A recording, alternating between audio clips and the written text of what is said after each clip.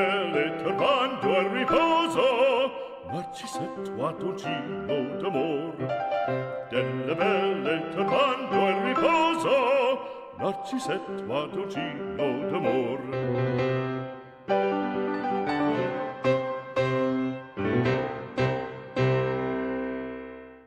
Every land is the same, but what we do with it separates a builder from a master. To us, it is more than just creating space. It's about building places where dreams can become reality, where businesses have room to grow, passions have its corner to thrive in. Every milestone has a space for it to happen. We put our heart into every project, and we are committed to deliver the extraordinary time and time again. With masterful leadership, a wide array of quality development, and 20 years of genuine real estate service, we're not just builders. We are landmasters. 20 years of masterful development.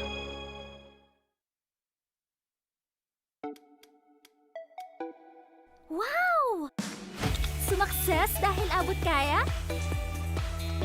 Uy! Sumakses dahil walang arte! Wow! Sumakses dahil walang tigil! With PLDT Home Fiber Prepaid, sumakses din ako! Mag-Fiber Prepaid na!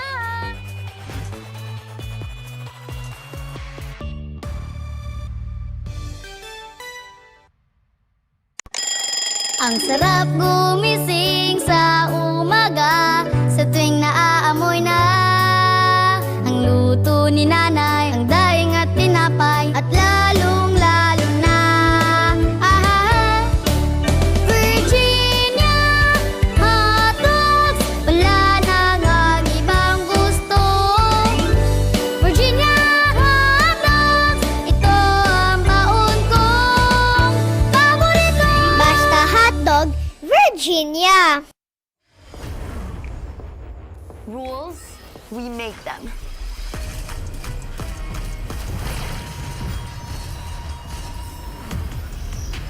Limits, we go beyond them.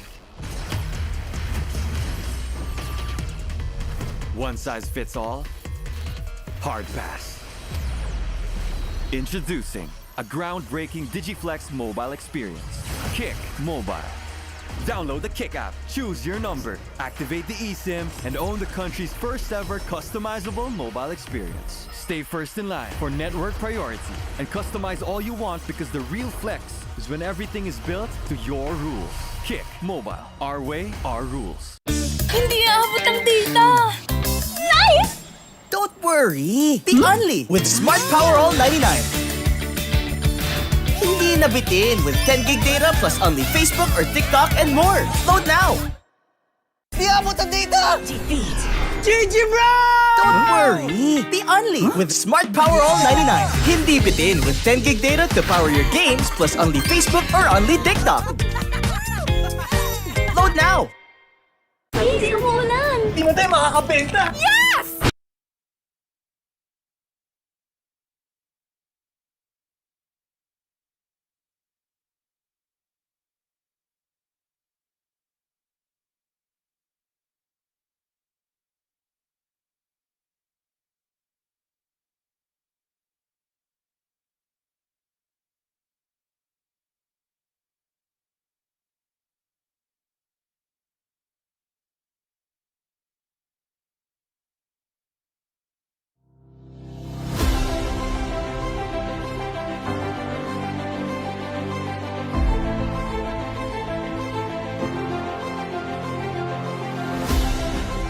The logo features the number 25 to mark CESAFI's 25th anniversary, celebrating its legacy of excellence.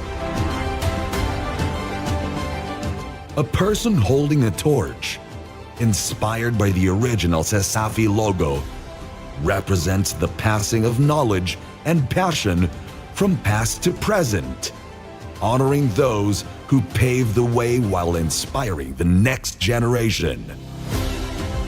The rising stars symbolize young talents who are guided by the achievements of CESAFI Hall of Famers, echoing the slogan, "A legacy built, a future inspired." Laurel leaves reflect victory and recognition, highlighting the accomplishments of athletes, coaches, and leaders over the years. Lastly, the eagle head represents strength, vision, and forward movement, capturing CESAFI's commitment to growth and excellence for future generations.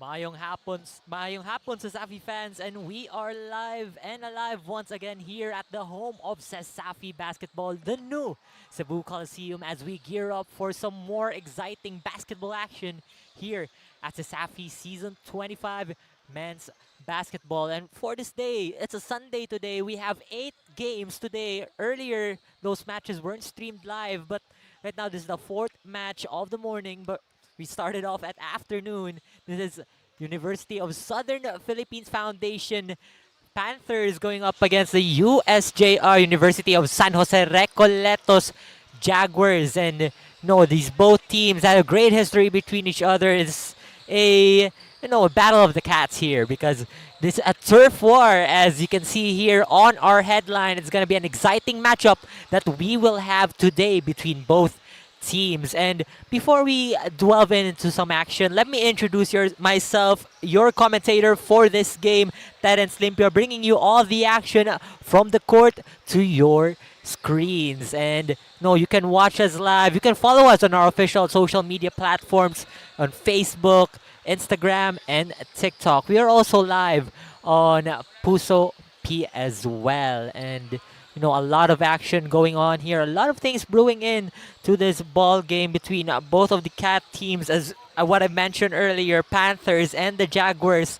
Meanwhile, let's go on first here on the side of the Panthers, by the way, because they've lost their last match against another cat as well, which is the Cheetahs, and that was 83-91. It's quite a loss for the team as well. And KCT, Keaton Tarbunal, as always, stepping up for the team, as despite the loss, he has 19 points, followed by Janjan Peteros, another great player of the Panthers, with 15. And they currently stand at 1 win and 2 losses. Meanwhile, for the side of USJ-R, you can definitely pulled up with a win against CIT-U. They have a score of 76-62, and Soliano was the leading scorer of that game with 14 points. And also former USPF baby Panther Fritz Gonzalez stepped up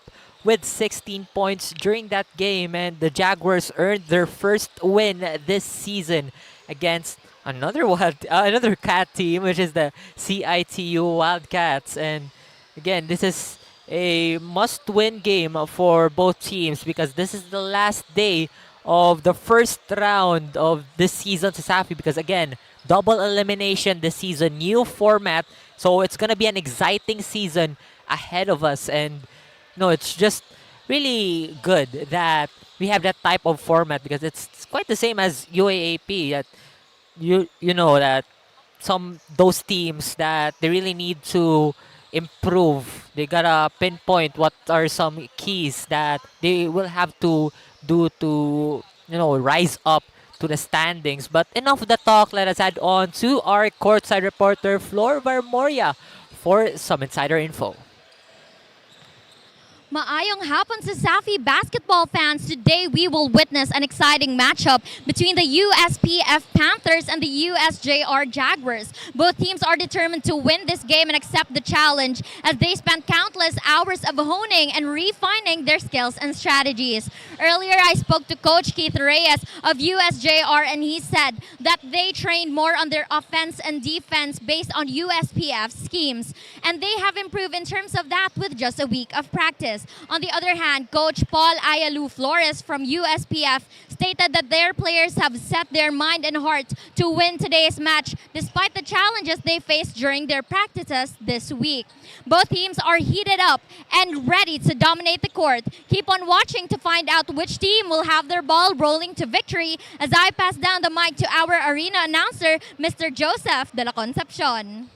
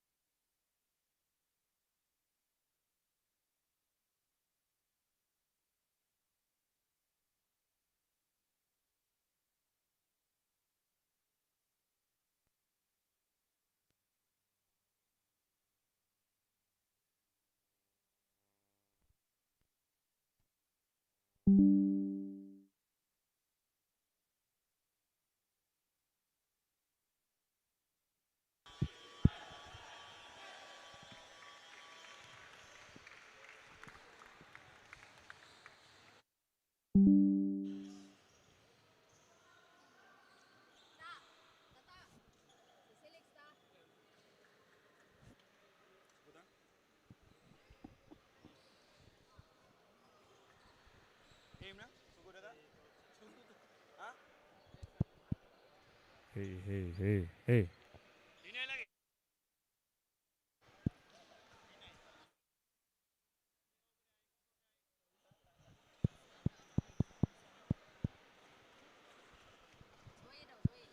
Hello, hey.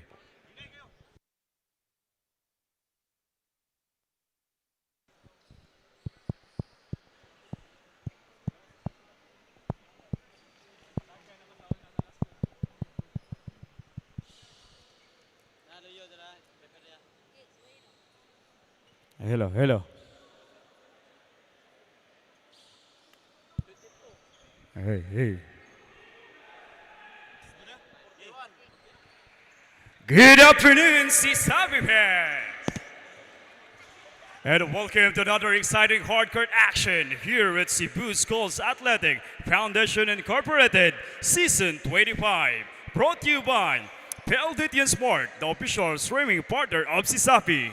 Virginia Hot Dogs Incorporated, Basta Hot Dog, Virginia. Cebu Webmasters, we build you and mine. Ryan Love, official sports apparel partner of CESAFI. Sonak, Mikasa, and Molten, official ball of CESAFI. For a ball game this afternoon, we have USJ-R Jaguars and USPF Panthers. And now let's meet your starters. Introducing first of the 35 of your USJ-R Jaguars. Let's welcome point guard, jersey number 4, John Lakaya. Shooting guard, jersey number 8, Raj Balbao. Forward, number 22, Samuel Melekor. And small forward, jersey number 68, Lorenzo Saraum. Man in the middle, jersey number 41, Carl Solano. Head coach of USJ-R Jaguars, Julius Cadaves. Assistant coaches, Lyle and Roberto, Luigi Brisetti. And now, here are the starters for your USPF Panthers. Let's welcome point guard, jersey number 7, Paulo Delampanes. Shooting guard, number 18, Captain Tabernal. Small forward, number 11, Roland Kabatingan. Power forward, number 15, Jan Maglasang. Man in the middle of the center, number 19, Preshan Dinesan. And the head coach, Mr. Paul Lalelo Planes. Assistant coaches, Alan Kabatingan, Jan Cabahog, and Jover Ilagado, Ariel Aguilar. Your official.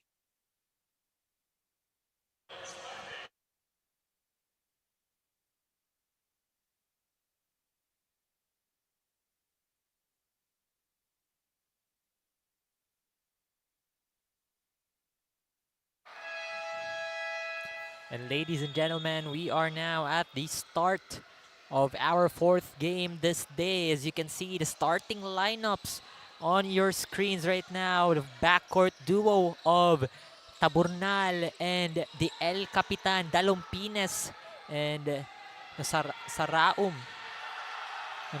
It's actually Kabatingan and Maglasang on the front court, and Christian Denison at the center. Meanwhile, for USJ-R, the backcourt duo of Balbao and Lakaya. The front court with Melicor Saraum and the center Soliano. So we're gonna see this lineup right now, if they're gonna cook it up, as USPF has the first point. Again, USPF lost their last game and USJ-R won their last game in this series. But that 3 ball does not go in for USPF. Balbao towards Melicor. Melicor's up top, swings it down low. Guarded by Dalompines, goes for that spin. Just an open basket right there. Little bit of miscommunication on the defensive end of the Panthers as they try to bring it back here. A pass up top towards Taburnal, quite high. Again, Taburnal and Dalompines, newest addition of this Panther squad. No, Maglasang, we have seen him last year. He was the captain as well for the team, taking charge. But right now, it's a new squad for USPF as a bucket is in for USJ-R. Soliano. USPF. Lakaya locking it down. A steal here by Lakaya. USJ-R tries to go for that end one. Shot did not go in. A trip here for to the free throw line for Eljan Lakaya of the Jaguars. You know, the Jaguars here last season, as we all know, 3rd placers in the college division with the guidance of Coach Julius Cadavis. That was his first year. So now his sophomore year as the coach of the Jaguars. So we'll see what's going to be their final standing, as this was their last round 1 matchup.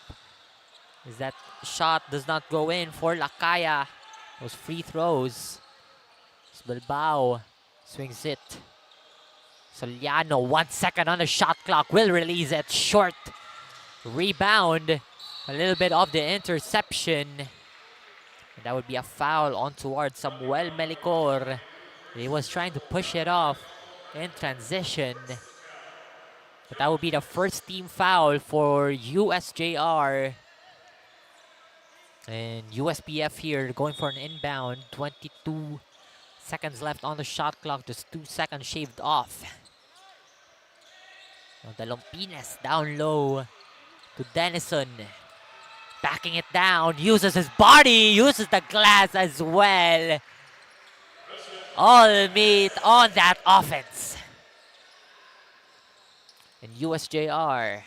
USPF on a full court press. Kabatingan on the other end. Dribbling on towards the other end. Balbao. Hands it off.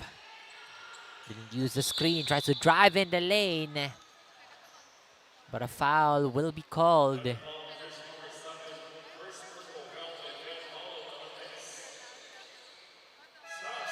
The first personal foul on towards Dalumpines, and now a platoon swap here for USPF. Jan Peteros now on the court again. The second leading scorer during their last game. But right now, they're trying to settle a lead here as a 3-ball from 𝐒𝐿𝐾𝐄 does not go in. You go back down right there. Tries to go for that tip in. Extra pass towards 𝐒𝐾𝐿𝐾𝐄. Great vision, great connection between Soliano and 𝐒𝐾𝐿𝐾𝐄. Big man to your guard. That's a combination you want for your team. Right now, USPF, Peteros just quite low on that pass. But that basket will not count. That's a foul.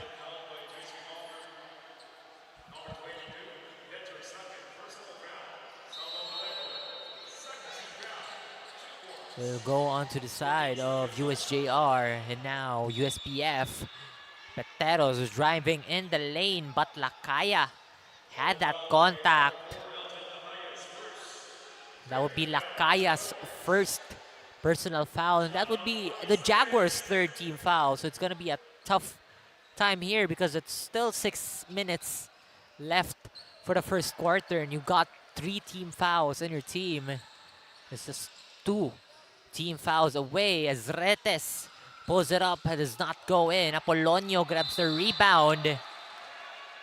But Melecor just getting aggressive and trying to get that ball off the hands of Apolonio.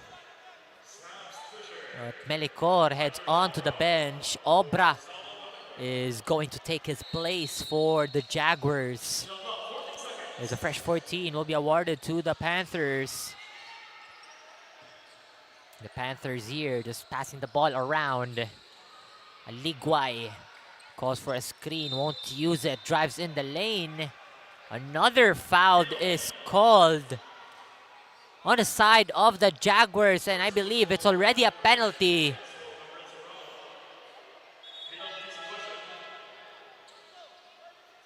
And that would be penalty free throws for the USPF Panthers. Aligway on the line. Again, the Panthers' dominance, especially in the paint. You know, you can see Pakibot and Christian Denison was in earlier. They're usually the captains in the paint. But again, let's not forget about the mid-range shooters for the side of USPF. You know, you got Taburnal, you got Dalumpines as well. Those 2 ex-CRMC players are now on the USPF side with the same guidance as well from Coach Paul Flores. But now they are in a new team. They have a new mindset and they have a new goal as well. Same goal rather, to get that CESAFI championship this year. But right now, USJ-R, Soliano tries to drive in the lane, goes for that fake pass, uses the glass for that finish. USJ-R, 3-point lead already. But again, they have the penalty here, and still almost 5 minutes in the ball game. Now Peteros with the leather, driving in the lane, tries to go for a spin, gets intercepted. Balbao tries to drive in, gets tapped by Apolonio. And the ball goes out of bounds, surprisingly. That was last touch by Retes of the Panthers. You know, the Panthers here, we got 14 seconds on the shot clock, and we have exactly 5 minutes on the game clock here in the first quarter. The Jaguars. Calls for a screen. 𝐂𝐿𝐄𝐒 drives in the lane. Goes for that push-off a little bit. And 𝐂𝐿𝐄𝐒 just right above the free throw line. That goes in for USJ-R. It's now a 5-point lead for the Jaguars. Now USPF down low. Apolonio just right inside the paint for that jump shot. He's not just the big man who can post back down low. He also a shooter in the paint. But talking about the paint here, USJ-R gets fouled in the paint. Balbao will head on to the line. Another substitution here. Another platoon swap. This is what, made me commend for the side of USPF. The, rotation as a team. The Denison brothers now on the floor. Taala as well. Pesa and Recimiento has been a great scorer, great fast break scorer as well, mind you, for the USPF Panthers. But now Balbao on the line will shoot his second attempt. It knocks it down.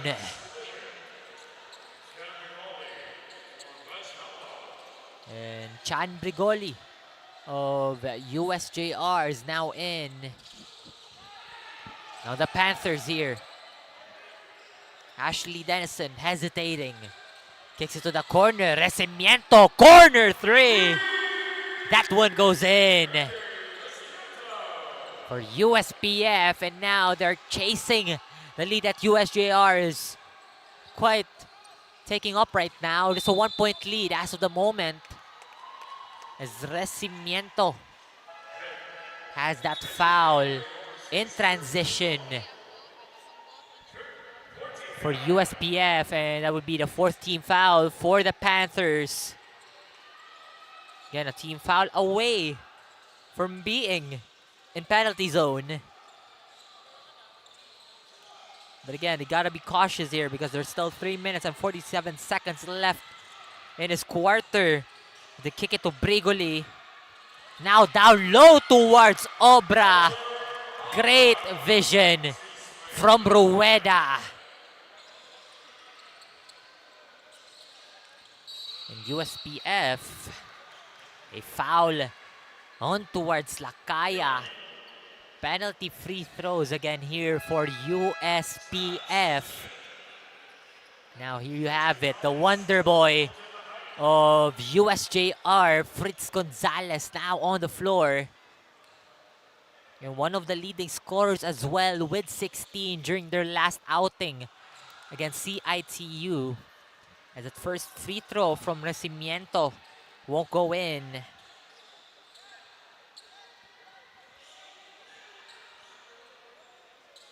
And Recimiento going for his second attempt on the line. Does not go in again. 0 for 2 from the line for Recimiento. And a steal as well here for USJ-R. They're on a fast break here. Obra. Brigoli now to Fritz. Goes for the fake pass. Gets double team. Hesitates. Will pull up from the baseline. And Ashley Denison will grab the rebound. They're going for a chase here. Pesa almost loses it. Kicks it down low to Denison.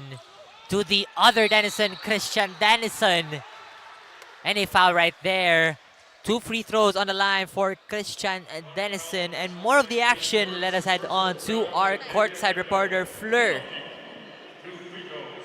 Thank you, Terrence. Before the game started, I spoke with assistant coach of USPF Panthers, assistant coach Alan Cabatingan. He stated that his main advice to the team was to make their center players keep on running and keep the momentum firm, especially with having to face off with the Jaguars. Coach Cabatingan also mentioned their struggles during their practices for this match, since they weren't allowed to train in their campus, so they instead trained at Consolacion, where one of the coaches from the team resided, for a better play this match. Let's see if their momentum will power through for victory for this match, especially with a starting score of 11 points against USJ-R with 13 points. Back to you, Terrence.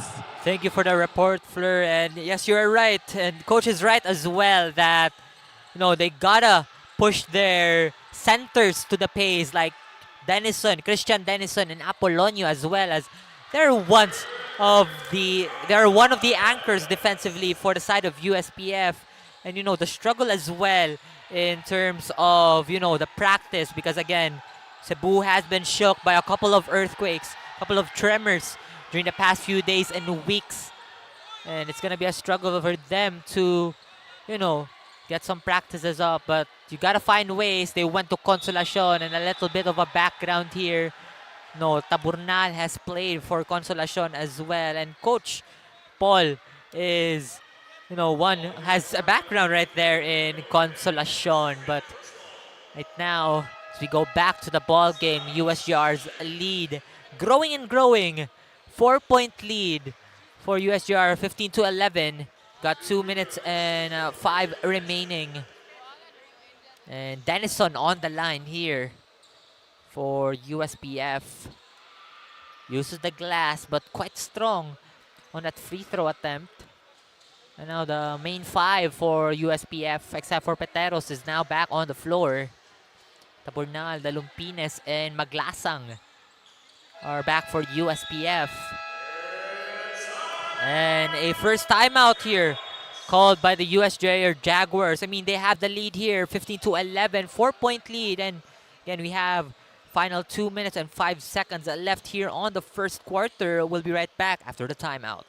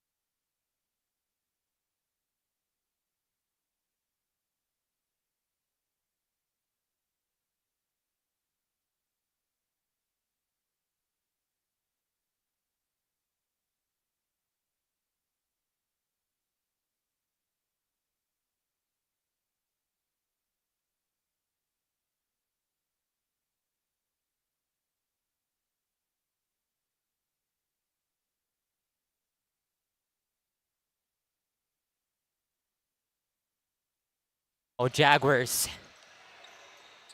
Rueda gets a screen.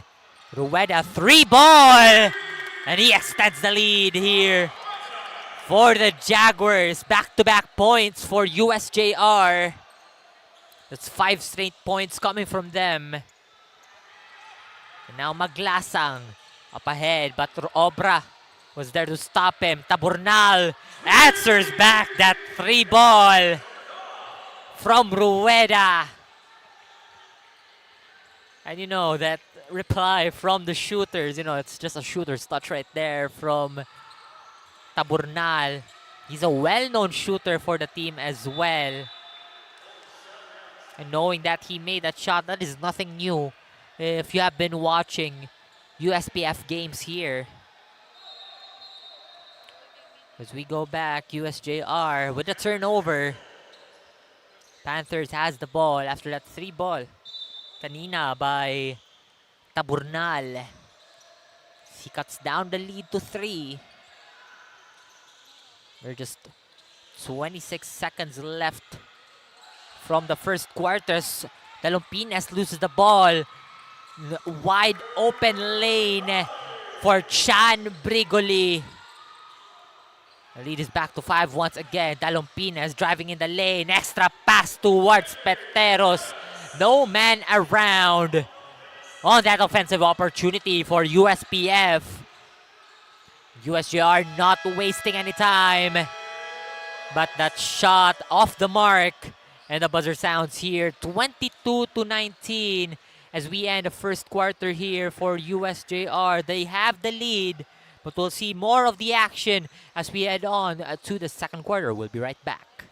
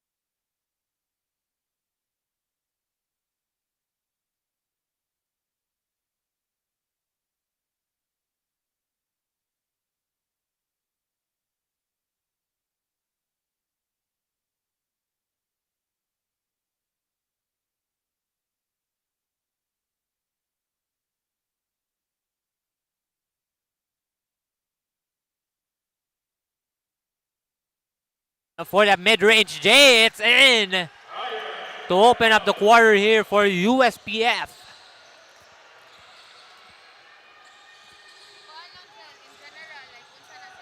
Now USJR.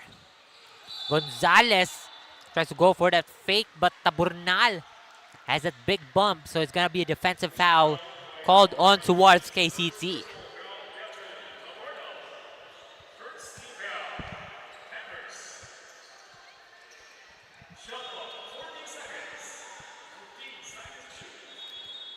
$14 seconds on the shot clock here for USJR.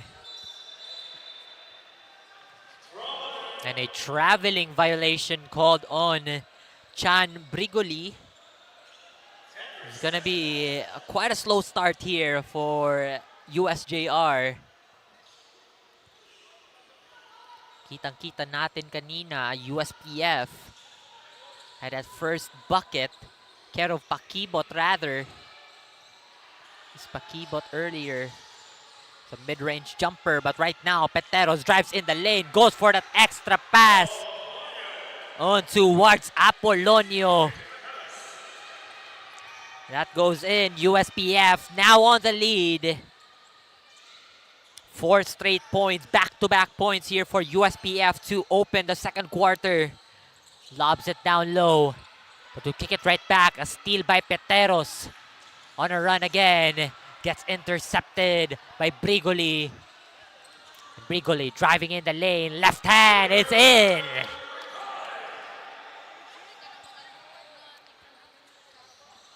And now USPF. Talumpines having a hard time, intercepted once again. And now on a run, goes for that fake. Goes right over a brick wall, which is Apolonio. Now Grava is down, but he's now back up. But that is USPF's second team foul, by the way.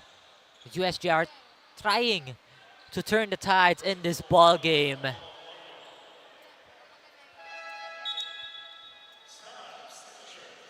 But a substitution again here for USJR. Balbao here on the floor. Maglasang as well back for USPF as Grava. Sean Grava's first one does not go in. And again, Grava has been a namesake during the last season for the side of USJR. And right now he's trying to prove more of what he can do this season. As he misses both free throws here. Now USPF, Aligway almost loses the ball. Will pass on towards Retes. And Christian Denison with that backup. But we'll pass it to Maglasang with that fader. Does not go in. And Soliano will go cross it on the other court. And a little bit of collision from both players. Both Denisons, by the way. There will be a personal foul here for Christian Denison as USJ-R will retain possession. Driving down the lane, that's Balbao. His right hand hook does not go in. Now Retes. Denison. Corner 𝐒𝐄𝐒𝐄𝐒. 3-ball is in for USPF. And the lead is on their side once again at 26-24. Now Grava, screen by Romanos. Back to Grava. Hands it off to Fritz. A 3-ball. Gonzalez answers back that 3 from 𝐒𝐒𝐄𝐒. And it's now a 3-point party here at the Coliseum, ladies and gentlemen. The Panthers here trying to get back to the offense. Retes. 8 seconds on the shot clock. Ashley Denison gets called for a travel. No extra steps as he tries to get in the basket. But again, referee with a keen eye gets that call for the team. But another adjustment here. Pesa back on the floor. Cimiento and Taala as well for the Panthers.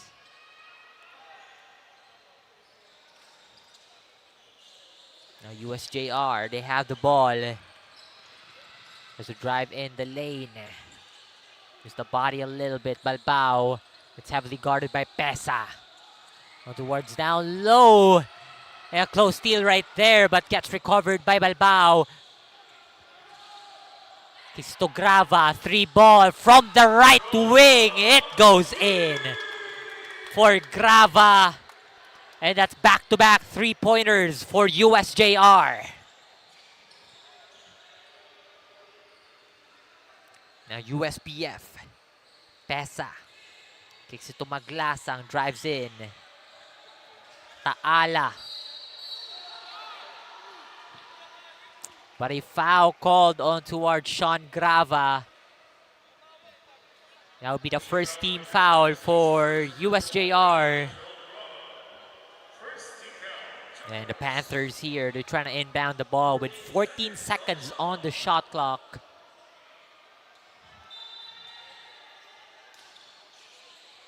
Panthers looking for an open man, sees Taala. Taala guarded by Grava. Grava down, Taala puts one up, does not go in, gets rebounded by Christian Denison. Tries to go for a pass, pero mukhang sumobra. But a touch right there by USJ-R. And it'll be the same ball by the Panthers. And the Jaguars here trying to call for a coach's challenge to see who had the last touch. But from the side of the officials here, they said that it was last touch by the side of USJ-R. But now, coach is trying to call. Coach Julius Cadavis here trying to call for a challenge. And now both teams are back on the bench here. The officials trying to talk it over on who had the last touch on that sequence. But the officials said they don't need the replay on that one. They have all agreed that it will be on the side of the Panthers with 10 seconds on the shot clock.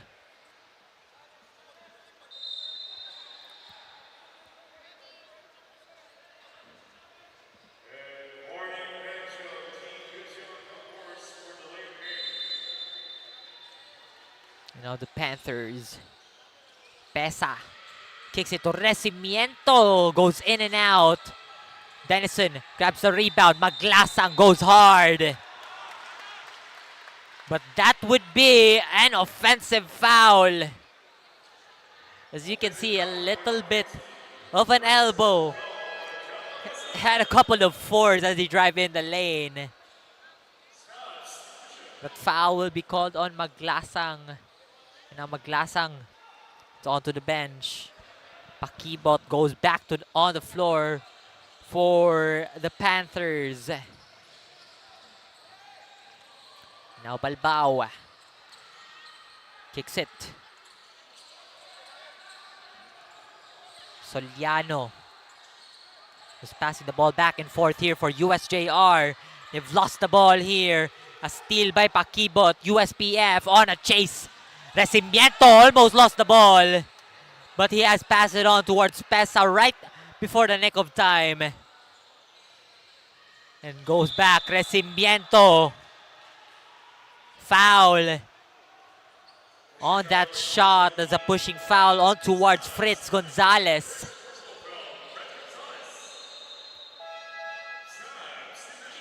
A substitution here for USJ-R. Saraum is on his first time on the floor here on this ball game.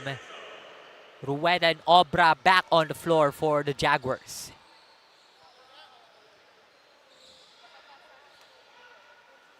Recimiento makes that first one. And Recimiento had quite a game during their last game. Again, a couple of runs in offensively for Recimiento. Those paint shots coming from him, fast breaks, layups, has been quite good in that, but has not been showing much for this game right now, as it's a close ball game that we have here. Going back, USJ-R with the ball. Rueda, guarded by Recimiento, a steal here. But they've recovered it successfully. USJ-R drives in.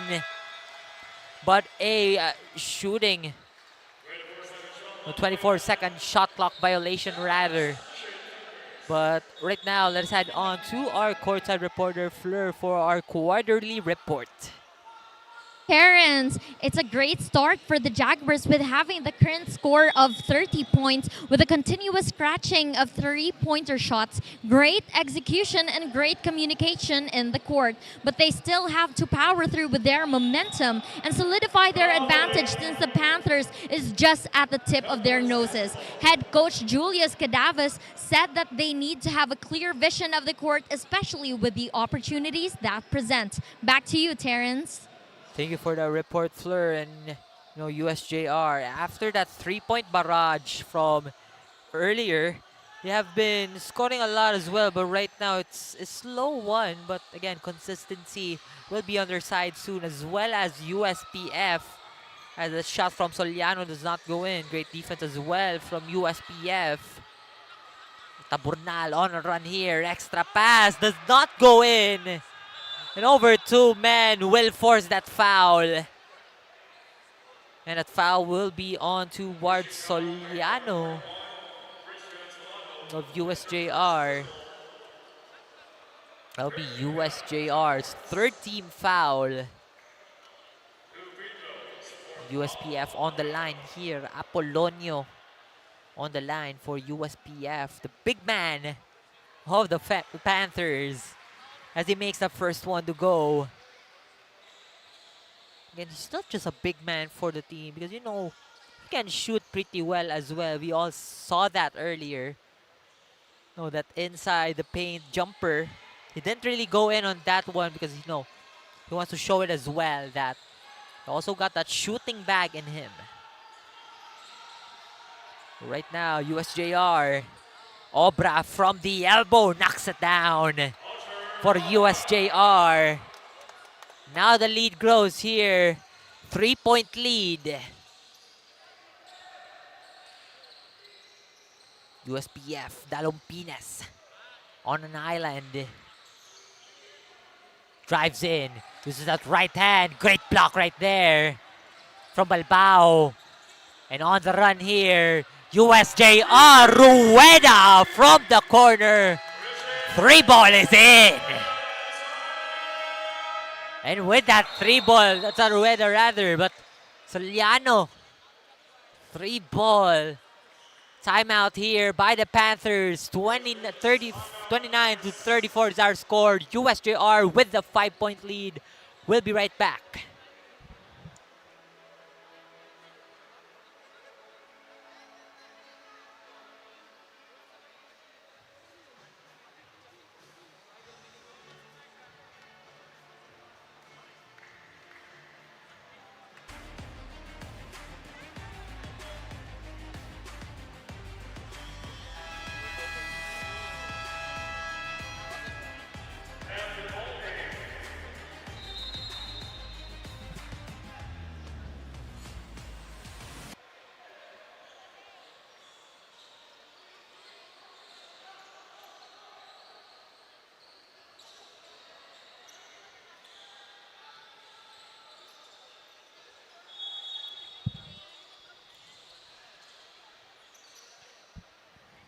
And we are now back to the ball game. Ladies and gentlemen, you are still watching CESAFI Season 25 Men's Basketball in the college division. And the game we have today, USPF versus USJ-R. And you are still watching live on Facebook, YouTube, and Puso P. Again, the score that we have here, 34-29, a 5-point lead established by the Jaguars. And, you know, reminiscing last season, they were the first seed. Not the first seed, but the 4th seed last season. As right now, they're still making their way on the top. It's still early on the season. But again, a lot of things can still happen in the games to come here for the Jaguars as well as for the Panthers. But right now, the Jaguars here, they're looking for an offensive opportunity as that shot goes in over Apolonio. A giant slayer that we have here from the side of USJ-R. That is Obra. And now Dalumpines. For that behind the back, uses the screen from Apolonio. Mid-range shot from Dalumpines. No good. Gets rebounded by Taburnal. Still does not go in. And driving in the lane, Christian Dennison. Still won't go in. And USPF, a couple of attempts, and finally it has went in, coming from KCT.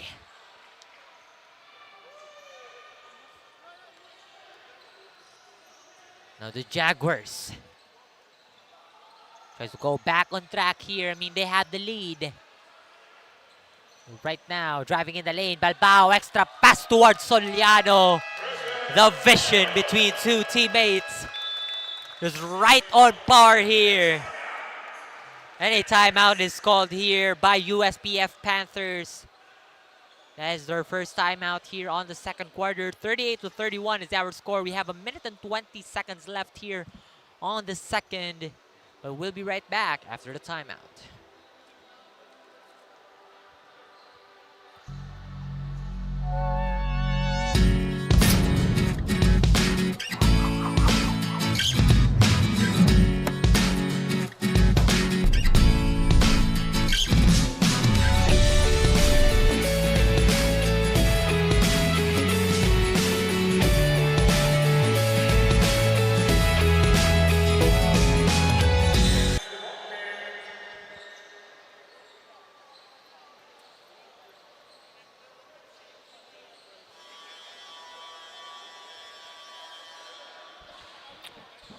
Ladies and gentlemen, we are now back to the ball game. Again, we're down 1 minute and 20 here on our second quarter.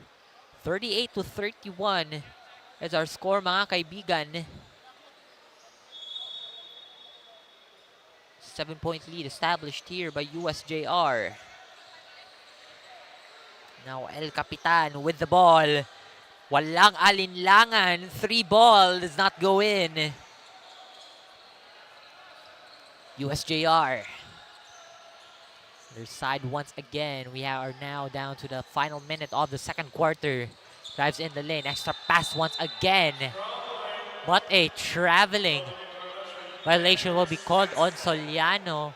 And imagine if there was no travel that had happened during that one because it's another connection play between two teammates. Again, Soliano and Balbao had that play earlier. That connection play has been doing well for the team here.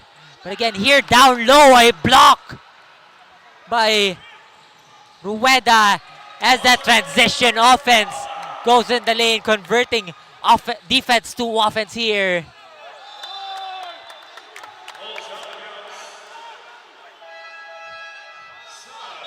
And the ball goes out of bounds. It was last touch by USJ-R. Gonzalez back on the floor for USJ-R.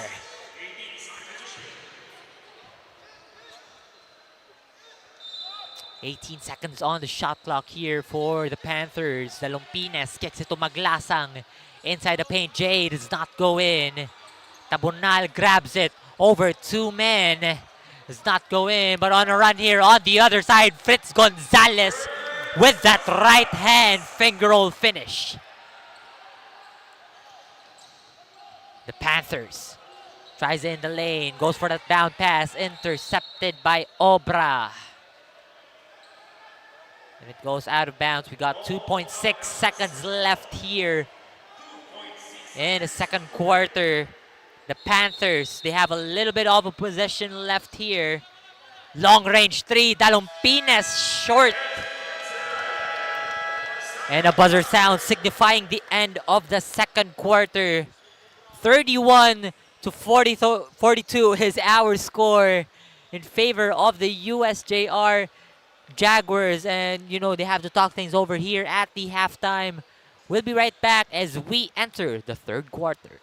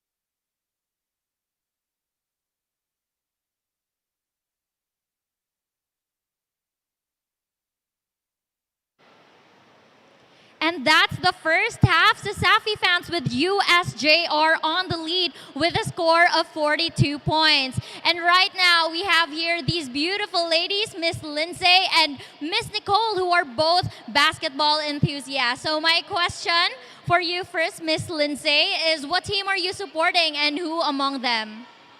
USJ-R, pero friend of a friend man, dili pwede mention. Okay, and how about Miss Nicole? USPF. So, how is the game going so far for the team that you are supporting, and how do you feel? It was intense and exciting. How about Miss Nicole? Nice siya, thrilling siya, kay apas-apas ang score. So, good luck sa teams. That's right. I agree that it was such a thrilling game for both teams. So before I end the interview with these beautiful ladies, do you have anyone to give your shout outs to? No one lang. Okay, how about Miss Nicole? USPF lang. Good luck, USP. Good luck. Thank you so much. So this CESAFI has been brought to you by Virginia, Basta Hot Dog Virginia, Crayon Lab, the official CESAFI merchandise provider, Cebu Landmaster, we build with you in mind, Malton and Mikasa, official game ball of CESAFI, Sonac, your trusted technology partner, Kick, our way, our rules, Puso P, your game, your community, and PLDT and Smart Communications. Bring the strongest connect to your home and beyond. And welcome back, CESAFI fans. We are now on our halftime stats, and you can definitely see the discrepancy in terms of the stats right now. Again, our score goes in the first half 42 to 31, and you can see here on the field goal percentage, just 73%. USJ-R, I believe, I had to stop because look at the field goal percentage that USJ-R has right now. They have been shooting pretty well as well. No, from all corners of the court, may it be on the three-point line, on the mid-range area, or inside the paint as well. But you have to see the bench points here. USJ-R's core bench has been playing well in this ball game. From Obra, from a couple of players off their bench. Fritz Gonzalez, who has been one of those key contributors as well, as you can see here on our leading scorers. Obra, again, that's what I've said earlier, one of the leading scorers for USJ-R. And for the side of USPF, Apolonio, the big man of the Panthers, has been taking it up. But, it's quite short, but there's still the second half here, and there's still a lot of things that they should need to talk about. They should, catch up here. I mean, they're on track already to get that win, or get that lead rather. This is still, the third quarter. A lot of things can happen in the third and fourth. But again, we'll see more of what could possibly happen in this ball game and what have they talked about here during the halftime between both teams, USPF and USJ-R.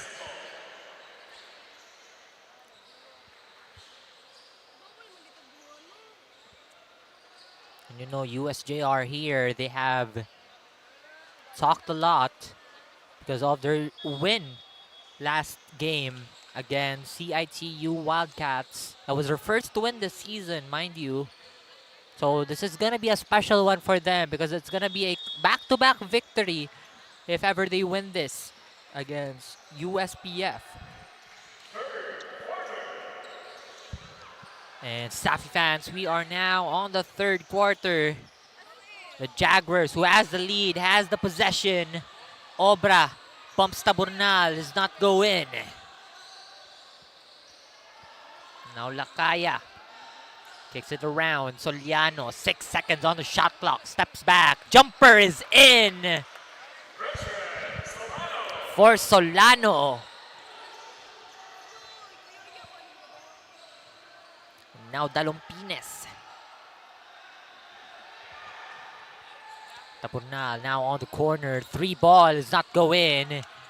But a body right there still does not go in. for Apollonio is the leading scorer in the first half.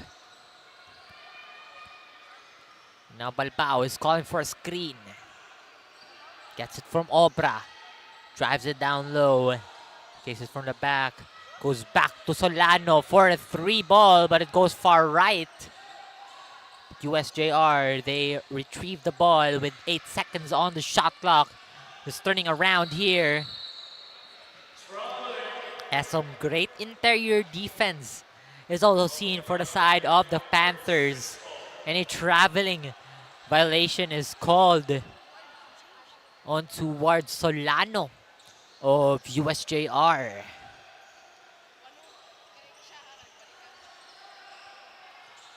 Now, USPF, Dalompinas, long range 3. Does not go in. It will be a jump ball. But the ball will stay on the side of the Panthers. And that shot will not go in for Pakibot. But he goes back at it. And he gets fouled. A trip to the line here for Denzel Pakibot of USPF. Again, going back to the report earlier by Fleur, as what the assistant coach of USPF said, that they need to run it on towards the... they have to run it on towards their centers, which is Pakibot and Apollonio as well. And Christian Denison, they have some 3 big mans on the floor. And that is also one of their focuses entering this game as well. But that is a foul here for Obra. It's an offensive foul on towards Obra. And USPF has another chance here on the offensive end.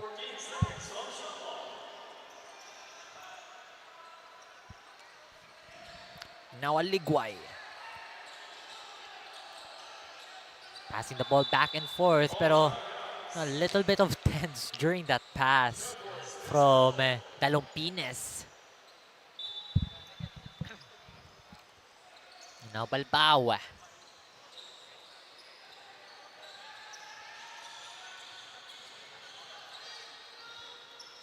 Tries to drive in, gets heavily guarded by Dalompines. Will kick it to Obra. Hands it off. Goes to the corner, goes back again. But it goes out of bounds. Medyo mabilis lang yung pasa ni Saraom on towards Balbao on that one. So, it's gonna be hard to see if, where Balbao is during that pass actually. Because of some defense as well from USPF. But right now, Apollonio is right inside the paint, who has been shooting pretty well as well. The big man of USPF.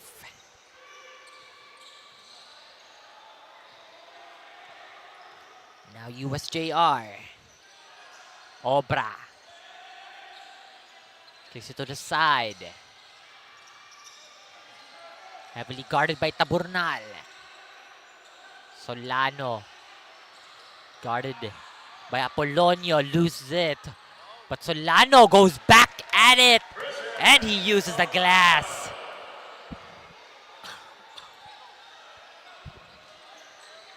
Now USJ-R, the lead is just getting bigger and bigger here for their side. An 11-point lead by the Jaguars. Dalompines kicks it to the corner. Goes back to him. Long range 3 from Dalompines. It goes in. Right over Obra. Again, a long range shooter here. Dalompines. He is known for that. It's the El Capitan right there. Doing El Capitan things as well.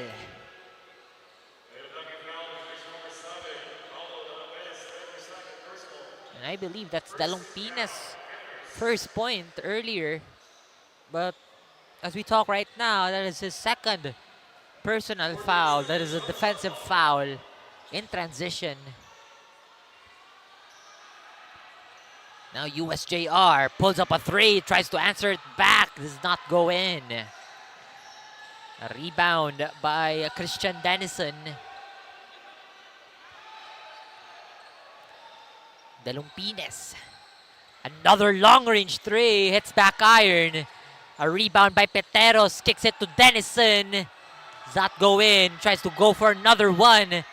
But great defense right there from USJ-R. And now Saraum on the other lane gets it to go.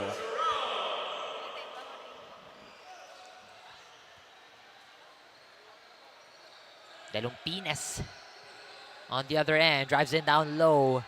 Bounce pass to Maglasang. A tough shot, does not go in. Now USJ-R once again on the run. 2v2 on that run as Lakaya goes for that spin move. And Lakaya, I believe, gets hit in the face.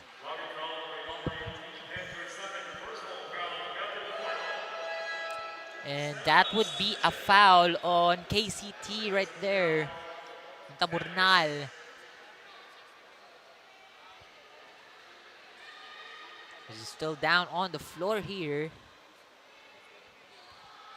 He's now back up. Lakaya is doing well after he was, I believe, got hit on the face. As Taburnal had that foul. USJ-R, they have 18 seconds on the shot clock. Corner three here does not go in. The Panthers running for their lives. Peteros all alone on that basket. And he cuts down the lead to 8.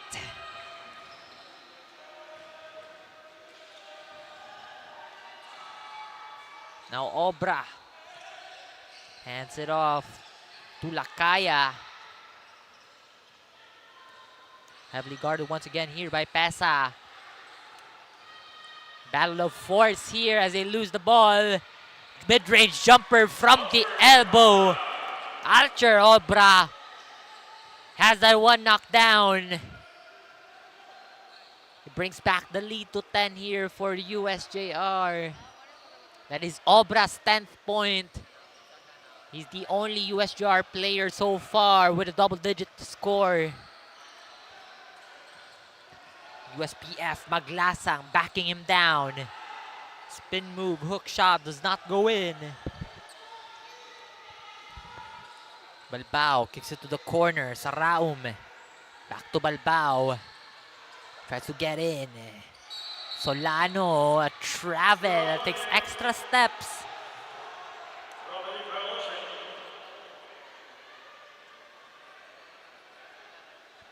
Here for the side of USPF, I believe.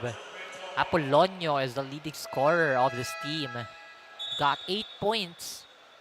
I know, thinking of that, he has been doing pretty well in terms of that inside scoring.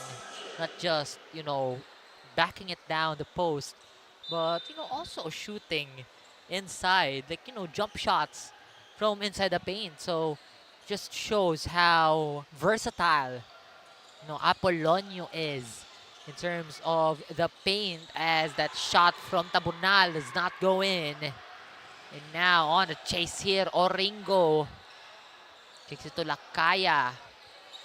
Back to the ball, Lakaya. And right on the corner, goes for the fake. Balbao, try to think of it. Balbao, 3-ball. Christian Dennison, I heard it. He was trying to challenge to shoot a 3 on him, but it does not go in. USJ-R here on shambles. USPF has the steal. Peteros kicks it to Taburnal. Taburnal does not go in. USJ-R grabs the miss. Saraub kicks it to Balbao. Uses the bump. Too strong. But the ball goes out of bounds, and it will go to the side of USPF. But more of the action, let us head on to our courtside reporter, Fleur, for some more Insider Chica. Thank you so much, Terrence. The Panthers are currently falling behind with just 10 points against the Jaguars. According to one of the coaches during their huddle, the team should never lose focus until they garner back a good defense and better offensive rebound, and that they should improve their execution and communication in the court. The Panthers are now trying to shoot their way in closing the gap against the Jaguars. Will they be able to shift today's momentum and bring victory to their team? Or will the Jaguars lock in the victory with their claws? Let's find out together as I pass the mic back to our commentator. Thank you, Terrence. And they have been doing it all alone, USPF. But again, some extra elbow here from Maglasang as he tries to talk it out with the official. He was caught extending an elbow right there. Just right after the basket, after their own basket.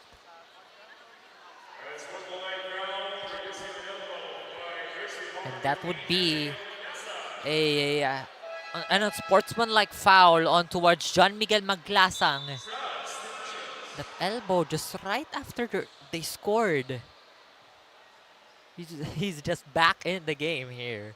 But again, what Fleur said on her report, USPF, they're still on the pedal here. You can see the lead, 8-point lead for the side of USPF. And again, they might not be shooting pretty well during that first half. But right now, on the second half, they're still definitely trying their best to get back on the game here and take the lead. Because again, it's still the third quarter. We got 2 minutes and 29 seconds left on this quarter alone. Again, that shot, only one free throw went in for USJ-R, but still have the lead nonetheless. It's Gonzalez, 3-ball, does not go in. A rebound, still does not go in for USJ-R. Oringo grabs it again. And an interception, I believe.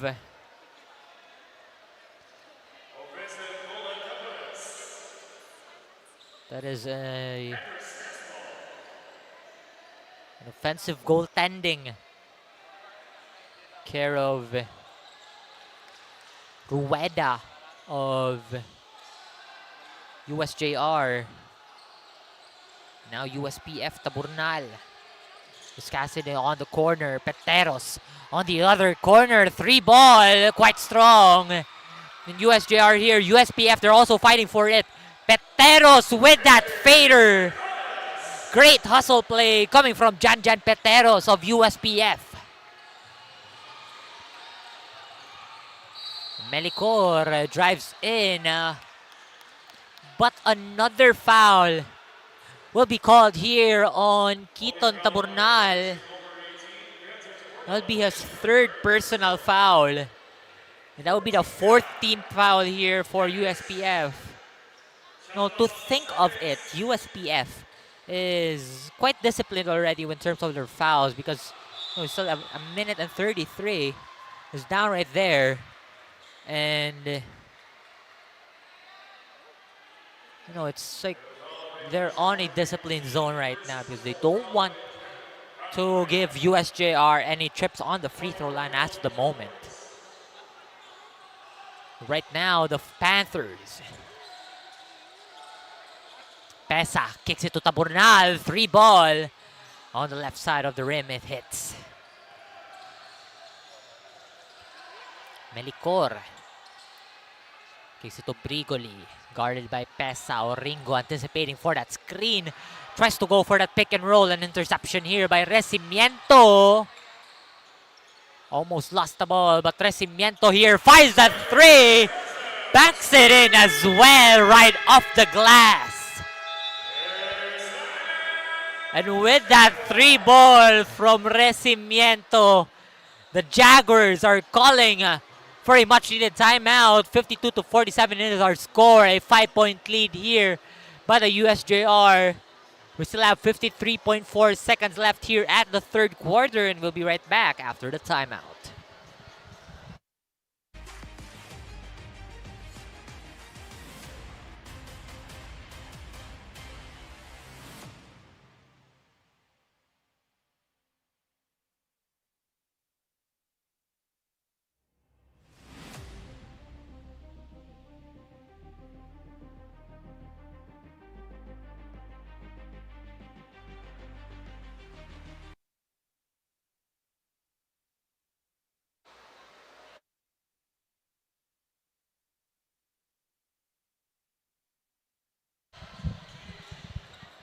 And ladies and gentlemen, we are back to the ball game. 51 seconds left here on our third quarter. USJ-R, USPF. It's quite a lead that we have here, mga kaibigan. As Gonzalez has the ball. It's guarded by Christian Denison. Rueda, 3-ball. It goes in. Answers back that 3-pointer from Recimiento. And pass after pass here. As a foul is called on towards JV Oringo.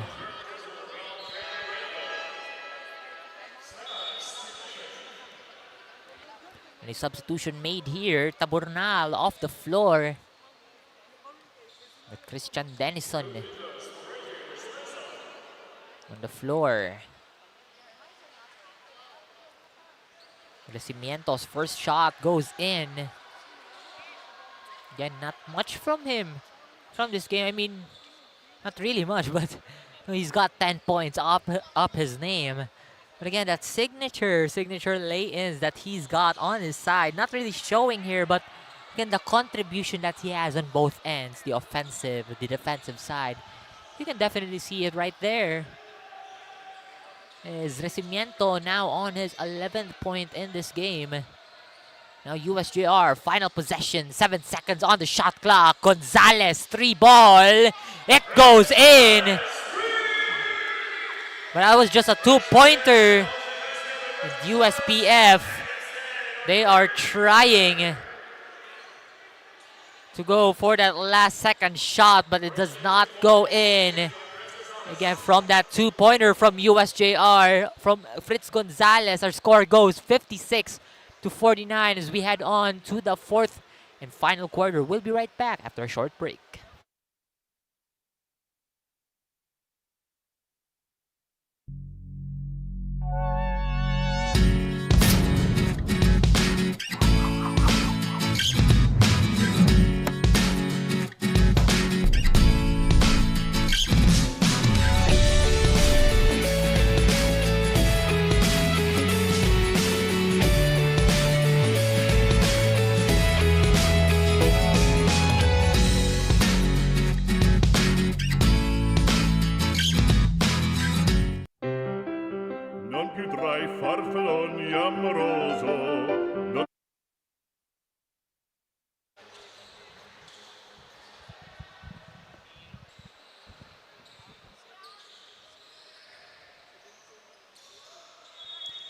And ladies and gentlemen, CESAFI fans, you are still watching the CESAFI Season 25 Men's Basketball in the College Division.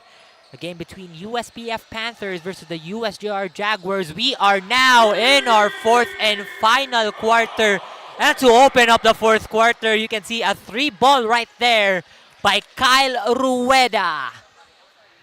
And now the lead is back to 10. 59-49 is our score, ladies and gentlemen. USJ-R aiming for their back-to-back win here.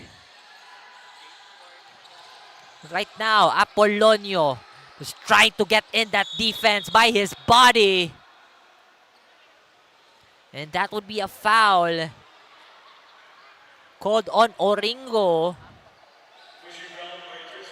A pushing foul on JV Oringo. USPF, they'll retain the possession here. They have a fresh 14 on their shot clock.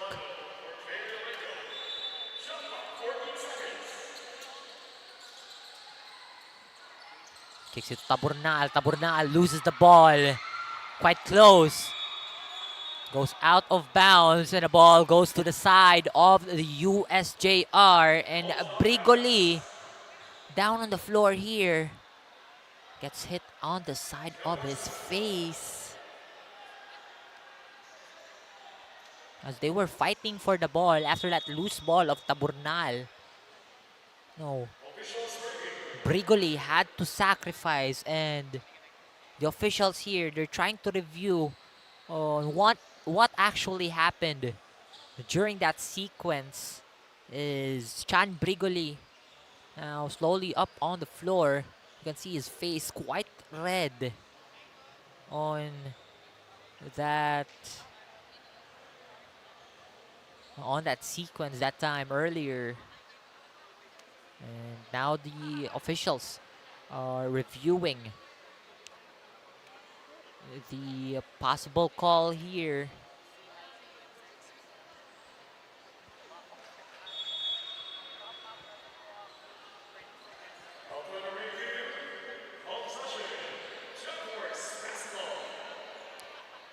And it's just a review here as it was just an out of bounds play, as you can see here. There was no foul call. That one, despite Taburnal had hit Brigoli at the time, but again, last touch by Taburnal during that sequence, and it will be just out of bounds. USJ-R now has the possession. Melicor hands it off. And a foul will be called on Dalumpines. There's an official's review.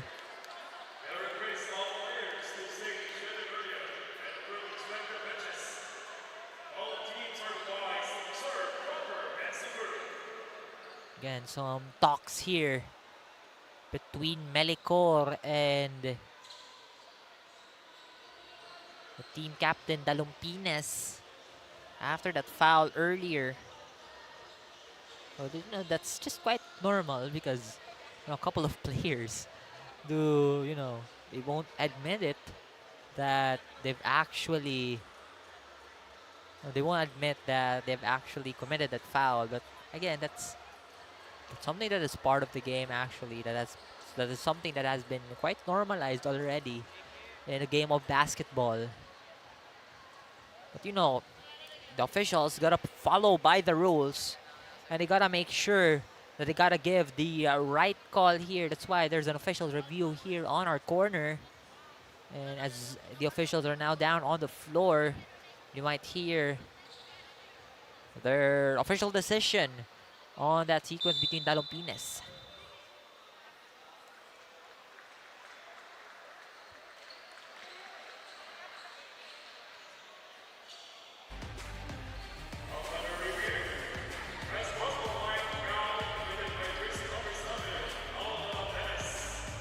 Yes, that is an unsportsmanlike foul given on Dalumpines. You can see it on the replay earlier as he was trying to defend. I believe that was Rueda as he was trying to defend. But Rueda knocks down that free throw. That gives USJ-R an 11-point lead here. Now a 12-point lead after both free throws have been knocked down by Rueda.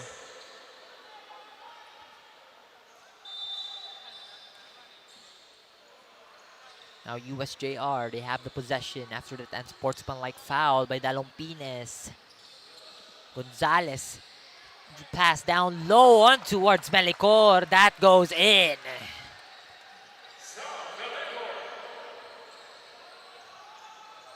And Samuel Melicor, that is his first basket in this ball game. It's quite surprising because he has a lot of time here. But a role player is a role player for USJ-R. And that foul during that rebound. It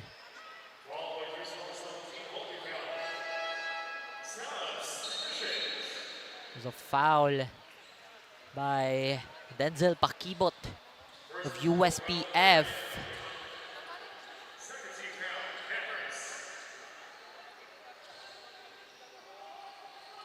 That's the second team foul for USPF. The lead is getting bigger and bigger here for USJ-R. But despite the lead getting bigger and bigger, turnovers on the side, and it will be another out of bound here for USJ-R. After Gonzalez lost that ball in transition. Now USPF. Kicking the ball back and forth. Christian Denison, travel. Just big steps coming from the big man here. No, he just had that extra step as well. Now USJ-R. Melicor drives in.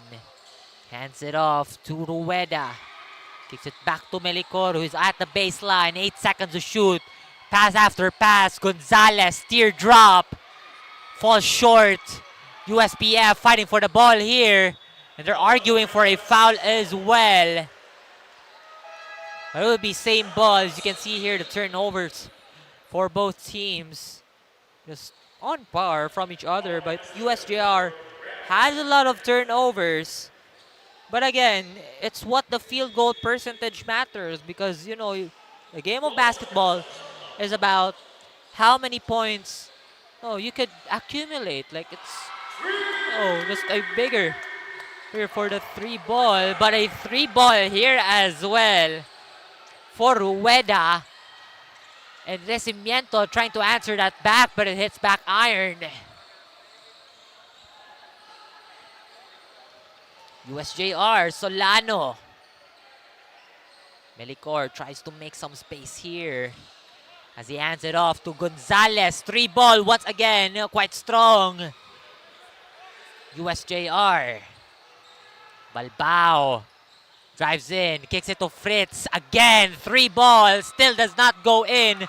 Solano with a tip in. Shot does not go. Now USPF, nagmamadali. Pesa on towards the corner. A screen by Maglasang. Pesa stops, pops. Goes in and out. Taala grabs the rebound. Still does not go in. A shooting slump here for two teams. That's 2 possessions each. And not a single shot has been made. And see here, another USJ-R player down. Kyle Rueda holding on to his mouth.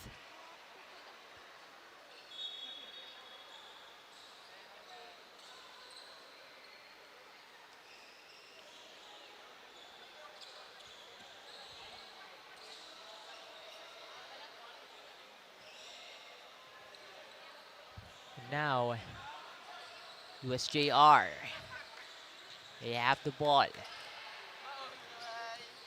Balbao gets guarded by Pesa. Steps back. Drives in all by himself. And a foul. Raj Balbao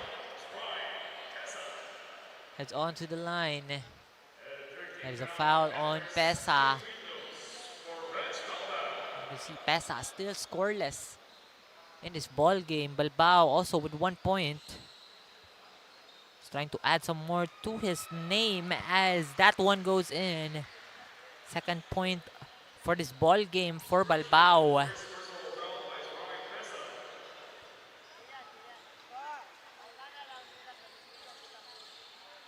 And Balbao was unable to run it back here as they have the possession here. And now Solano goes for that spin, tries to drive, but a little bit of that pressure could add more steps.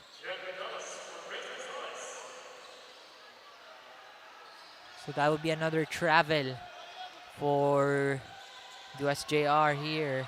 And a steal once again. The ball is back on their side.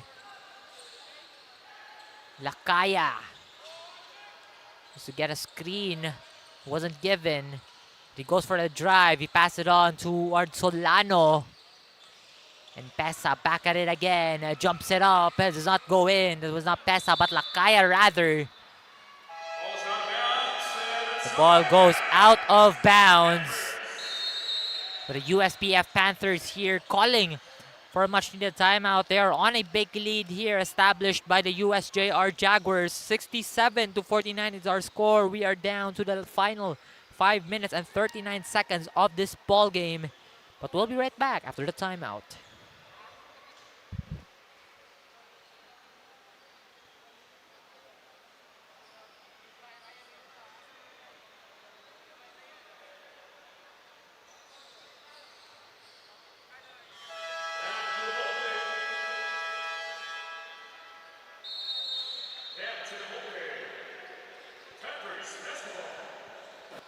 As we head into the closing minutes of this matchup, the USJ-R Jaguars are weighing down the scale of 67 points against USPF with 49 points. As the Jaguar experience more pressure in widening the gap, Coach Julius Cadavis stated that they should focus more on their matchups and their sprinting during half-court. As we are on our last quarter for this match, let us see if the Jaguars will stay at the front line towards victory, or will the Panthers perform a come-from-behind win? Back to you, Terrence. Thank you for the report, Fleur. And, you know, the USJR Jaguars here, they are on the driver's seat. The lead is growing bigger and bigger. As you can definitely see it from Balbao, and that interception right there defensively. But again, I think this is a safe lead already for the side of USJR, because we only have like less than 5 minutes left in this quarter, this ball game rather. But that post shot does not go in from Obra. Now they're fighting for the ball here. Things are getting heated here on the court between Apolonio and Lakaya, but it will be a jump ball. It's just the intensity on the floor here between both teams. As USPF are down by 20 points.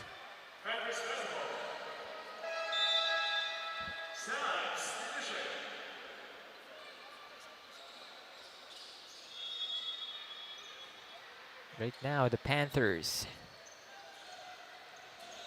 Dalumpines kicks it. Peteros will have the ball back on their side.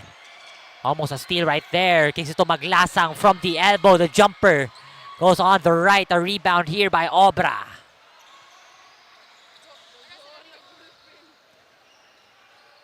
And now, Balbao.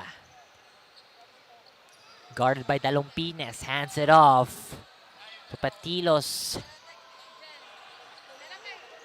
Patilos tries to drive in. Tries to see an open man. 2 seconds on the shot clock. Quick shot here by Balbao. And that 3 ball is in. USJR just extending the lead here even more. Obra tries to go for it. A missed shot here by Maglasang. He grabs the own miss. Takes it to Dalumpines. Dalumpines drives inside. Kicks it to the corner. 3 ball from Peteros does not go in. And USJR with another possession. Lob pass here. Apolonio snatches it. But a steal here by Solano. And USJR, kalmang-kalma lang, as unlay in by Balbao. Back-to-back points coming from him. That's 5 straight points. And the Panthers has to shut this momentum down as they call for a timeout after a big lead established here by USJR. A 25-point lead.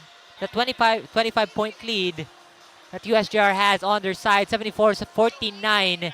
3 minutes and 7 seconds left. We'll be right back.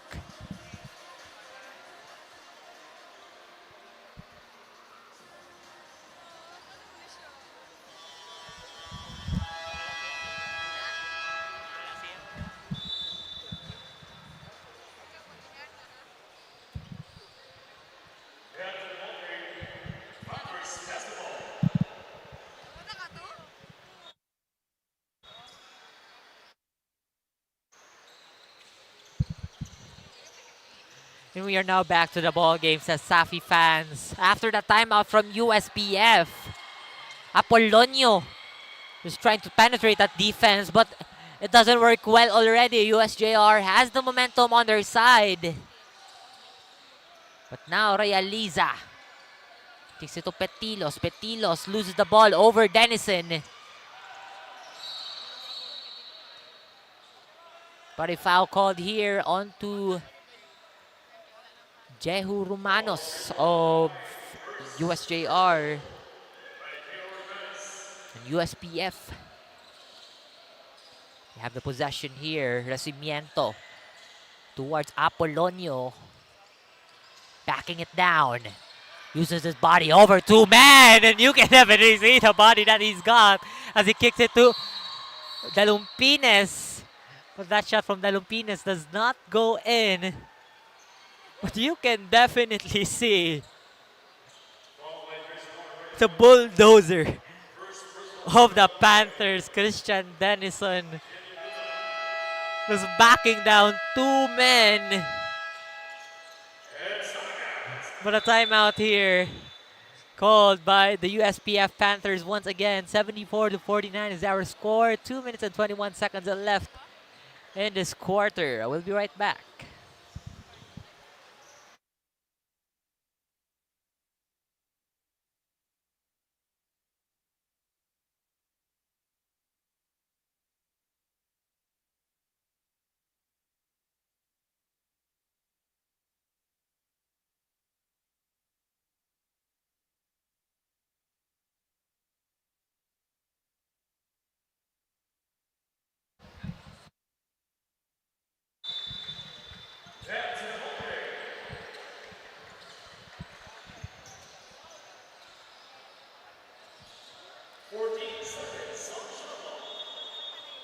And ladies and gentlemen, CESAFI fans, we are once again back to the ball game.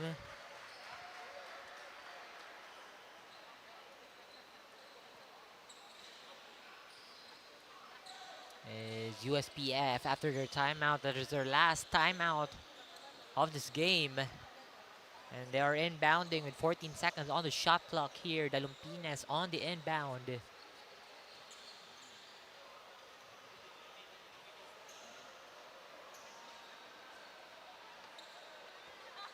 And Dalumpines go back to the ball game here.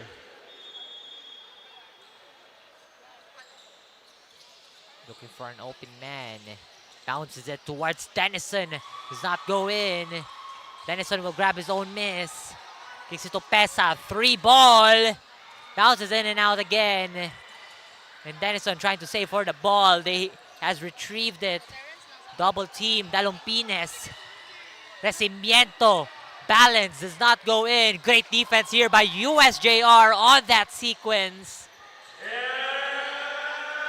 We are now down to the last 2 minutes. And an interception here by Apollonio. Kicks it to Pesa. Goes back, does not go in. Extra pass to Apollonio for a wide open one in the paint.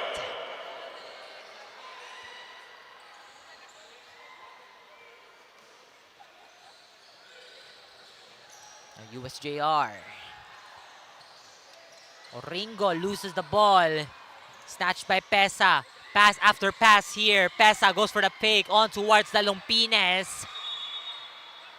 But the ball goes back to the side of the Panthers. Fresh 14 for USPF. 1 minute and 30 left in this ball game.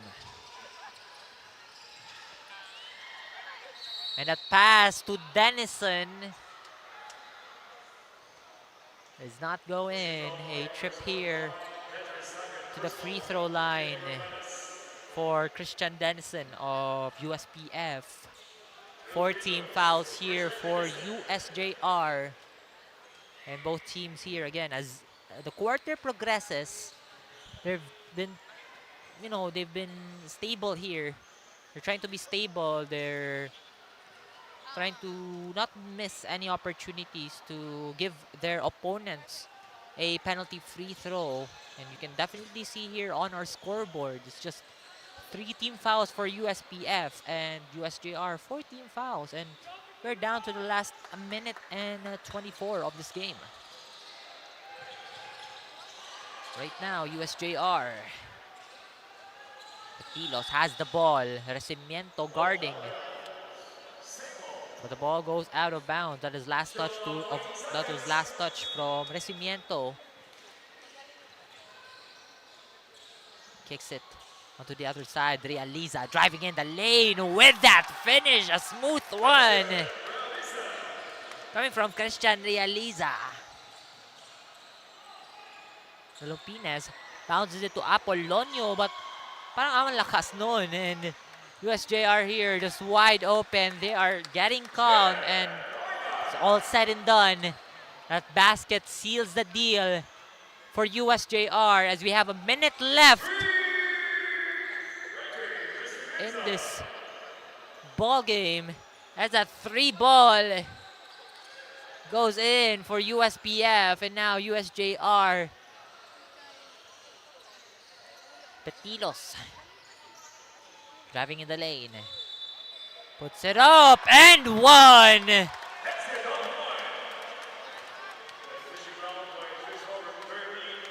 For John Francis Petilos. As you can see here on our replay, he puts it up, uses the glass, and one.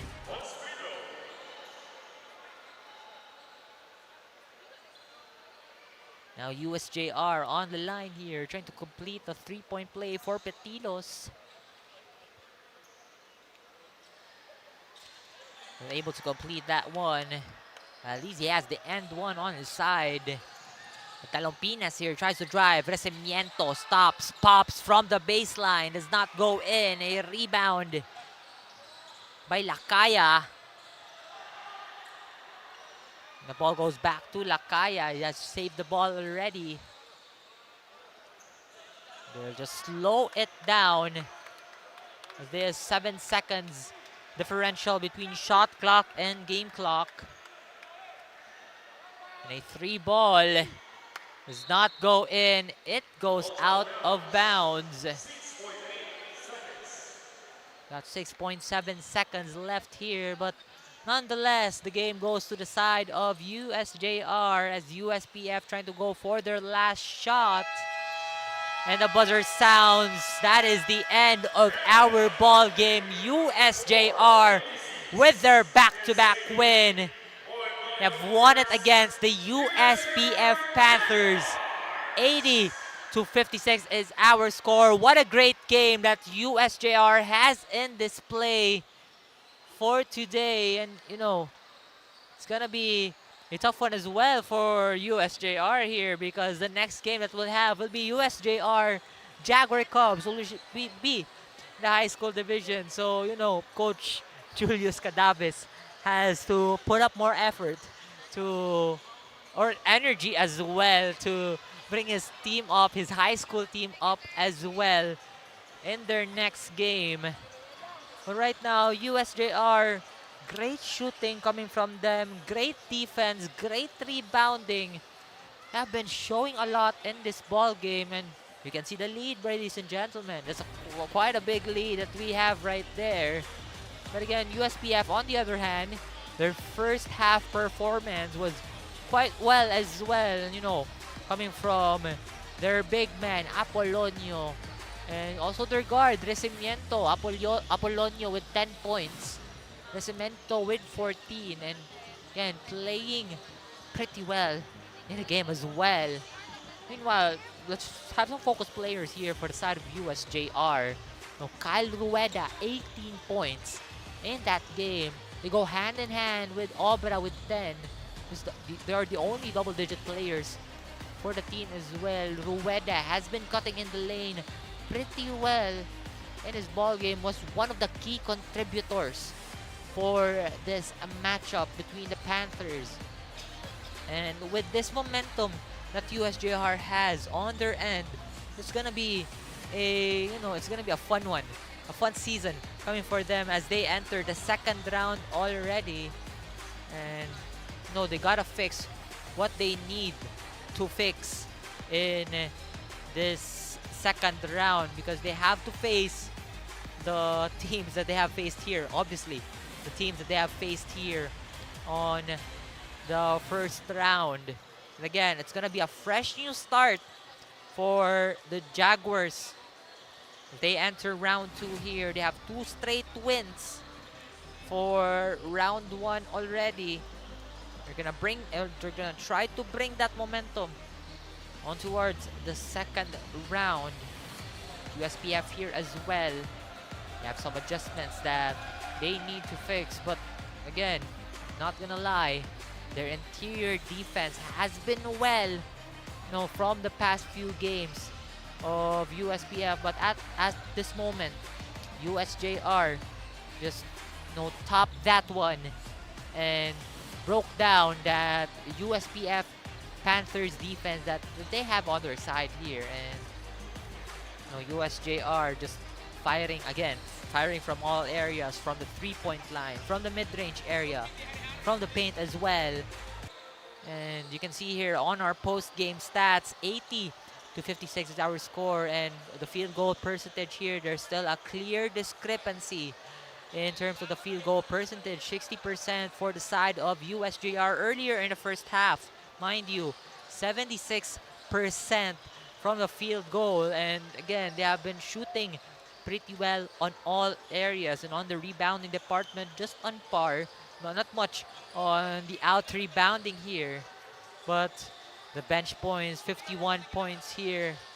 And again, they have been working pretty well. They have been working hand in hand. They have been playing as a team, just showing off that Jaguar spirit that every single Cebuano has known for the past few years already. And the turnovers as well, it doesn't mind, because again, in the game of basketball, it's all about the points that you are scoring, because if you have the most points, then you're gonna win the game. And you can definitely see here that USJ-R shooting their shots, their opportunities not wasted. But their turnovers here, it's 20. But what's 20 when you're scoring pretty well? And a lot has store for you, and this game has been a great one as well. This has been Terence Limpio, your commentator for this ball game. And coming up next, a game in the high school division, USJ-R Jaguar Cubs going up against the Benedicto College Baby Cheetahs.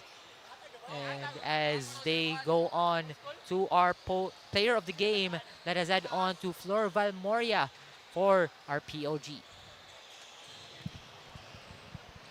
And that was the battle between the USPF Panthers and the USJ Jaguars with a final score of 80 points. The Jaguars have sharpened their claws even more, equaling to their second win this season. Here with me is the player of the game, Mr. Kyle Rueda, who showed us exceptional effort with 18 points, 6 rebounds, 2 assists, and 1 steal.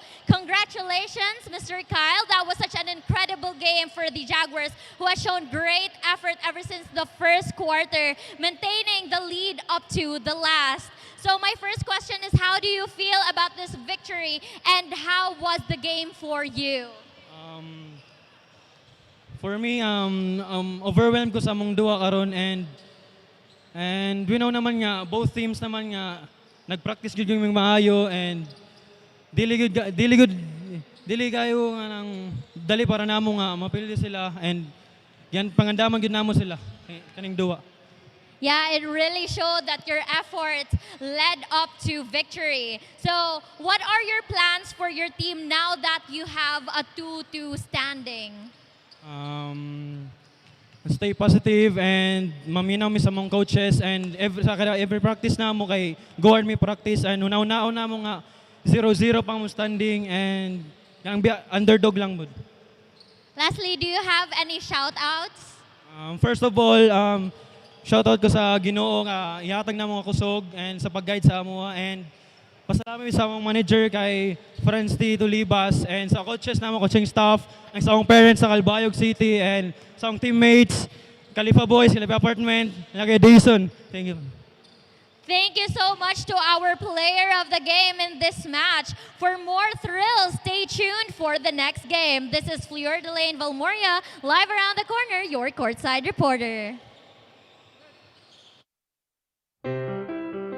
più tra i farfalloni amoroso, notte e giorno di torno girando, delle belle turbando al riposo, Narcisetto a dolcino d'amor, delle belle turbando al riposo, Narcisetto a dolcino d'amor.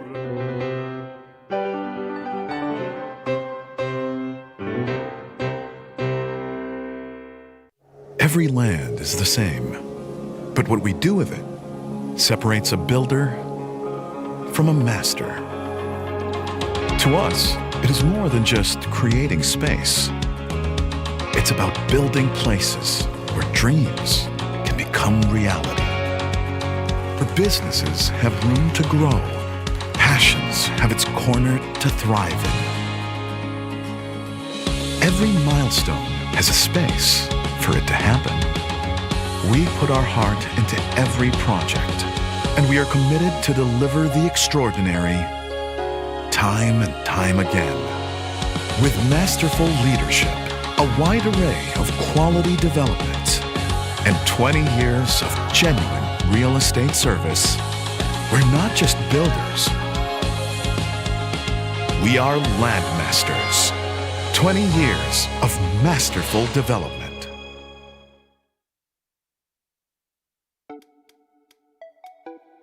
Wow!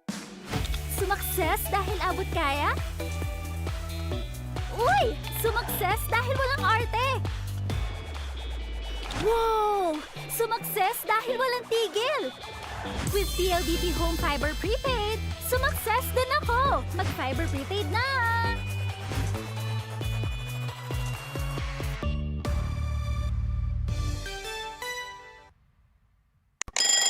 Ang sarap gumising sa umaga, sa tuwing naaamoy na ang luto ni nanay, ang daing at tinapay, at lalong-lalo na Virginia hotdogs, wala nang ang ibang gusto. Virginia hotdogs, ito ang baon kong paborito. Basta hotdog, Virginia. Rules, we make them.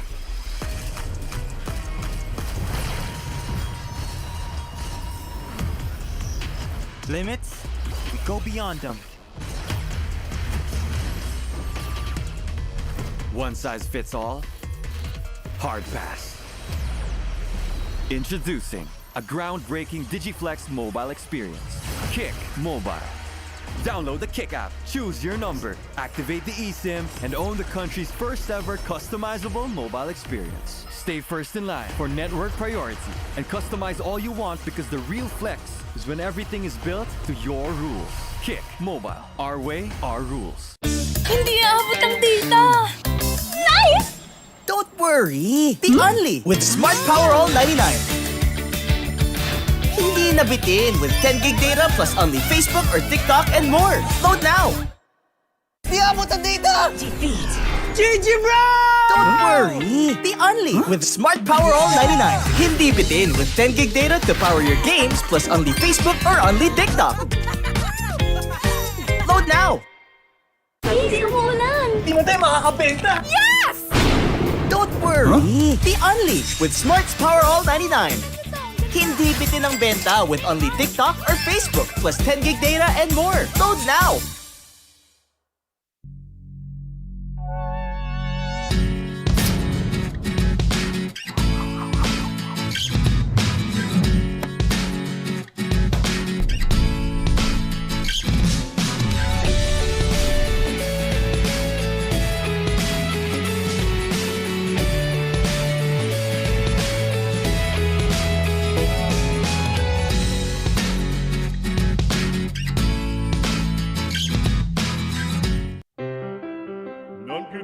farfalloni amoroso, notte e giorno di torno girando, delle belle turbando al riposo, Narcisetto a dolcino d'amor, delle belle turbando al riposo, Narcisetto a dolcino d'amor.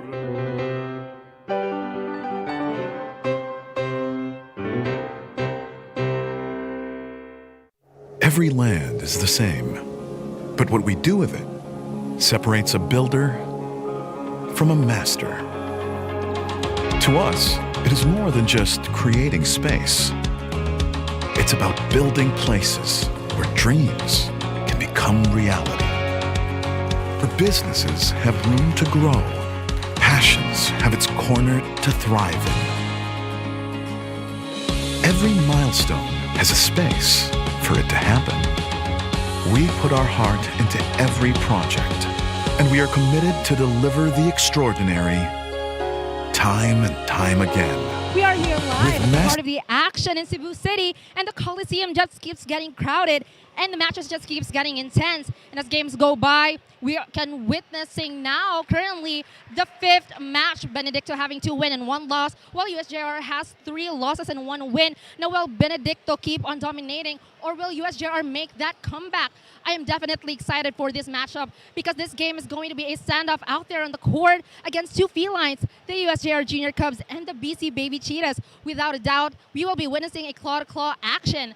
Assistant coach Jojo Tebes from the Junior Cubs mentioned that although they are working on their team's communication, since majority of their players are new, they are determined to make it to the top 4. While head coach Gerald of the Baby Cheetahs, on the other hand, has his team heightening their defense, but at the same time reminding them to just enjoy the game. Now, both Cheetahs and Jaguars are known for being territorial, so let's see who keeps to keep guard of the ball, the court, and that win. Let's keep the ball rolling. Now I'm passing it on to the arena announcers.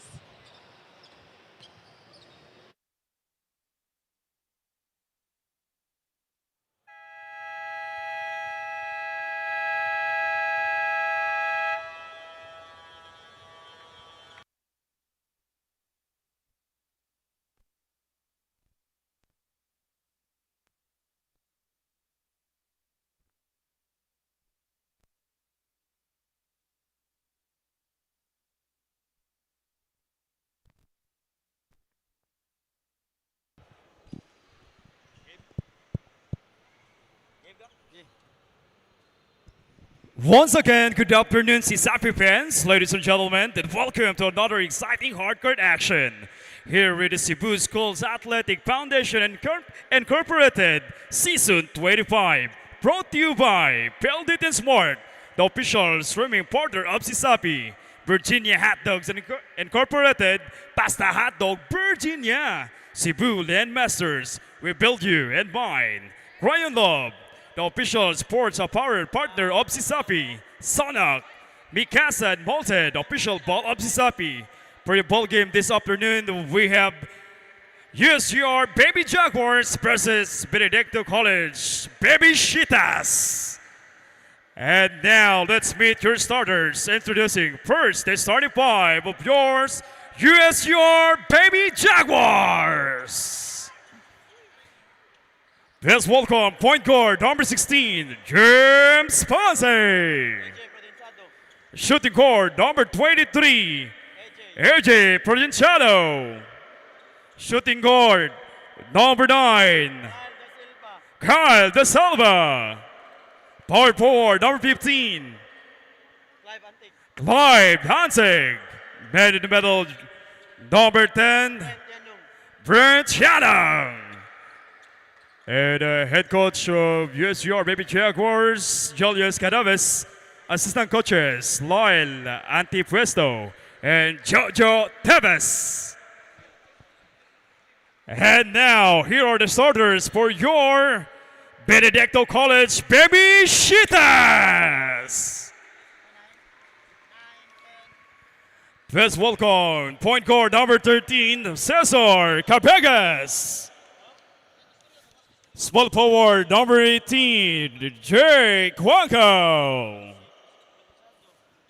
Shooting guard number 16, Kyle Lalesa. Power forward number 15, Fran Salas. Man in the middle, number 25, Lance Bellarin. Head coach of Benedicto College Baby Cheetahs, Gerald Yala. Assistant coach, Jen Capasi. For your officiating this ball game are Mr.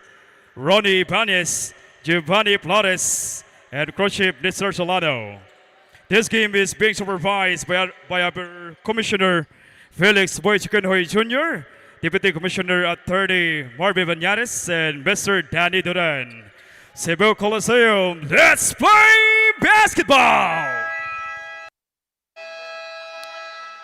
Ladies and gentlemen, CESAFI fans, nagbabalik na tayo for more basketball action here.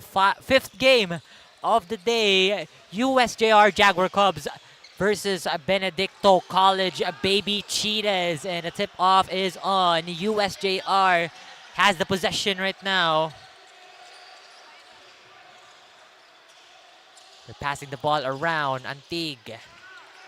Da Silva, Prudenciado, passing the ball around again from the baseline. Does not go in for Yanong. And the Cheetahs. A screen by Solis. And driving in the lane. Steps back. Jumper does not go in. Outlet pass for USJ-R. Da Silva, fake after fake. Lost it. Great defensive effort right there by the Cheetahs. That's Nalisa. It's guarded by Da Silva. Tries to cut it, but an interception again by USJ-R. They are now on a run. Prudenciado was right out of bounds for USJ-R. No, going back from their last game, their last win as well against the San Carlos School of Cebu Warriors, 62-48. It was a dominant victory coming from them. And, one player that stood out as well from that game is, of course, Kyle Nalisa with a double-double performance of 16 points, 12 rebounds, and add up some more stats like 4 assists, 3 steals, and 4 blocks. Talking about their USJ-R Jaguar Cubs last game as well. It was against the Baby Webmasters, wherein they fell into their hands 53-64. And that gave the Jaguar Cubs a 1-3 record at that time.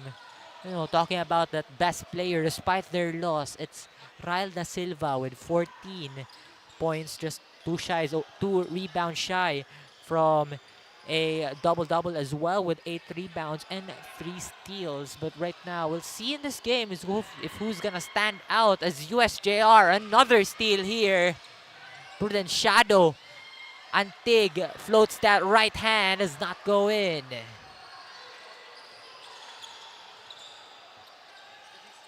Now Benedicto has the ball back and forth. Because 6 seconds on the shot clock. They're still trying to make a shot here. Will this be another steal by USJ-R? Bigas fires that 3 right before the buzzer. Does not go in. But Benedicto here, another possession. But a traveling violation called on Franz Solis of the Baby Cheetahs.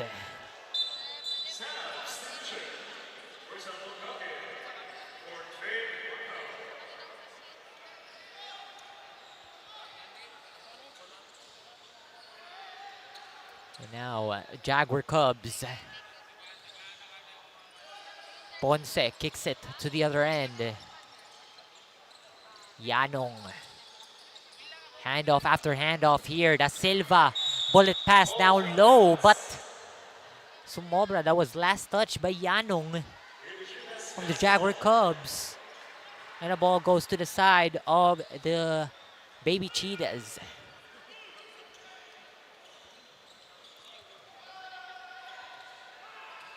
Now the Baby Cheetahs. Both teams still scoreless. and we're still entering the 4th minute of this quarter, of this game in general. Right now, this Big Gus drives in the lane. He gets fouled. And this will be an inbound for Benedicto. And the first team foul here for Antig. For the first personal foul, rather. And Benedicto fires that three. An opening three by their star player, Kyle Nalisa. And that is the first point of this ball game for both teams. And especially that's the first point for Benedicto.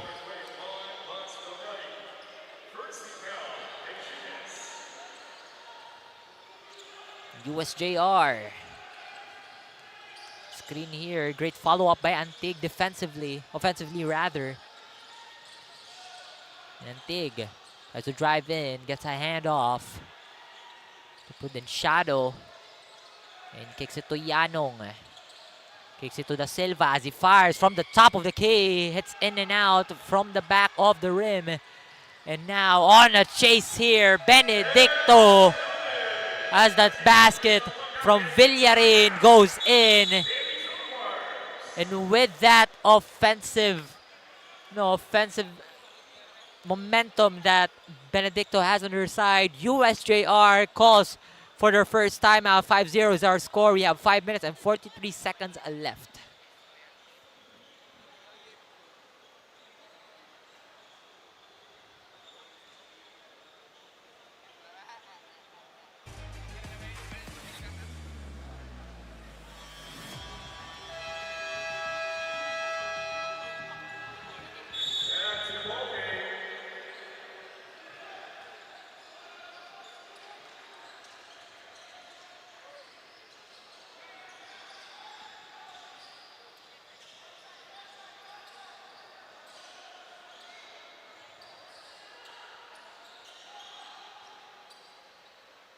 Ladies and gentlemen, we go back to the ball game. 5-0 is our score. USJ-R still scoreless entering this game. But right now, Da Silva driving in the lane, kicks it to the corner. 3 ball still does not go in. USJ-R struggling in terms of shooting. And once again, Lance Villarin back-to-back fast break points. And Villarin gets the steal. That is not Villarin, but Nalisa gets the steal as well. Right now, they kick it to Nalisa. 3 ball. It goes in.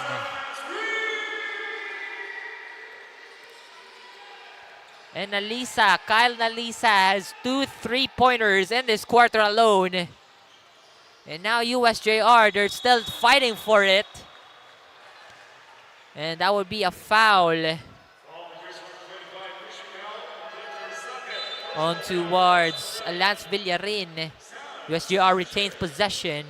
And you can see the scoring run that Benedicto College has on their side. A 10-0 scoring run in the last 5 minutes. No, not more than that, 6 minutes rather. But again, still a great start here for Benedicto. And as you can see, the standing here for Benedicto College, 2 wins and 1 loss for this team. You know, notably, Benedicto College are on the bottom of the bracket of the standing last season, but right now they're back on track as a mid-range jumper from Big Cass does not go in. And a drive by Care Sosa will lead him to the line, will shoot 2 free throws.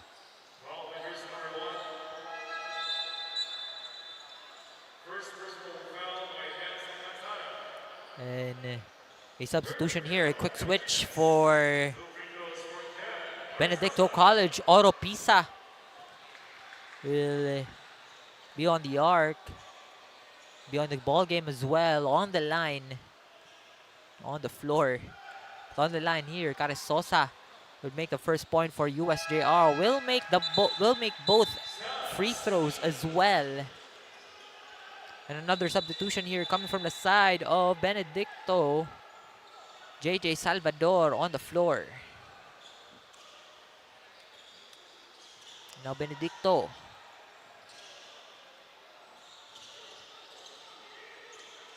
Almost an interception right there. Goes for the spin.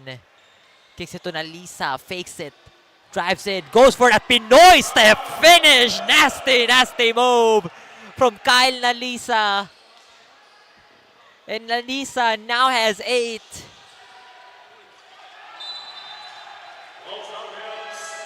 And the ball goes out of bounds.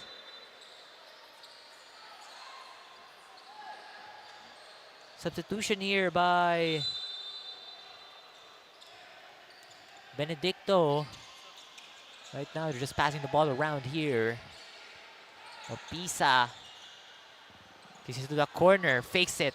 Nalisa from the baseline. He's on fire. Kyle Nalisa, double digits. Outscoring USJ-R. So USJ-R, they still have 2 points, but Nona Lisa has 10. But enough of the talk, let us head on to our courtside reporter today for some more insider info. Strong start for the Cheetahs, and there hasn't really been a sign of sneak and attack for the USJ-R Junior Cubs. Now it's a battle between agility versus power. Now will the fast-paced offense of the Cheetahs penetrate the powerful defense of the Junior Cubs? The Junior Cubs have been reminded to hit the screen and be brave. However, it is still early on the game, so let's keep track and wait for what's ahead. Back to you, Terrence.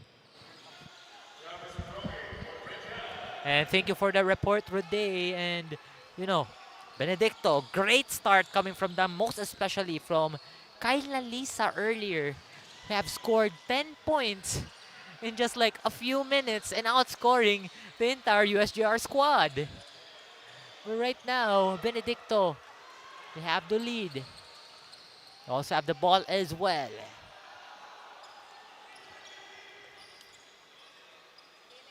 Oropisa.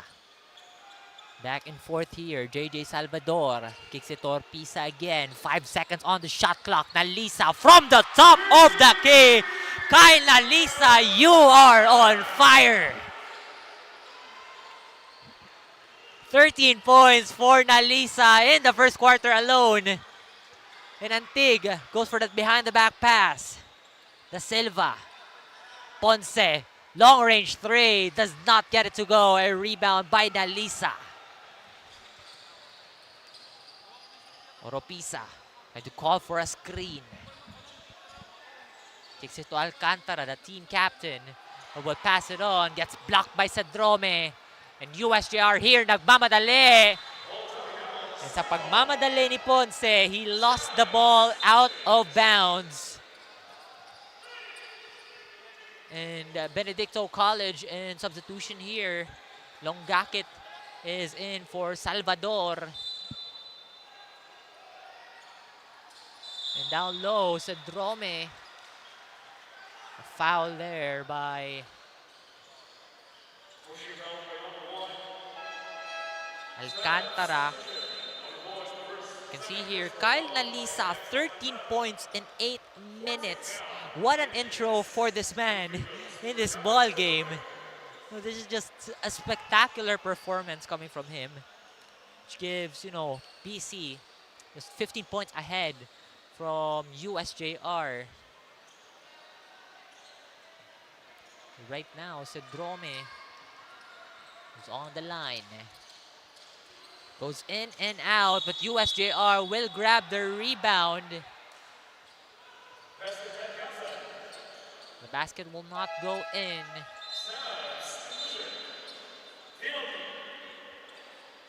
And Benedicto College, despite having the lead, they are on penalty.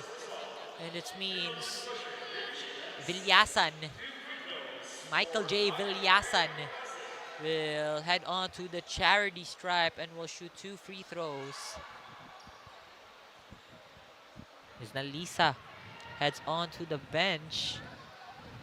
Fiery start coming from him. Now 3-pointers, buckets from other end. And he has also been contributing a lot in terms of passing and rebounding the ball for the team. But USJ-R, they are still struggling as of this moment, but most of their shots are coming from the free throw line. And right now, this is their 3rd trip, I believe, on the free throw line for USJ-R, as Villasan will not knock that down. And the ball goes out of bounds. Benedicto has the possession. And substitution here. Bigas back on the floor for Oropisa. And now Benedicto just driving in the lane. Goes for that switcheroo. And Longakit heads on to the line as he was fouled during shooting motion.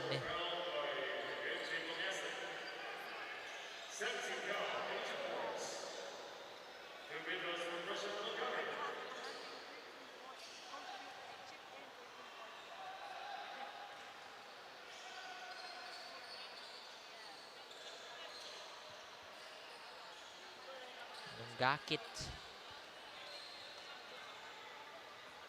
on his second. Still does not go in. 0 for 2 on the line for Longakit. For Christian Kyle Longakit. Right now, USJ-R on a run here. Da Silva drives in the lane. Goes for that switch. It goes in.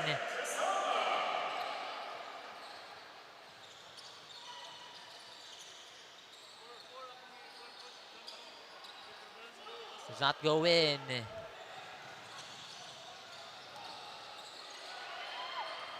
And now Bigas tries to drive, fake after fake.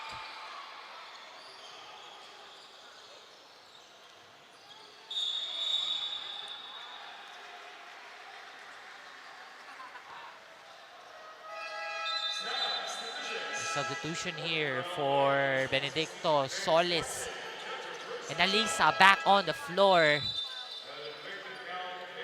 for Benedicto.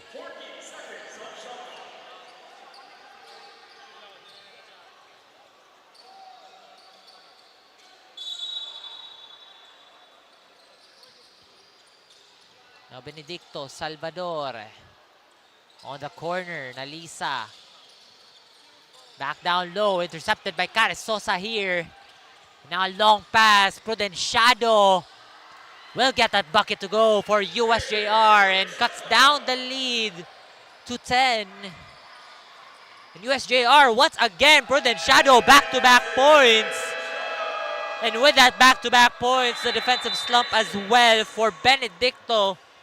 The Baby Cheetahs calling for a timeout here. 17-9 is our score. We have 38.8 seconds left in the first quarter, and we'll be right back after the timeout.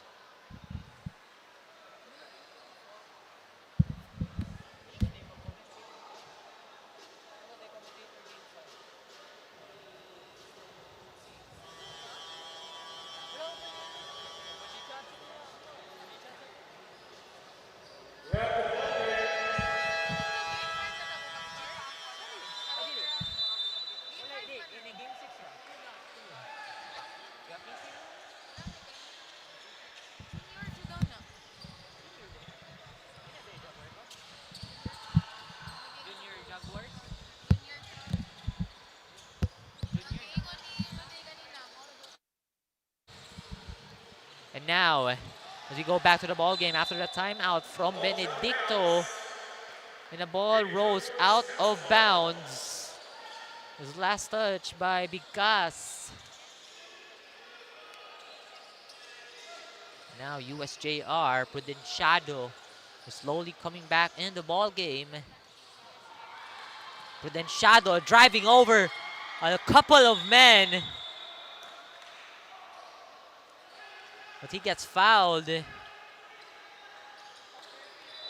not get fouled, but he's the one with the foul. He gets fouled, but it is penalty here, penalty time for Benedicto. And USJ-R on the line once again. They have been steering the game, the whole quarter rather, on the free throw line. As Villasan will not make that first one to go.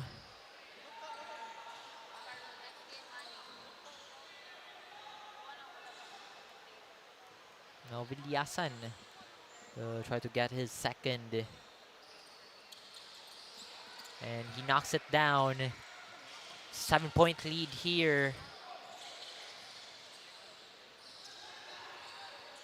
Benedicto, Nalisa. Kicks it to the corner. Goes back up top. Prudenciado guarding, driving in the lanes. 5 seconds left. Franz Solis gets fouled.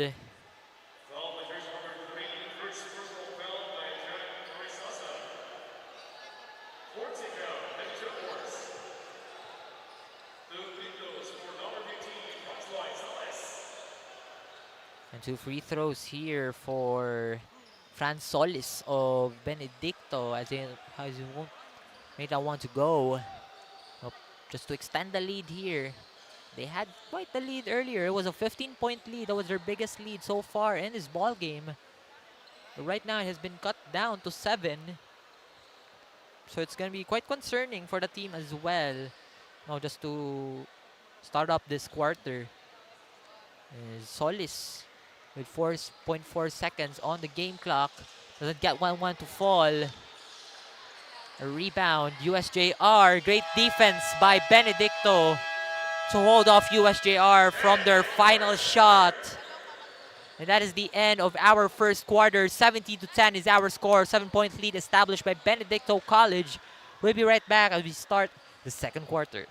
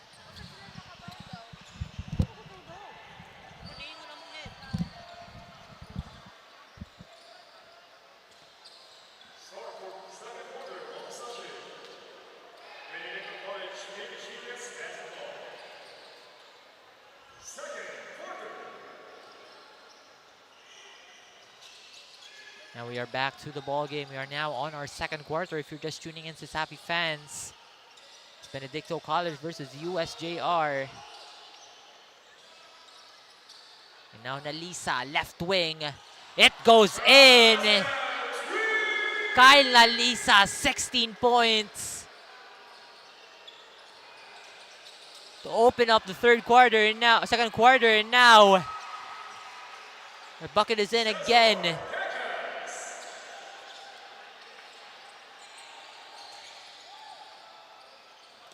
Benedicto, another steal.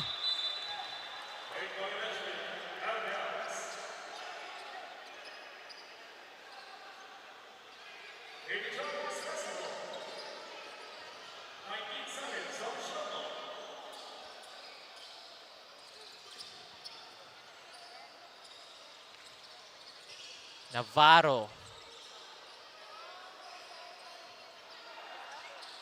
Left wing, 3 for short.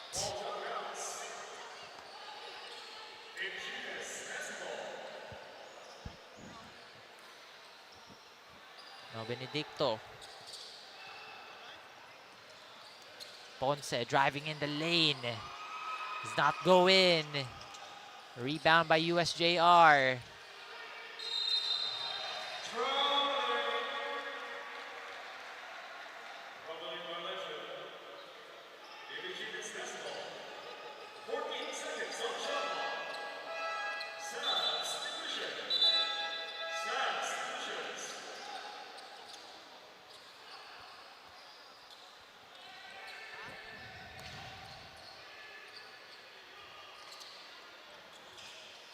Benedicto, 3 ball. It's not going again.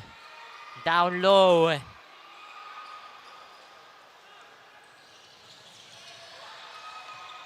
Prudenciado drives in, gets blocked. USJ-R, Antig. Kicks it to the corner to Prudenciado again. 10 seconds on the shot clock. Antig gets heavily guarded as he drives in the lane. Fadeaway does not go in. A rebound by Solis. And they are on a run once again. Benedicto. Bigas with that fast break point.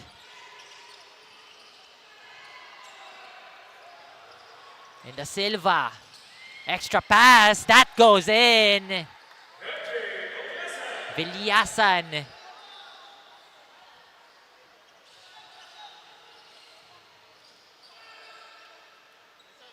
Benedicto. Bigas, screen by Solis. Solis, top of the key, 3. Goes in and out. Right wing, Nalisa! 3 ball! Kyle Nalisa, 19 points in the first half so far. And USJ-R here. Drives in. Caresosa, shot does not go.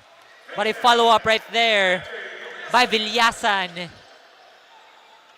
And what a hot game here for Nalisa. But a steal here by Antig. And a foul goes in for Solis.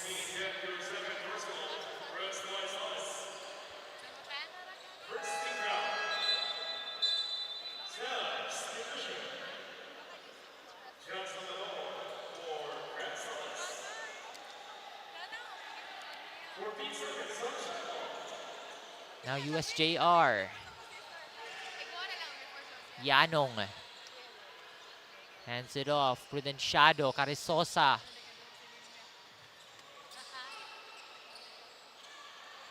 On the corner. Back again to Caresosa. But it was shot clock violation.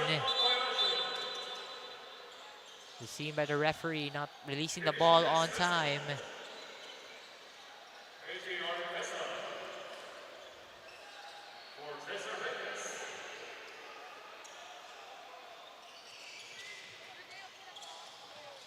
Now Nalisa tries to drive in.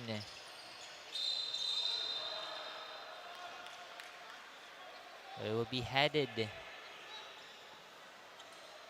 onto the side.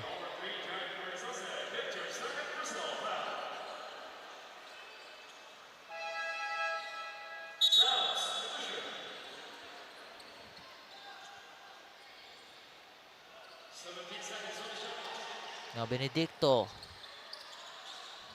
passes it. Oropisa.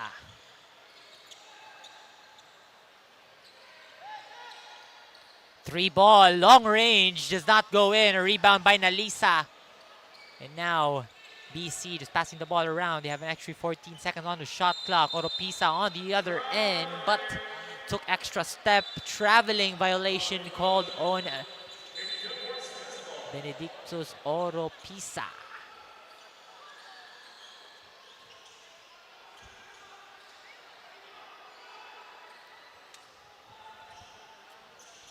Now USJ-R. Antig drives in towards the other lane, inside the paint, jumper, it goes in. Right off the glass for Antig. He cuts down the lead to 9. But we see here Nalisa, who has a hot game, and will kick it to the corner. 3 ball does not go in.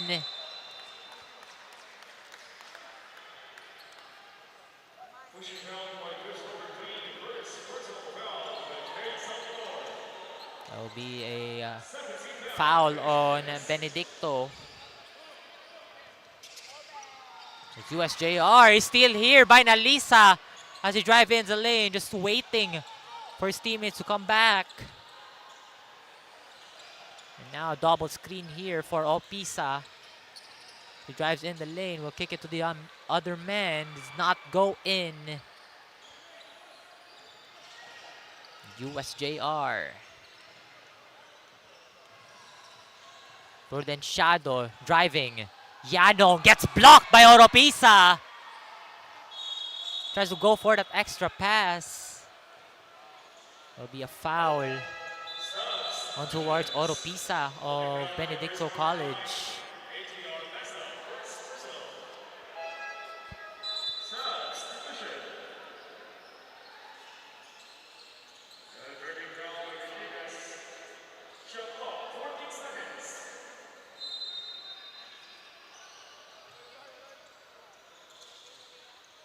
Antig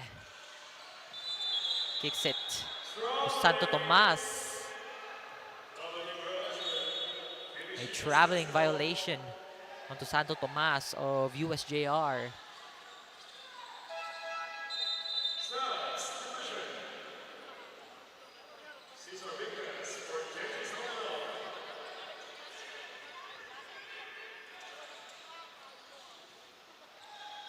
Now Benedicto looking for an open man here. Tries to drive in, almost lost the ball. Will pull it up right off the bank. From the baseline as well. They're trying to go for a straight point here, Benedicto. But they won't get it to go. USJ-R on a quick run here. Junior Jaguars. They're fighting for the ball here. 3 men going at it for the ball. It will be a jump ball, but it will go to the side of USJ-R.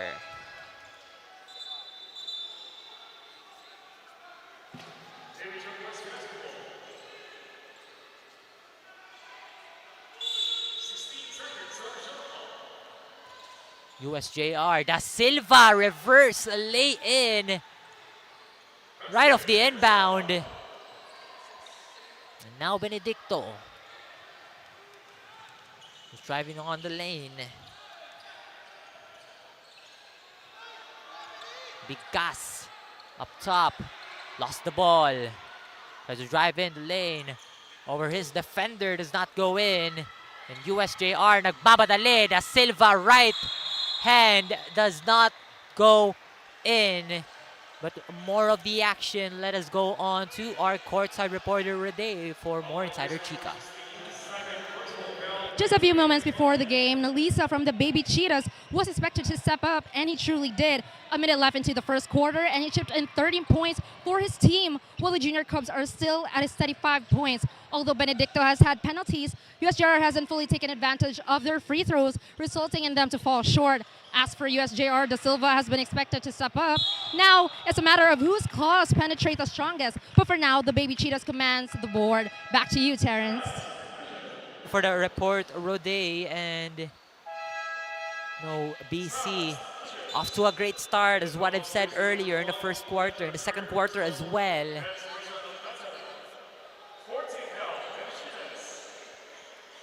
And right now, USJ-R, they're trying to get back on track, trying to get back on this 11-point lead that we have on the board right now. Still have 3 minutes and 45 seconds left here at the second quarter. 29-18 is our score. Now Ponce, a screen. Ponce from the top of the key. Hits all board. The rebound by Nalisa. And Solis almost lost the ball that time. We'll kick it back to Nalisa. Now Big Gas gets a screen from Villarin. Densi kicks it to Nalisa. 3 seconds. 2. Fires a 3. Hits all board. It's going to be a 24-second shot clock violation for the side of BC.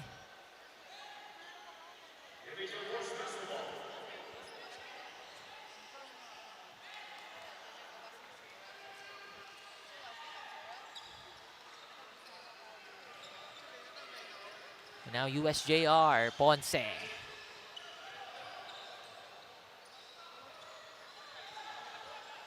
Da Silva. Tries to get in. Yanong onto the corner. Ponce again. Tries to cut in the lane. Gets intercepted by BC. And now, driving. Big Gas. Lost the ball. A steal here by USJ-R once again. Yanong. Onto his right hand. Won't go in again. A rebound by Nalisa. We'll kick it to Big Gas. We'll kick back to Nalisa. Villarin. A screen lost the ball. But the ball will go to the side of USJ-R. And a timeout called here by the Junior Jaguars. 29-18 is our score. We've got 2 minutes and 20 seconds left in this ball game. We'll be right back.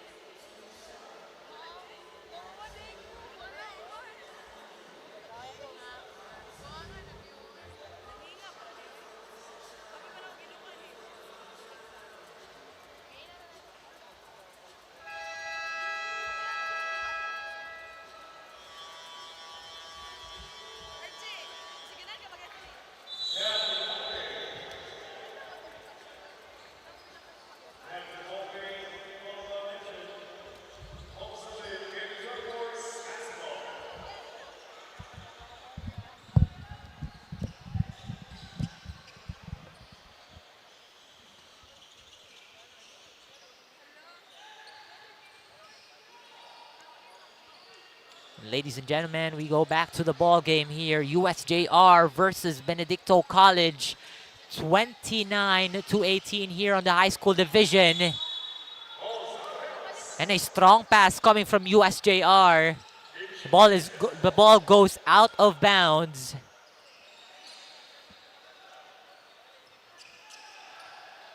Now Benedicto. Big gas. Almost with that 5-second. There is a foul by Antig, by Clive Antig.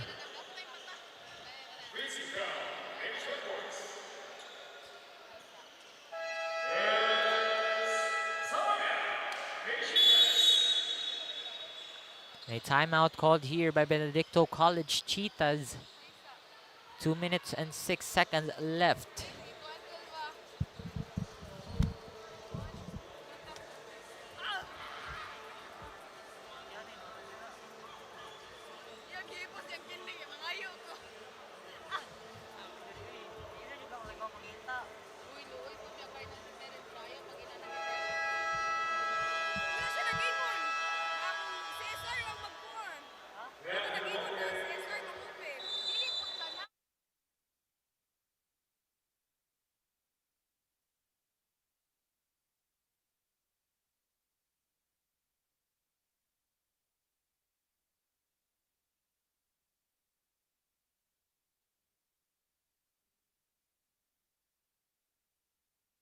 To the ball game.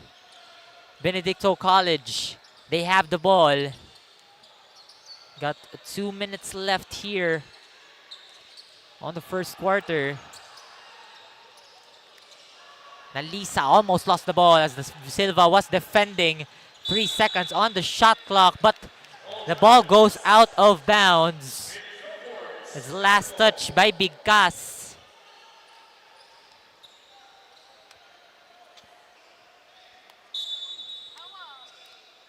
And the Silva inbounding for USJ-R. Ponce tries to drive in. The Silva guarded by Villarin.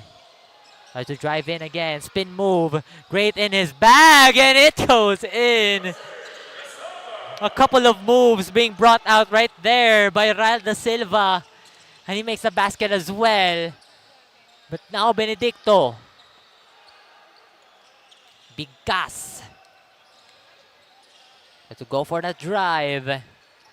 Will kick it to Nalisa. 5 seconds on the shot clock. Villarin, left wing 3. Won't go in. And a rebound here by the USJ-R. A long pass here. Teardrop. Does not go in by Bate. And Nalisa on a run. Euros it in. 21 points for Kyle Nalisa.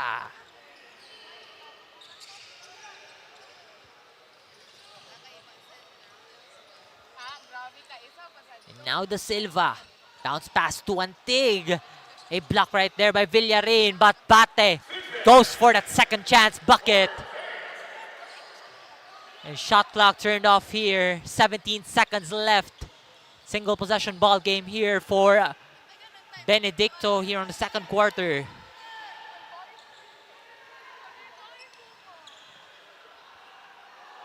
Guanco kicks it, fires it, but it's off the mark. The buzzer sounds, signifying the end of our first half, the end of our second quarter. 31-22 is our score. Benedicto College still on the lead, and both teams will be talking it over here on halftime. We'll be right back as we enter the second half. Every land is the same, but what we do with it separates a builder from a master. To us, it is more than just creating space. It's about building places where dreams can become reality, where businesses have room to grow, passions have its corner to thrive in. Every milestone has a space for it to happen. We put our heart into every project, and we are committed to deliver the extraordinary time and time again. With masterful leadership, a wide array of quality development, and 20 years of genuine real estate service, we're not just builders. We are landmasters. 20 years of masterful development.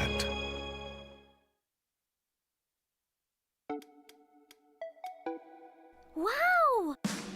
Sumakses dahil abot kaya? Uy! Sumakses dahil walang arte! Wow! Sumakses dahil walang tigil! With PLDT Home Fiber Prepaid, sumakses din ako! Mag-Fiber Prepaid na!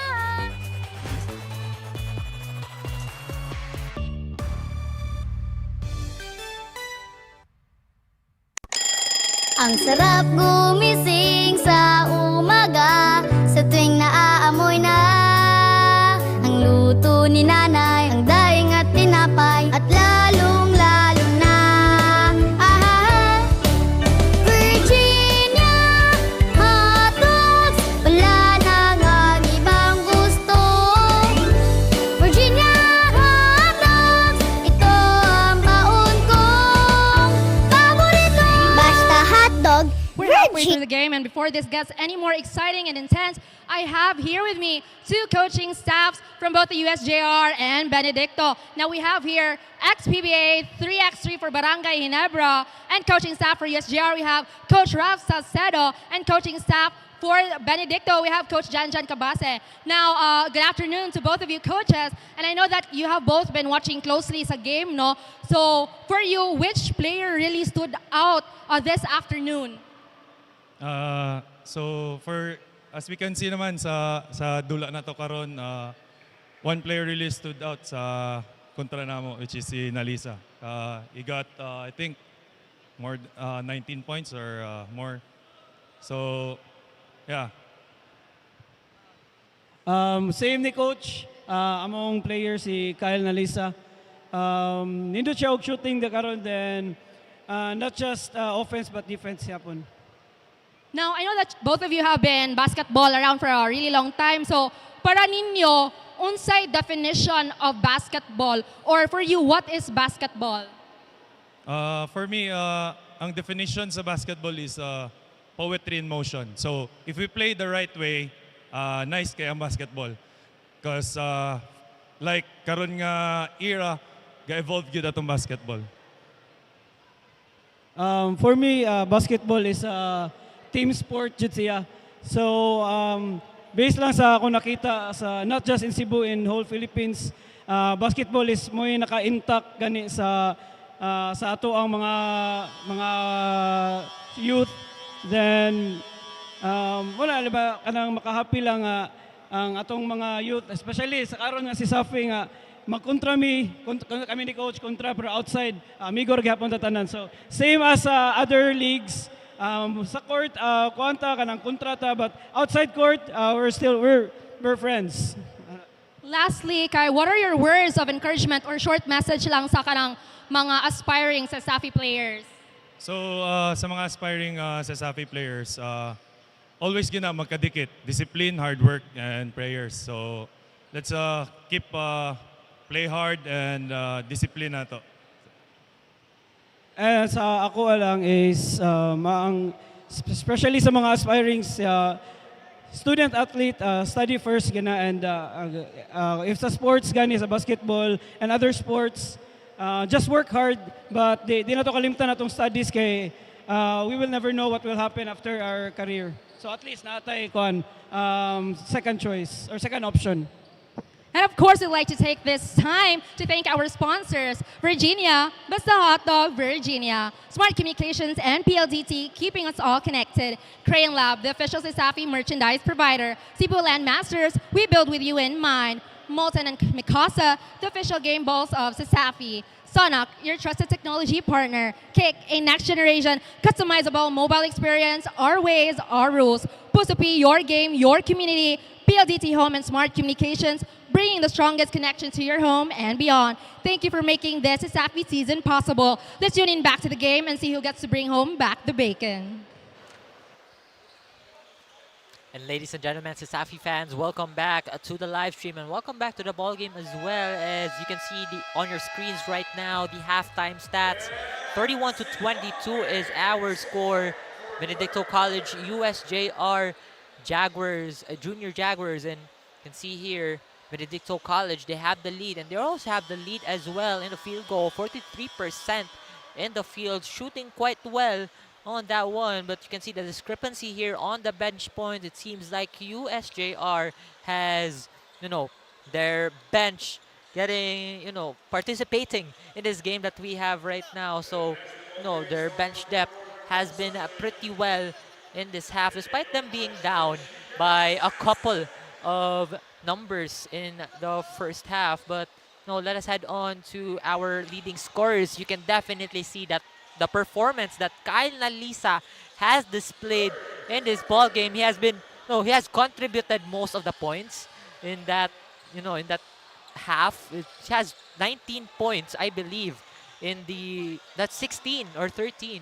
I forgot, but he was double digits already in the first quarter alone. But again, it's gonna be up to the team on how they're gonna win this game. If it will be a Kyle Nalisa game or it will be a team game. But again, let's go back to the ball game here as the lay-in does not go in. Benedicto College has the rebound. And on a run here, Big Gas goes for the spin, goes for the fake, goes for the finish for the baby Cheetahs.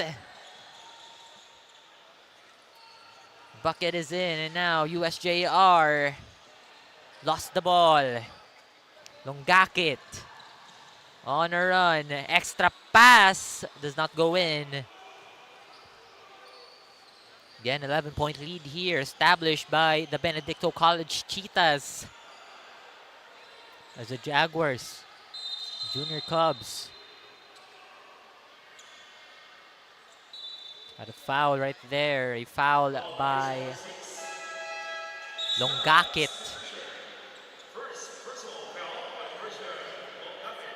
That is his first personal foul, and the Junior Cubs right now. Antig from the baseline does not go in. They're fighting for the ball here, but Benedicto has won the fight. And now Big Gas taking it to the other side. Drives in, baseline, bounce pass towards Nalisa, 3-ball, short on that one. And now the Silva passes to Bate for a wide open lay-in. And now Benedicto.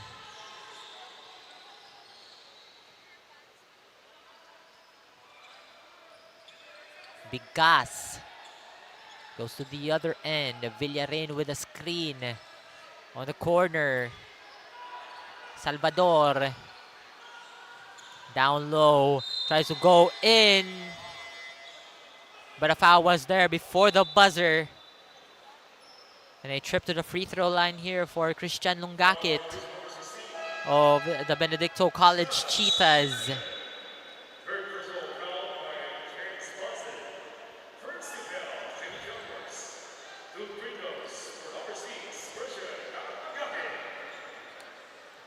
And Lungakit will be making his first here.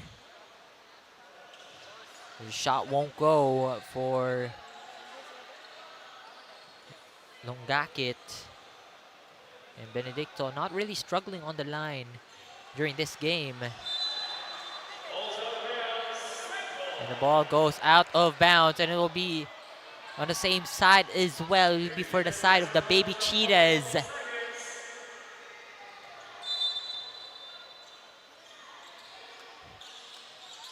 Will bounce it off. Nalisa takes it to Big Gas on the right side. Tries to drive in down low. Gets pickpocketed by Prudenciado. And now Prudenciado gets stolen as well. But it'll be last touch for Prudenciado. It was an out of bounds, but that was a foul. Now Benedicto make a substitution here. That's Oropisa. It's heading on. Oropisa, fake pass. Kicks it to Nalisa. It's guarded by Ponce. 10 seconds on the shot clock. Extra pass to the corner. Drives in. Oropisa on towards Solis. Nalisa from the free throw range. It goes in. Kyle Nalisa, 23 points. And USJ-R, Ponce goes for the fake. Kicks it to Antig. Antig drives in onto the corner. Ponce hits back iron. A rebound here by BC. And Oropisa kicks it to the left wing. Fires a three. Short. And the ball will be stolen by USJ-R. And now Da Silva tries to drive in. Calls for a screen for Bate. Pick and roll here. Spin. Loses it. Kicks it to Prudenciado. Corner three. Does not go in again. Goes in. And that basket counts. The lead is back to 9.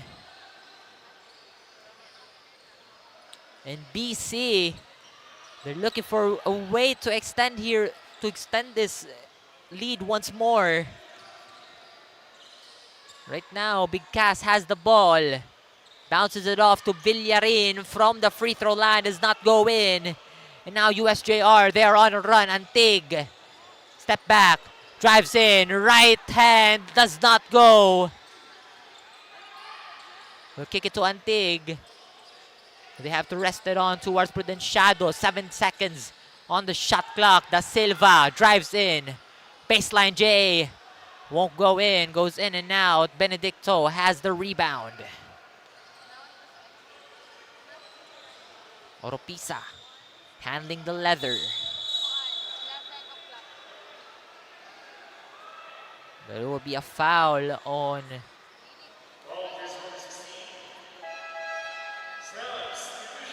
There'll be a foul on Ponce. Oropisa is trying to drive in to the corner.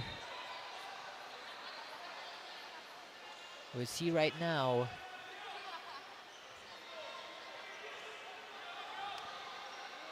Have to put it on the side. The coach of Benedicto trying to talk it over with the officials here. What would be the call? You can definitely see it could have been on the side of Ponce. It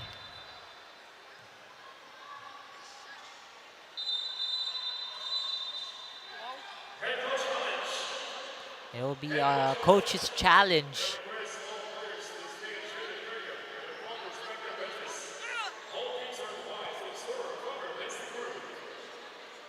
And The officials will be checking a replay on that sequence that we had earlier.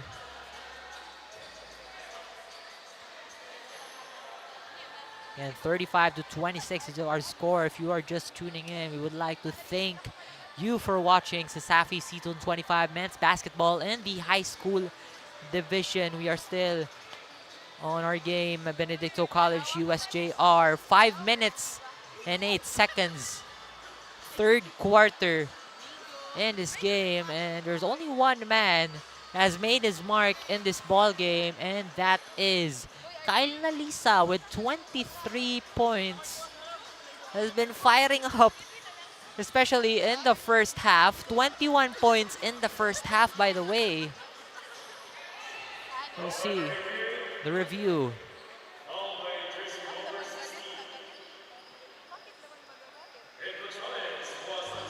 You can see here the foul as Oropesa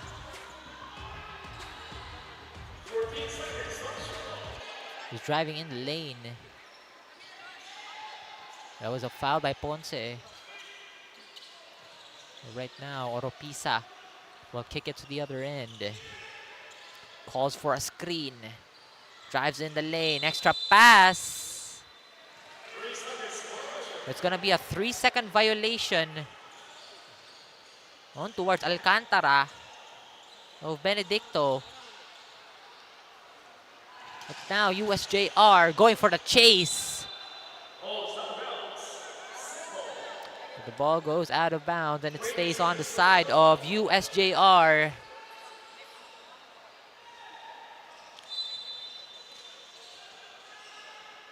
Now USJ-R, Prudenciado tries to drive in. Kisito Antig. Now Prudenciado. Prudenciado, quick three. Does that go? Benedicto has the ball. Oropesa up top.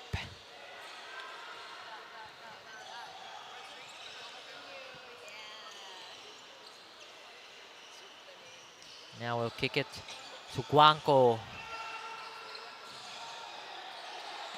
Hands it over to Solis. Solis kicks it to Salvador, and a shot clock violation for Benedicto. And the score has been like this. It's 2 minutes earlier. 2 minutes ago. Score was still like this. So 35-26, but right now USJ-R has the ball. Antig will kick it to Da Silva. To Ponce. 9 seconds. Antig from the elbow.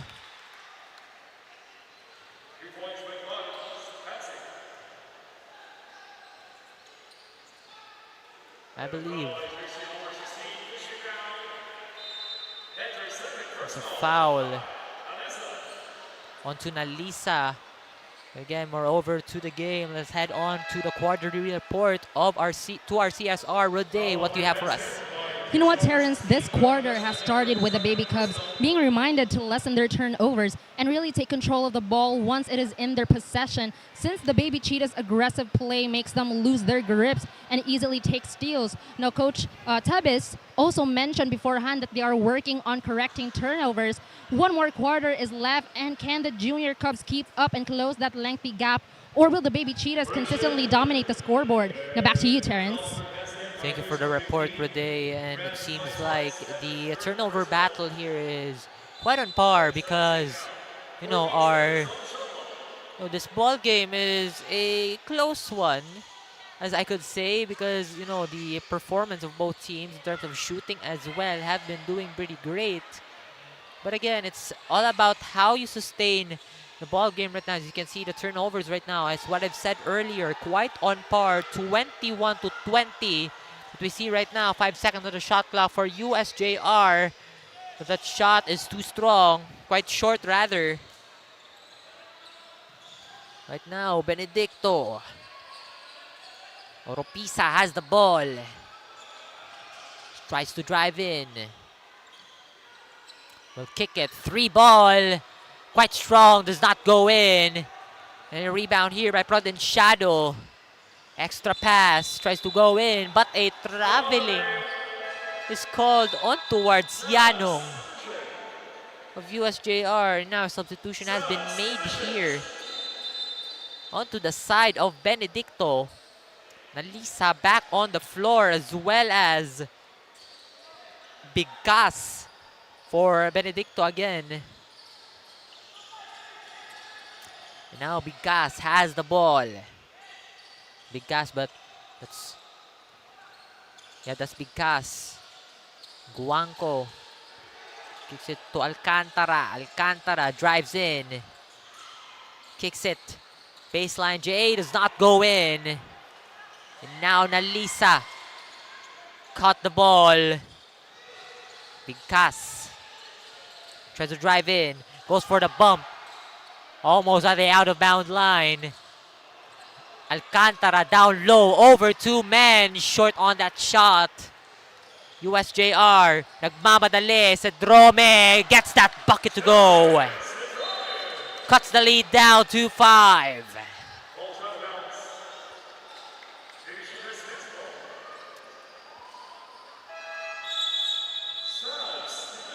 And a substitution here for the side of USJ-R.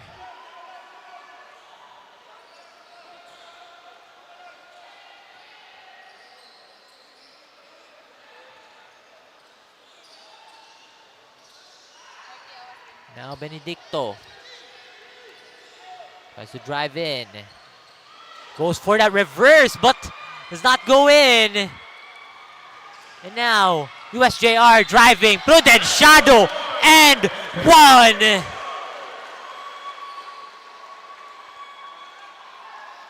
And he will go to the line. Will shoot a free throw to cut the lead down, possibly to 2.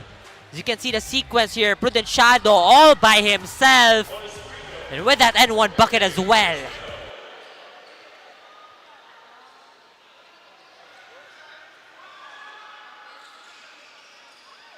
Does not go in. He cuts down the lead to 3 here. USJ-R almost on their way to a comeback. As Nalisa hands it off towards Big Cass, and now Big Cass towards Navarro, and now we'll kick it to the other end for a 3. Does not go in. There will be a foul on Vilyasan of USJ-R.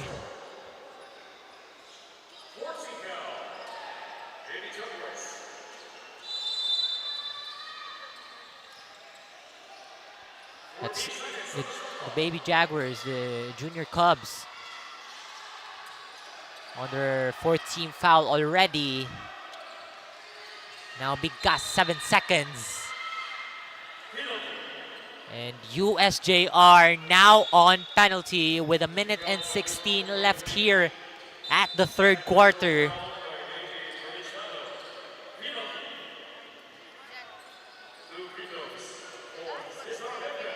And Ponce, you can see here 4 personal fouls coming from him. He's 1 foul away from being fouled out, or what we all know, it's graduation day. To whoever the player accumulates 5 personal fouls. But now Big Gas misses that first one.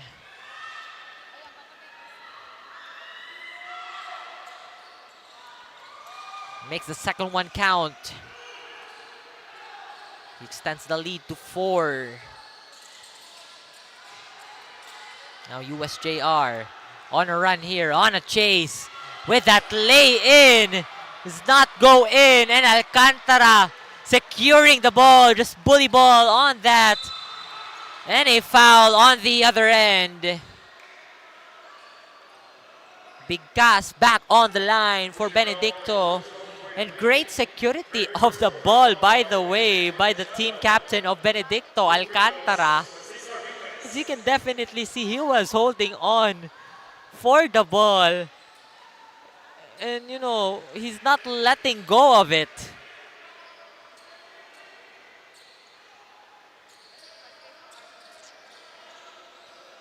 Benedicto makes that first one from Bigas.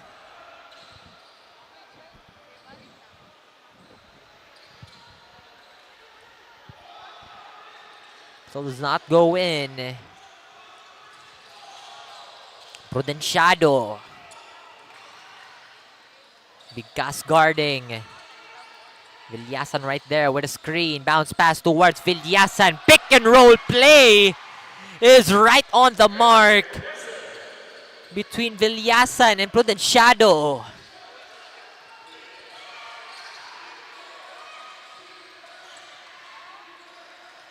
Now Nalisa. On towards Alcantara. Drop pass towards Nalisa. Won't go in as well. Great defense by the Junior Cubs. An extra pass.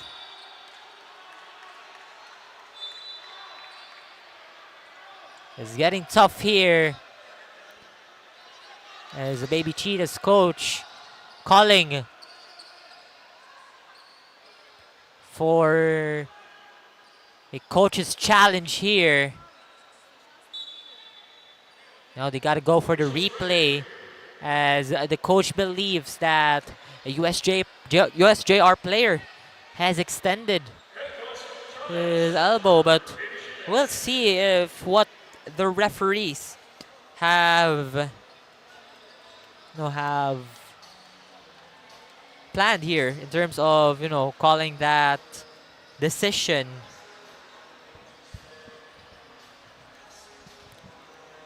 There's USJ-R is catching up on the lead, as you can see on your TV screens, on your mobile devices.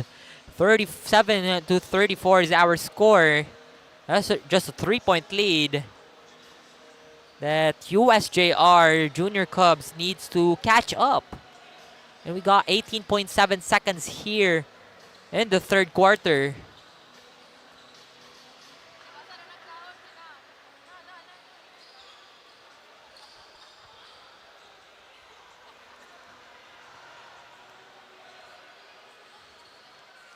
And the Junior Cubs, you know, entering the third quarter, they have been scoring well already, making those shots sink. And their defense as well, pretty splendid compared to their second quarter outing, as we can see here. And yes, that is definitely a foul right there from 𝐂𝐄𝐒𝐀𝐅𝐈.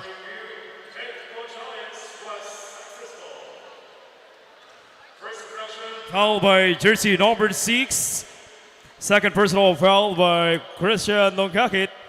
And the second infractions and sportsmanlike foul for using an elbow by jersey number 3 from Baby Jaguars, 𝐁𝐀𝐒𝐿. Third personal. Yes, it's an unsportsmanlike foul, as you can see there. On the first sequence, it was Longkakit who committed the foul on towards 𝐂𝐿. But on the other side, like, you know, seconds after that, it was 𝐂𝐿 who extended an elbow towards the back of Hans Alcantara of Benedicto.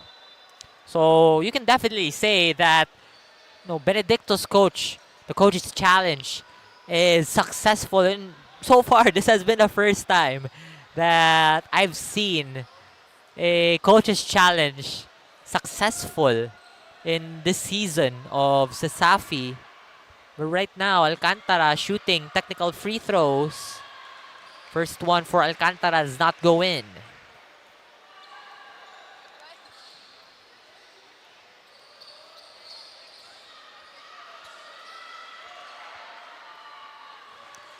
But that second one does go in for Alcantara of Benedicto.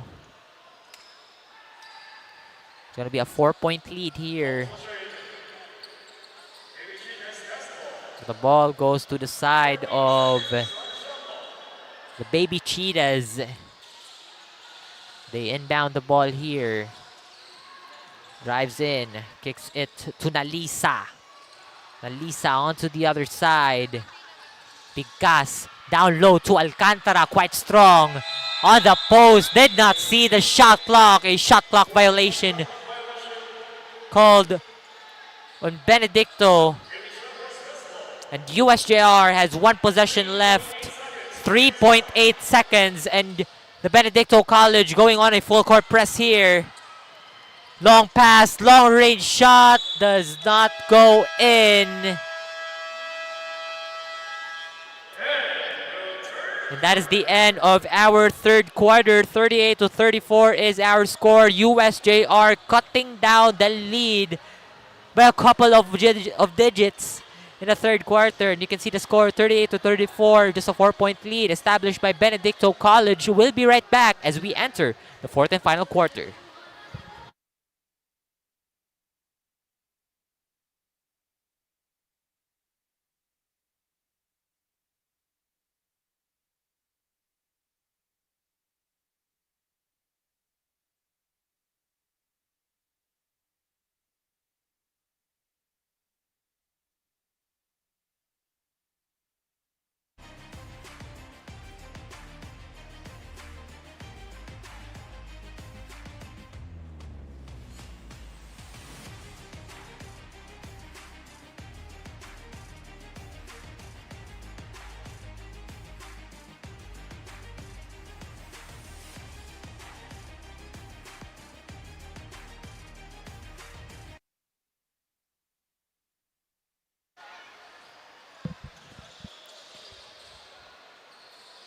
We are back after as we start the fourth and final quarter in a matchup between the Benedicto College Baby Cheetahs and the USJ-R Junior Cubs. 30-34 is our score once again. Oropisa guarding Navarro. Navarro kicks it, drives it, but a traveling violation called on Cedrome. The Junior Cubs. Mind you, Benedicto College has more points per game than the USJ-R if you gotta go head to head with them. But again, USJ-R, they're having quite a struggle here in terms of shooting from the field as Benedicto tries to go for that 3-ball and it does not go in.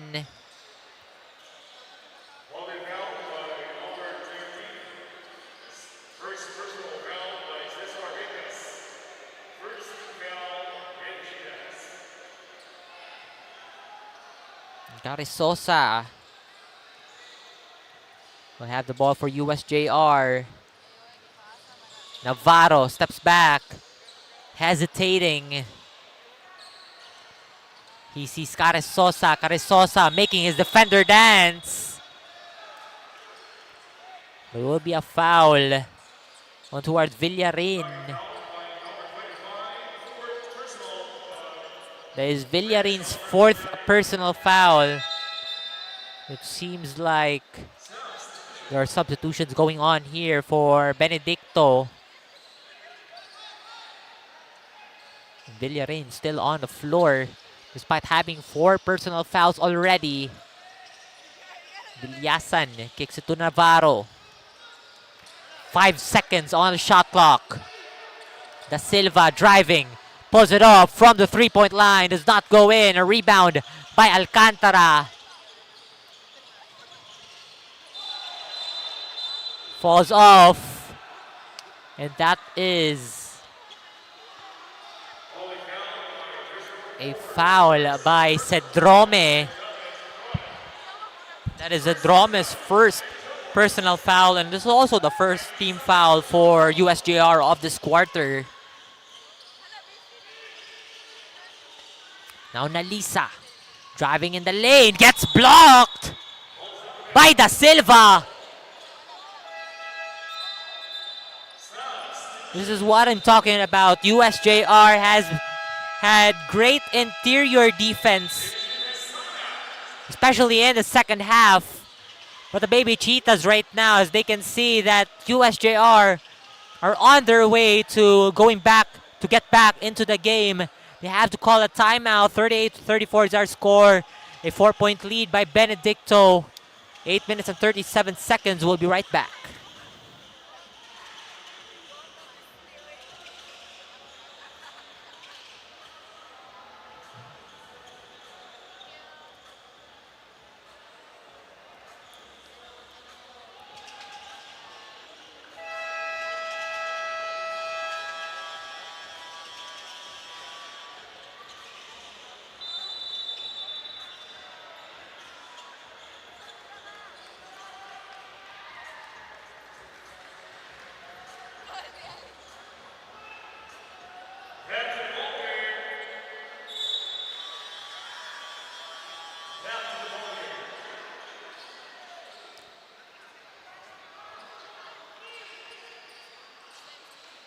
Ladies and gentlemen, we are back to the ball game here.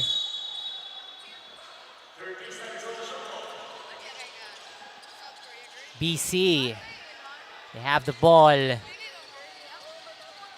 Bingkas, Alcantara on the paint, does not go in. Nalisa as well from the baseline, shot won't go in. Now USJ-R, Cedrome, a block by Nalisa. The ball goes out of bounds. Right off from the block.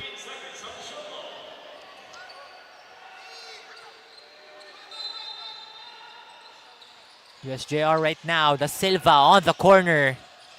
Drives in. Extra pass. And a foul. There's a foul by Fortunado. As Villasan is trying to cut in the lane with a right-hand finish. That will be 2 free throws for USJ-R's Villasan. As the first one from Villasan does not go in. Again, USJ-R, they're just catching up on a small lead in this game.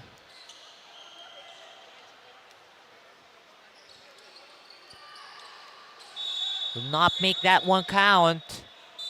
There will be a jump ball and it goes to the side of Benedicto Baby Cheetahs. It's still a tight ball game here that we have CESAFI fans, so just sit right in your seats as of this moment. Again, 38-34, we have a final 8 minutes and 3 seconds left. Salvador kicks it to Nalisa, and now Benedicto, quite patient, but will pull up from deep. Shot won't go in. Nalisa, moving shot right off the board. 25 points for Kyle Nalisa.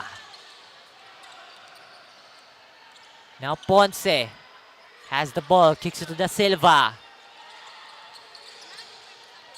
And Da Silva is being held off by Fortunado as he was trying to get in the paint.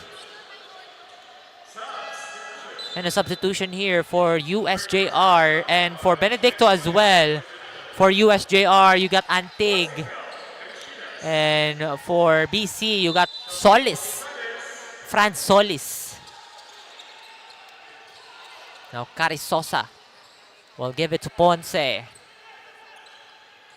Ponce kicks it back to Carisosa. 4 seconds on the shot clock. A screen by Antig. Pick and roll. Jump shot from the paint is in.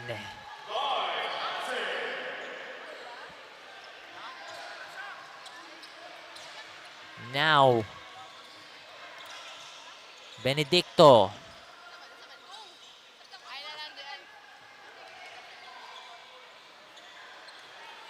Alcantara. 5 seconds on the shot clock for Benedicto. Driving in the lane. Gets blocked by Da Silva. But the ball goes out of bounds. And the junior Cubs has the ball. Should have 6 minutes and 43 seconds. 4-point lead again. USJ-R. A foul by Da Silva.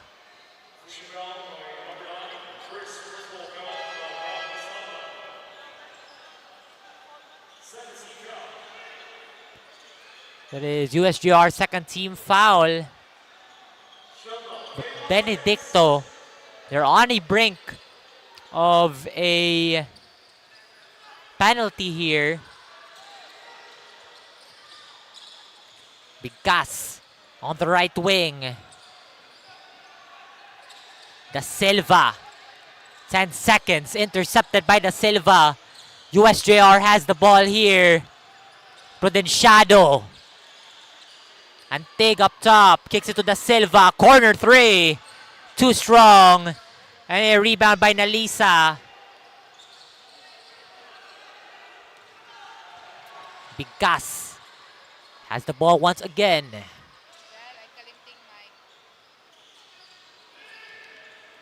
Ponce defending, and now Alcantara has it up top. 5 seconds. Using the body, just going in the defender's end, but that would be an offensive foul. Not offensive, but that would be a traveling rather. A substitution here. Villarin is coming in for Alcantara.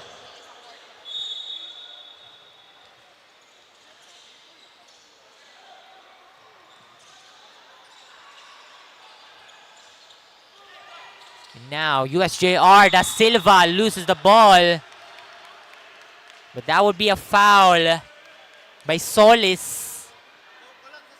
And BC trying to call for a coach's challenge here. The referees, the officials, are trying to talk it over. The officials right there talking it over on the floor.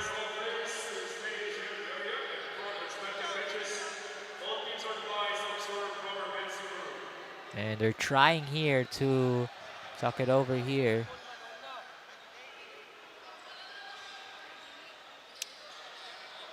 Again, Benedicto here. They are on a slump in the second half. They're being chased down by USJ-R, but no lead changes so far in this ball game. But USJ-R slowly catching up. And that would be a personal foul on towards Fran Solis. That would be 2 free throws for Da Silva. Crucial free throw for Da Silva does not go in.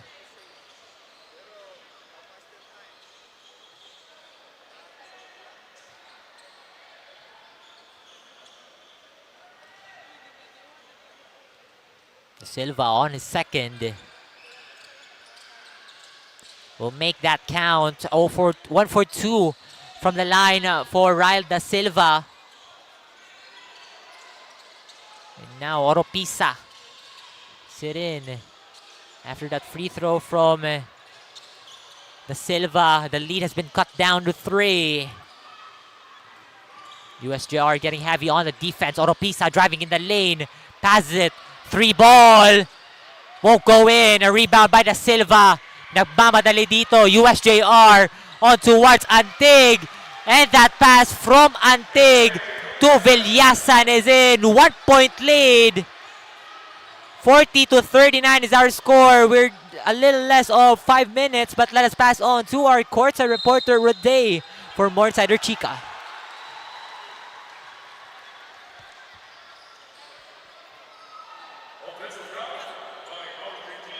The first half started with the junior Cubs slowly showing their claws, and we can now see that they are gradually closing the gap between the Cheetahs. Both teams are strengthening their defenses, especially by the paint, and it's giving them a razor-thin chance to score points. It's a matter of whose claws are the sharpest on the court and who's hunting who. Back to you, Terrence. Thank you for that report, Roday. And yes, you are right. It's whose claws are sharper. And seems like it's a tight ball game already, and USJ-R has the possession. We'll see here as Ponce Brings it up. Antig drives in the lane. Pushes. It's a travel by Antig. A crucial turnover by USJ-R that could have given them the lead.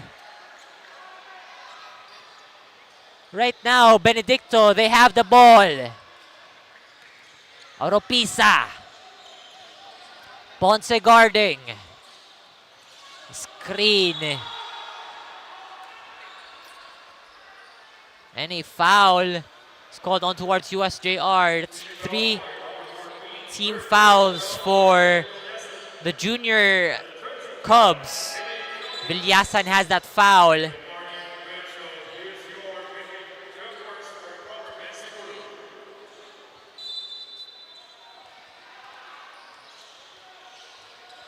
Oropisa looking for an open man. A steal here by USJ-R. USJ-R on a run. Da Silva to Ponce and one. USJ-R has the lead for the first time in this ball game. And that would be an end one called on Ponce.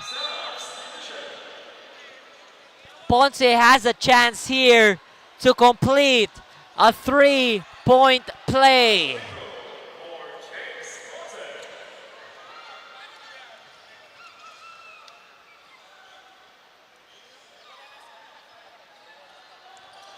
Ponce short on that free throw.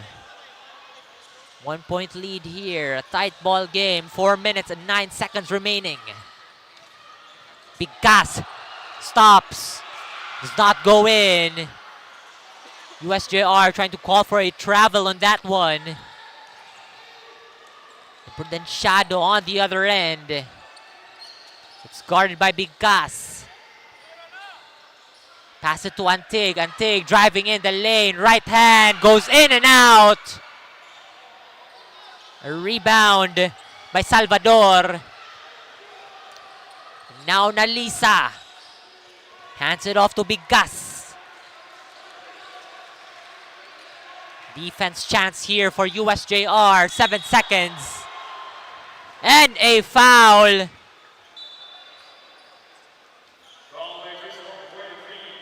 There's a foul on Prudenciado. 4th team foul for USJ-R. 4th personal foul as well for Aldrin John Prudenciado. And that first run from Bigkas goes in.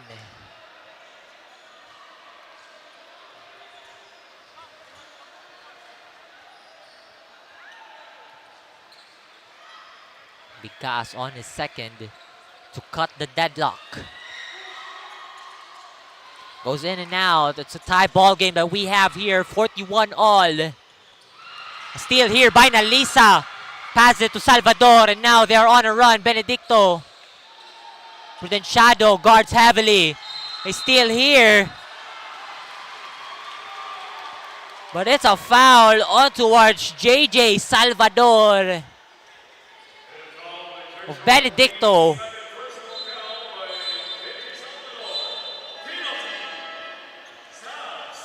The penalty free throws here for USJ-R.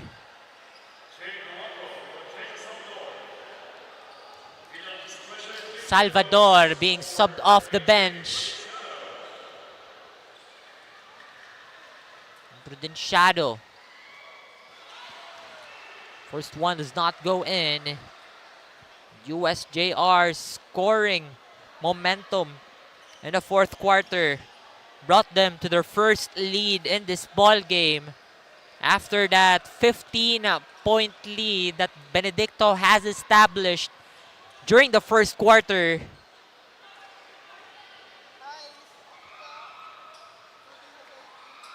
Now Prudenciado 0 for 2 from the line. Crucial free throws coming from him does not go in. Now Bigkas has the ball. Guarded by Ponce. Big cast. Teardrop. Does not go. Ponce with a rebound. Kicks it to the Silvas. The Silva driving the lane. Extra pass towards Yanong. Great vision. Great connection. Coming from both teammates. USJ-R back on the lead. Big Cass. He has the ball again. Alisa tries to put up the three. Goes in and out. The Silva kicks it to Antig. Almost lost the ball. 10 seconds on the shot clock for Prudenciado. Passes it to Antig. Gets intercepted by Villarin, and the ball goes out of bounds. Last 2 minutes in this ball game.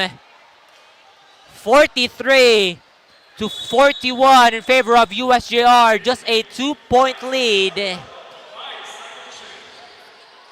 Now USJ-R. Ponce kicks it to Prudenciado at the corner. 2 seconds at the shot clock. And the shot clock buzzer sounds. That is a shot clock violation for USJ-R. And the ball goes to the side of Benedicto College.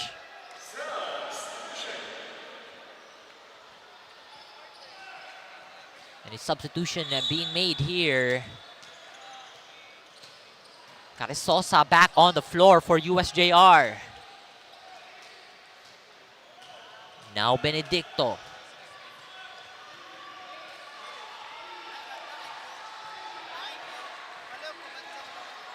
Picas on the corner. Nalisa. That's a foul from the 3-point line. That means 3 free throws for Kyle Nalisa. A chance. There are three options here. There are 3 outcomes. A chance to cut down the lead to 1. A chance to tie the ball game. Or a chance to take the lead by 1. As Nalisa takes that first one.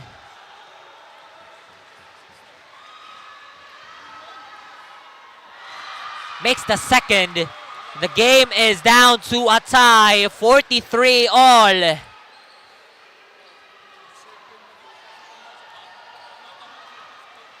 Kyle Nalisa, 27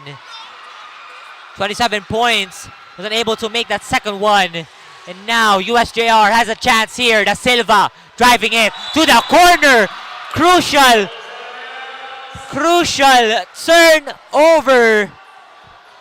Miscommunication in terms of that pass from Da Silva to Carrizosa. And now Benedicto. Another chance offensively. Bigas inside the paint.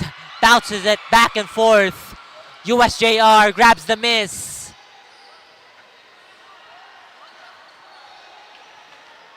We got a minute left in this ball game. Prudenciado crosses in, kicks it to the corner.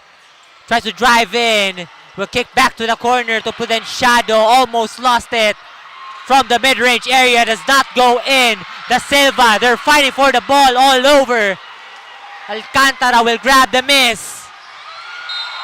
They're fighting for the ball. The ball goes out of bounds.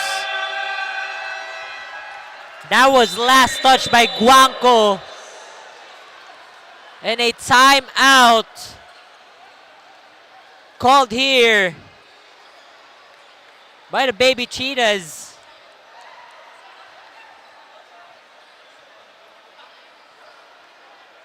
$43 all is our score. We have 39.6 on our clock, on our game clock.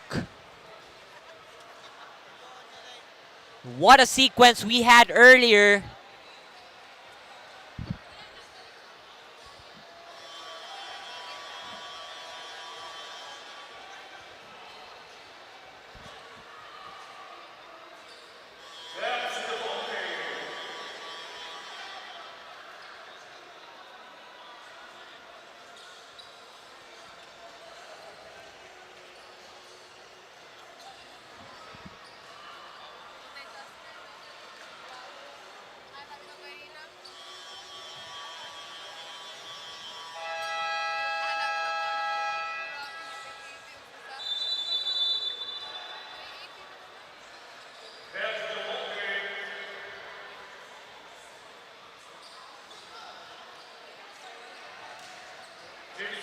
Now we go back to the ball game, ladies and gentlemen.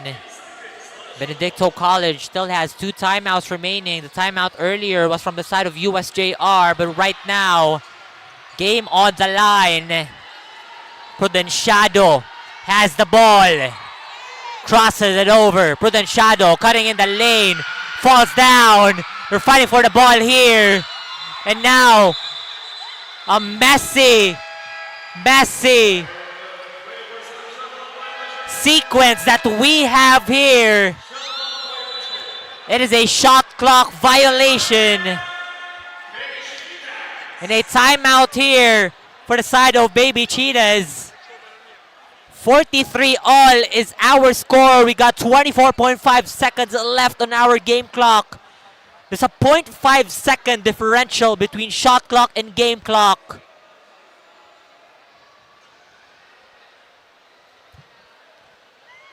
And Benedicto, they have fought their way in this game till the very end. USJ-R as well. But we got 24 seconds left to determine on whoever will get this win.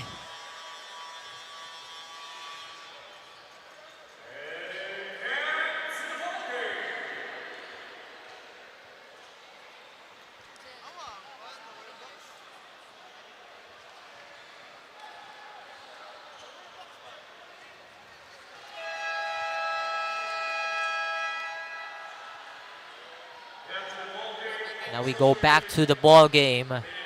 And 43-all is our score.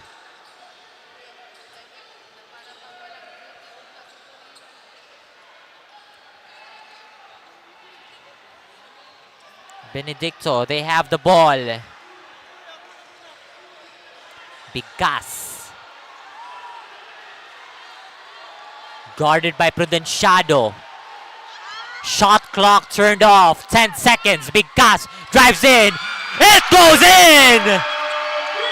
Bigas with a bucket inside the paint.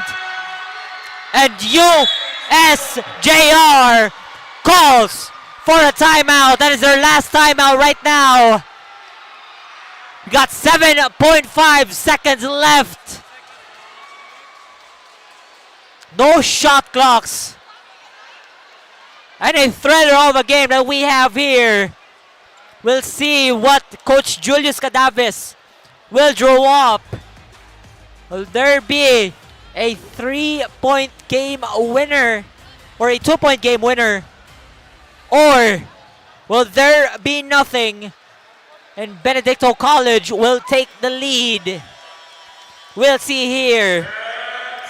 The timeout for USJ-R.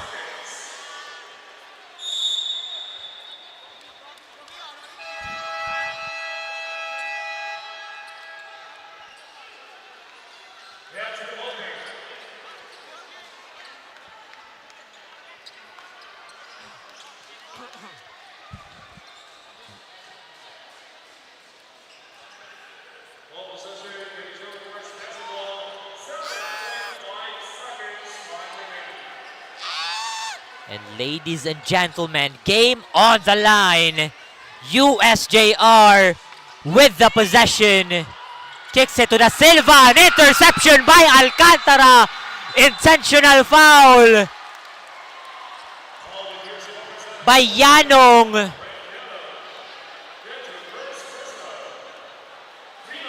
And it seems like USJ-R at that time, they were trying to get a 2-point bucket and one, by the way, I think, to get that, 3-point opportunity. Right now, Alcantara misses that first one again. This is still not a guarantee that Benedicto is gonna take this win. A 3-point lead here for Benedicto. 4.8 seconds A 3 could tie this ball game. Da Silva kicks it to Antig. Goes to Prudenciado. 3 ball does not go in. And Benedicto College survives in the hands of the USJ-R Junior Cubs with a score of 46-43. What a thrilling game that we have here, ladies and gentlemen. USJ-R almost had it. And by I mean had it, they're like 3 points, 2 points away to take the dub.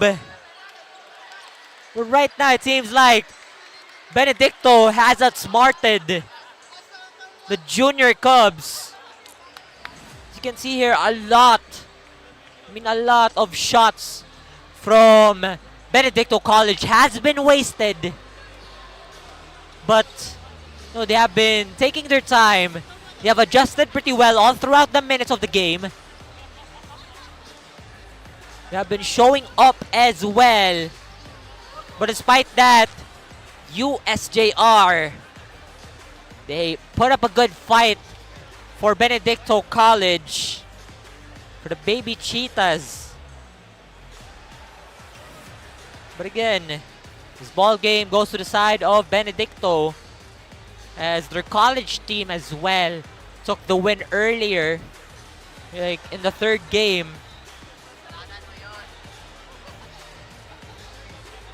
But right now, USJ-R,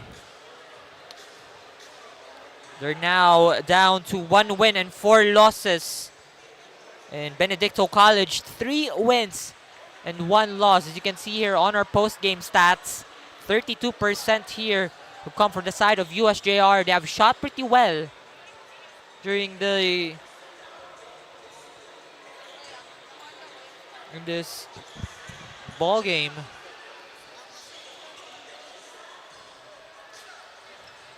But nonetheless, USJ-R again has put up a great fight. It's a Benedicto College Cheetahs. They have took the lead a couple of times. They've took the lead, I think that was 2 times already during the 4th quarter. Again, surviving game. Benedicto College survives in the hands of the Junior Cubs. And Kyle Nalisa, 27 points. In the first half, he got 21 points. That's quite a big point right there for the side of Nalisa. Has been shooting pretty well, especially in the first quarter. Not really shooting well, not really shooting much in the second half. But again, the performance that he has put up for Benedicto College, for the team, has been doing well. He has been a key contributor, not just key, but a star contributor of this team for Benedicto College Baby Cheetahs. And again, this puts up the Baby Cheetahs to a 3-1 record. And the Benedicto right here, just trying to put it up, is USJ-R have suffered this crucial loss to the side of Benedicto College. But again, there's a lot of games to come, more games to come here for USJ-R and for the side of Benedicto as well, to sustain the momentum for their season, because again, this is a bigger, better and brighter season for USJ-R. But again, that has been our game today. Benedicto College versus USJ-R. This has been Terence Limpio, and we'll head on to our courtside reporter Rede for our player of the game. Hello, CESAFI fans. Tayo ay nagbabalik. And the game has finally ended with the BC Baby Cheetahs being able to bag that win. And here with me right now is the player of the game, Kyle Nalisa, who managed to garner 27 points, 1 assist, 13 rebounds, and 7 steals flirting with a triple-double. Now, first of all, I just want to congratulate you and your team being able to win that match. No, it was a very tight game. So, first of all, how does it feel to win the game knowing that it was a very tight match? Pressure kayo sa sud sa korte kay kay tao niya. Gi-pressure mo nila maayo karon niya. Grateful lang karon nga gitagaan ko nindot nga duwa ni Lord. Mara. Now, you have been a player of the game for 2 consecutive games, and you also garnered a lot of points by the start of the first quarter. Now, how does it make you feel? Does it make you feel more pressured, or does it give you more confidence? Nibuhos akong confidence ron kay. Siyempre, nakuha na ko ang tulo ka straight na mga best player niya. Di na ako makuha o wala akong mga kauban, coaches, mga thankful ko nila. And lastly, is there anyone that you would like to give a shout out to? Sa akong family, sa akong papa karon nga nagtanaw sa akong mama, sa akong tita niya, sa akong mga relatives dito sa Konsolasyon niya, sa akong mga amigo dito, shout out niya, sa among sponsor, Gym All of Cebu, Blue House Graphic Corp, Big 3 Pizza, Emel's Chicken, Nissan of Royal Torno, Willick Tracking Services, Cebu Safari, Asian Orthopedics, SD Car Wash. With basketball, you dribble with purpose, you shoot with confidence, and you play with your heart. Now stay tuned for the next game of CIT versus CEC High School Division. From Pool to Play, this is your day here at Courtside. Ang sarap gumising sa umaga, sa tuwing naaamoy na ang luto ni nanay, ang daing at tinapay, at lalong-lalo na Virginia hotdogs, wala nang ang ibang gusto. Virginia hotdogs, ito ang baon kong paborito. Basta hotdog, Virginia. Rules, we make them.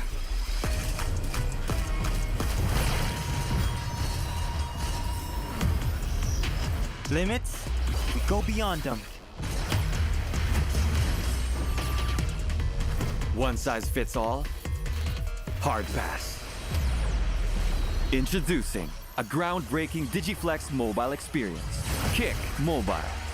Download the Kick app, choose your number, activate the eSIM, and own the country's first ever customizable mobile experience. Stay first in line for network priority and customize all you want, because the real flex is when everything is built to your rules. Kick Mobile. Our way, our rules. Hindi aabot ang data!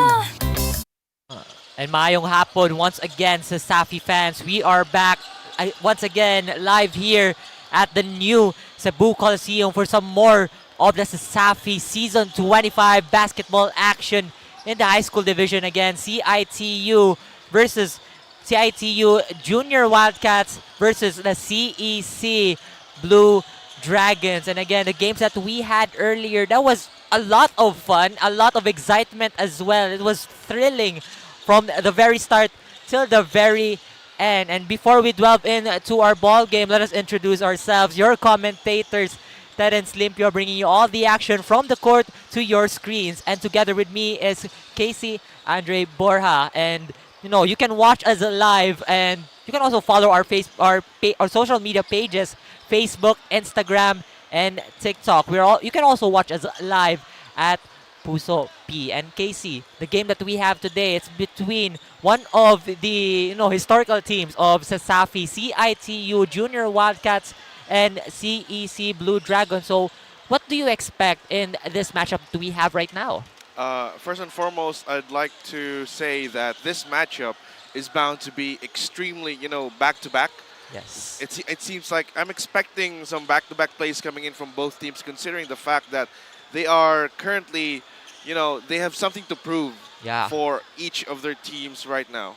Yeah, definitely. Because knowing that CEC and CIT-U were also contenders from last season, though they didn't get in the Final Four, but they were on their way up, knowing that CEC were in the 5th seed and CIT-U were on the 6th seed last season. And on the last game as well for the side of CEC, you can see Kenneth Fuller with a double-double performance, 16 points and 14 rebounds. You can definitely see that he is the team captain. He has been carrying his team as well and sharing this ball as well for the team. And for the side of CIT-U, you can see Mendaros has been putting up a couple of points in their last game against USPF. Even though they got the loss, he has been showing up as well and putting up some points. And it's just a fun match that we had earlier, Casey. So what do you think of that match earlier between BC and that was between BC and the other team? But USJ-R, again, right? yeah, USJ-R. But again, more of the talk. Let us head on to our Corta reporter Kisha and Nadia for some more of the Insider Chika. Maayong adlaw mga Xiao fans and welcome to the heart-stopping day of high school basketball here at Cebu Coliseum. We're in for a treat today as two CESAFI schools go head-to-head. The Cebu Eastern College Blue Dragons versus Cebu Institute of Technology University Junior Wildcats. Both teams are very much passionate to give it their all in today's match, so expect nothing less than fireworks. Team captain Kenneth Fuller of CE said that the Blue Dragons had a hard time preparing for today's match since they had to cut off 2 days worth of practice due to the team being sick. Fuller, who was also the player of the game on their last match in which he had a double-double performance, emphasized that he doesn't feel any pressure in today's match. On the other side, the Junior Wildcats said they doesn't feel any pressure in today's match, according to their team captain, 𝐂𝐄𝐒𝐍, in which he said that they made adjustments in terms of turnovers and communication inside the court. Riandel Mendaros, the highest scorer on their last match against the USPF Baby Panthers, emphasized hustle and training harder to bounce back from their previous loss in today's match. So the question is, who's taking the win today? Will it be CSC or CIT-U? Let's get the ball rolling as I pass you on to arena announcer Joseph de la Concepcion.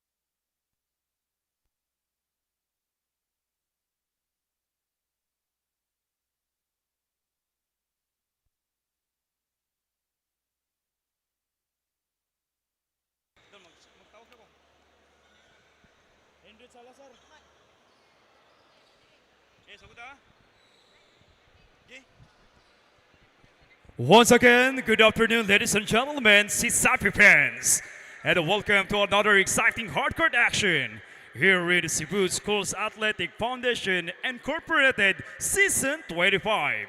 Brought to you by PLDT Smart, the official swimming partner of CESAFI. Virginia Hot Dogs Incorporated, Pasta Hot Dog, Virginia. Cebu Landmasters, rebuild with you in mind. Brian Love, official sports apparel partner of CESAFI. Sonak, Mikasa and Molten, official ball of CESAFI. For a ball game this afternoon, we have CIT-U Baby Wildcats versus CSC Dragons. And now let's meet your starters. Introducing first the starting five of your CIT-U Baby Wildcats.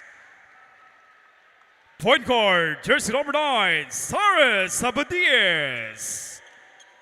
Shooting guard, jersey number 18, Gio Partasa. Small forward, number 19, Kep Suarez. Power forward, number 14, RJ Mentadas. Man in the middle, the center, number 24, Francis Gigantana. And the head coach of CIT-U PP Wildcats, Axel Joseph Rabaya. And now, here are the starters for your CSC Dragons. Point guard, number 23, Justin Parelia. Shooting guard, number 1, Kenneth Pollard. Small forward, number 6, Sydney Van Hoyk. Power forward, number 7, Joseph Demapato.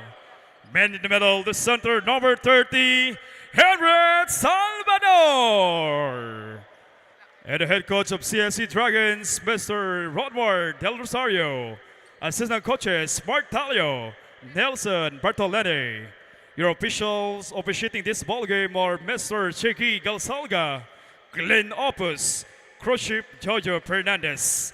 This ballgame is being supervised by other Commissioner Felix Boy 𝐂𝐄𝐒𝐄𝐿 Jr., Deputy Commissioner Attorney Marvin Pañares, and Mr. Danny Duran. Cebu Coliseum, let's play basketball!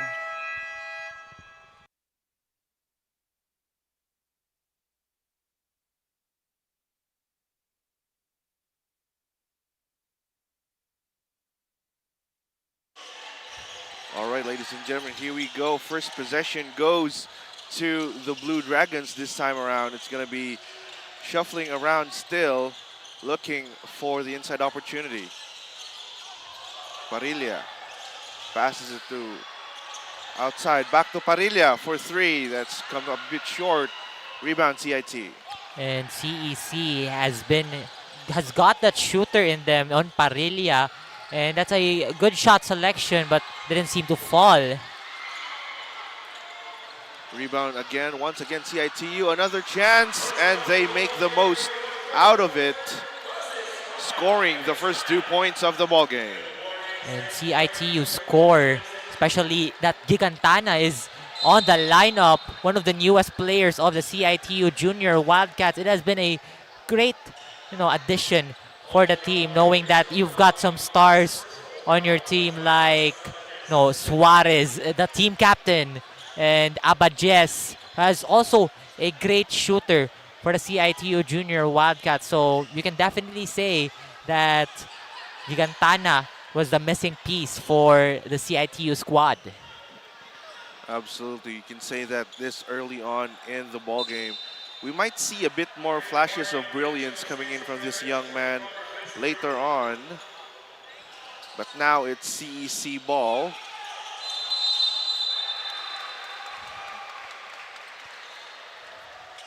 It's a 5-second.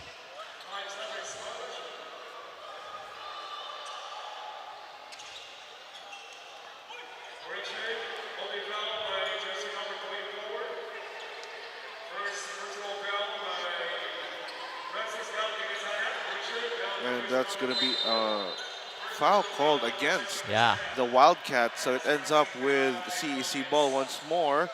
Inbound, Dimaporo, that's good. Well, the Twin Towers from CEC working well already. Just, almost 2 minutes in our ball game. Abadias, Dupartosa, into the corner for 3. No good. Rebound CEC. That's Salazar. Back to Parilla. Here comes Parilla with a rock, looking for the open man. Fuller has the possession, drives inside, side steps, makes an extra pass to the outside. No good. Rebound on Fuller, put back is good. And Mr. Double-Double, Kenneth Fuller, the team captain of CEC Dragons, he's just showing up already. It's just it's still an early start for him, but we'll see more of him later on this game. Here comes the Wildcats. Extra pass inside onto the corner. Tries to answer with their own 3. Could not get it to go. Rebound tussle ends up in the hands of Parilla. And here comes the Blue Dragons once more. Parilla onto Fuller. Inside. Pass goes way out of bounds as Dimaporo couldn't quite get that pass. Ends up being the Junior Wildcats ball. And CIT-U has been working well on their defense already, but despite their loss against USPF, they're still determined to get another win on their name in this match. Bartosa with a great inside pass to Suarez. Makes that two-pointer for the Junior Wildcats. Here comes Parilla. Sizes up inside mid-range. No good. Rebound Mendaros. Again, that play from Suarez earlier, up and under the rim. He has been an acrobatic player for CIT-U and a shooter as well. Shooter indeed. He has been for the Junior Wildcats so far in this season. But right now, here comes Parilla onto Fuller inside. Fuller hesitates. As a foul will be called right there.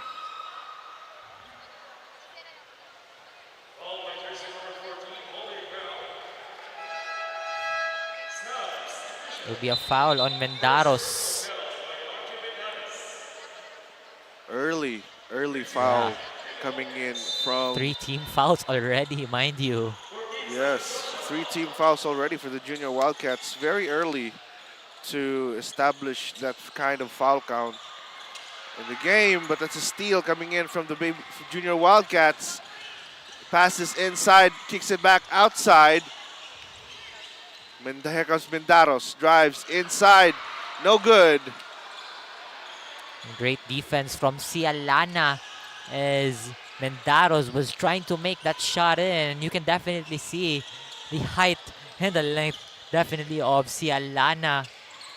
Oh, Parilla with a spin move. No good. Couldn't get the rebound by Cialana right there. Here comes the Junior Wildcats. Inside, Mendaros. Ooh, gets blocked.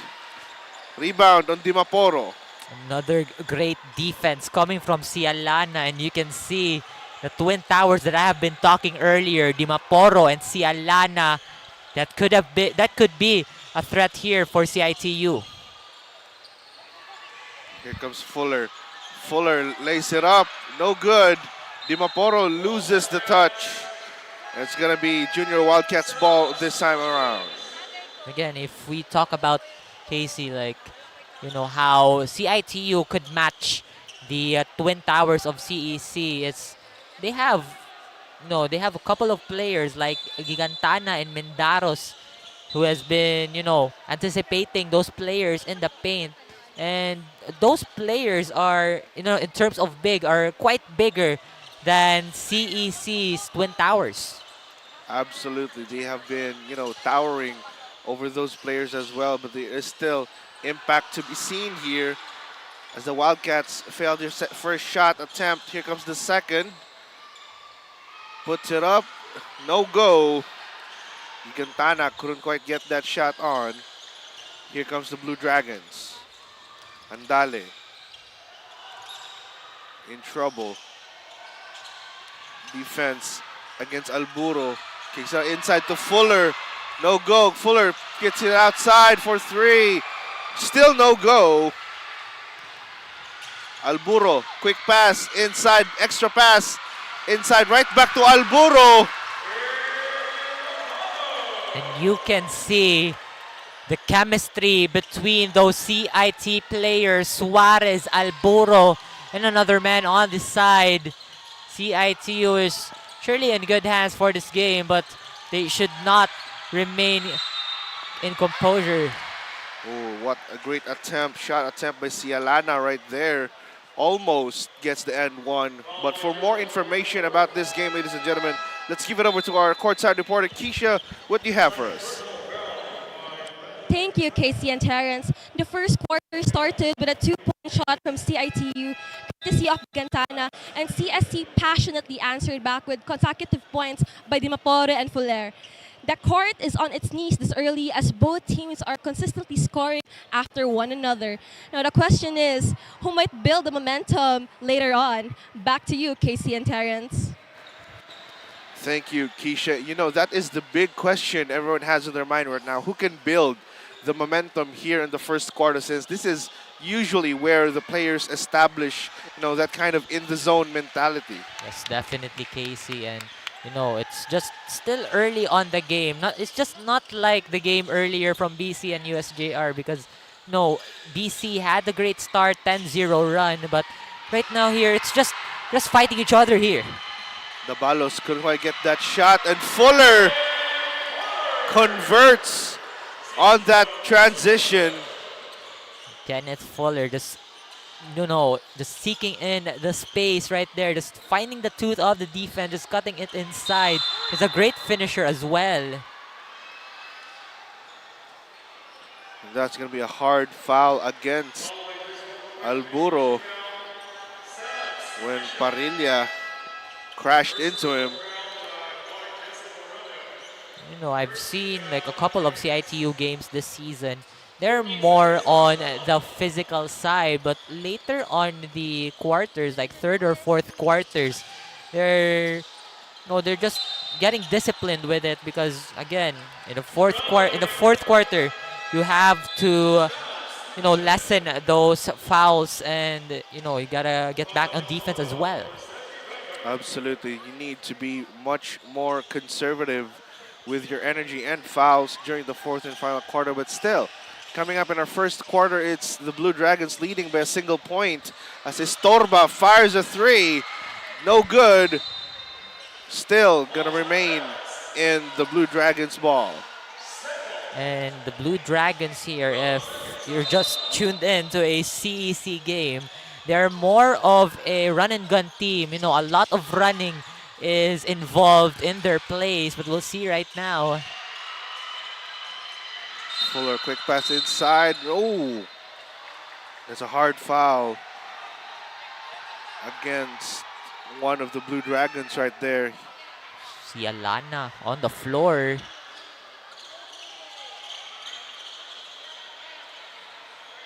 You know, a lot of physicalities have been going on, and still the first quarter, we've had it since the first 4 minutes or 3 minutes in this ball game. But CIT-U now on penalty, Casey. Oh, this is, you know, foul trouble, yeah, for the junior Wildcats very early on into the game. Still the first quarter, and already they're racking up so many fouls. But again, if you're in the line, like if you're CEC right now, you better make those shots because those are opportunities as well to extend your lead. I mean, you have a 1-point lead right there, pretty manageable. So you gotta, you know, sink down those shots or make some shots go in as well. And speaking of shots going in, that's gonna be the second shot going in for the Blue Dragons, extending their lead to 2 points. Here comes the Wildcats, will try to answer, still no good. Rebound still on the Wildcat side. Roseliosa onto Santiago, the fake pass as well. And he will get fouled on the way up. Amazing moves from Roseliosa right there as Santiago fakes those shots before going in for the free throw line. Yeah, like imagine if that actually went in and he wasn't fouled on that time. He had that great fake. You know, he caught his defender lacking on, you know, defending him. But again, what's good is he's on the line. He has made that shot go in. But we'll see the second one here. Santiago. Not good for the first. Good for the second. That's going to put CIT-U within a single point once more. This has been a low-scoring ball game so far, Terrence. So far, and it's you can definitely see here that both teams are trying their best, especially on the defensive end. No wonder why this is a low-scoring game. Oh, Andale, good fake. Couldn't convert, however. Here comes the baby junior Wildcats. Roseliosa misses the easy lay.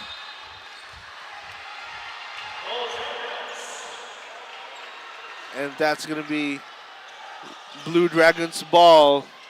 The Wildcats turned it over just at the last possible minute. Andale kicks it right back out to Istorba. Ooh, gets intercepted. And another turnover by the junior Wildcats. Here comes Istorba. Dashes right through, puts it up. Still no good, still rebound for the Blue Dragons, and the Wildcats will regain possession, but turns it over right away as the Blue Dragons will once again regain possession. This has been turnover after turnover. Yeah, definitely. And speaking of those turnovers, it's because both teams are implementing their run and gun plays, and run and guns are quite fast, and it's gonna be tough if you're pressured to catch the ball or even pass the ball to the right man. Pressure is the name of the game here, as both teams indeed are pressuring the defenses from one another. But ladies and gentlemen, we'll be right back after this short timeout. Hindi aabot ang data. Nice! Don't worry. Be only with Smart Power All 99. Hindi nabitin with 10 gig data plus only Facebook or TikTok and more. Load now. Di aabot ang data. GG bro! Don't worry. Be only with Smart Power All 99. Hindi bitin with 10 gig data to power your games plus only Facebook.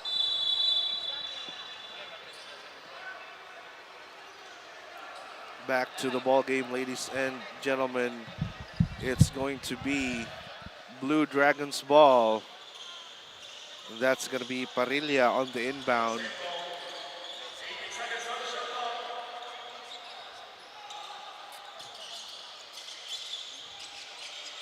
Istorba right there to receive it. Makes some moves. Sizes up. Kicks it back to the corner. Andale for three, no good. That's gonna be junior Wildcats ball this time around. And I see what CEC is trying to do here, trying to get some quick shots to go to actually take more, to extend the lead even more, because again, it's just a 1-point lead that they have on their end. The Wildcats, Francisco, mid-range, no good. Rebound on Dimaporo. They try to slow things down. Here comes Andale. Andale looking for the open man, but inside is a foul committed by Dabalos against Dimaporo right there on the off-screen. And this is not what you want for your team. Again, we just had it earlier. Just 4 minutes left in this ball game. CIT-U on a penalty, and they should know it. And they've observed it already that they're on a penalty zone, so they better calm down in terms of defending. It's happened already. Dimaporo is on the line. But again, they should learn from their mistakes here in the first quarter and try not to do it again on the quarters to come. Absolutely. You do not want to be in foul trouble this early on into the game. It's still the first quarter as Dimaporo misses the 2 shots. That's going to be rebounded by Francisco. Here comes the Wildcats now. Alburo kicks it to the corner. De La Serna. Another quick pass. No good. Rebound on the Blue Dragons. Here comes Istorba. Quick pass onto Van Hoek. Van Hoek inside. No go. Rebound on Dimaporo, and he makes it count for the Blue Dragons. Junior Wildcats on a quick tirade of their own. Takes a shot, no good. Another player down. You can definitely see how physical this game is, KZ. But again, going back to the plays earlier, Dimaporo has been a beast in terms of rebounding the ball and putting it back as well, as you can see on the pass play earlier. But it'll be a tough one if CIT-U tries to debilitate the defensive core of CEC. And knowing that CEC actually has the momentum here after their win against UCLM the other day, or last week, by the way.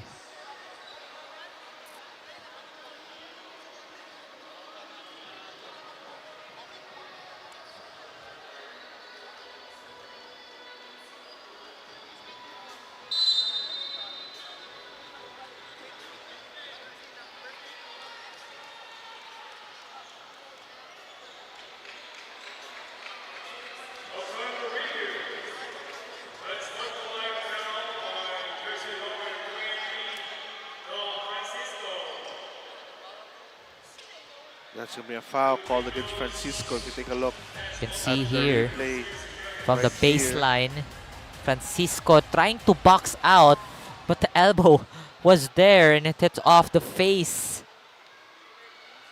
And he's down on the floor. Again, foul after foul. It's just the first quarter. That would be Andale sinking in the first shot, making the most out of these fouls given by the Junior Wildcats. Has sank those shots too. Again, they're trying to extend the lead here. The Wildcats could start a fire anytime soon.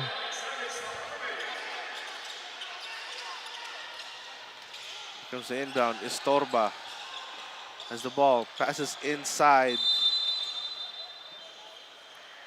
This will be a 3-second violation called against the Blue Dragons. 4.6 seconds remaining in the first quarter. What can the Wildcats do? Junior Wildcats score a quick two-pointer to narrow the lead down to 3. Ladies and gentlemen, we end the first quarter 12-9, and we'll be right back after this short break.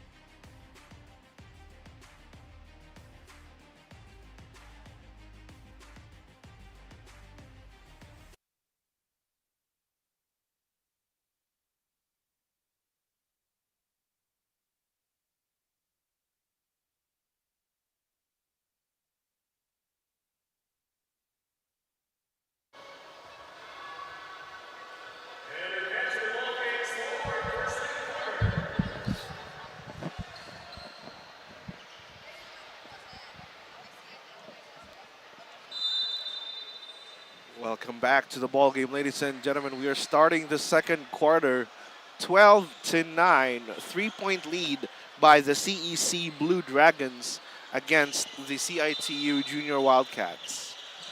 And as we know, on the first quarter, CIT-U a little bit slowing down, giving CEC a couple of points due to the penalty that they had. They weren't quite, stable in terms of defending their opponents, and they have been quite aggressive in terms of holding them down. Wildcats ball, Alburo passes inside, right back outside, stumbles, regains possession. Back to Pablo, in trouble.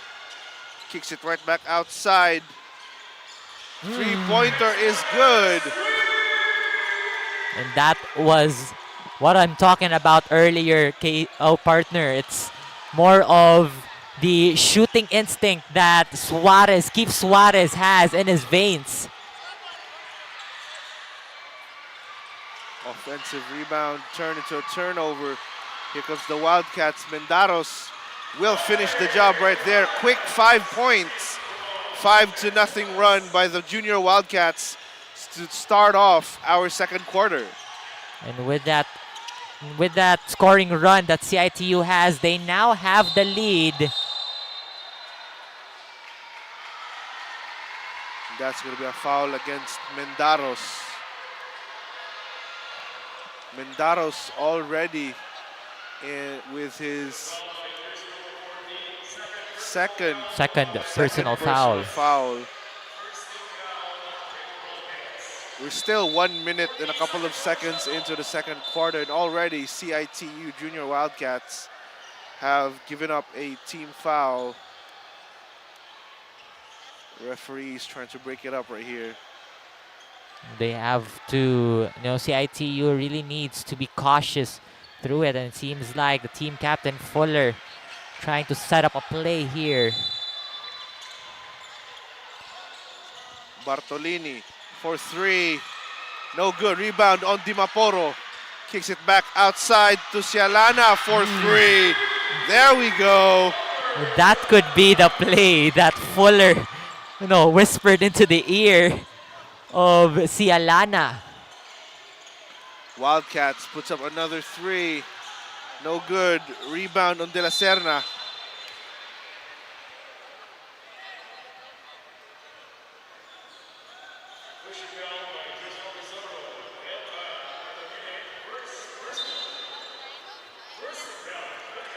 And another team foul right there for the CEC Blue Dragons. Alburo, quick pass inside to Mendaros. Gets blocked by Sialana.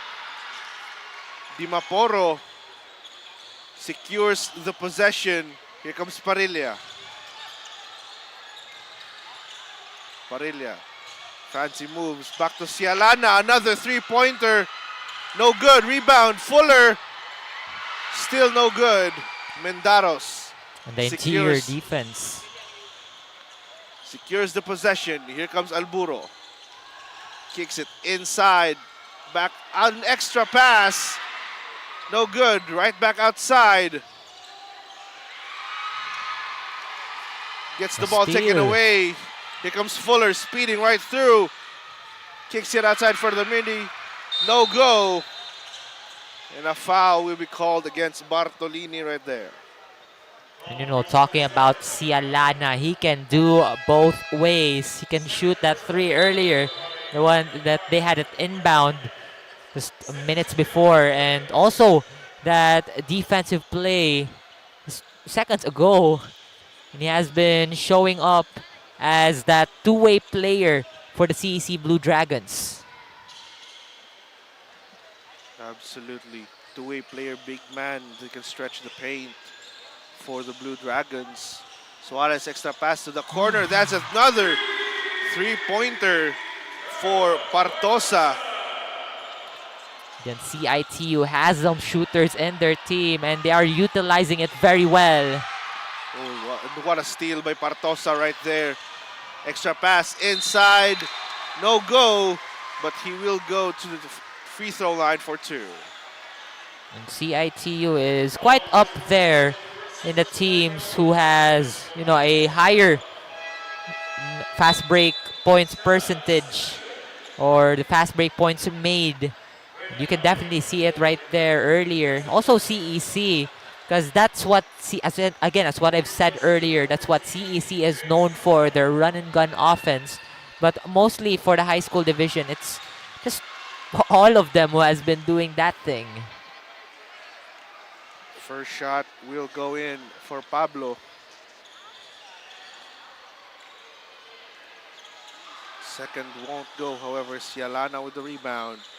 Now here comes the Blue Dragons on the offensive. Gets double teamed. Has to make that pass to Bartolini. Bartolini onto Fuller. Back to Andale. Inside Dimaporo.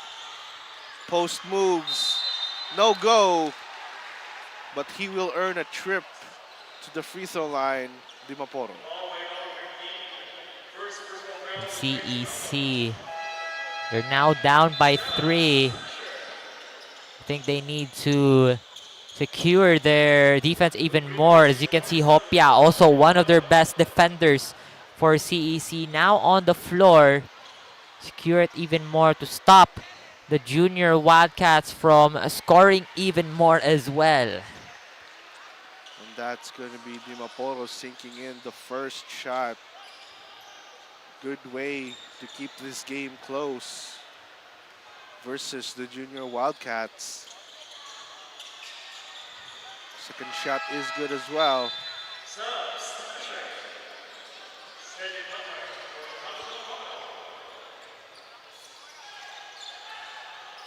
Here comes the Wildcats. Abadias handling the rock onto the corner. Bartosa couldn't quite complete the mission. Here comes Hopia. Ooh, that's way too high of a pass to Andale right there. Turns the ball over. Now it's time for the junior Wildcats. Abadias looking for the open man. Pablo, extra pass outside, back to Abadias, another pass inside to the corner.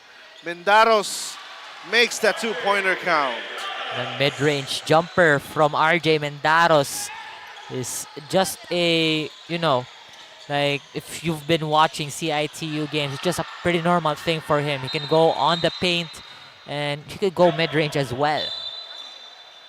And that's going to be a jump ball call right there as both players tussled for the ball.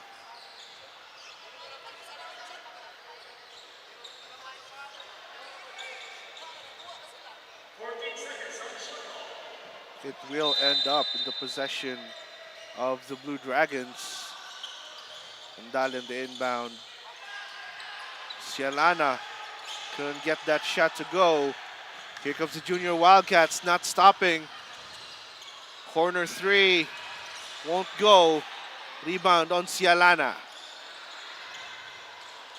Almost turns it over. Andale makes a long pass to Fuller. Fuller tries to set up a play here. Fuller drives onto Andale. Fakes a 3, right back to Fuller. Inside, two-step onto Van Hoek. No good. Rebound, Fuller puts it up, and finally it's good for the Blue Dragons. Here come the Wildcats. Suarez makes an extra pass to the corner. Another attempt by Partosa, couldn't get it done. Ooh. Partosa using his body on towards Andale. You can see the threat when you can see him down low trying to score. Fuller inside, extra pass onto the inside man. Hopia with the offensive pass, still no go. Cialana onto Fuller, 9 seconds left on the shot clock. Fuller spots the open man inside, that's Hopia with a fadeaway. Tough shot from Hopia. Just right after receiving that pass, he has to go for that half spin and that fadeaway from the baseline. Partosa kicks it right back outside. Long shot. Won't go. Here comes the Blue Dragons. That's Andale. Sets up a play, Hopia. Hopia right back to Andale for 3. No good. Van Hoek couldn't get that rebound. Suarez, open shot is good. And CIT-U, the junior Wildcats, starting to see for opportunities in the transition.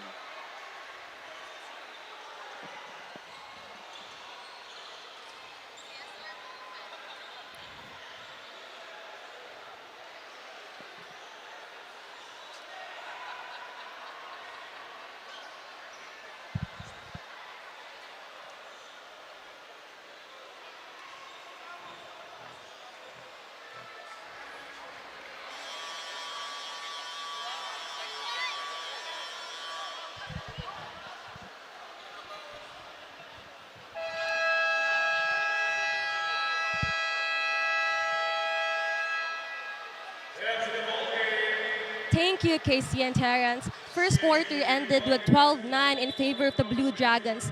Second quarter is no different from the first quarter as both teams consistently answers back to one another, leaving the scores no room for a big lead. As we end the first half of the game, let's see which team secures the lead. Back to you, Casey and Terrence. Thank you very much, Keisha. You know, that is very, very exciting to look forward to, is who will lead in the first half, because that usually spells the tone for the next half. But who knows? Yeah. Anything can happen here. Fuller could complete a pass inside. Here comes the Junior Wildcats. Layup is good. 𝐂𝐄𝐒𝐄𝐅𝐈 always has that balance in him, and you can see just right after the pass, he anticipated that opponent, and you know he had to recalibrate himself to make that bucket in and make that N1 count as well. Good shot from 𝐂𝐄𝐒𝐿 right there. Opportunity for an N1 and completes it as well. Starting off strong after that timeout. Parilla. Hopia couldn't quite get it. Parilla hustles for the rebound. Completes the two-pointer. Great hustle by Parilla. Absolutely. Parilla was a man on a mission during that play right there. Here comes Abadias. Into Partosa. They travel.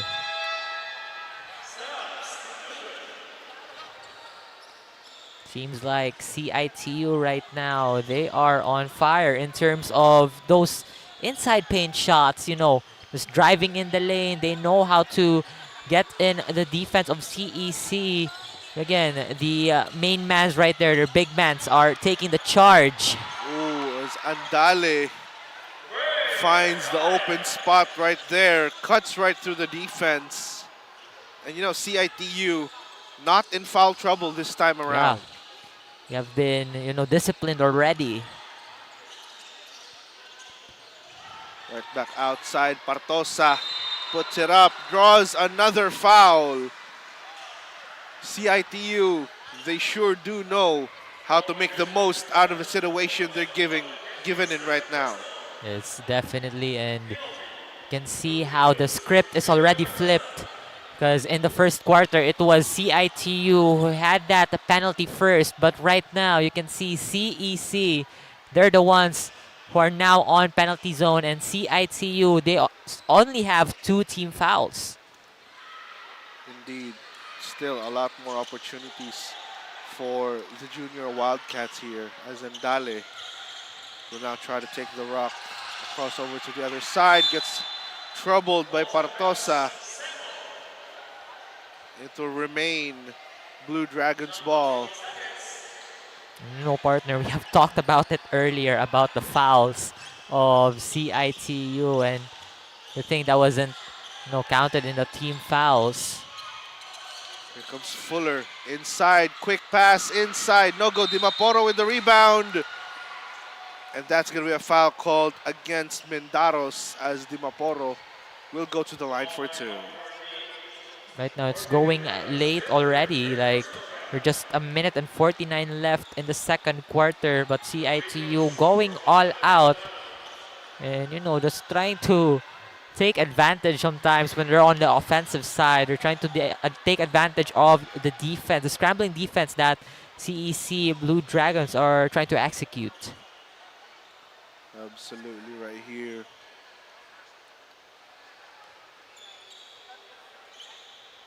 Dimaporo on his second shot. Rattles it in. And this has been a fairly close game so far, partner. No? Yeah. It's either 3 points or 1 point. 1 point or a tie as well. And a tie, absolutely.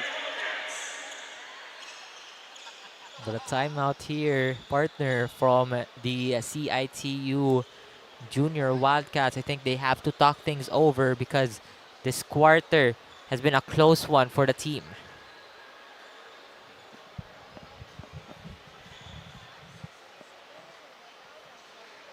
abot ang data! GG bro! Don't worry, be only with Smart Power All 99. Hindi bitin with 10 gig data to power your games plus only Facebook or only TikTok. Load now! Please, umuulan!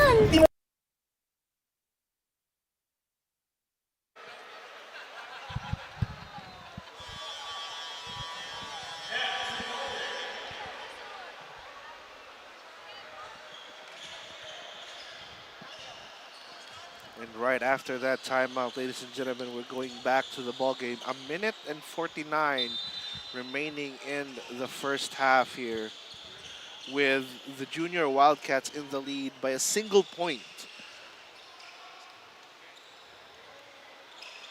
Here they come. Abadias puts up a three-pointer. It's good! Definitely Casey Abadjes tumira ng tres, and that definitely went in. No, you don't want Suarez or even Abadjes to be wide open, because again, they are the shooters of the main shooters rather of CIT-U. Letting your opponent's main shooters come up online, that is definitely not what the Blue Dragons would want to happen right now. As here comes Fuller. Spins. Looks for the pass. Onto Adale. Right back to Parilla. Long two. Won't go. Rebound still. Blue Dragons won't go again. Salazar. Back to Fuller. Onto Andale.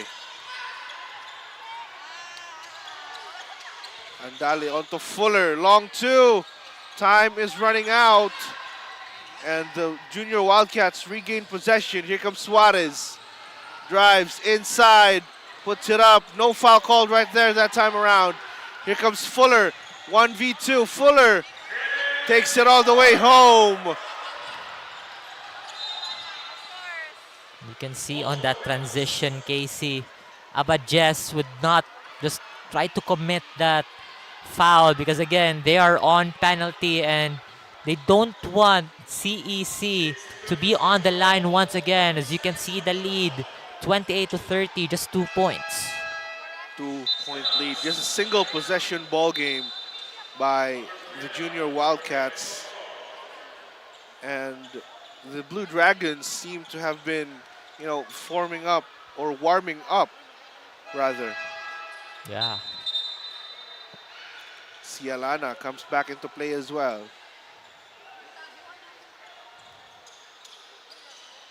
Parilla on the inbound. On Andale. But a foul will be called against Dimaporo right there. And Coach Talio right here trying to call for a coach's challenge, but ended up being handed a technical.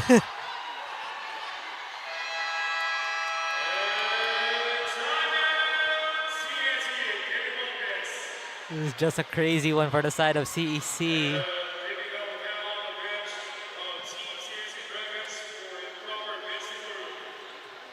It's a technical in their bench area. They were absolutely upset over that call against Dimaporo.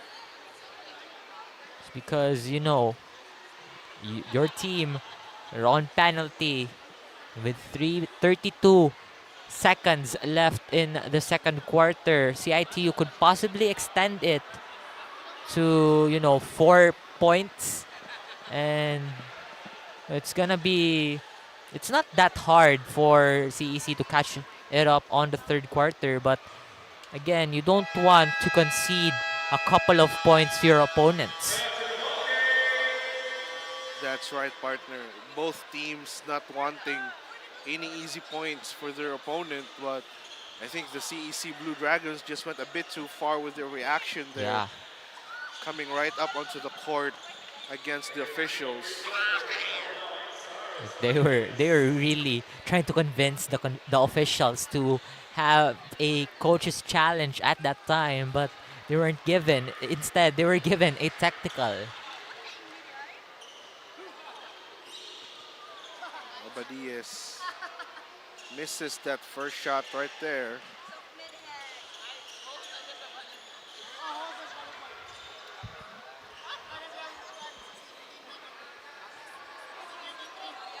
Abadias onto Partosa. Right back to Abadias. Partosa with the rock, kicks it to the corner. Back to Partosa. 18 seconds remaining. Gets taken away by Fuller. He's open, wide open. And Fuller converts that into the two-pointer they desperately need. And Gigantana answers right back with a three-pointer to end our first half, ladies and gentlemen.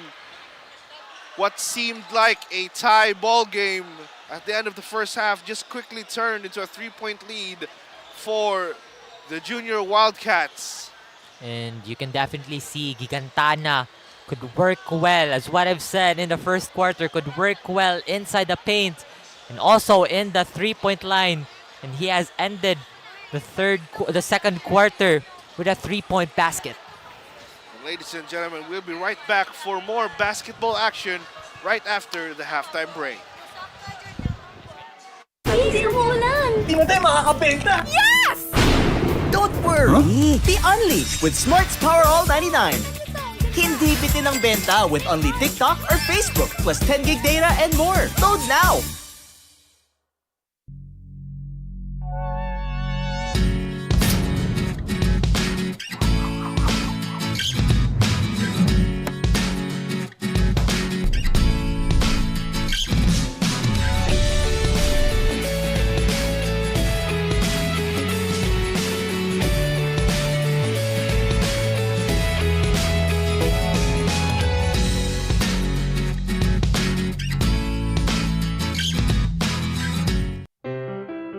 Non più tra i farfalloni amoroso, notte e giorno di torno girano, delle belle turbando al riposo, Narcisetto Adolgino d'amor. Delle belle turbando al riposo, Narcisetto Adolgino d'amor.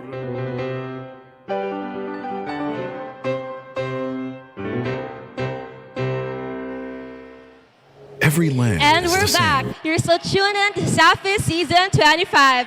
We just ended the first half of the match between the CSC Blue Dragons and the CIT-U Junior Wildcats. The score is currently 30-33 in favor of CIT-U. Today we have on my left is Sharif Samad from under 12 of CSC, and on my right we have Sal Pino from U15 of CIT-U. So my first question would be for the both of you. So first is, watching the teams play, how do you feel about the game so far? So first question would be for Sharif first.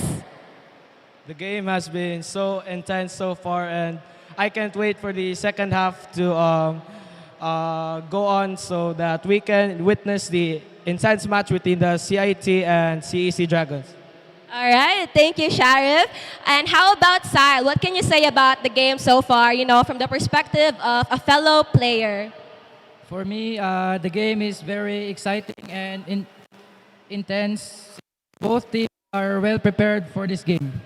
All right, thank you, both of you. So my second question would be specifically for CIT first. So CIT-U is at 33 points right now. So with that advantage, what do you think the team is doing right inside the court? For me, our advantage is our defense and offense and communication with the team. All right, thank you, Sal. And how about you, Sharif? You know, CSC is at 3 points behind. So how do you think the team will bounce back in the second half of the game? For me, they should focus on their defense because defense brings good offense. All right, so any shout-outs you'd like to give? Shout out to my mother who is watching courtside and to my father in Marawi City working. Thank you, Sharif. How about you, Sal? First of all, shout out to my coach, Coach Floyd. This is his birthday today. Happy birthday, Coach. And to my family and my teammates, Ortohan, Diskitado, and Kahig. Alright, thank you, Sharif and Sal. But before we proceed, let's thank the fellow sponsors. So the CESAFI Season 25 is proudly brought to you by our sponsors, Virginia, Basta Hot Dog Virginia, Crayon Lab, the official CESAFI merchandise provider, Cebu Landmasters, we build when you in mind, Molten and Mikasa, the official game ball provider of CESAFI, Sona, your trusted technology partner, Kick, a next-gen customizable mobile experience, Our Way, Our Rules, Puso P, your game, your community, PLDT Homes and Smart Communications, bringing the strongest connections to your home and beyond. Back to you, Ben and Casey.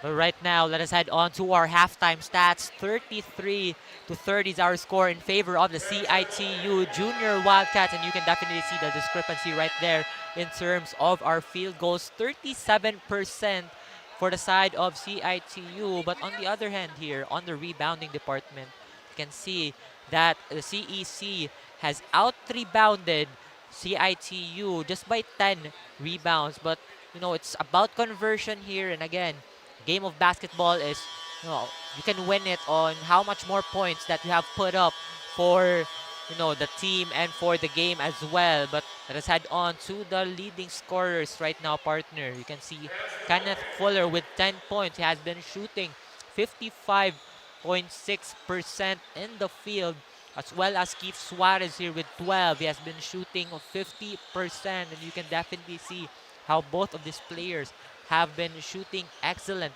during that first half. They've been leading their teams, not just in points, but in efficiency Yeah. as well. Not just inside, but from the three-point line. In terms for Suarez, Fuller has yet to attempt a three-pointer. Yeah. And we could see that in the per-quarter scoring, the CIT-U Junior Wildcats definitely made a statement in the second quarter by scoring 24 points in that quarter alone. And you can see how CIT-U has been trying. And they're not just trying, but they're actually doing it. That they have been scoring on every corner of the court, may it be on the three-point line, on the mid-range area, or even in the paint. And you can see, like, talking about Kenneth Fuller has been doing pretty well mostly in the paint, and you know, trying to convert those fast break points for the side of the Blue Dragons. Absolutely, Fuller has been the key handler, ball handler for the Blue Dragons. Always looking out and setting up plays for his team right here. Here comes Abadias as we start our second half. Abadias kicks it outside, puts it up, no good. Suarez, rebound, Gigantana. Long two, won't go.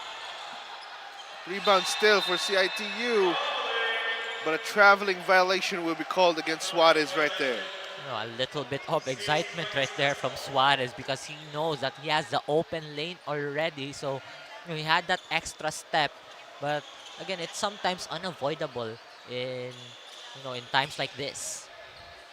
Absolutely, in times of great pressure in a game such as close as this one, that's bound to happen.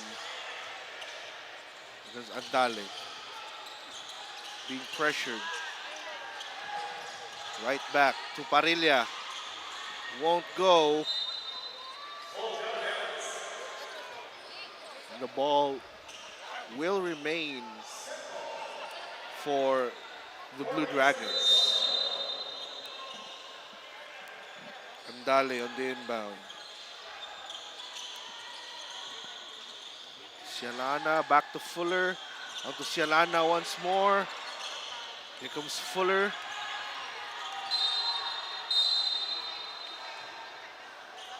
But a pushing foul will be called against Partosa. But nonetheless, partner, CITU has been holding off the offense of CEC. That's why they're still, up until now, they're still having a hard time to make some shots up.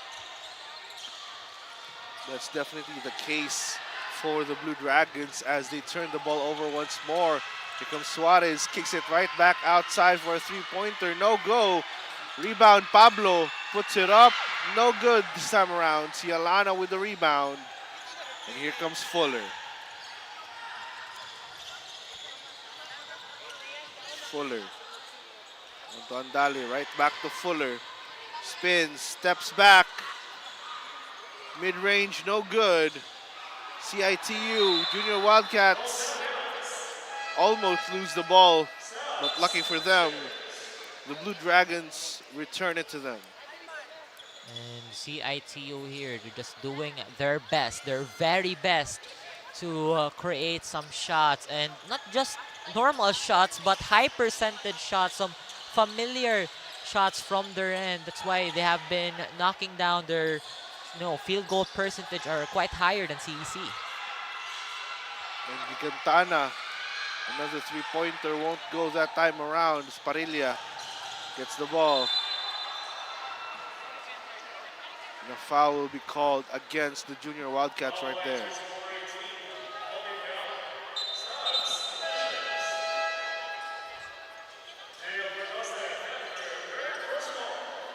It seems like CEC are putting in one of their big mans, like literal big mans, like Dimaporo.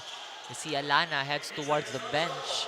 They need that to get that rotation right for the next quarter, the fourth quarter.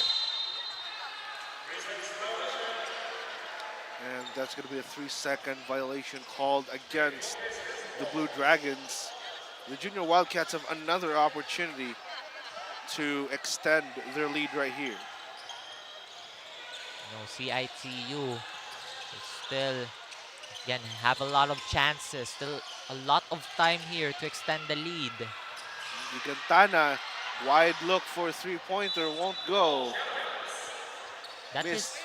Missed opportunity for the Junior Wildcats once more. That is his second attempt in this quarter from the three-point line, and I think he needs to control it a little bit, because you don't want a couple of offensive opportunities to go to waste. Ooh, Parilla couldn't quite get it right there. And Dimaporo almost slams it home. But it just went out of bounds.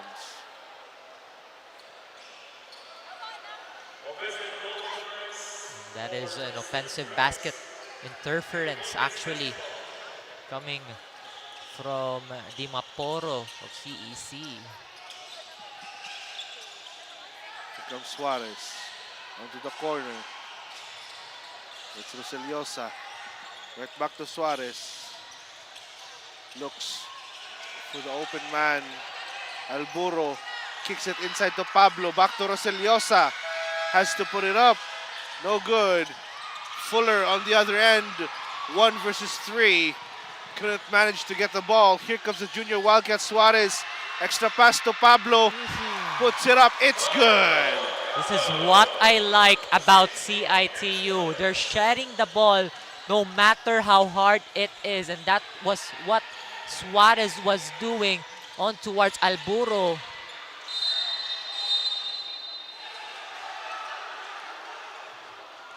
And another foul being called right there on Dimaporo. It's just turnover after turnover, or fouls after fouls here for the side of CEC. I mean, they don't have a foul right now, but it's mostly on the turnover side. But CIT, you have 3 team fouls.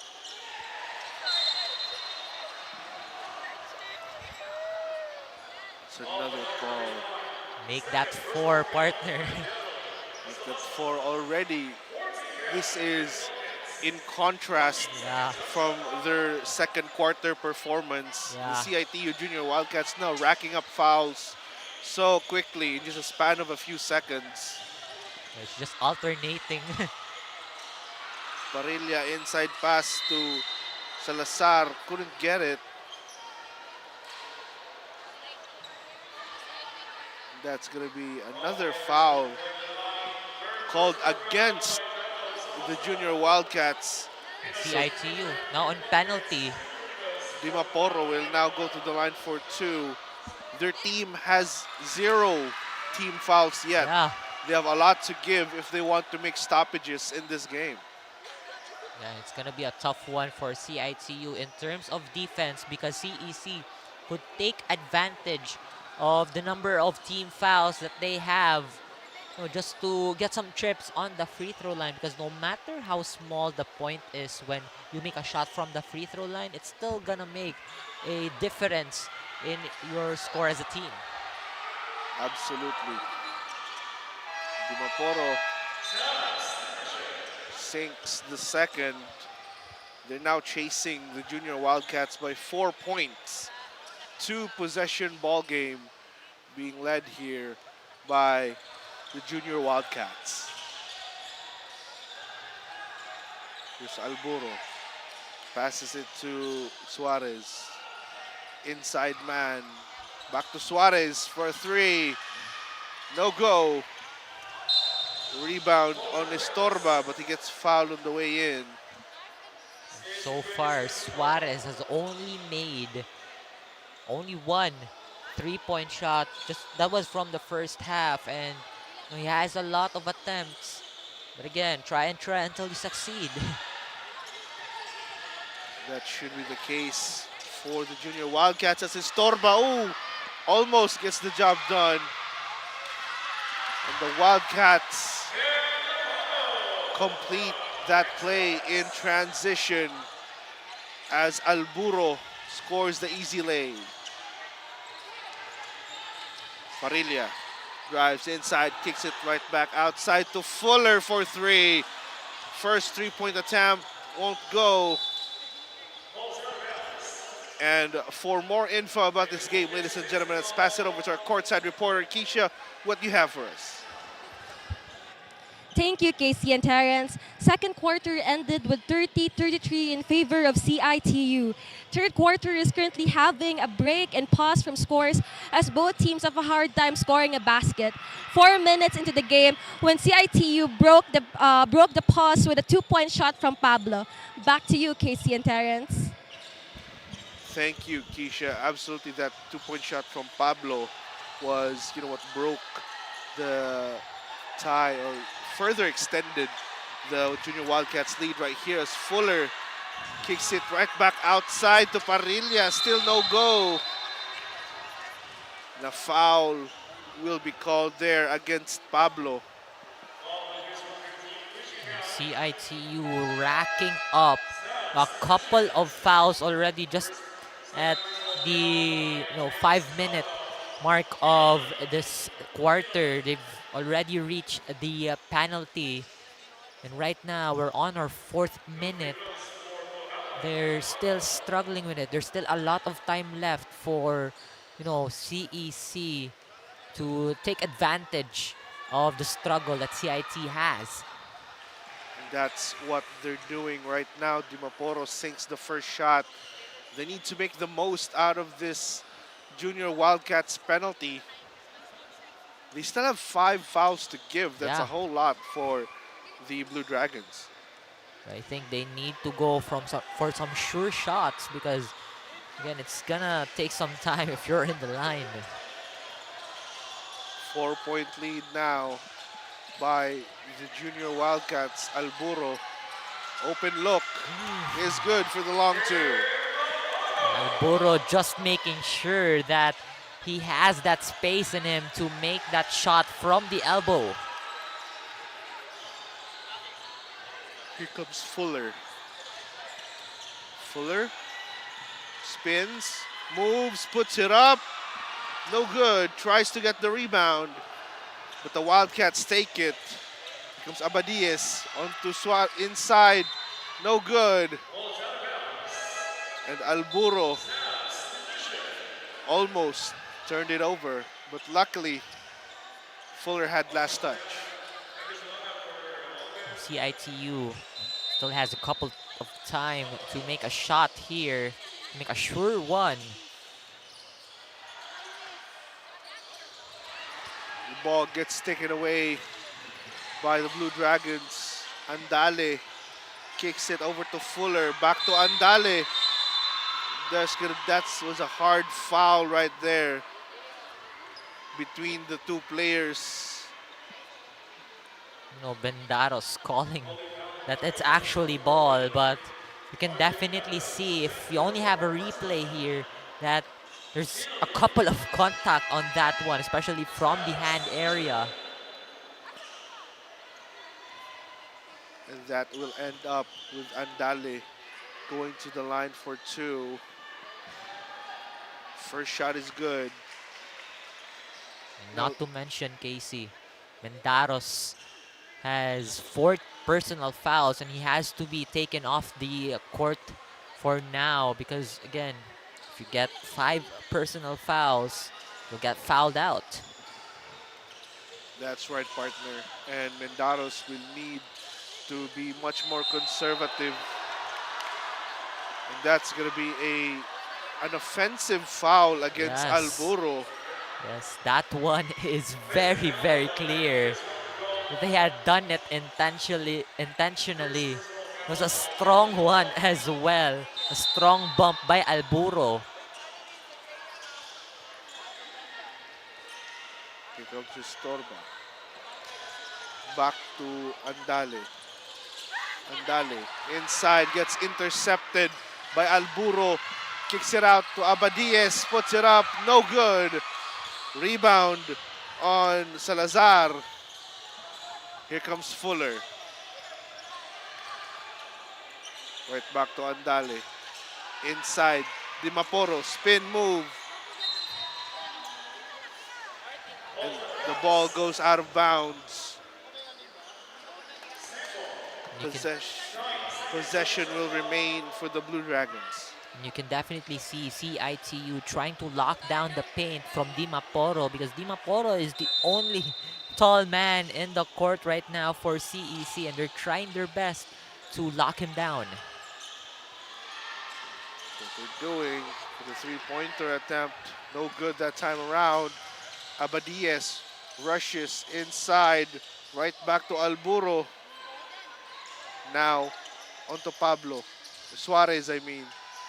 Back to Suarez. Another three-pointer. No good. Rebound on Suarez. He attempts from the free throw line, and he will earn a trip to that same line as he gets fouled on the way up. And that is the first team foul for the side of CEC. And great timing as well for Suarez to make a contact on that shot. And, before that, has attempted a 3-ball.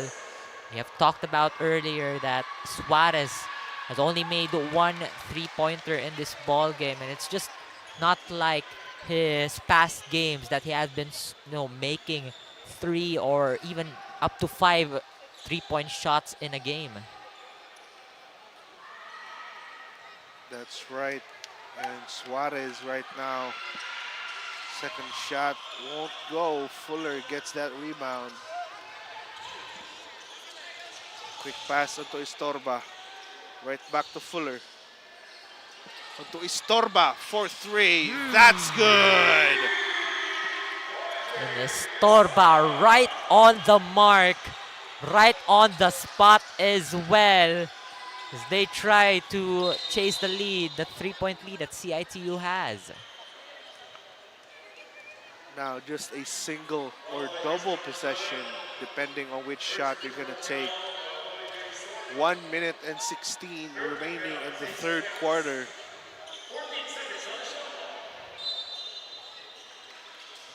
Suarez on the inbound.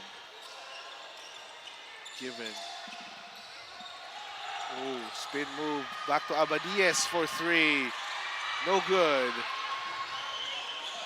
Igantana couldn't get that to go. Suarez tries to defend.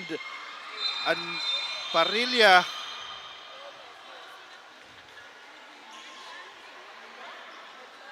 But there's going to be some contact being made right there.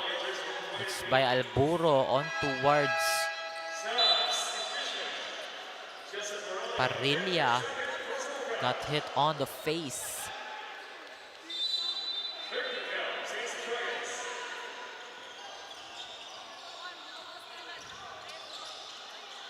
Here comes the Junior Wildcats. They have a 3-point lead. Gigantana.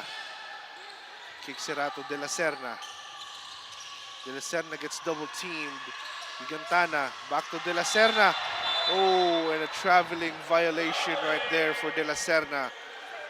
Costly turnover for the Junior Wildcats. De La Serna quite rattled by, the shot clock as well, because the shot clock at that time was at 7 seconds. And of course, you have to make a shot to not turn it over. But in the end, he has turned it over by having that travel call on him. Fuller, that's his first three-pointer right there. It goes in. Now tied at 40 all. 11 seconds, 10 seconds remaining in the ball game. The Blue Dragons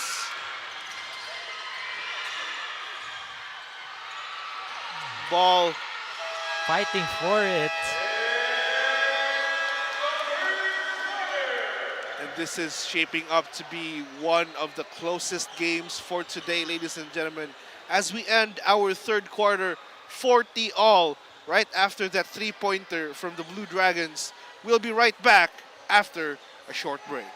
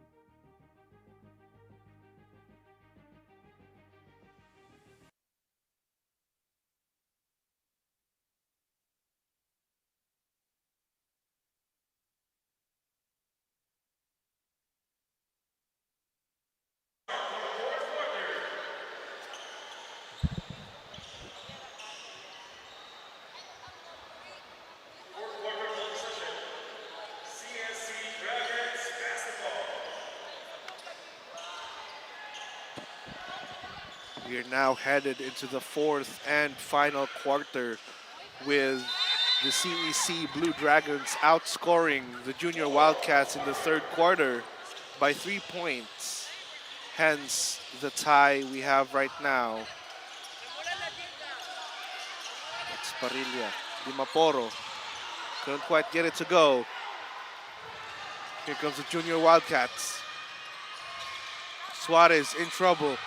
Kicks it right back out to De La Serna. Still no go. Rebound Dimaporo. Blue Dragons on the offensive. Here's Andale. Andale puts it up. Mid-range is good. And CEC now on the lead. That shot from Andale, great spacing and great look of a shot from Andale. De La Serna, oh, in and out for the young man. As here comes the Blue Dragons, Andale. Inside into Parilla. Great communication there from the Blue Dragons. 4 straight points to open up the fourth and final quarter. And that will be the Junior Wildcats forced to call a timeout.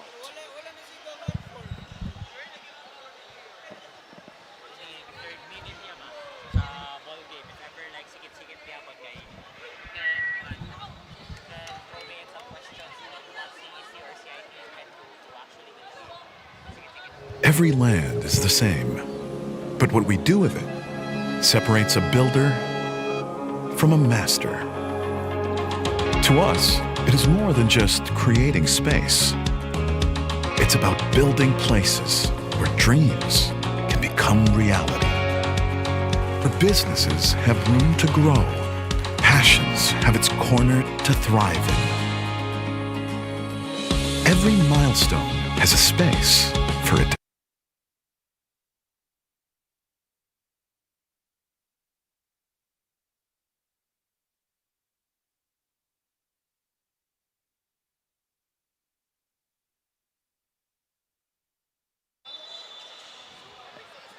And we're back to the ball game, ladies and gentlemen. Here comes the junior Wildcats.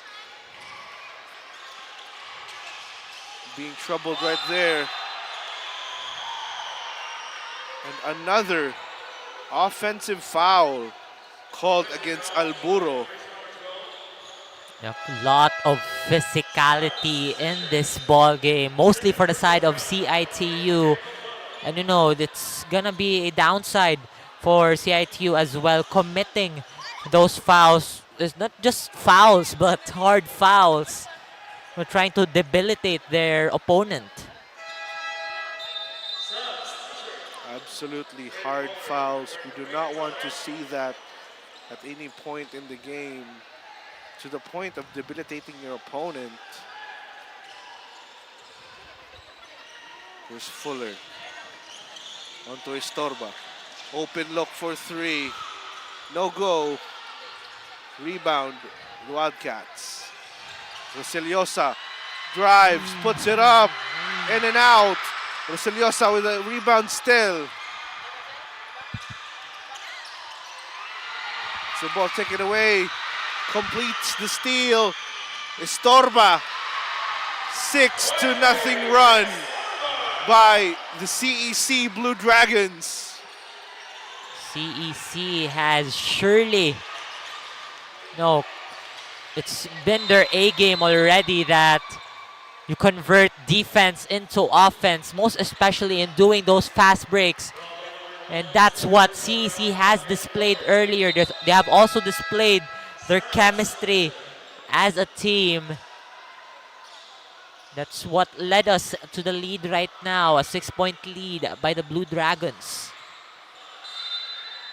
6-point game here, triple possession ball game for the Blue Dragons, leading because the junior Wildcats. Rosiliosa will get fouled on the way in, but not on the way up. So it will still be junior Wildcats ball. Now it's just Wildcats here trying to set up a play by inbounding. Ooh, that's going to be a quick two-pointer by Gigantana. Gigantana scores the much-needed stoppage right there. Bartolini back in the game. Again, Suarez. He is fighting for the ball. You know, that's what team captains do to, you know, secure the ball on, not just team captains, but you usually see that on them, but those players who have hustle in them, the grit in having the ball on their side.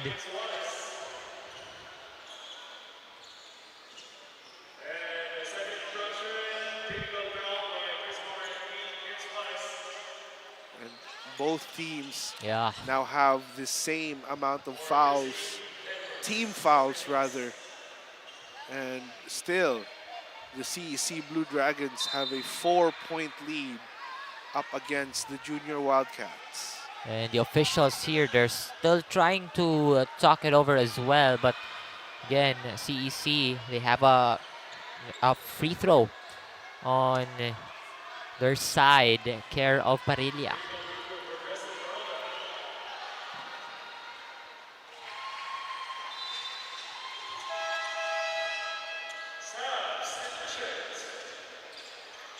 Some substitutions will be made as well. But it seems like the ball will remain in favor of the Blue Dragons. Ooh. Parilla couldn't quite receive that pass inside. And that's going to be Partosa turning it over to the Blue Dragons. No, because on that sequence, Partosa is quite pressured because who's at his back? 4 CEC players, not one CITU trying to follow him up. Absolutely. The case right there as Fuller will receive a foul from jersey number 19, 𝐒𝐄𝐒𝐍. That's going to be second personal foul. Third team foul already for the Maroon squad, the junior Wildcats. And partner, if I am CITU, I would not take up some team fouls because CEC on the first half, they are shooting 58.3% from the free throw line, and CIT 37.5, so you can definitely see. Parilla turned it over and CITU converts in transition. They're now chasing 3 points away from the Blue Dragons.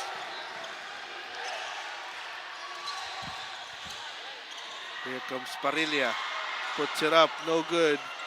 Dimaporo, still no good. Cialana that time. Despite the offensive rebound, still no good. But it will remain Blue Dragons ball. And the Blue Dragons here, just a little bit of time left to make a shot. 4.4 seconds on their shot clock.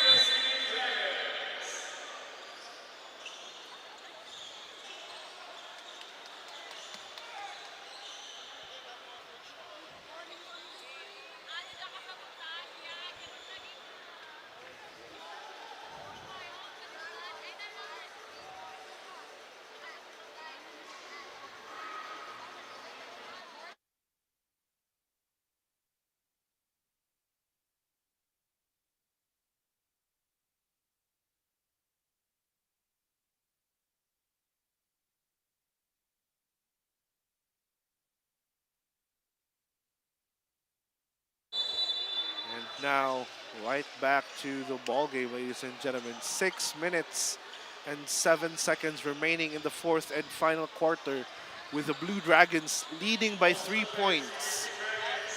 This is their first long stint with the lead. Yes. For the Blue Dragons.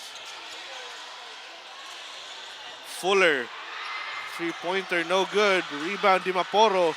Loses it. Still no good. That's going to be secured by Roseliosa. Roseliosa open inside. No go. Taken away by Dimaporo. The key player that CITU needs to stop here is either Dimaporo or Fuller, because they have been the ones who have been locking down or making some shots up for CEC rather. Absolutely the case right there. Let's take a look at another foul call being imposed on the junior Wildcats. They're on penalty already. Dimaporo will take those first few shots for the penalty. And again, CEC on the line. The efficiency that they have is, it's gonna make a big difference here for this game.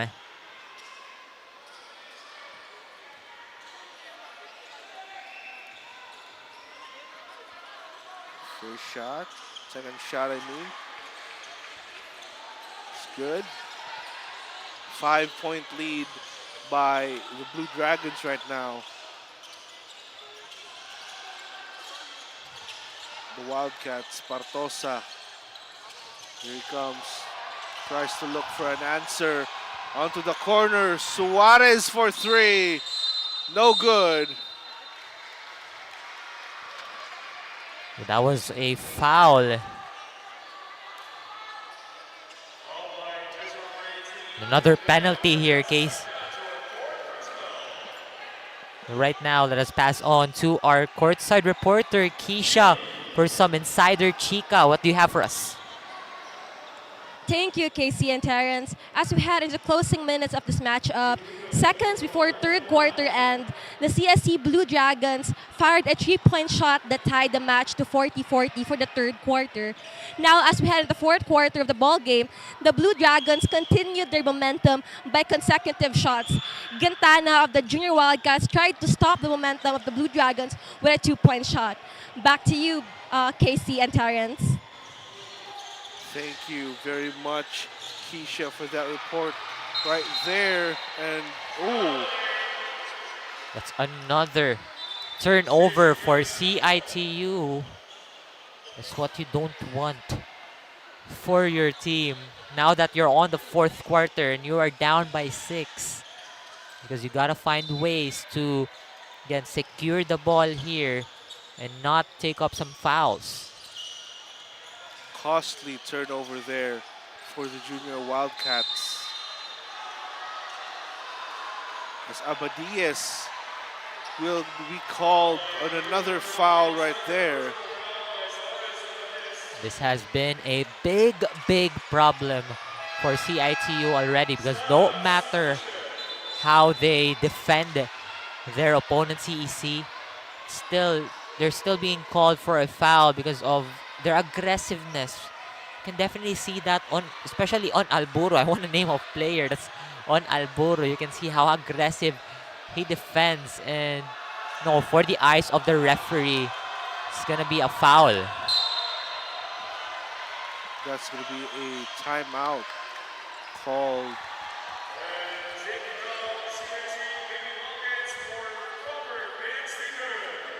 It's technical, so it's gonna be a hard battle for CITU now that they have a technical, and CEC will be shooting technical free throws as of this moment. They've given up a technical, and they're also in the penalty. Yes. The odds are stacked against the Junior Wildcats right now. They are down by 7, and Andale has the opportunity. In and out for Andale. It's also one of the crucial free throws that CEC has to make to extend the lead even more. Because 4 minutes and 39 seconds is still a lot of time for CITU to catch up. Shot is good right there. And the Junior Wildcats now down by 8. One of the biggest leads in this game. Alburo onto Roseliosa. Right back to Partosa. Onto the corner for 3. That's good from Keith Suarez. It's great that his teammate spotted him on the corner, and Suarez as well, taking his time, and you can see it's a couple of seconds that he has to position himself to make that 3 go in. That's another foul called against the CITU Junior Wildcats.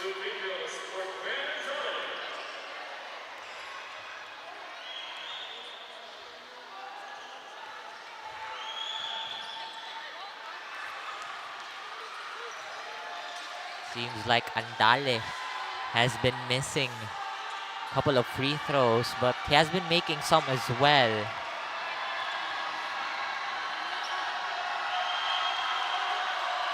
Crowd on their feet. Goes in, and right now 6-point lead by the Blue Dragons. Here comes Alburo. Mendaros back in the game. Alburo puts it up. No good. And the noise is deafening here, partner. CEC fans on their feet because they have the lead right now, and a couple of defensive plays were on their side to have this lead that they have right now. Oh, what a steal. What a steal from Fuller right there. Makes a quick pass. And he gets fouled on the way up as well. Major problem for CITU. Another trip to the free throw line as Bendaros is fouled out already. So this is a tough one for CITU, knowing that one of your defensive core is off the floor.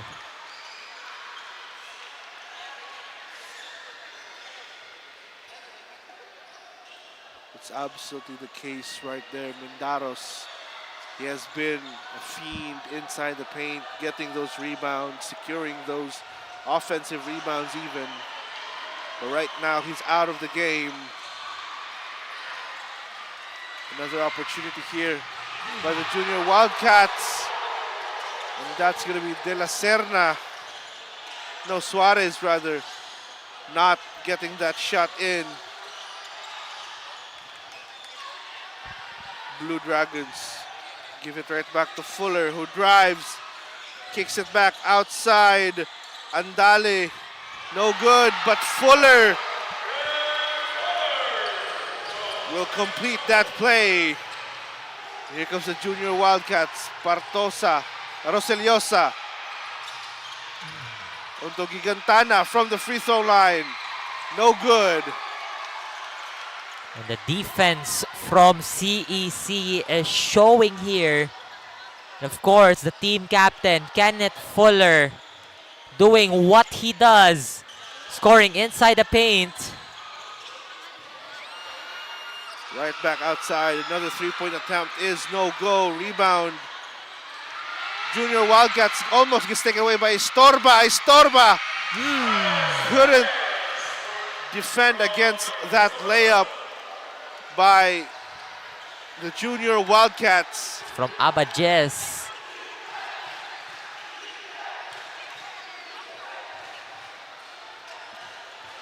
They're now chasing 6 points.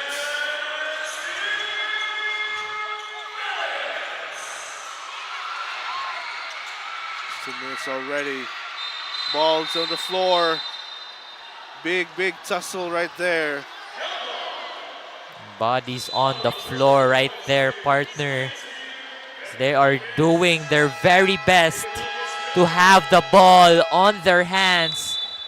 Again, it's now or never for both teams. CITU slowly catching up here.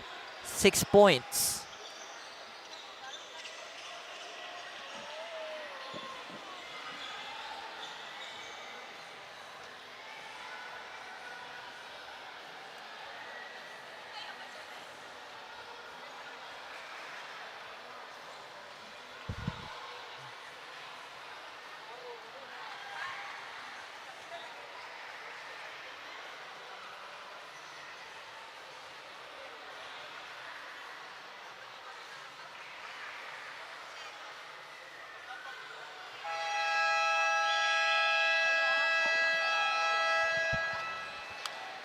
And right back to the ball game with less than 2 minutes remaining in the fourth and final quarter. The Blue Dragons now having a 6-point lead. And you can definitely see we are in crunch time minutes. What I've said before we head on to the timeout, it is now or never for CITU and CEC. And some key plays here for CIT that they need to do is, again, it's very obvious. They have to control their fouls, but can be quite lenient on the defense. And they also have to make those shooters open and get some shots right. Because, again, what they did during the first half, they made those shots on their high percentage spot. Like, for example, you can see Suarez shooting on the wings. That's his specialty spot.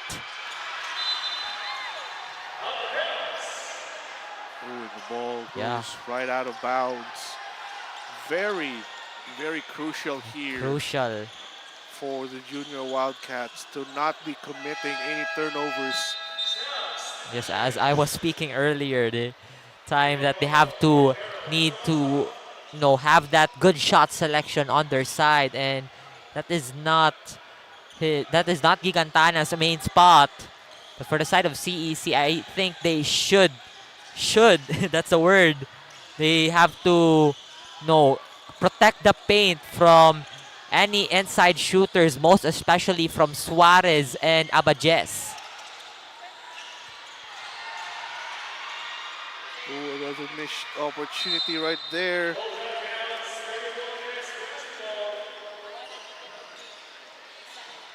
And the ball will go in the hands of the junior Wildcats. And the Wildcats here trying to get in the tooth of the defense of CEC.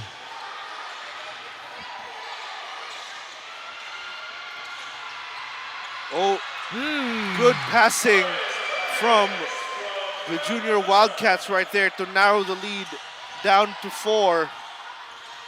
A minute remaining still. Estorba, back to Parilla.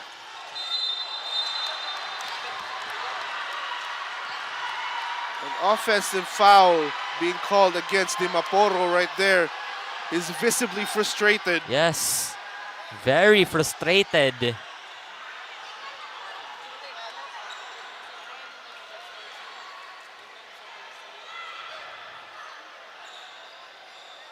And again, earlier, that play from CIT-U's Partosa, he had 2 options right there to pass it on Gigantana, who is in the paint, or to pass it on Suarez, who is in the corner. But the referee has said that it is a technical for the side of Dimaporo. That's for second motion, because again, he has been clearly disappointed with the call.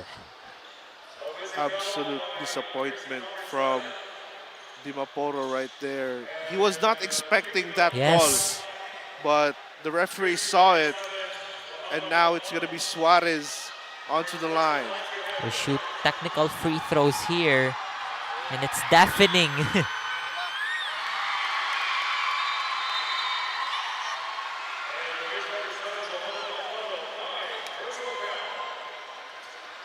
Keep Suarez, team captain, 17 points as of the moment.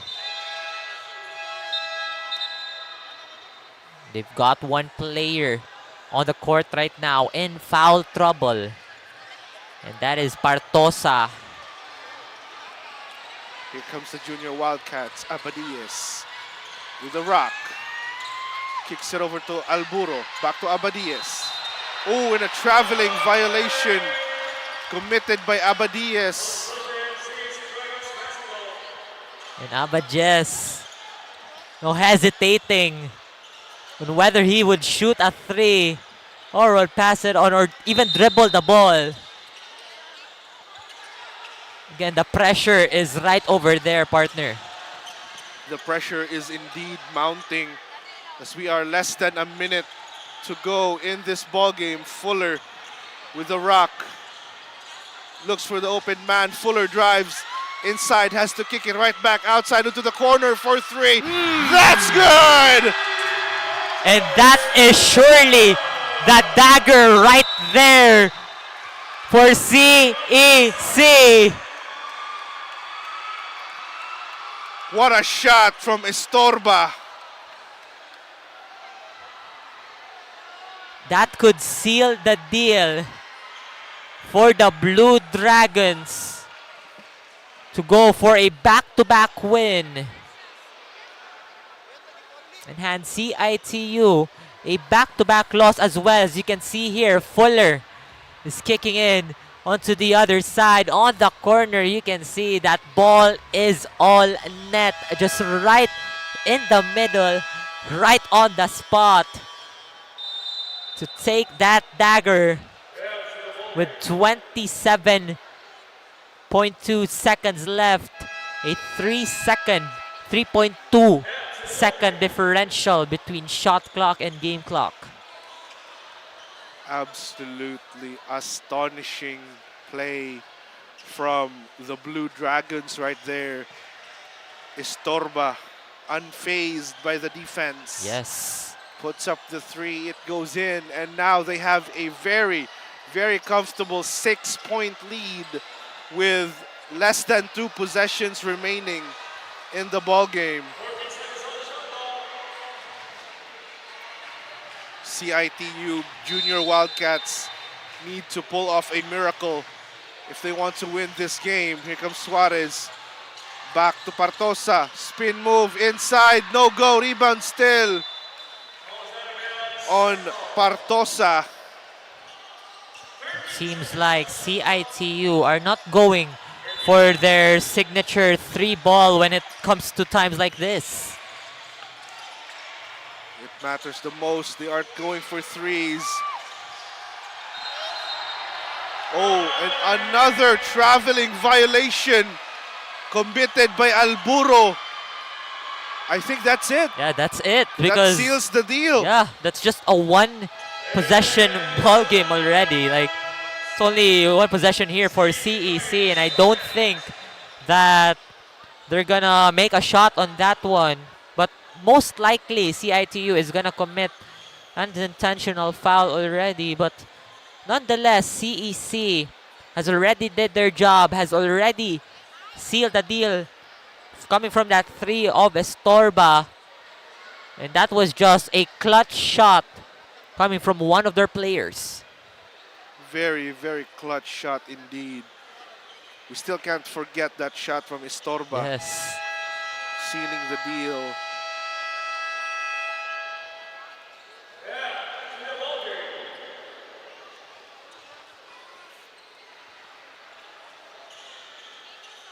And now we're going back to the ball game with 15.1 seconds remaining in the game clock.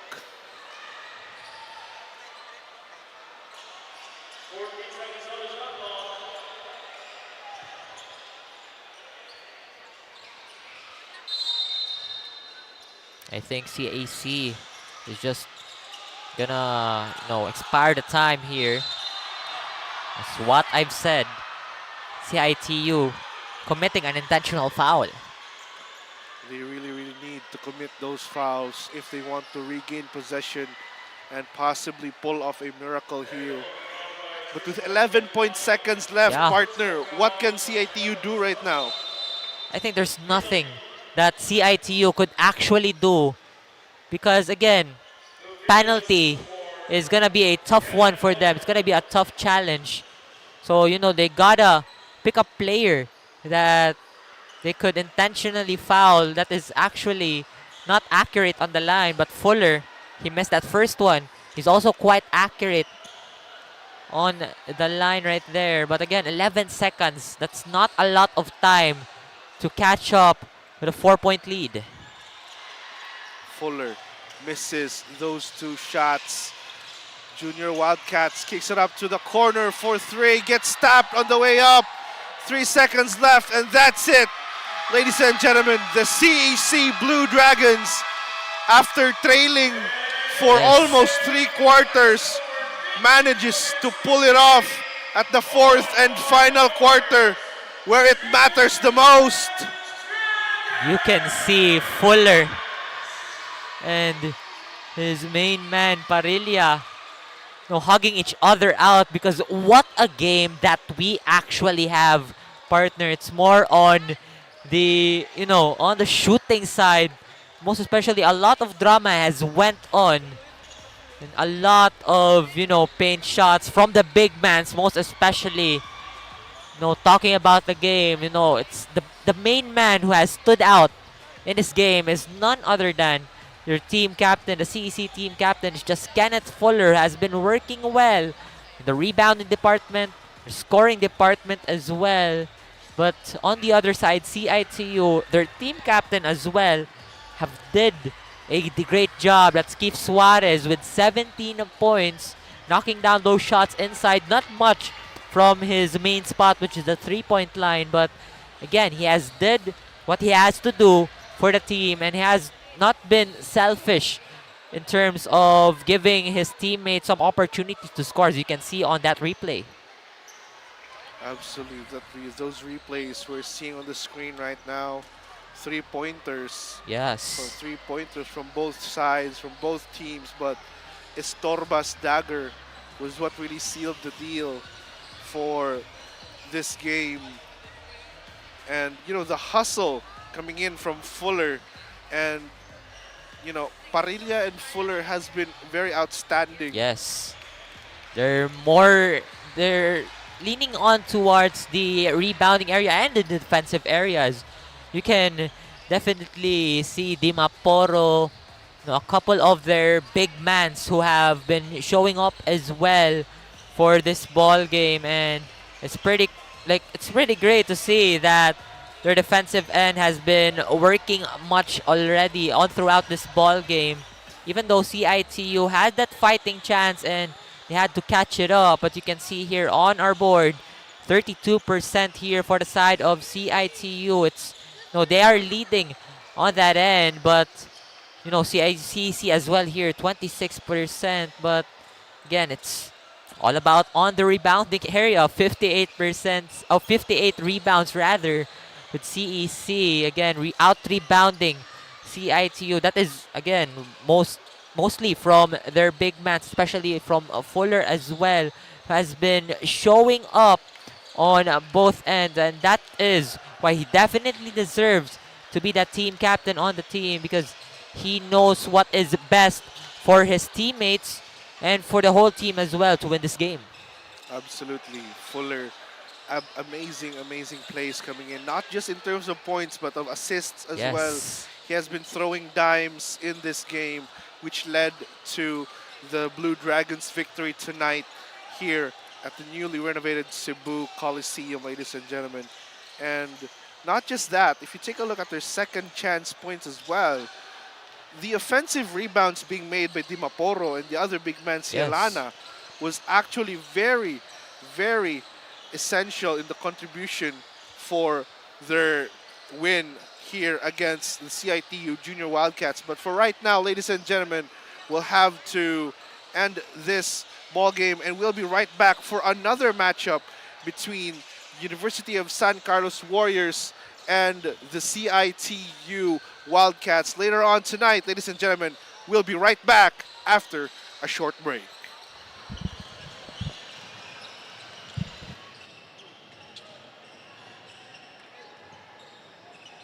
There you have it, CESAFI fans. That was the battle between the CSC Blue Dragons and the CITU Junior Wildcats, with a final score of 58-52 as the CSC emerged victorious in today's match. Now it's time to meet our player of the game, Kenneth Fuller, who delivered an outstanding performance with 2 assists, 7 rebounds, 4 steals, 2 blocks, a total of 15 points. Now, Kenneth, congratulations on that impressive run. So, first question is, how did you lead the team, as a team captain and as a back-to-back POG with your previous match last time? How did you lead the team, considering how close the game was? First of all, I want to thank the Lord for giving us the win and wala rin injury. And before the game, the week before the game, niya na jugo nga lisod kayo mudaog kay almost all of us kay nasakit, miss of 3 to 2 days sa practice, and di ra dugay na balik. So, nana lang ko nga, magtinabangay mi tanan, maningkamot mi sa practice, and then pag moabot ng game, nang walay kulba and tinabangay lang jud. And all right, thank you, Kenneth. For the second question is, what adjustments did the team make that allowed you to secure the win against CITU during the match? We all know ang CIT kay nindot ila depensa man to man. Throughout the game, taas silag hangin, and mo na mong gibuhat sa practice, kanang walay kaubanay, amo jud gi pressure ang each other para mumaayo and ma-prepare ani nga duwa. Any shout-outs you want to give, Kenneth? I wanna shout out my loved ones, na akong mama, akong papa, akong ate, akong kuya, akong mga loved ones sa Surigao, ako auntie mama, uncle papa, and akong mga cousin.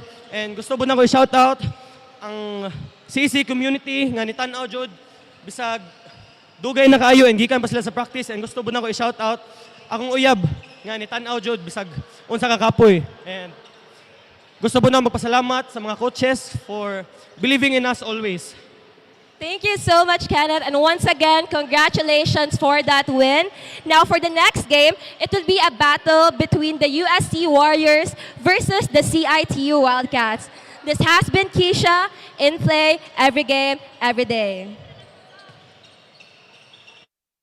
Every land is the same, but what we do with it separates a builder from a master. To us, it is more than just creating space. It's about building places where dreams can become reality, where businesses have room to grow, passions have its corner to thrive in. Every milestone has a space for it to happen. We put our heart into every project, and we are committed to deliver the extraordinary time and time again. With masterful leadership, a wide array of quality development, and 20 years of genuine real estate service, we're not just builders. We are landmasters. 20 years of masterful development.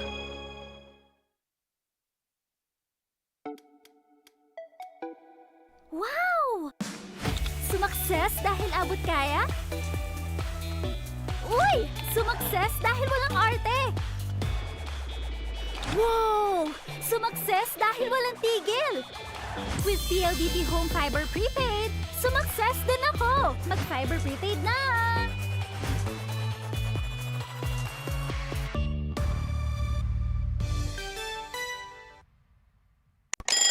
Ang sarap gumising sa umaga, sa tuwing naaamoy na ang luto ni nanay, ang daing at tinapay, at lalong-lalo na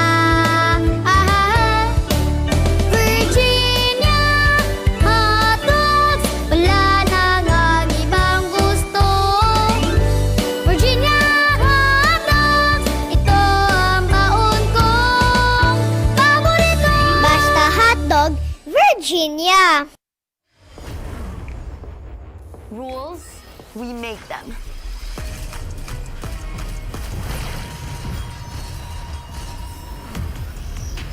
Limits, we go beyond them. One size fits all? Hard pass. Introducing a groundbreaking DigiFlex mobile experience. Kick Mobile.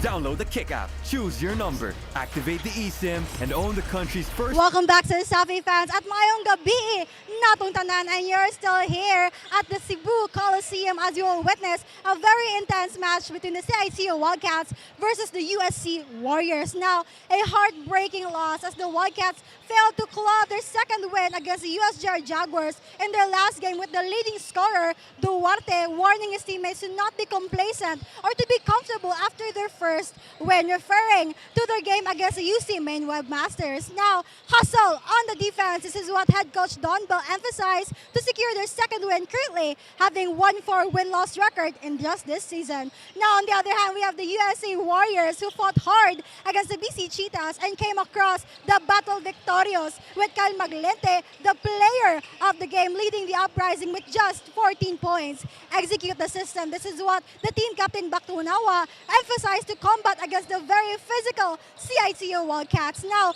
CESAFI fans, will the CIT-U Wildcats recover from such a heartbreaking loss, or will the USC Warriors fight till the very end? Now, let me pass the ball back to our arena announcer, Sir Joseph de la Concepcion.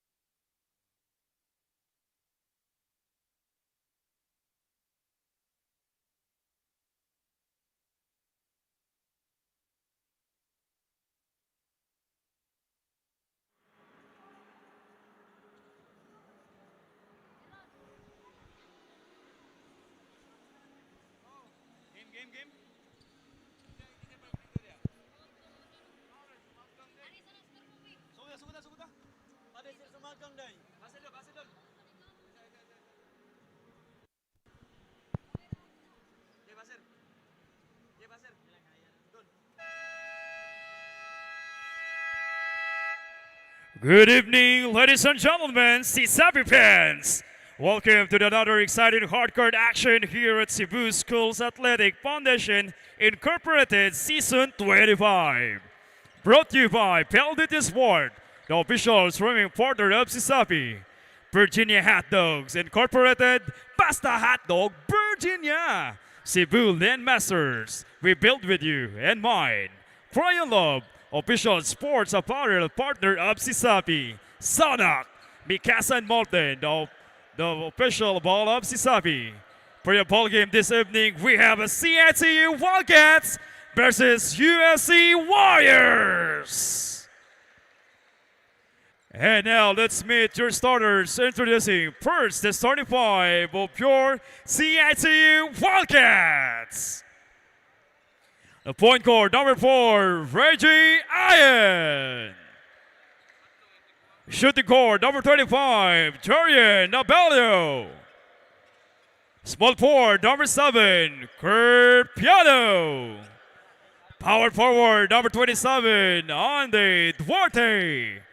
Man in the middle is center, jersey number 9, Josiah Belia Mayor. And the head coach of CIT-U Wildcats, Felix Milano. Assistant coaches, Salvin Wagwag and Norwin Honoredes. And now, here are the starters for your USC Warriors. And the point guard, number 7, Jim Tumabang. Shooting guard, number 10, Jornel Sankai. Small forward, number 11, James Kaka. Power forward, number 0, Joseph Calapato.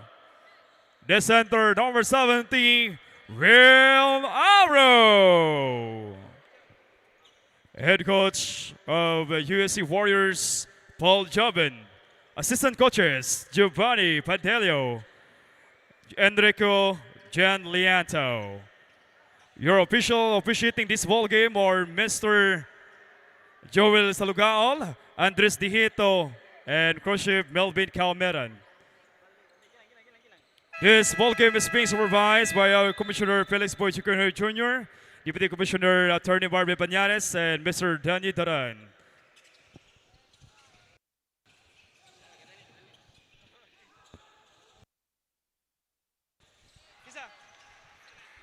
First basket of the ball game by number 7, Jose Bori Tumabang.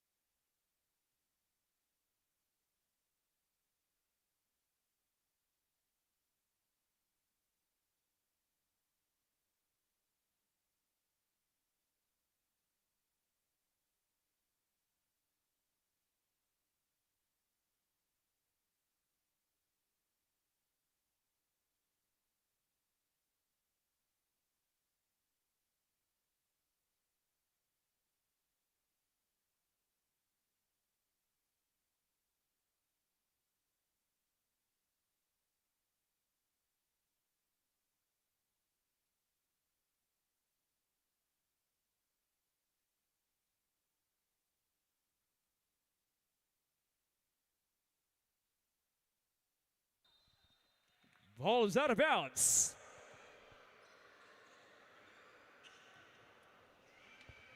Wildcats basketball.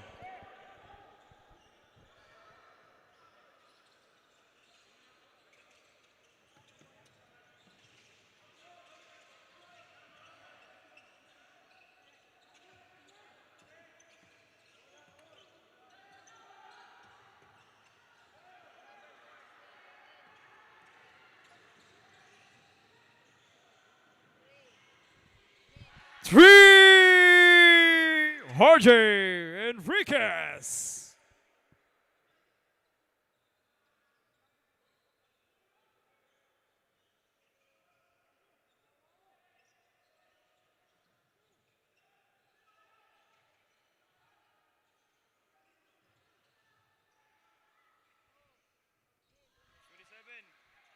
Andy Duarte.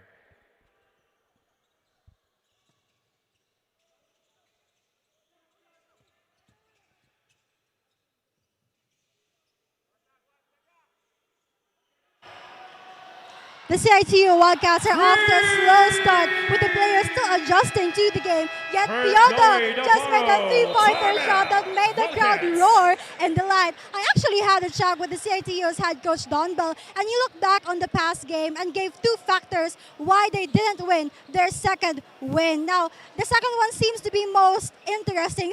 And this is the philosophy of the Wildcats. Value one at a time of both offense and defense, and of course, the classic, it's a championship game every single time. Now, CESAFI fans, you will see if the Wildcats will really execute their philosophy, and by that, who are you betting on, CESAFI fans? Now, back to the ball game.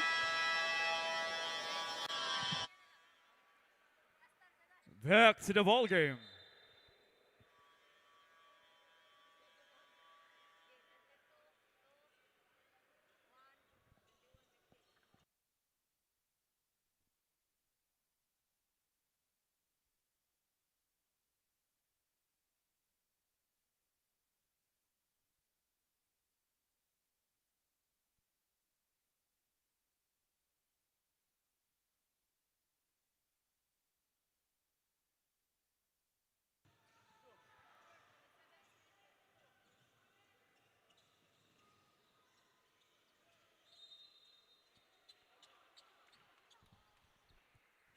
Fouled by jersey number 7, pushing foul.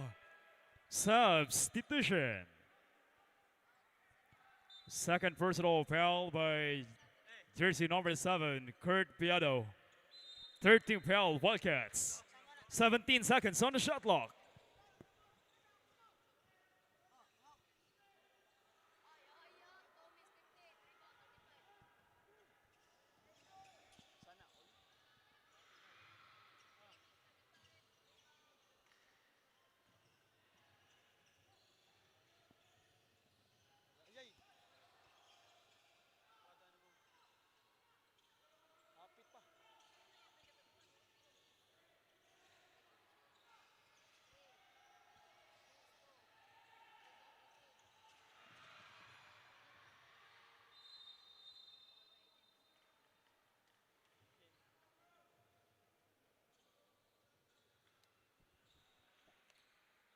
Holding foul by number 18. First personal foul by Bruce Penuela.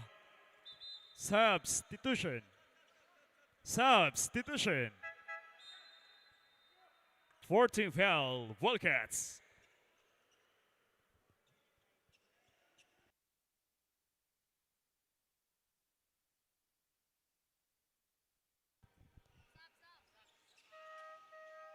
Substitution.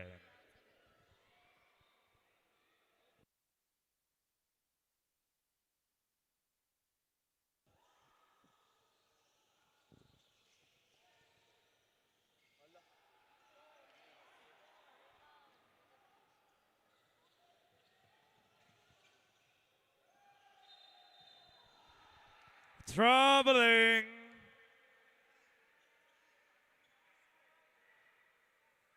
USC Warriors basketball.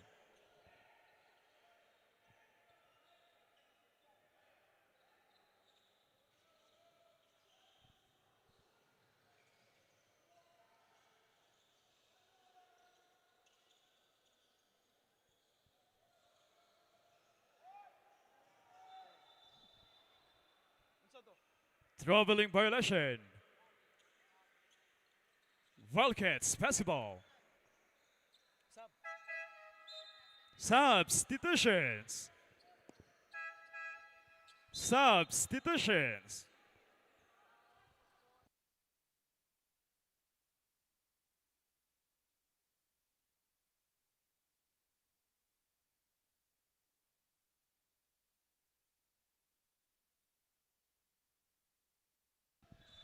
Ball's out of bounds. Sign ball. 18 seconds on the shot clock. Substitution. Joseph Calapato for Kirk Navarro.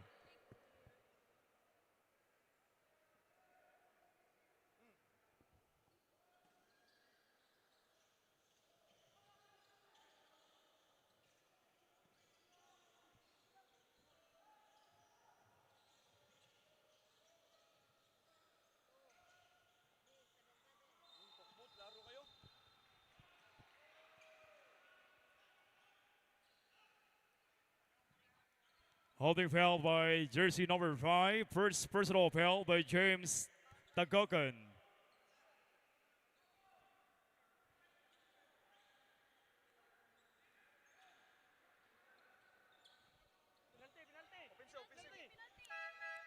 Penalty.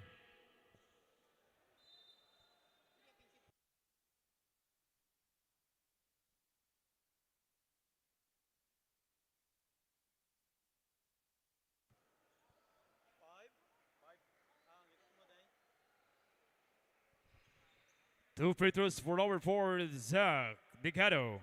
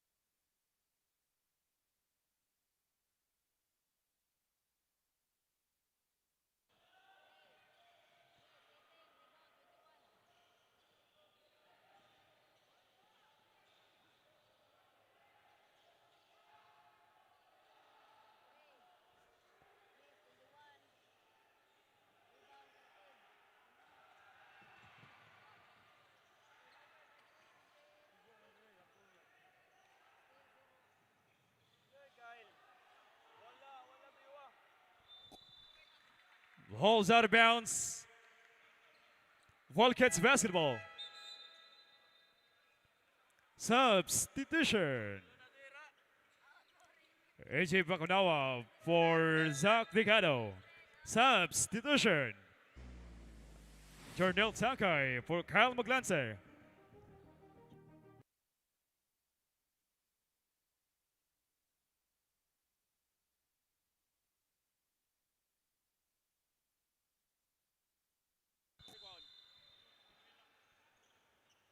Hell ball.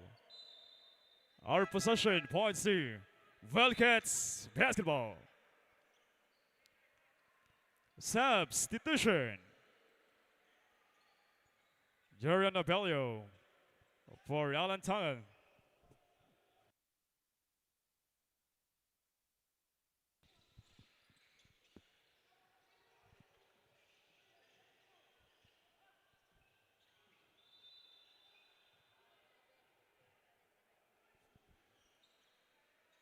Pushy foul by jersey number 7. First personal foul by James Tumabang. Second team foul. Warriors. 2 free throws for John Lowy Oliveras.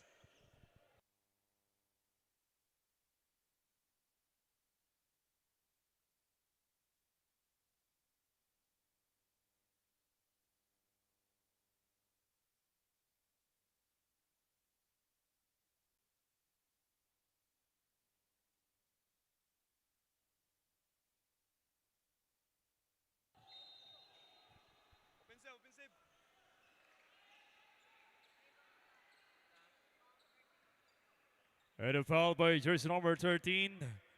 First personal foul by Chris Cordelio. Substitutions.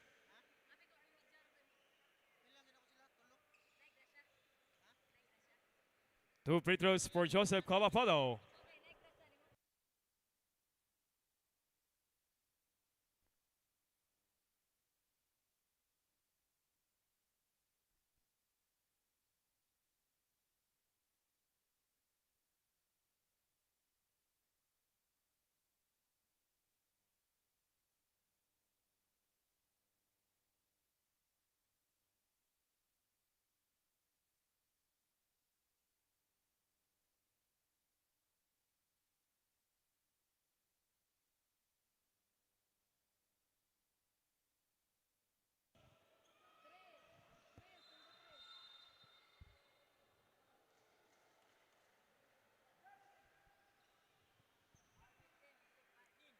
Foul by jersey number 15, holding foul. AG Bakunawa, that's your first personal. 13 foul, USC Warriors, substitutions. Kyle Maglante for AG Bakunawa. Shot clock 14 seconds.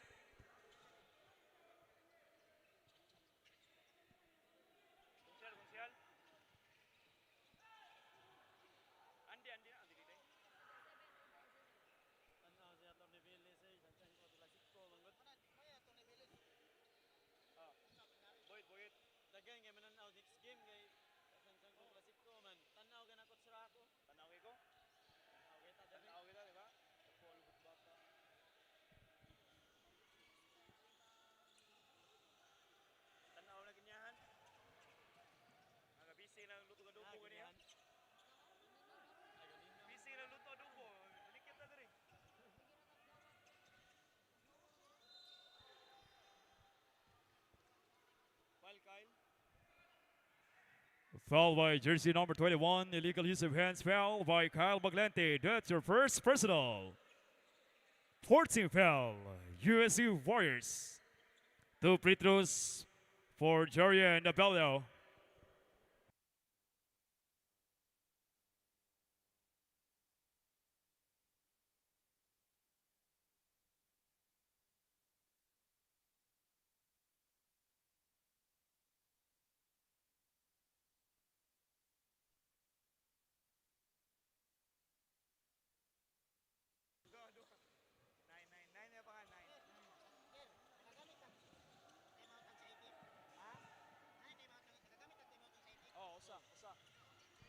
Jordan Tankai.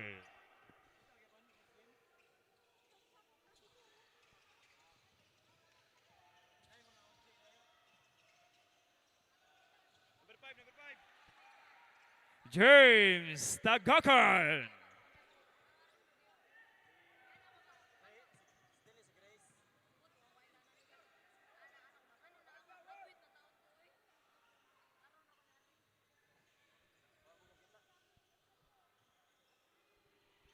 Three, James Kaka.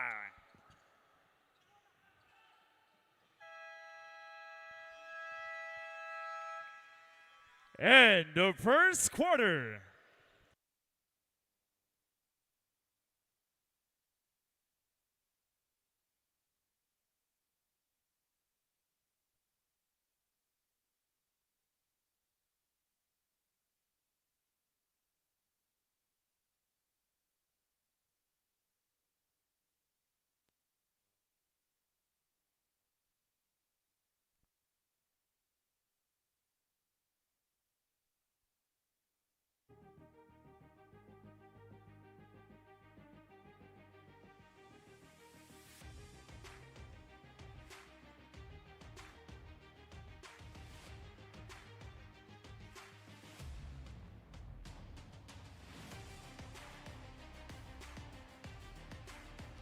Back to the ball game.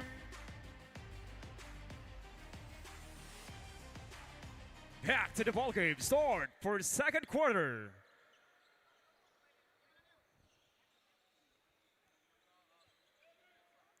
Second quarter ball possession.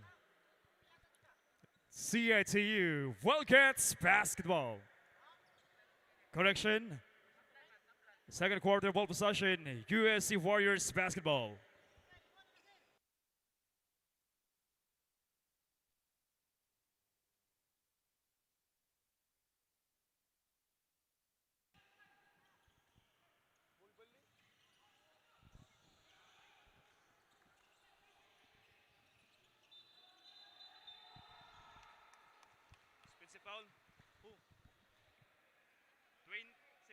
Offensive foul by jersey number 70. First personal foul by Real Aureo.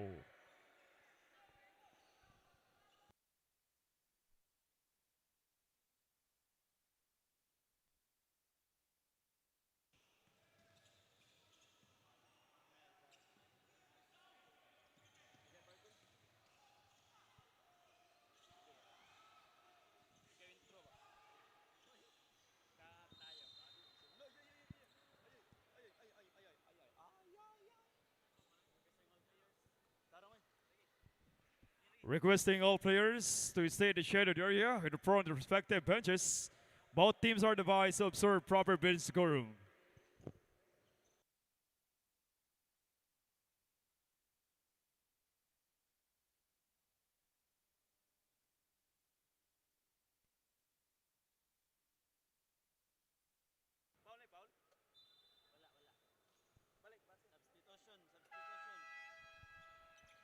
Back to the ball game.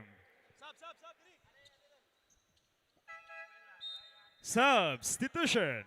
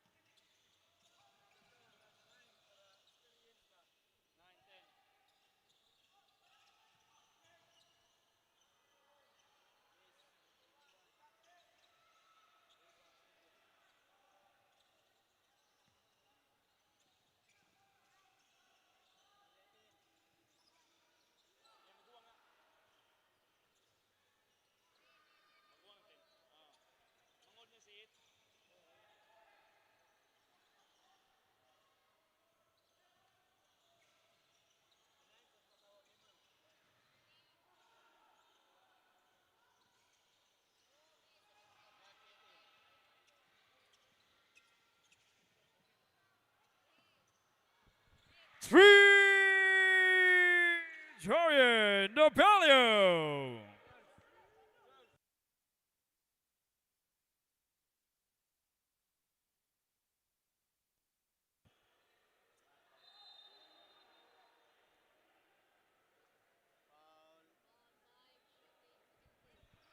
Followed by number 5, substitution.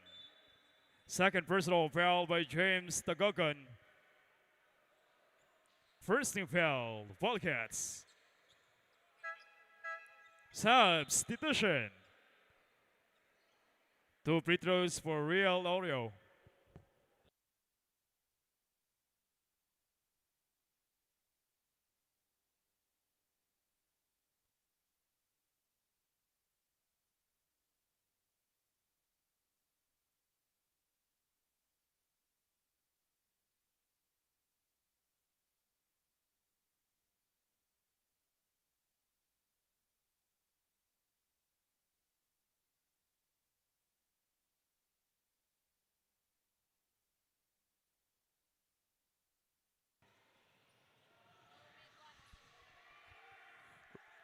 RJ Enriquez from Kyle Maglense.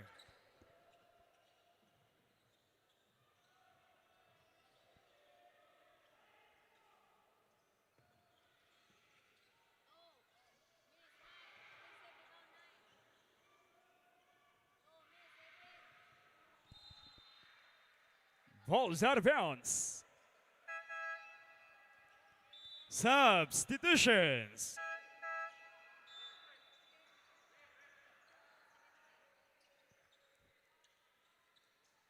Symbol possession, shot clock, 13 seconds.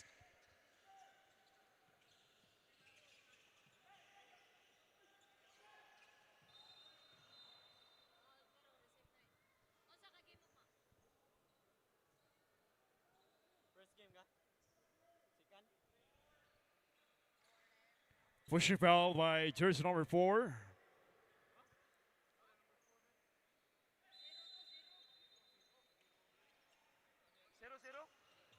Correction foul by jersey number 0. Second personal foul by Joseph Calafado.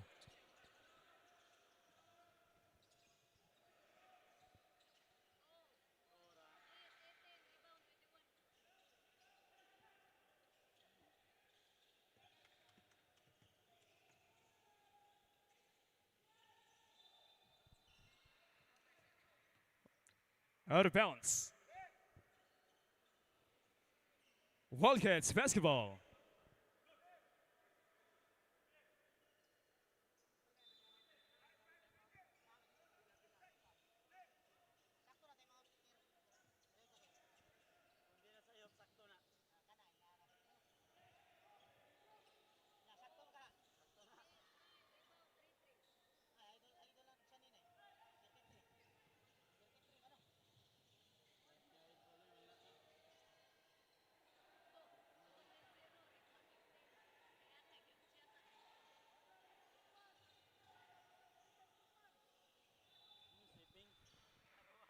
Lane violations. Wildcats basketball.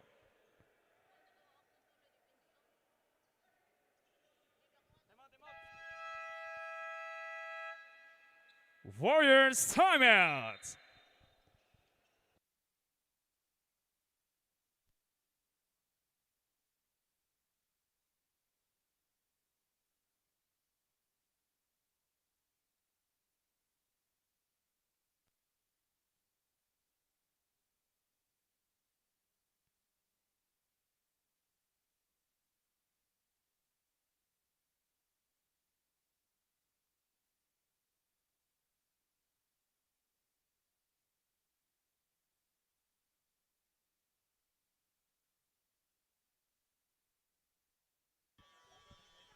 Back to the ball game.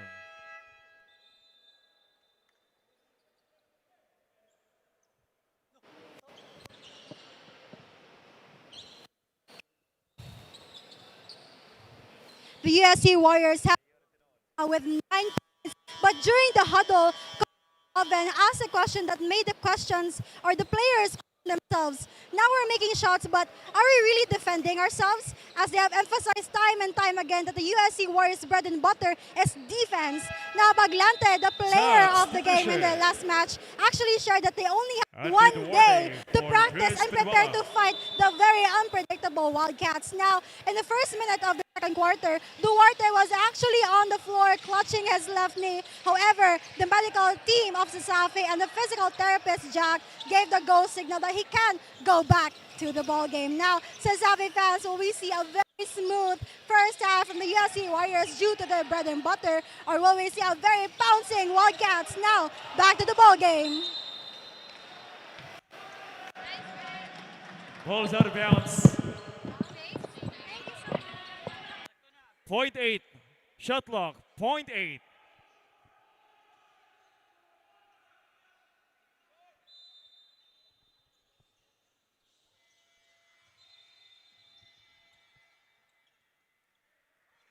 Second. 24-second shot clock violation.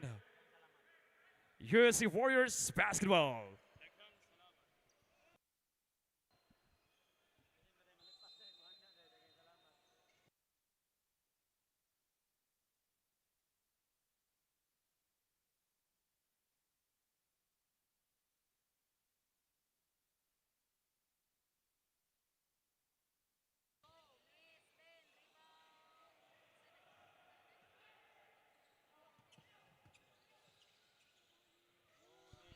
Josiah Villamayor from Jarianda Bellio.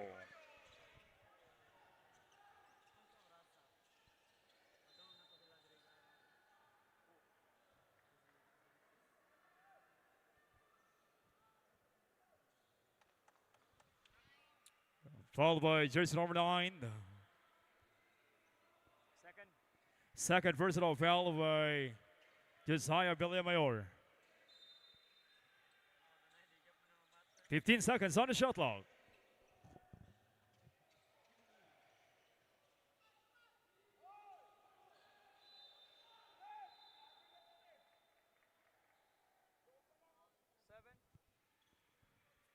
Pushing foul by number 7.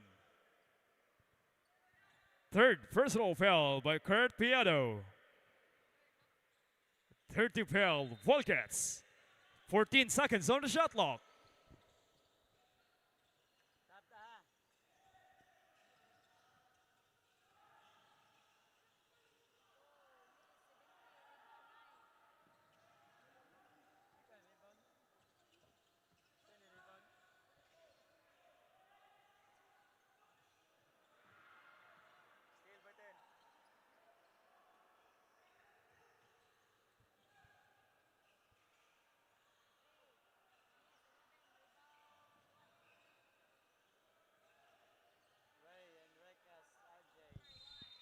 Ball out of bounds. Substitution.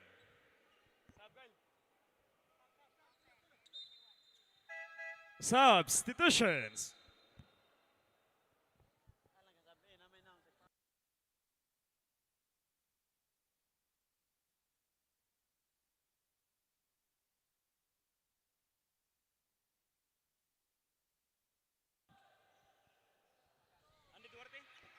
Ante Duarte.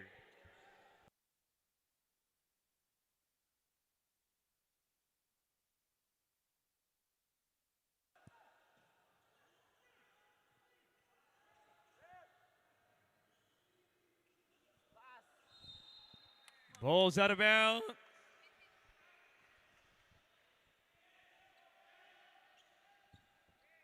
Wildcats basketball.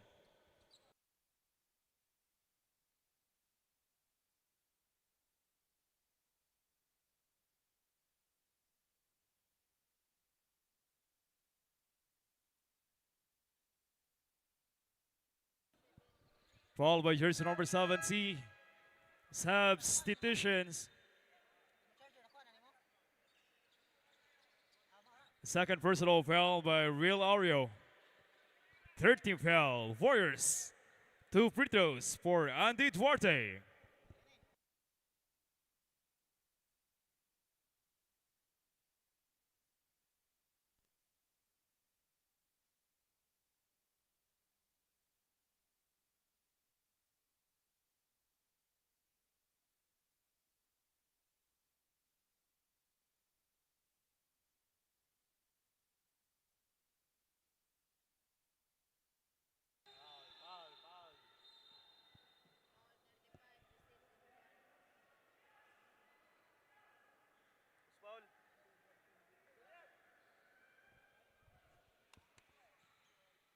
Lucky foul by number 35. First personal foul by Jorian Abello. 14 foul, Wildcats. 14 seconds on the shot clock.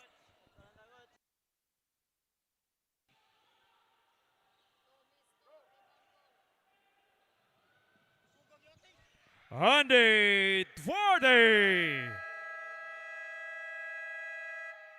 Warriors timeout.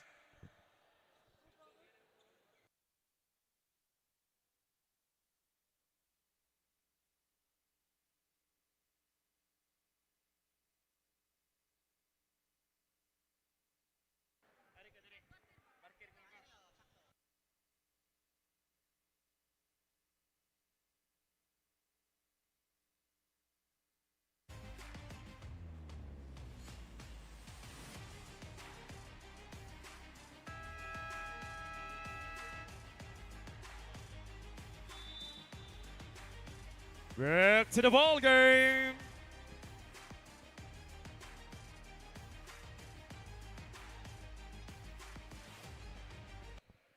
Back to the ball game.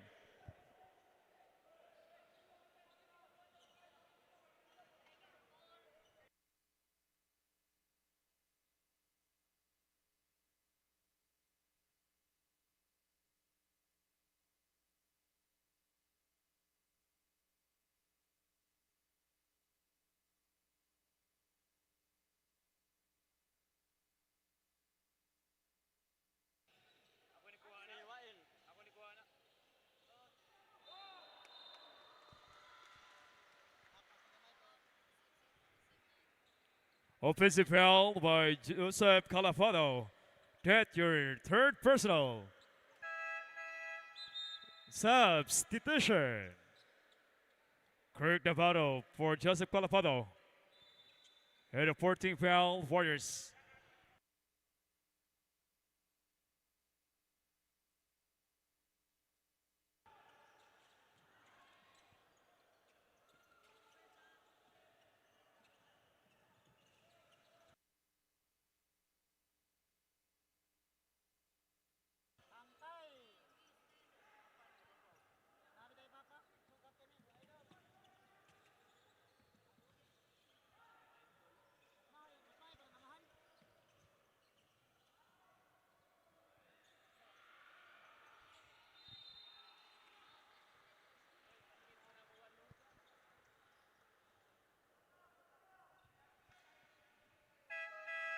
Substitution, foul by number 32, first personal foul by Kirk Navarro.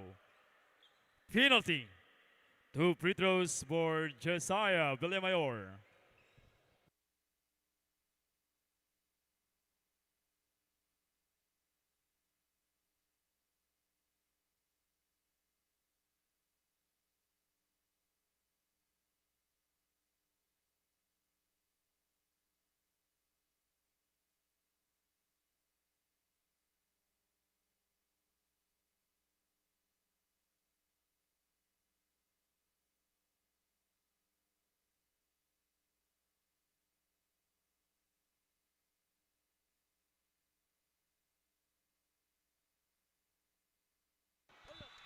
Ball is out of bounds.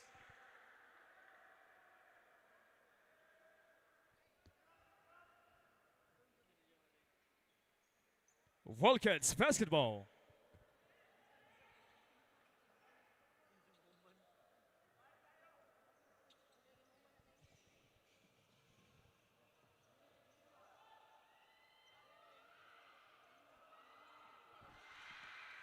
Putback. Selwyn Wagwag.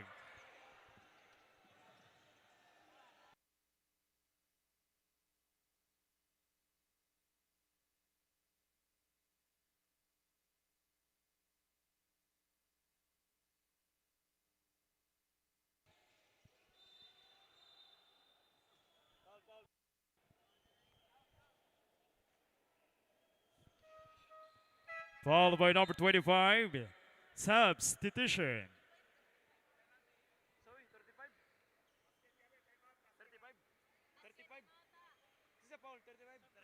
Second personal foul by Jerion Abelio.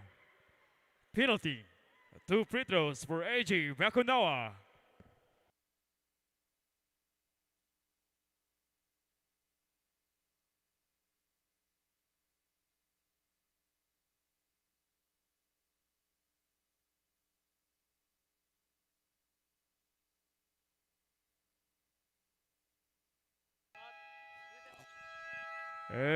Timeout, Wildcats.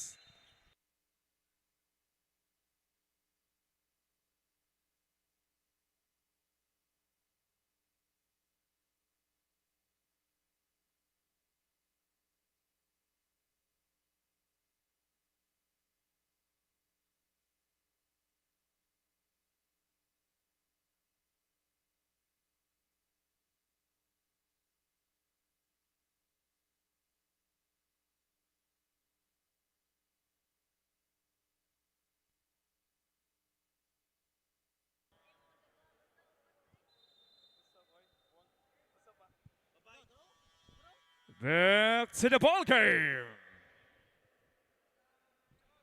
Back to the ball game.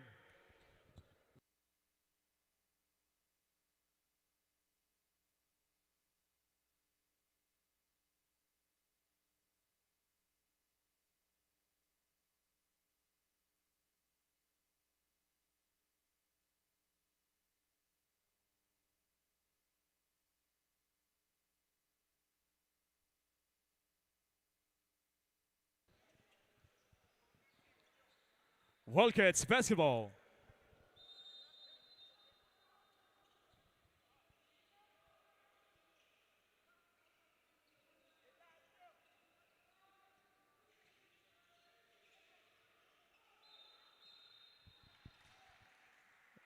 See him on the line. Warriors basketball.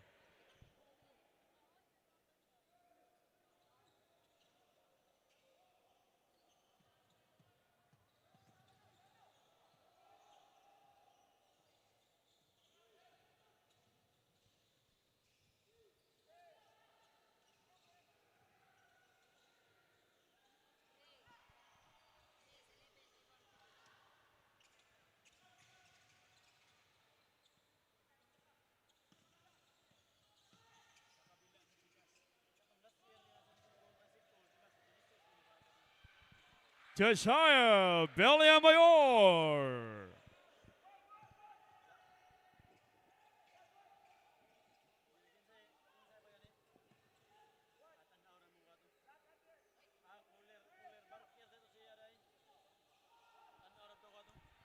Kyle Maglanse.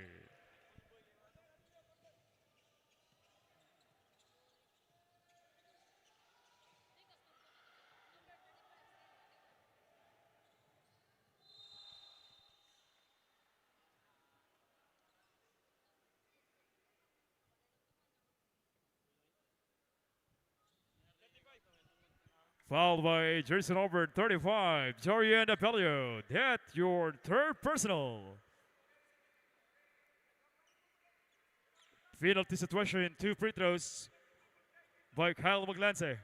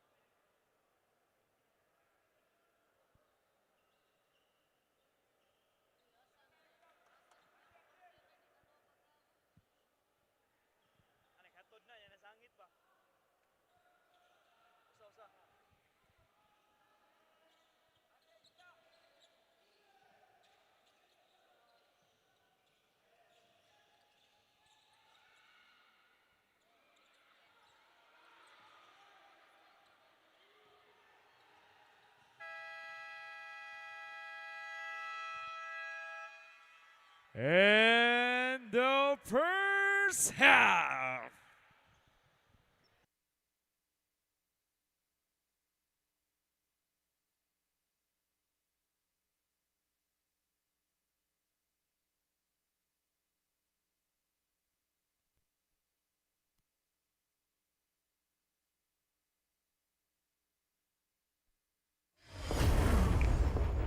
Rules, we make them.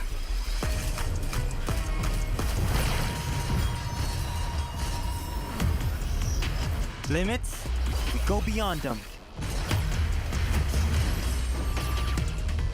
One size fits all, hard pass.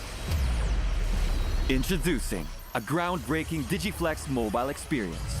Kick Mobile. Download the Kick app, choose your number, activate the eSIM, and own the country's first ever customizable mobile experience. Stay first in line for network priority and customize all you want, because the real flex is when everything is built to your rules. Kick Mobile. Our way, our rules. Hindi aabot ang data! Nice! Don't worry! Be only with Smart Power All 99. Hindi nabitin with 10 gig data plus only Facebook or TikTok and more. Load now! Di abot ang data! GG bro! Don't worry! Be only with Smart Power All 99. Hindi bitin with 10 gig data to power your games plus only Facebook or only TikTok. Load now! Easy umuulan! Di mo tayo makakabenta! Yes! Don't worry! Be only with Smart's Power All 99. Hindi bitin ang benta with only TikTok or Facebook plus 10 gig data and more. Load now!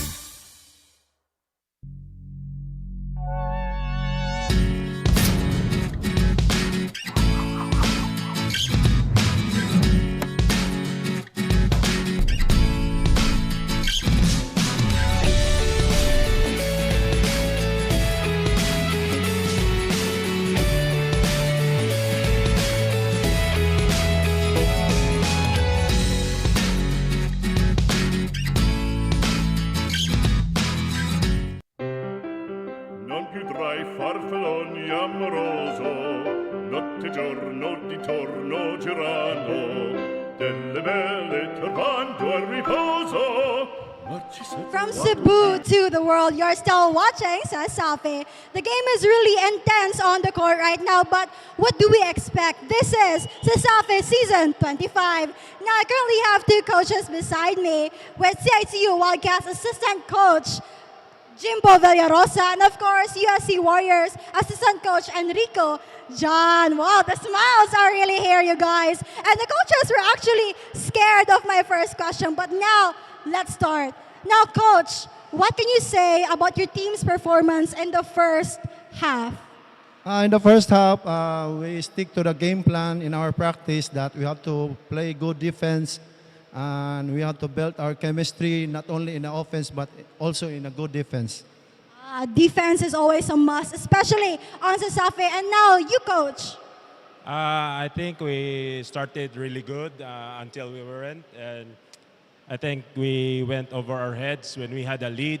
That's why they got close. And then, yeah, I think it's time to remind again the players to tell them that they need to step up more and then not overconfident if we had a lead. I do agree with that. We need to step up on this court. And by that, Coach, how will you take the lead, or how will the CIT-U Wildcats take the lead from your opponent, especially on the pressured second half?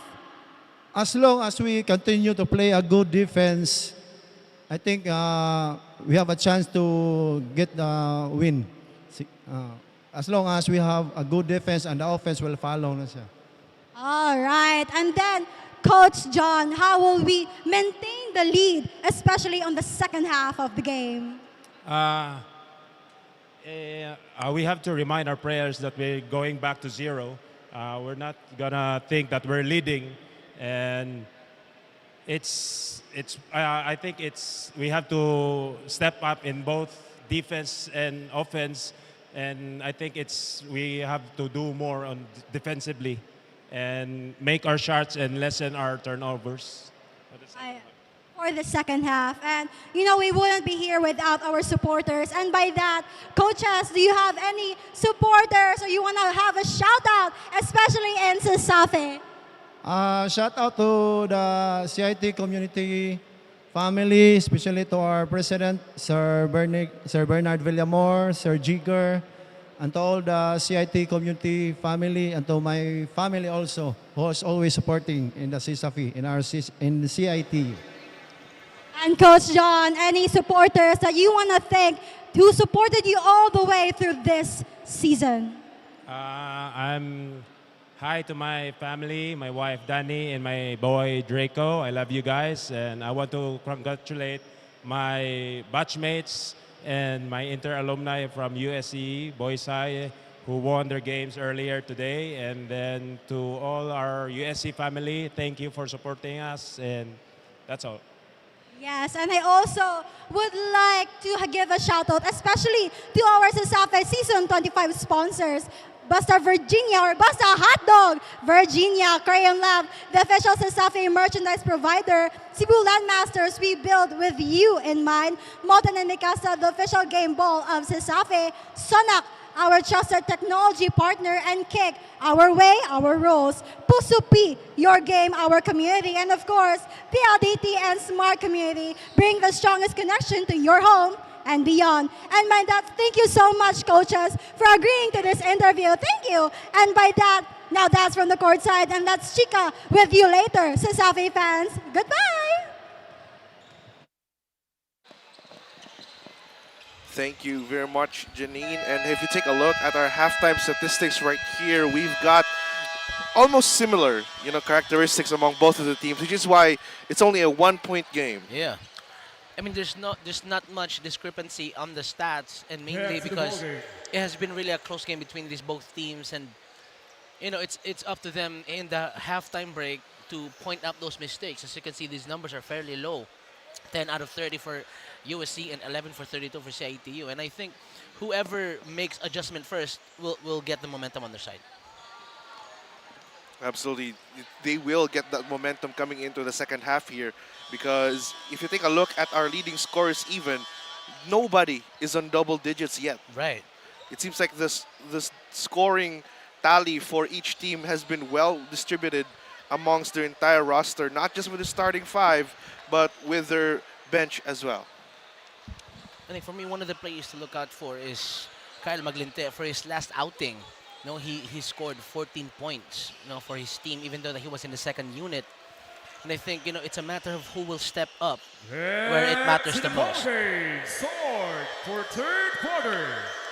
And as we start our third quarter right here, if you take a look at the quarterly scoring, we can see that the CIT-U Wildcats have outscored the USC Warriors by double their points in the second quarter alone, which is why we have come to a one-point game right now, courtesy of that scoring run by the Wildcats. And now what can the USC Warriors do to stave off the advances of the Wildcats? I mean, let's just say what it is. In the opening quarter, it was their quarter. And they've dominated. They've done wonderfully in terms of just the transition baskets. It was really good.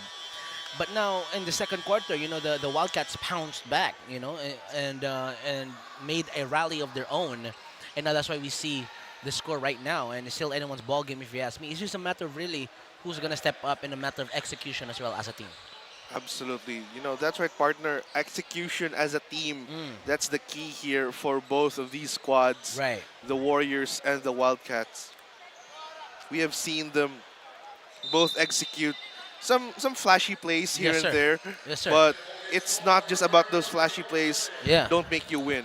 It's about the execution of your coach's system, the execution of your communication with your teammates and everything. That's what's needed in order for a team to win. And even great players, if they're asked, what is the key really for success, it's just believing in the system from your coach. Absolutely. That's what almost all players in the history of CESAFI have been saying. And right now, we're back into the ball game, ladies and gentlemen, with CIT-U already having the possession. Ayon gets intercepted, tries to regain possession, but draws a foul in the process. I think that's what you want to see, the hustle for the possession, and I think that's the mindset that you should have as a team, and that's what I'd like to see right there. That's right. And the hustle coming in from Ayon, despite that turnover, just goes to show they can make stoppages, but not too much since they have been in foul trouble in the previous quarters. Right now, that's going to be Gika on the inbound.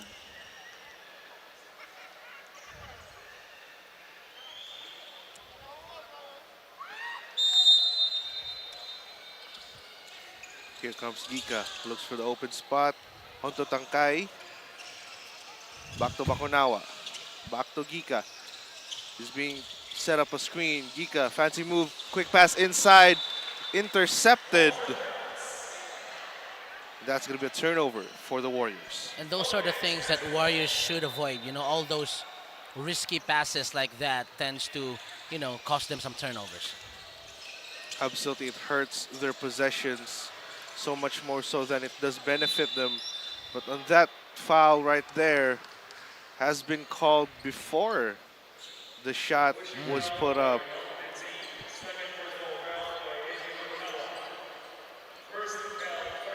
I mean, they've had some open shots or open shooters on that possession, but I think they're going to opt for inside shots for this half. They're going to go and try to secure more points inside the paint as Villamayor tries to drive inside. However, draws a foul right there. And Villamayor has really been an anchor for the Wildcats for the last 2 or 3 seasons, Oh, and another turnover by the Warriors right there as Ayon could not get that foul done or called, and the jump ball will be called by referees right there. Hustle and tussle for the ball ends up in the hands of the Wildcats still. Maglinte comes in. Oh no, Warriors this time around after that jump ball.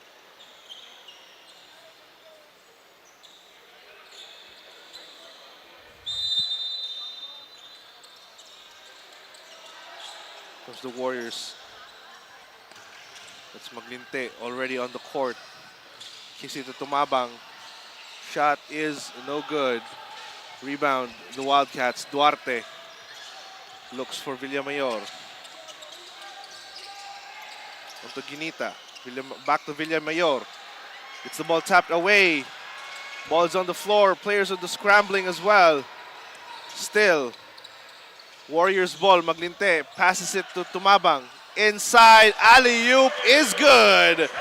What a play coming in from the Warriors. And that's what I've been saying, you know, time and time again I've witnessed this team. They really love the flashy plays. Flashy plays like that can net you a whole lot of points if done and executed correctly. But a traveling violation right there will be called against the Wildcats. Another opportunity is presented to the Warriors. And I think if you're USC, you know, all these opportunities that the opposing team is giving you, you have to take advantage of that. Absolutely. You need to be able to convert these opportunities into points more so often than not. And here they come. That's Enriquez. To Bakunawa. Inside. Oh, what a great pass right there. In and out, but the putback is good. CIT-U. Ginita for three. Won't go. Villamayor slips right through his hands. And the Warriors will try to slow things down here. Enriquez. Oreo. Back to Tangkay. Tangkay onto the inside man. Oh, he held him. That's for sure. That's going to be a foul called against the Wildcats once more. And talking about that previous basket, you know, that's the most important thing. You know, the second chance points is one of the most overlooked thing about basketball is just that you have to time it properly if the shot doesn't go in, and for your team to just clean up those messes. That's right, partner. Second chance points, definitely one of the main factors that will help you win a game here, especially in something as physical as this one, as that goes in and out for the Warriors. And right now, Ayon has the ball, drives right through, kicks it outside to nobody, but Duarte retrieves it inside Tagokon. No good. Rebound, Enriquez. Here comes Enriquez. Handling the rock. Gets pressured.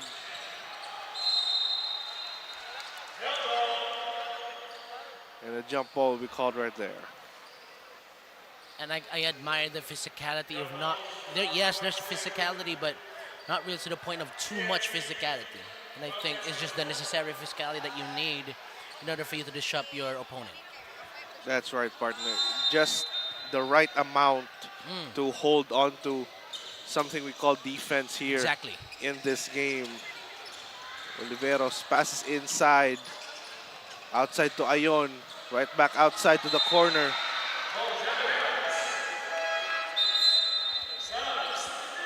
And that's the thing, you know, both teams really struggled on turnovers. But right now, so far, in the 4 minutes that has been through second half, the turnovers has been on CIT-U, and I think it's really hurting them. It's a 5-point game right now. 5-point game it is. And it's hurting their chances so much so that it has been a 4-0 run for the Warriors in the past 4 minutes without CIT-U getting a chance to convert their plays inside. That's good for Kyle Maglinte. They are finding a hole in CIT-U's defense, and they need to fix that, or else the boat will sink. Yodo kicks it inside to Tagokon. Still no good. Here comes the Warriors once again. After being presented another opportunity, Maglinte drives inside. That's good. 4 straight points for Kyle Maglinte. Maglinte is a walking highlight. So you can see that little crossover move, takes it inside. Kyle Maglinte right there.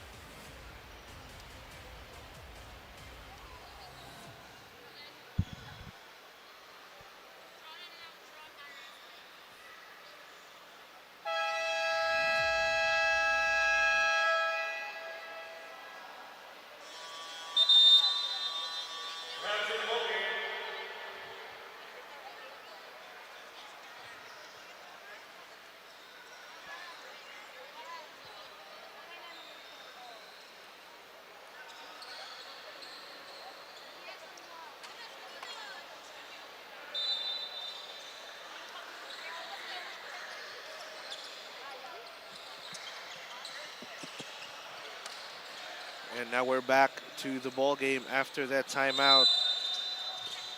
San Carlos still has 3 timeouts remaining, while CIT-U only has 2. Here comes Oliveros, handing the rock. Kicks it over to Abelio. Back to Villamayor. Scans the floor, right back to Oliveros. Oliveros drives right in, kicks it outside. Was hoping that Abelio could get it, but it turned into a costly turnover for the Wildcats. They have been stacking up their turnovers this quarter, and I believe, I'm willing to bet that it's going to turn into a double-digit lead for San Carlos. This could very well be what's going to happen given what they have done so far in this quarter. And that's the corner. Still no good for Enriquez. Rebound on CIT-U side. Still no go as Negado gets that rebound. Enriquez, floater won't go. Rebound, Oliveros. Quick drive inside, layup won't go, but he will earn a trip to the line for 2. CIT-U still, hasn't scored this quarter. We started this one 31-30.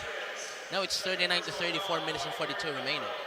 Almost 6 minutes have passed, and the Wildcats are still scoreless. Very unfortunate, inside and outside. Yeah. And I think that's about to change where you have Oliveros on the line. First shot is good. That's going to be their first point. Finally. Of the second half. And I think the thing that I've been seeing in the first half is that they also leveled USC's transition plays, transition baskets. And I think they leave off of that strategy, but now you cannot see it so far in the second half. The Warriors now having a bit of trouble there, getting the ball over. Enriquez now is the rock. On to Akut. Gets taken away by Ayon in a 1v2. Puts it up. That's good. There you go. 3 quick points for the Wildcats. Defense to offense in a matter of seconds, and that's what you want to see in another steal right now. And Abelio fakes the shot, gives it back to Oliveros, back to Ayon. Oliveros wide open for 3. No good. Rebound on Akut. That's a wasted opportunity right there. It's an open shot. You have to take those shots. Wasted opportunity once again for the Wildcats, but here comes the USC Warriors. Maglinte, long 3, won't go. Rebound still on the Warriors side, except for now. Abelio secures it. Here come the Wildcats. Abelio inside. Outside to Piodo, who drives inside. No foul called right there, as Maglinte will get fouled by Ayon right there before he scores the basket. And to give you a bit more insight into this game, ladies and gentlemen, let's give it over to our courtside reporter, Janine. What do you have for us? This is a neck-to-neck battle between the CIT-U Wildcats versus the USC Warriors. And in the half of the game, with such close scores between the two teams. However, team captain of the USC Warriors, Bakunawa, said during the interview that Tawakal and Surilla currently is injured and cannot play in the ball game. Maglente actually expressed concerns that their absence can impact the team's performance, but trusts his teammates now playing in the ball game to help during the crunch time. And by that, actually, CIT-U's head coach, Don Bell, said that we will not play the slow-paced race of the USC Warriors. Instead, we will own the second half. And actually, he told the players to keep a cool mind and have a really great time, especially in CESAFI. Now, CESAFI fans, who do you think will own the third quarter? Will it be the CIT-U Wildcats or the USC Warriors? Now, back to the ball game. Thank you, Janine. And that's some pretty devastating news to hear coming in from the USC Warriors. 2 of their players injured, but despite that, they're currently in the lead, which means what Bakunawa mentioned about his teammates being able to pick up the slack is actually kind of being put into effect right now. As for CIT-U, they've been told to not go with the slow-paced game of San Carlos and to keep a cool mind, which is what they have to really do here at the second half, since they mentioned it will be theirs. So far, CIT-U hasn't really been calm as they wanted to be, and they look rattled with those turnovers. Navarro puts up a three. No go. Ayon now has the rebound. Onto Villamayor. Right back to Ayon. Inside. Outside to Abelio for three, and that's good. Abelio quickly converts on that pass. And that's the thing that I wanted to point out is that Abelio, CIT-U's Abelio, number 35, you have to watch out for that kid because he can catch fire from the three-point land and on the mid-range. San Carlos tries for their own three. Oh, hustle and tussle from the man Navarro right there. Scores a two-pointer right away.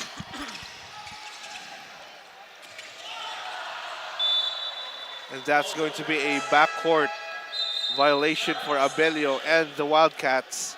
Another turnover, costly turnover for the Wildcats. And that's what I've been saying. If they could avoid those turnovers, if they could not pile up those turnovers, then we could have seen a different score right now. More so if they can convert off of the turnovers from the Warriors, but that doesn't seem to be the case here. Onto Enriquez. Enriquez fakes a shot, drives inside, passes it to the corner. Right back to Tangkay. And that's going to be a shot clock violation right there. The defense from the Wildcats starting to show. I mean, more so into this no shot clock awareness that time. I mean, you can see them. You could see a player looking up and watching the shot clock above the rim, but at that time he was just driving head down and wasn't aware. But that's also props to CIT-U's defense. CIT-U's defense, and they've really done some proper closeouts on the shooters. Abelio passes, gets intercepted. However, Gika drives right through the lane, scores, and one for James Gika. Gika actually one of my favorite players, and he could heat up from outside, but he can also take it inside and adjust his shot. So you can see on this replay right here, going off of that like a choo-choo train right here. Two defenders adjusted his shot, has one more shot at the charity stripe. And Gika has an opportunity to make this into an 8-point game, close to a double-digit lead. Misses on that one as Villamayor secures it for the Wildcats. Back to Ayon. To the corner. Duarte. Duarte drives, kicks it outside. Inside now. And the traveling violation will be called against Codillo right there. Little shuffle there after he picked up his dribble as an automatic call from our official. Just Tumabang. To the rock. Goes to Maglinte. Maglinte from three. That's good. That's what I've been saying. That's what I've been saying. Look out for that man's right there. Said it once, said it twice. Maglinte at double digits.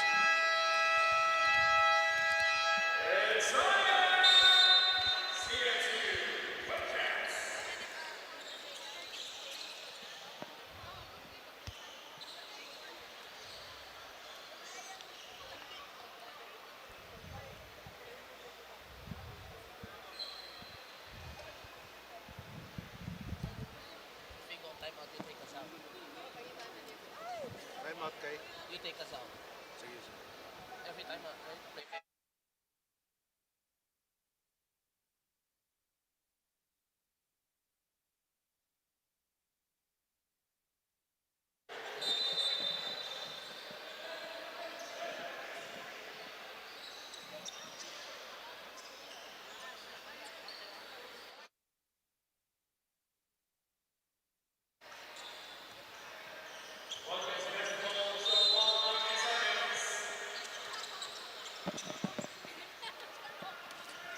Back to the ball game, ladies and gentlemen. Inbound Ayon onto Villamayor. They have less than 16 seconds remaining on the shot clock here. Long three-pointer. Won't go. Rebound on Akot. Gets well received. Drives inside. Still no go. It's taken away by the Wildcats this time. Duarte gets intercepted. Here comes Tumabang. Tumabang gets double teamed. Gika onto the corner. Maglinte drives inside, puts it up. No go. Rebound on Piodo.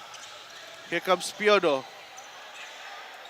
Just a couple of seconds differentiating the game clock and shot clock. Villamayor for three. No good. Rebound Gika. Here comes Tumabang now. Scanning the floor.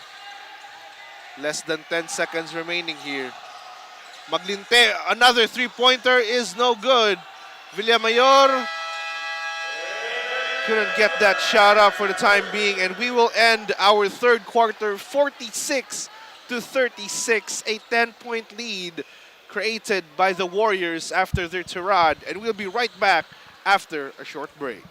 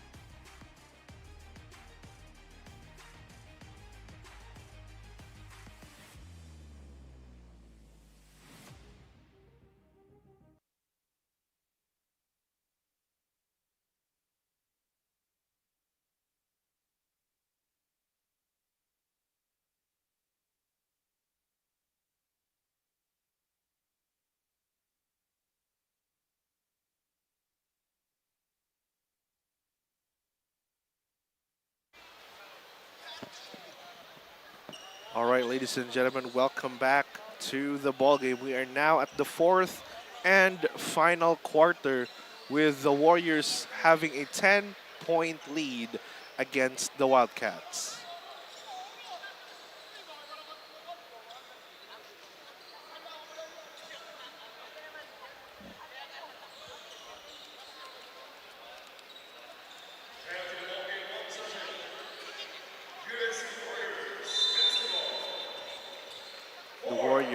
Get the first possession. Here comes Enriquez. Sets up a screen from Gika. Enriquez, low pass onto Gika for three. That's good. What a way to open up the fourth and final quarter by the Warriors right there. Gika, the sharpshooter, 2 digits away from scoring double tonight. Duarte tries to answer back of his own. No go. Rebound Gika. Here comes Akot. Right back to Enriquez. Enriquez scans the floor. Just tries to set up a play here. Gika on the receiving end. Just fresh of a three-pointer. Passes inside. Gets intercepted, however, and it goes right out of bounds. And that's what CIT needs to do. No, close out on those shooters, and you don't want them to get a good look or just an open shot because the Warriors are stacked. I mean, stacked with shooters in every sense of the word. Absolutely correct there, partner. There have been lots of opportunities already for the Warriors to just have their shooters be in an open position. And right now, there's going to be a traveling violation against the Wildcats. Another turnover for the Wildcats. They seem to be mounting up. Time and time again, I've already said this at the start of the second half. I mean, like both teams once was struggling. Both of them were struggling in the turnovers. And then on the second half, CIT stacked those turnovers in the third quarter. And right now, starting the fourth quarter, opening it up with another turnover, and that's going to hurt them because now they are down double digits. They are now down by 13 points, ladies and gentlemen, as Maglinte drives inside, gets blocked, but the ball will go out of bounds. You have to double team that man's because right now he has 10 points, and on the last game he scored 14. So, you know, he's just going to mirror that performance in this last game. If he could mirror his performance in the last game, that would be very, very deadly against the Wildcats right now. And that's going to be a turnover coming in from the Warriors as well. I mean, once again, both teams really struggled. But so far, the second half, actually they reduced the numbers. Not really fully got rid of the turnovers, but they just reduced the numbers of the turnover. That's why we're seeing this score right now, 49-36. They may have a similar number in terms of turnovers, but points from turnovers is where we get a huge 12-point differential. 19 for the Warriors, and right now they get another turnover fresh from the Wildcats, make that 21 points off of turnovers. 15-point game by the Warriors. Exactly what the doctor ordered. Abelio narrows it right back down to 12, and Tangkay is already in double digits for the Warriors.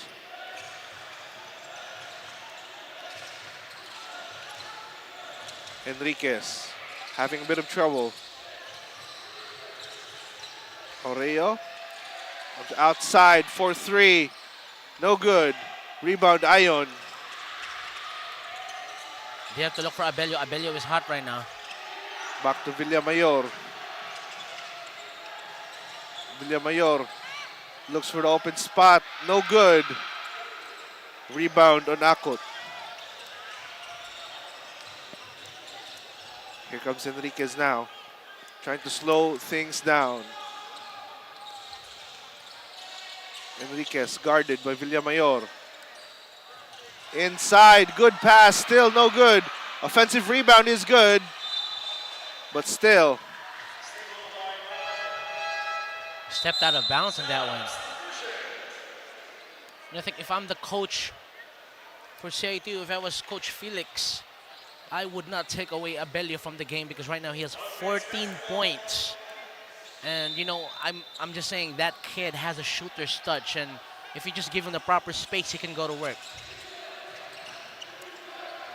Abelio looking for an open spot here for his team, but Ion handles the rock, kicks it over to Duarte. Duarte drives inside, fakes the pass, finishes onto the corner for 3, no go.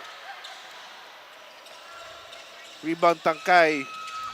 Back to Enriquez, then to Tangkay. Here comes Tangkay. Drives inside, kicks it right back out to Calafoto. Then to Maglinte, back to Calafoto inside. What a play! That's what I like to call a little two-man game. Some little two-mans right there from Calafoto and Maglinte. Ion looking. Sets up. Onto Abelio, another three-pointer. Heat check for the man himself. I'm telling you, he has the green light. Actually, the coach don't mind. Let the shooters shoot. That's how it goes. Enriquez cuts right through. Has to go back outside. Gika inside to Calafoto. Up against 2. And he will get fouled on his shot attempt right there. Actually, he let those 2 defenders fly by. And guess who was open doing that cut? It was Tangkay, but then also still a good move from Calafoto. And let those defenders fly by, and if he wasn't fouled, that would have been an easy bucket for the Warriors, where he could just really drop that pass to Tangkay for an easy 2. Calafoto and Maglinte acquired from the Cobras a couple of seasons ago, and now suiting up for the Warriors. And both of them, as you can see, that little two-man game, they've had that chemistry back in the days again with Southwestern University. And as you can see, the discrepancy in the bench points, 24 for USC, just 5 for CIT-U. Calafoto with the amazing putback right there, despite missing his free throw attempts, manages to get the offensive board and convert. Calafoto was like, my bad for missing the free throws. Let me make it up to y'all. Exactly what Calafoto did just now. The big man from the Warriors doing big man stuff. And that was Duarte. Just a little bit of physical down low, and he gets called for the foul. I think it's a double foul.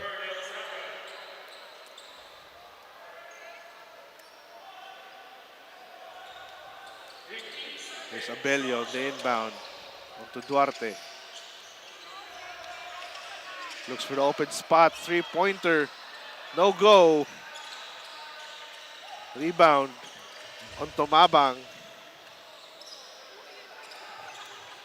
Tumabang being pressured by Ayon.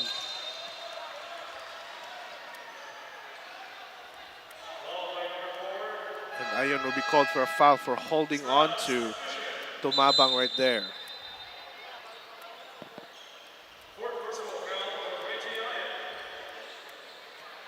And that's a bit tricky already for the Wildcats side.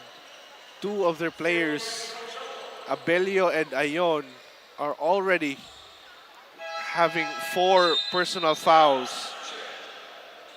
And both of them are really pivotal for CIT-U's offense. And if I'm the Warriors, I'd take advantage of that.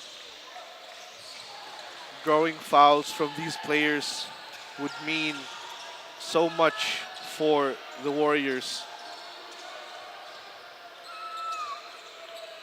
They managed to get it to the other side. Duarte. Fancy moves. Checks inside. Abelio trying his own set of moves. Gets hustled for the ball. Warriors couldn't convert still. It's their possession. Taken away by Gika. Tries to slow things down now. Tumabang on the other end. Drives inside. Kicks it back to the corner for 3. That's good. Tangkai for 3.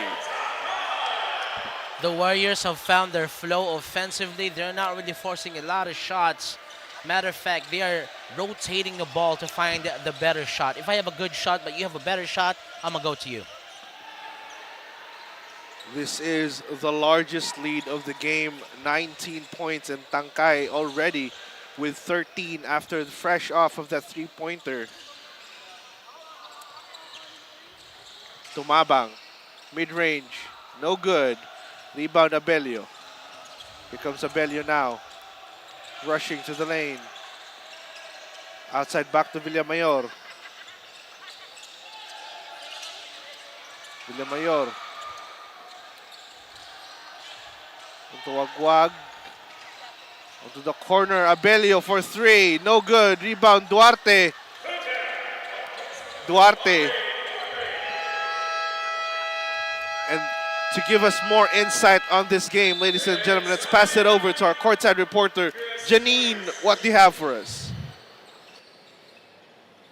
This is finally the fourth quarter, the battle of pressure between the two teams where the USC Warriors are dominating by such are still pouncing on until the very end. CIT-U team captain Villamayor actually emphasized to his teammates to never waver on their defense and offense, but focus more on their mentality at such a crunch time. Duarte, who is back in the ball game after a slight mishap, strongly motivated the team to not be disheartened and his puso sa laro mentality to avoid the panic of emotions. And actually spoke with Maglente from the USC Warriors, and he said to think positive and avoid getting swayed by emotions that can turn into such easy fouls. And head coach Paul told the Warriors to avoid and watch out for Abelio, who currently is the leading scorer for the Wildcats. And by that, whose mentality will remain strong until the very last 2 minutes of the fourth quarter. Now back to you, David and Casey.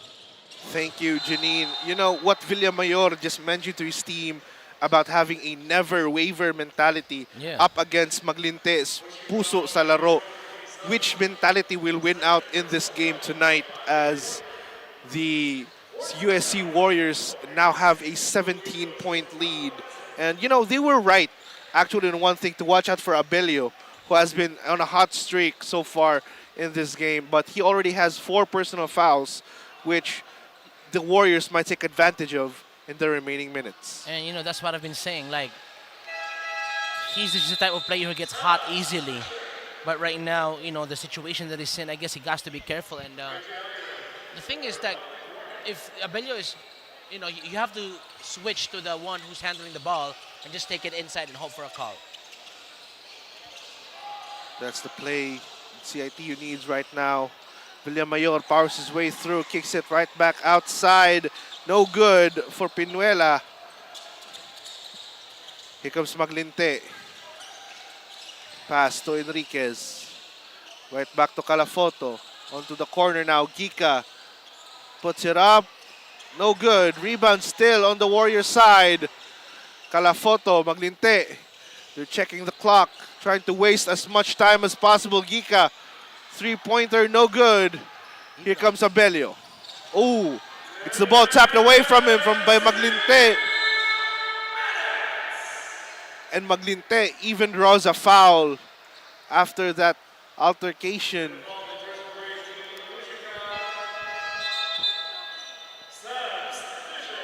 And I think CITU has really dug themselves in a hole where they cannot recover.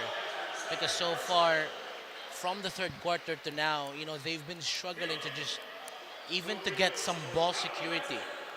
And, you know, getting those passes, nga maigo sa tuhod, you know what I'm saying, or like mishandling the rock. And I think those are the factors. That's why, you know, they were not really having their momentum on their side, as Kyle Maglinte scores 12 points in the last 25 minutes. And that's what I've been saying. He's really like a phantom 6-man for the squad. Last game against Benedicto, he scored 14. Now he's at 13 points right now. And I said if he could mirror that performance, then I think he'll be dangerous. And he did just that. He's mirroring his previous game's performance right now. 20-point game. Codillo attempts a 3-pointer, no good. They're trying to hustle every possession here. Mid-range jumper, no good for Avila. Here comes Ayon. Another 3-point attempt, no good, despite the open shot. They have been doubling down on the 3-pointers, but you live by the 3 and you die by the 3. Absolutely. That's what's happening to CITU right now, as the Warriors further extend their lead to 24 points. And right now, Coach Felix Bilano is emptying his bench. I think he's pulling the plug for this game. Absolutely. Since I think, you know, 1 minute and 12 seconds, there isn't really that much left to do here for having a 22-point game against the Warriors, who have been known to close out their games when they're leading. Like, they really, really don't give up this kind of lead that easily. Yeah. And I think it was also a good thing in their game against Benedicto College, where it was really a hard-fought battle up until the end. And for them to carry that momentum is really good. No, once you get a very, very good win, all you need to do is just you need to channel your inner selves. While doing so, you could just tap into that energy just so easy, because you've already experienced on how to like hold on to this lead. And I think that's what they did. You know, they've really put the pedal to the floor and haven't looked back ever since. Absolutely, pedal to the floor, haven't looked back. And, you know, as we have 1 minute and 12 seconds remaining in this ball game, up next in our game here at Cebu Coliseum is the Santiago Clásico, UC versus UV in the next game. But right now, as we go back to the ball game, Ayon on the inbound. Ayon drives right through, kicks it outside. Here comes Codillo, attempts another 3-pointer. No go. Rebound, the Warriors. Here comes Tomabang. Tumabang scans the floor. Gives it. No go for Buzon. Buzon right now, I think it's his last playing year, I guess. He actually has injury, and that's why his minutes are so limited. And 41 seconds remaining in the ball game. Coach Paul let him in. Very, very good gesture here from the coaching staff of the Warriors as Ayon tries to pull another point, but still no go. And that's what I've been saying. Like, CIT really never learned their mistakes, because early in the first half they've been struggling. Now, even in the last 40 seconds, where the defensive pressure is not as grand as we were still early in the game, and they would still lose the possession. They would still pile up those turnovers. Still no changes in CITU's gameplay right here. That's going to be Buzon driving into the lane. No good. Rebound still for the Warriors. The putback is no good. Here comes Codillo. Inside. Oh, gets blocked by Negado.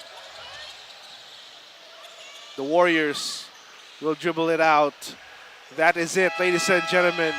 The USC Warriors with a 22-point lead versus the CITU Wildcats. What a dominating fashion to win this game.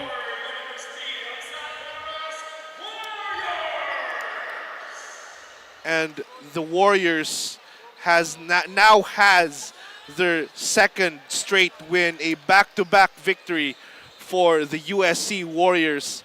And it's even done in a superbly dominant fashion against the Wildcats. And I think, they just really carry on their performance from the very beginning, from their last game against Benedicto College. And I think that's really what helped them boost their confidence, because in the first two quarters, everything was just so matched. Everything was so evenly matched.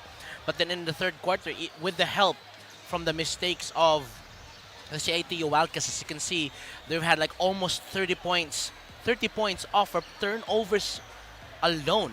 So that number really screams a lot, says a lot about the score that we're seeing right now, which is 63-41. And for CITU, and I think they really watered down their efforts from the first half to the second half. It's just that I think they've made more mistakes than on the first half, because that's the thing about the halftime breaks, because you have to point out those mistakes, and then once you start the second half, is that you need to work on to not make the same mistakes again. But then again, they double down on the three-pointers, not really making a lot of those.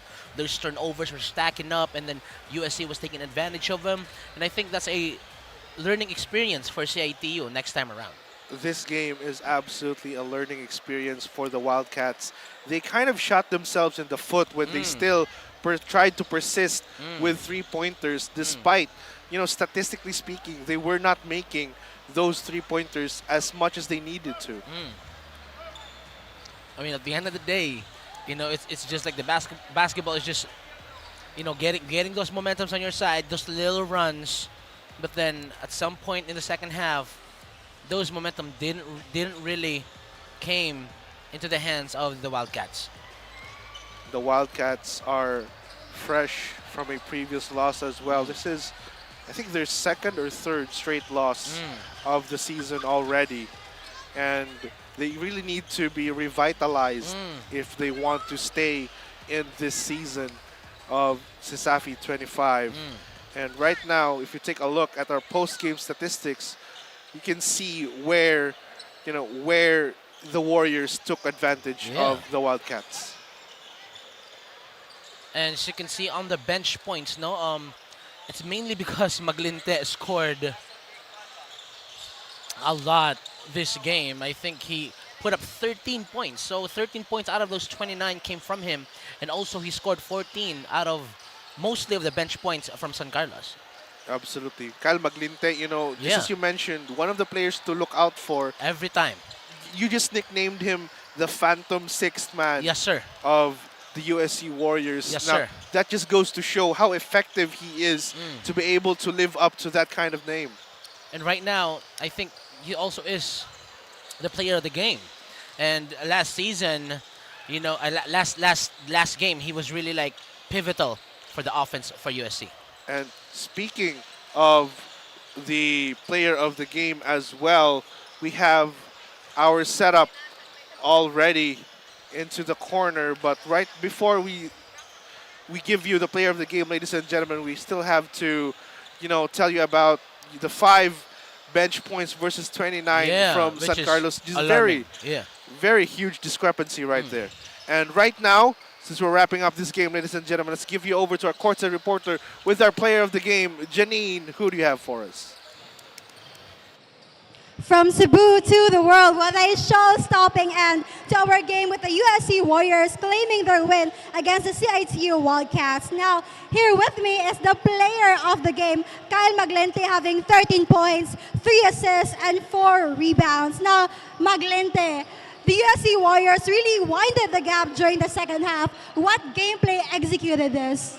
Among gitawag among mga play o gi-execute na namong tarong para maka-offense mig tarong. O defense same as last time. And did you guys know that he's actually the player of the game twice already? And by that, how do you feel about that, Maglente?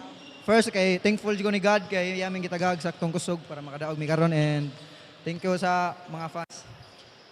Yes, and by that, do you want to give a shout out, especially to the people who have supported you all the way through this season? Shout out ni Boss Chase Cocalyong, Boss Jason Arcosela, and sa sponsor sa mong jersey, og sa akong family, og sa akong uyab na dito. Wow, yeah, once again, congratulations to the USC Warriors, and of course, to our 2 times player of the game, Kyle Maglente, for such a wonderful show. Now, from Cebu to the world, thank you so much for watching me, Nine, being your courtside, and stay tuned, because this is Sanxiangco Classico. Thank you, and goodbye, CESAFI fans. Non più tra i farfalloni amoroso, notte e giorno di torno girano, delle belle turbando al riposo, Narcisetto a dolcino d'amor. Delle belle turbando al riposo, Narcisetto a dolcino d'amor.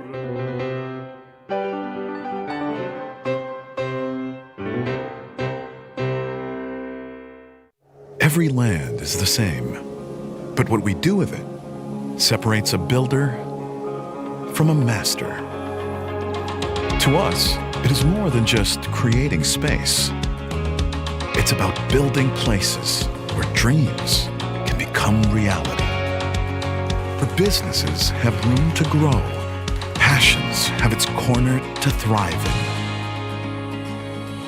Every milestone has a space for it to happen. We put our heart into every project, and we are committed to deliver the extraordinary time and time again. With masterful leadership, a wide array of quality development, and 20 years of genuine real estate service, we're not just builders. We are landmasters. 20 years of masterful development.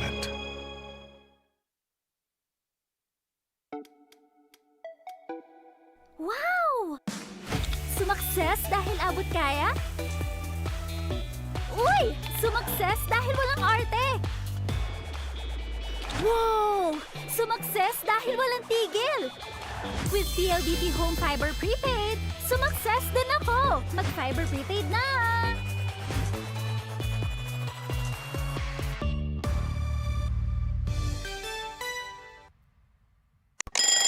Ang sarap gumising sa umaga, sa tuwing naaamoy na ang luto ni nanay, ang daing at tinapay, at lalong-lalo na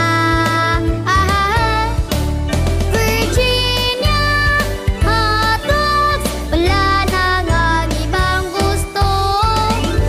Virginia hotdogs, ito ang baon kong paborito. Basta hotdog, Virginia. Rules, we make them. Good evening, ladies and gentlemen, and welcome to the Cebu Coliseum. And up right now, we have our game at hand here, ladies and gentlemen. It's going to be the 𝐂𝐄𝐒𝐀𝐅𝐈 Clásico, University of the Visayas Green Lancers versus University of Cebu Webmasters. And I think right now, you can feel the excitement from the crowd, the most awaited game for today.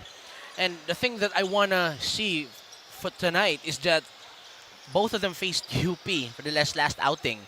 But UV won, and then UC lost to UP Cebu. So right now, I want to see how this holds out between these two familiar foes, this juggernaut of a team, that they've been really so familiar. Even though that in UV side, they already have signed new players, new faces, but familiar names already. They got Cabulao, a former Jaguar, and they also have Winston Bingil, a former Panthers from USPF, a very, very sharp shooter.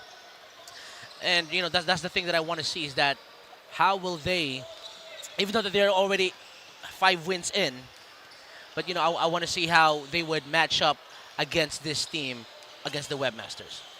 It might be easy to say for someone who's just looking at the numbers and say, oh, the UC Webmasters, they lost to UP, which that squad just lost to UV. Right, yeah. So they could infer from that info and say, why is it, it's very easy to say as a viewer that, based on the numbers itself, UC might be in a bit of a pickle here. But as they say, bilog ang bola. Yes, sir. And UV we might see some changes here in the squad and gameplay of the Webmasters. And that's what I really wanted to see, because I'm so very familiar with both of these teams system, and both of them play a very, very team-centric basketball. And talking about these teams, we got our courtside reporter Aiden with more information about their upcoming matchup. Aiden, take it away. Thank you, commentators, and maayong gabi, CESAFI fans. The stakes are definitely high tonight since this is going to be round 1 of the highly anticipated matchup between the UC Webmasters and the UV Green Lancers. The Green Lancers to continue to dominate this season with a flawless 5 wins to 0 losses record. Considering that they will be facing their rival this night, Coach Gary of the Green Lancers said that preparation is key, as they have prepared enough for this matchup and will adjust accordingly with the game's intensity to hopefully win tonight's match. On the other hand, the Webmasters are looking to bounce back after experiencing their first loss this season. Assistant Coach Caleb of the Webmasters admitted that their first loss against the UPC Fighting Maroons did impact the team. But after that match, it made their team stronger and had adjusted their system to better their performance tonight. Tonight's game isn't just about standings, but it's about pride, grit, and classic rivalry. So to officially start our game, I'm passing it on to our arena announcer, Mr. Joseph de la Concepcion.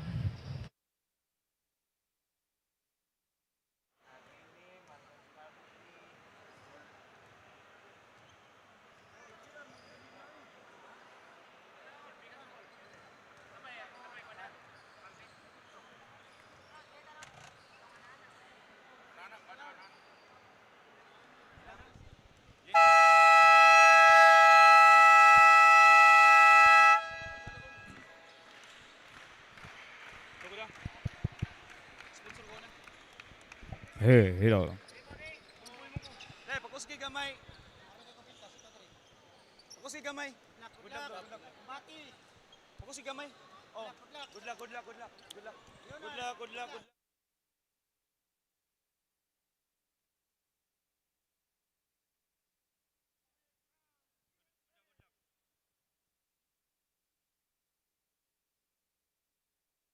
Official streaming partner of CESAFI, Virginia Hot Dogs Incorporated, Basta Hot Dog, Virginia, Cebu Webmasters, We Build You Do, and mine, Brian Love, official sports partner, apparel partner of CESAFI, Sonak, Mikasa and Molten, official ball of CESAFI. And once again, good evening, CESAFI fans! And welcome to another edition of the Santiago Clásico, where the most awaited rivalry between the University of the Visayas Green Lancers and University of Cebu Webmasters. Regardless has one of the Cebu greatest basketball moments. And now, let's meet your starters. Introducing first the starting five for your University of Cebu Webmasters. The point guard, number 27, Dion Chavez. Shooting guard, number 8, Recoper Sardalia. Small forward, number 18, John Card Angelio. Power forward, number 9, Nothal Jonard. Man in the middle of the center, jersey number 23, Charles Libatag. And the head coach of Webmasters, Kenneth Kern Sisante. Assistant coaches, Caleb Gowangan and Joaquim Rojas. And now, here are the starters for your UV Green Lancers. Point guard, number 16, Zal Capellion. Shooting guard, number 27, AJ Sakayan. Small forward, number 12, Kent Evo Solarda. Power forward, number 9, Pauljan Taliman. Man in the middle of the center, number 10, Urban Clark Alsala. And the head coach of Green Lancers, Gary Cortez. Assistant coaches, Jojo Maglasang, Raul Nunez. Your officials officiating this ball game are Mr. Elmer Signor, Marlon Espante, and Cruise Ship Alvarele.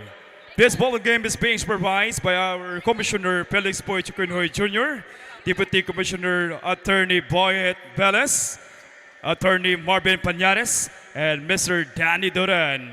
Cebu Coliseum, let's play basketball!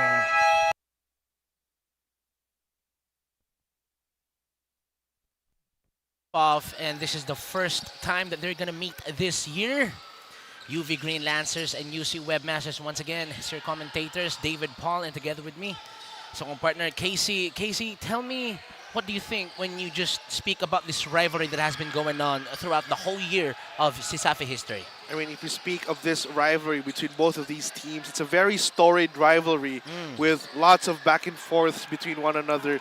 It's really either anyone's game when it comes to these two teams, regardless of their past results. And the thing is, you know, early here in the exhibition game when this started, you know, you could really feel that boiling up down to this point where the actual win matters. And I want to talk about some notable players as AJ Sakayan gets that three-pointer from the corner. I like to talk about Neon Chavez and Cabulao, Carl Hayden Cabulao and Neon Chavez. Both players already on their last playing year, and both players signed to a team that are contending for championships.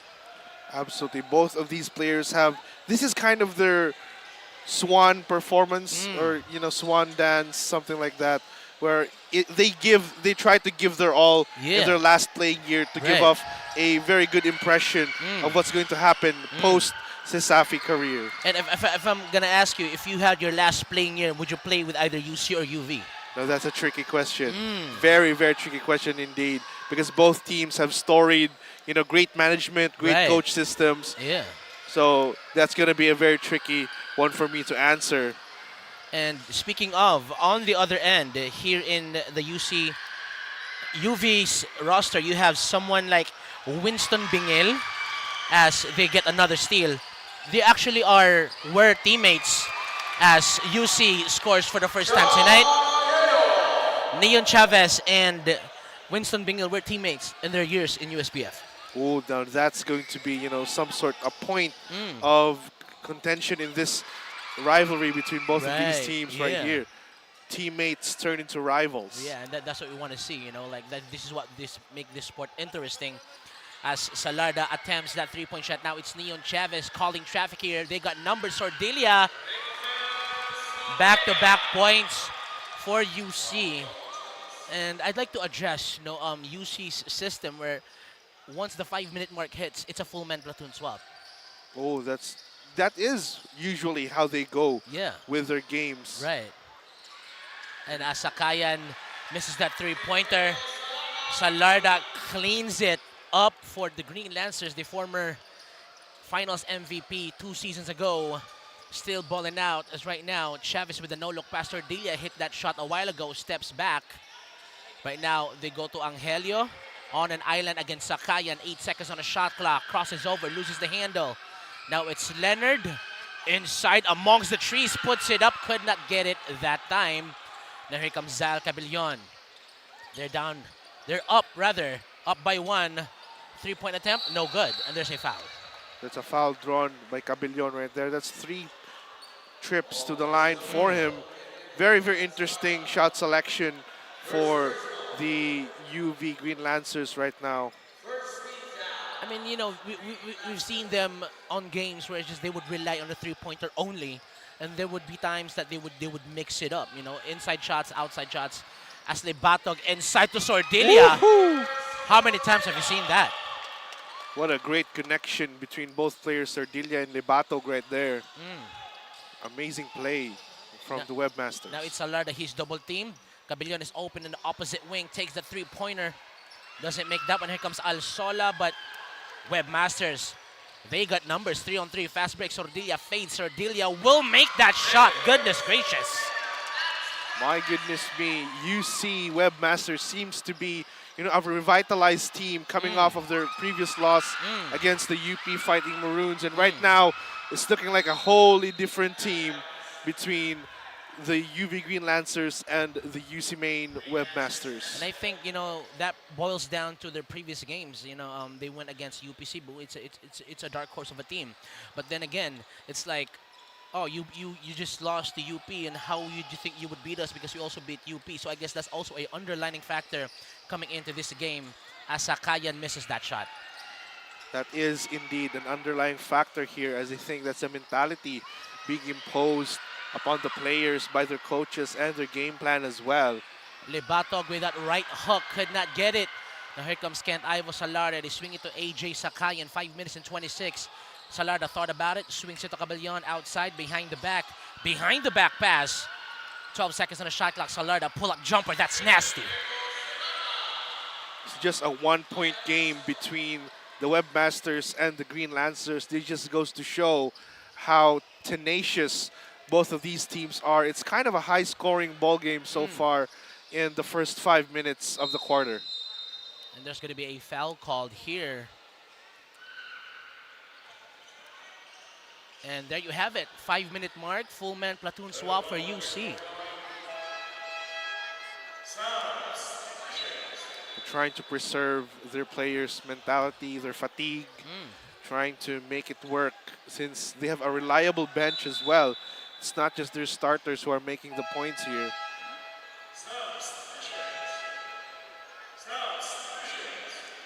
𝐂𝐄𝐒𝐊 does not go in the game, but instead, Leonard will stay in the game. So it's a 4-man swap.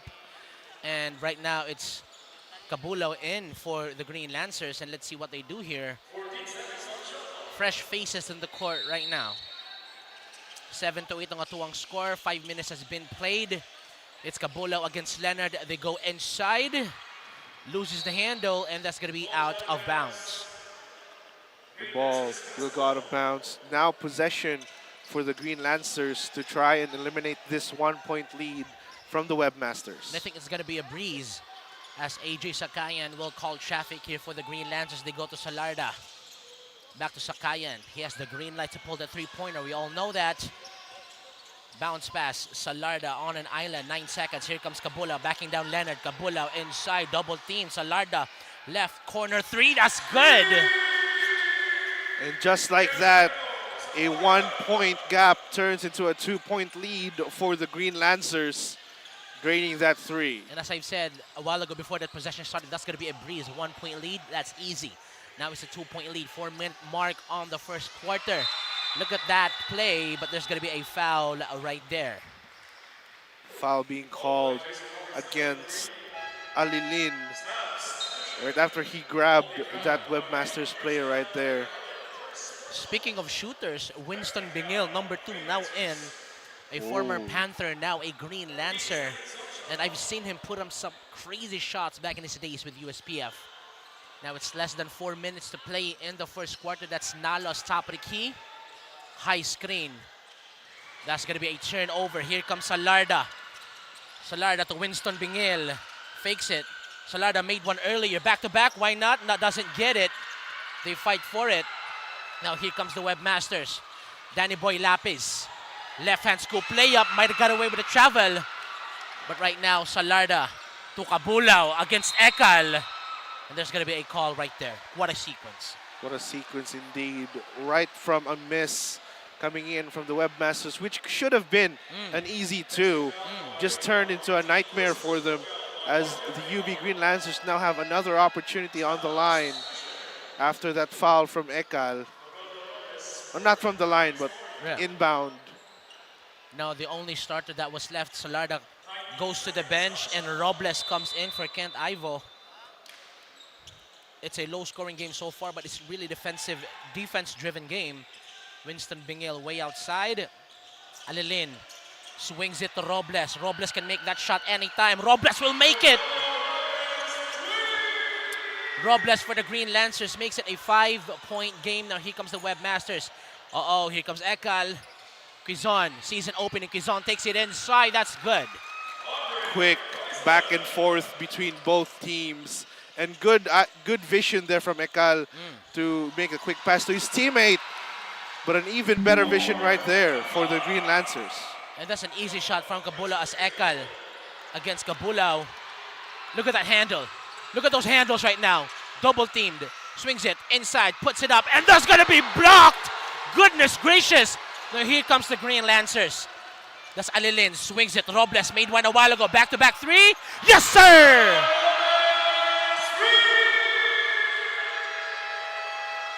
A 3-pointer, 8-point lead. USG Webmasters forces to call time here, and we'll be right back after a very short one.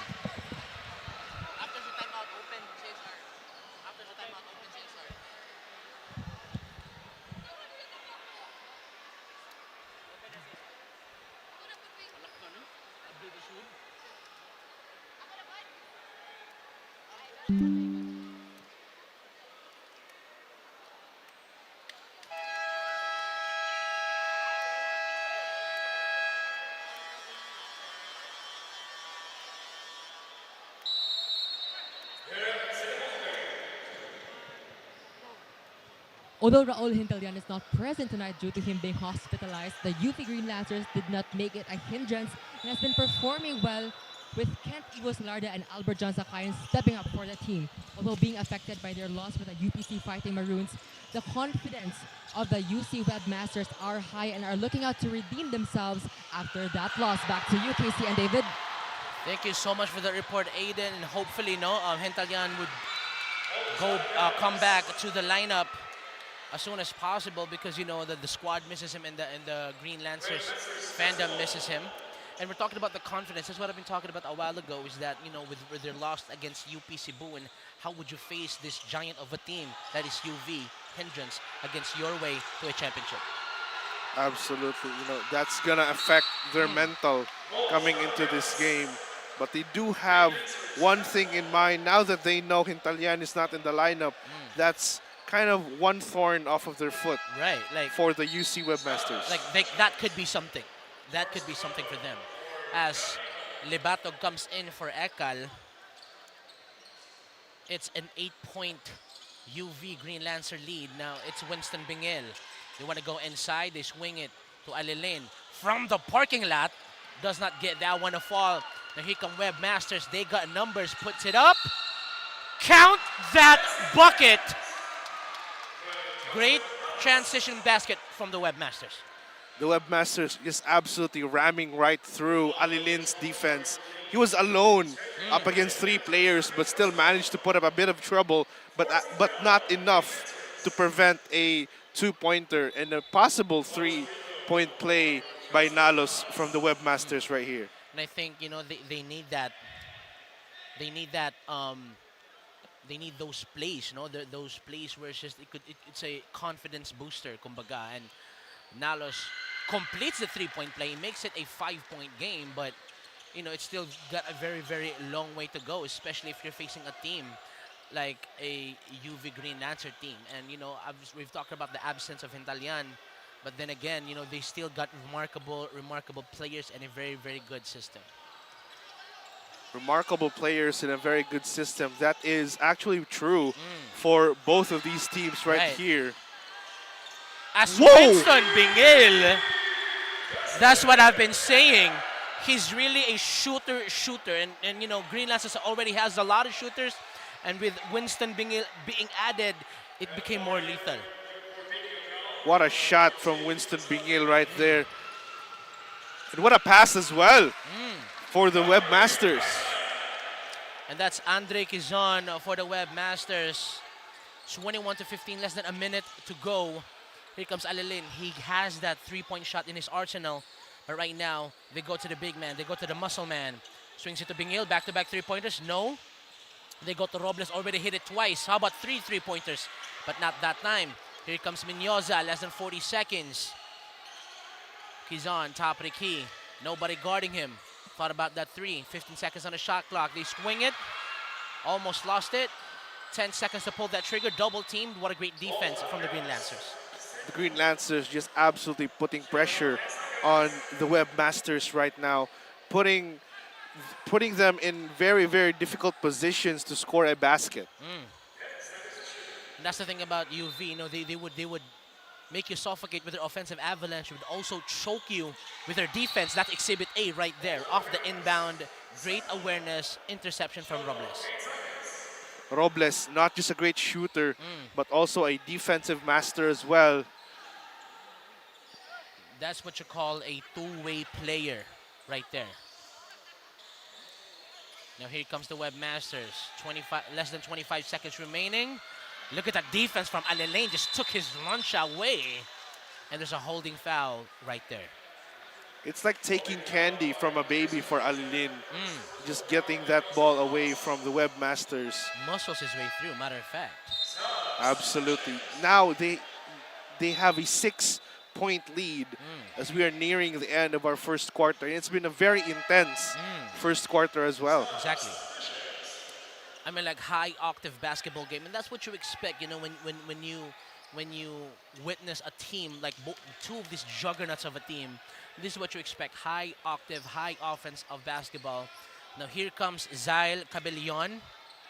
9 seconds remaining, goes behind the back.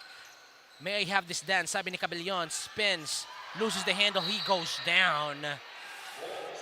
Coach Gary Cortez not happy about that play. 1.6 remaining sa atuang first quarter. Is it gonna be a half-court heave? Libatog counts if it goes in, doesn't get it. After 10 minutes of basketball, ang atuang score 21-15. We'll be right back after a very short one.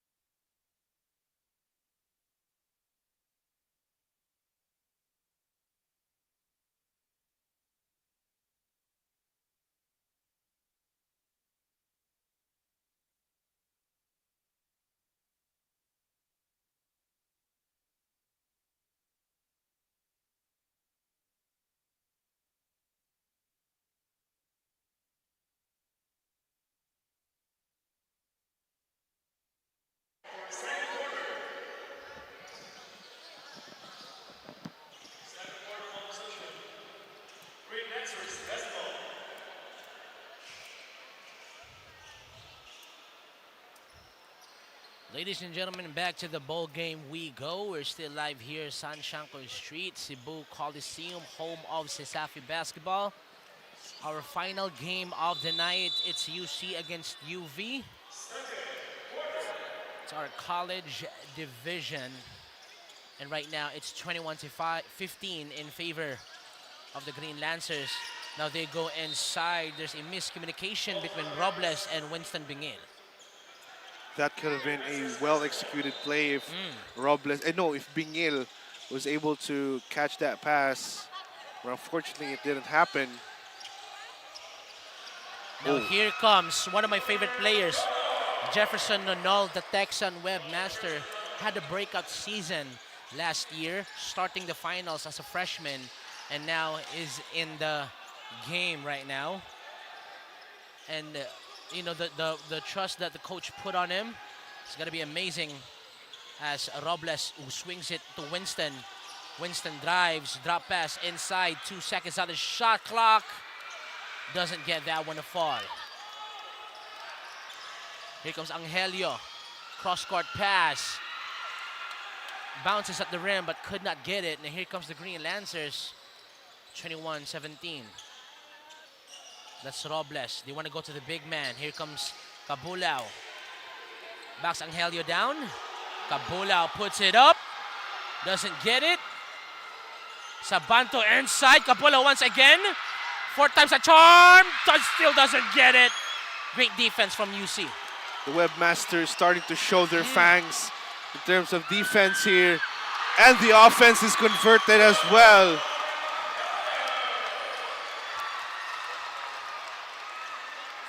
Angelio with that fast break. On his face, defense on his face, 21-19, an 8-second violation. And right now, I think UC is showing their usual self. This is that dogs. This is the dog in them, you know what I mean? This is that squad that really wants to win against their rival. This is what made UC the greatest rival of the UV Green Lancers. Exactly. Starting to show their true colors right here. Now here comes Jefferson Nonol. He'll do the inbound. He got Lapis, he got Leonard, he got Sordilia at the court, he got Angelio. Sordilia, wild shot.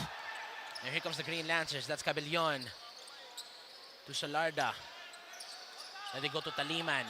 He's got that mid-range jumper in his arsenal. Alsola also got that mid-range in his arsenal. Bounce pass, Salarda.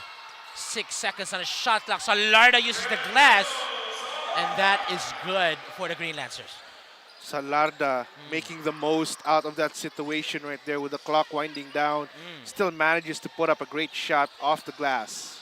23-19 in favor of Green Lancers. Here comes Angelio.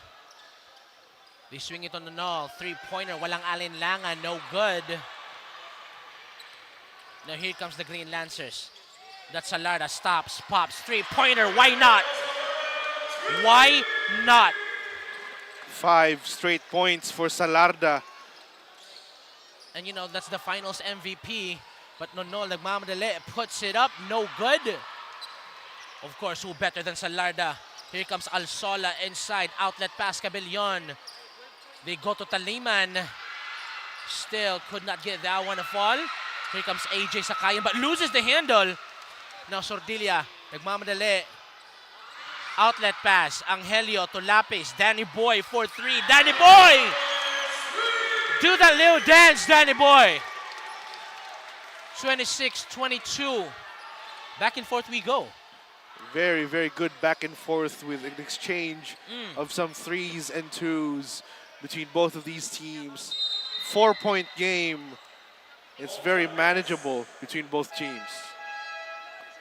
Ivo Salarda scoring 12 points in just 8 minutes and showing you his usual self from a couple of seasons ago where he was crowned the finals MVP. Now here comes the give and go between Cabellon. Look at the ball movement, Alsola inside. But great defense from Danny Boy Lapis right there. UC down by 4. Danny Boy Lapis back to back. Why not? I said why not? Danny Boy, do that little dance once again. 26-25. 1-point game now between the Green Lancers and the Webmasters. Very, very good back and forth. And Lapis, those 2 back-to-back 3-pointers, really, really a huge help to the Webmaster squad. For the last 4 seasons, we have seen these squads, even these familiar faces going at it. And right now, it's still really giving me the chills 4 seasons in as Chavez on an island. 3-pointer from Cabellon. Back and forth we go. Danny Boy Lapis already got 6 points in 6 minutes. Now here comes Chavez against Alsola. That's the former captain of the Panthers right there. Against Angelio. Angelio stops, pops, mid-range, no good. Taliman with a rebound. Here comes Alsola. Salarda.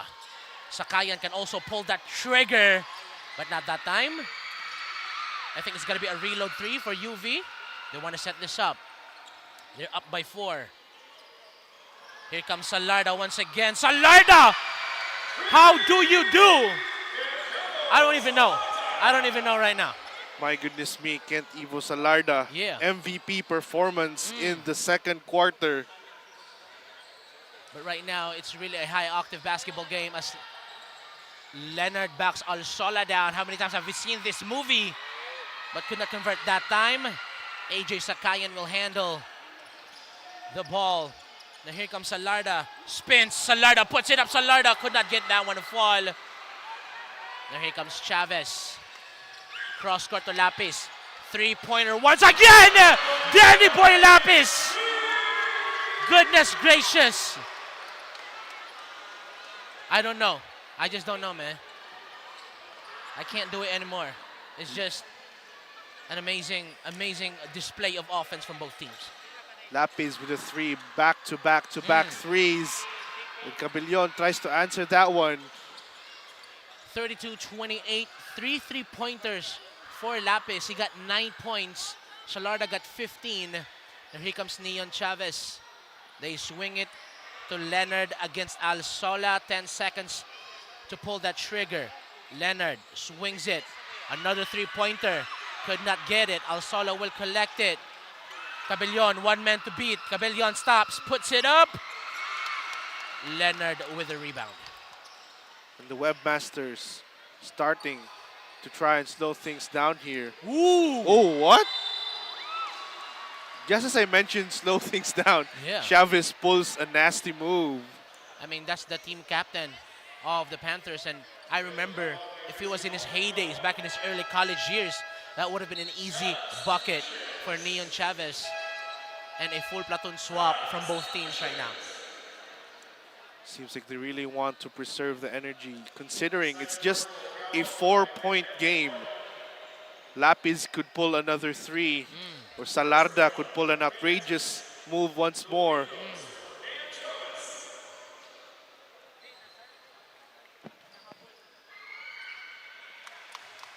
And, you know, if you're UC, what do you think that they need to do in order for them to get back, to get this lead back? In order for UC to get this lead back, they really just need to make the most out of capitalizing off of, you know, turnovers or mid-range jumpers that should be going in. But right now, we'll have to pass it on to our courtside reporter for more info about the game. Aiden, take it away. The UKC competition inside the court is getting fiercer by the clock with heavy gameplay and defense happening in the hardwood, and 3-point shots, back-to-back 3-point shots coming from both of the teams. Coach Kurt of the Webmasters told the team to always stay sharp and as much as possible to not make room for any errors. Now the question is, and since the Webmasters are now catching up, can the Green Lancers maintain their lead in this quarter? Back to you, David and Casey.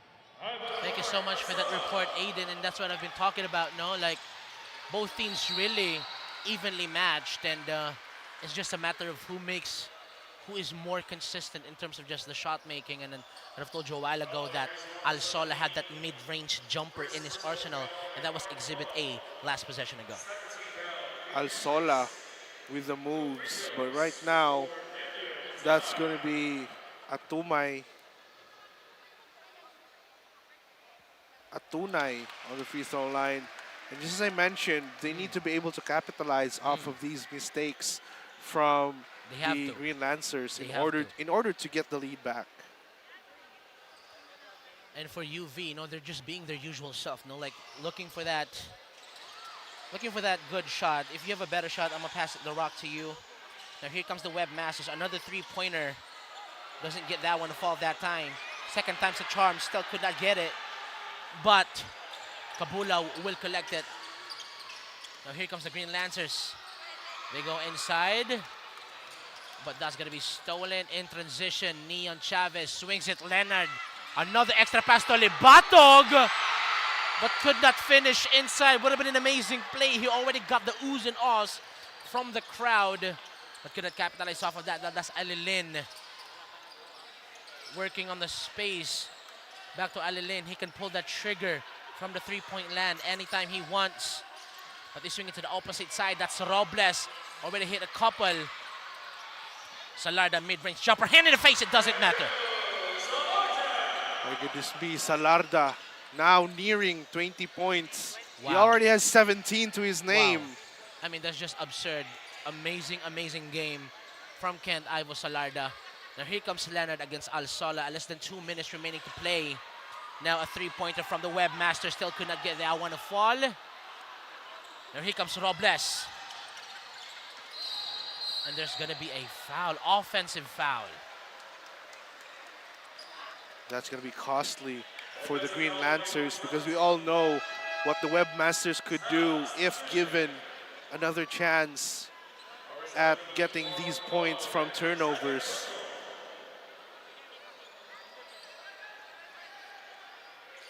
And this has been actually an amazing outing from both teams. Amazing performance, not their first rodeo. Ivo Salarda super efficient for tonight. 7 out of 9 field goals made from that kid. He's basically responsible for their lead right now.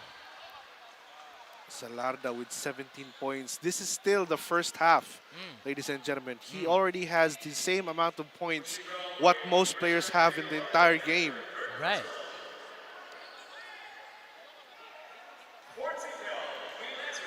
But Lapis for the Green Lancers hitting those 3 three-pointers is the leading scorer for that squad. But right now, here comes Libatog. Dribble handoff to Quezon. Back to Libatog. The give and go. Libatog still could not convert from point-blank range. And here comes Salarda. He already got 17. That's going to be traveling. Shuffled a little bit. Shuffled a little bit. But I think that was just a jab step. I don't think that was like a traveling call, but Coach Gary Cortez thinks otherwise, but they're going to call it traveling violation, a turnover for Salarda.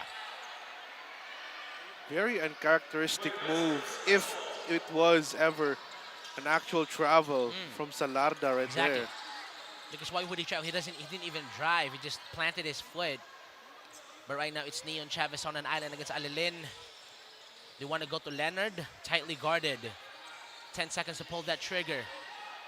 Chavez sees an opening to Leonard inside, right hand.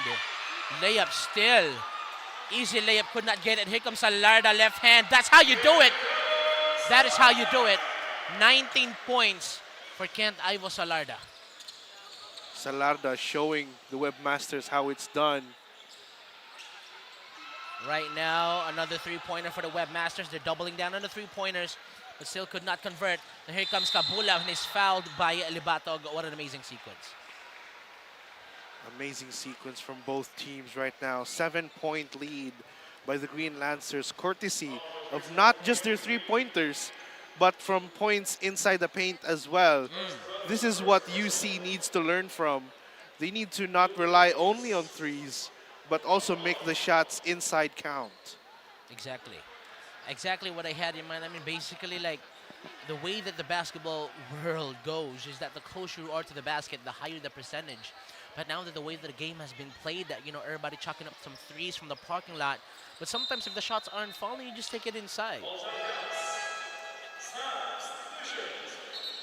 Taking it inside might be the Webmasters' best option right now if they want to score a last-second basket here in our first half. But speaking of, you know, Libatog missed 2 shots from the inside, and also Leonard missed that one from point-blank range. 8 seconds remaining. 5 seconds for Neon Chavez. Neon Chavez spins. Neon Chavez puts it up. but could not beat the buzzer, ladies and gentlemen. After 20 minutes of basketball, 38-31 in favor of the Green Lancers. And another set of 20 minutes coming right up after this halftime break.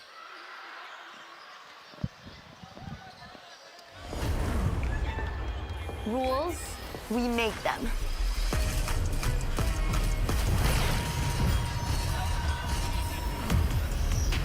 Limits, we go beyond them. One size fits all. Hard pass. Introducing a groundbreaking DigiFlex mobile experience. Kick Mobile. Download the Kick app, choose your number, activate the eSIM, and own the country's first ever customizable mobile experience. Stay first in line for network priority and customize all you want, because the real flex is when everything is built to your rules. Kick Mobile. Our way, our rules. Hindi aabot ang data! Nice! Don't worry! Be only with Smart Power All 99. Hindi nabitin with 10 gig data plus only Facebook or TikTok and more. Load now! Di abot ang data! GG bro! Don't worry! Be only with Smart Power All 99. Hindi bitin with 10 gig data to power your games plus only Facebook or only TikTok. Load now! Hindi umuulan! Di mo tayo makakabenta! Yes! Don't worry! Be only with Smart's Power All 99. Hindi bitin ang benta with only TikTok or Facebook plus 10 gig data and more. Load now!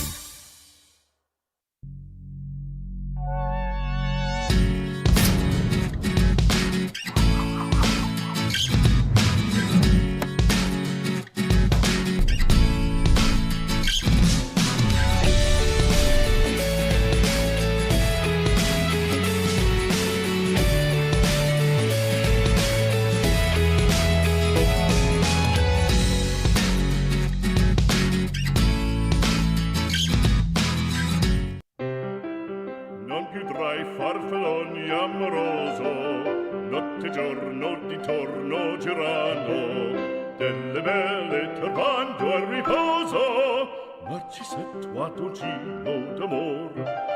Delle belle turbando al riposo, Narcisetto a dolcino d'amor.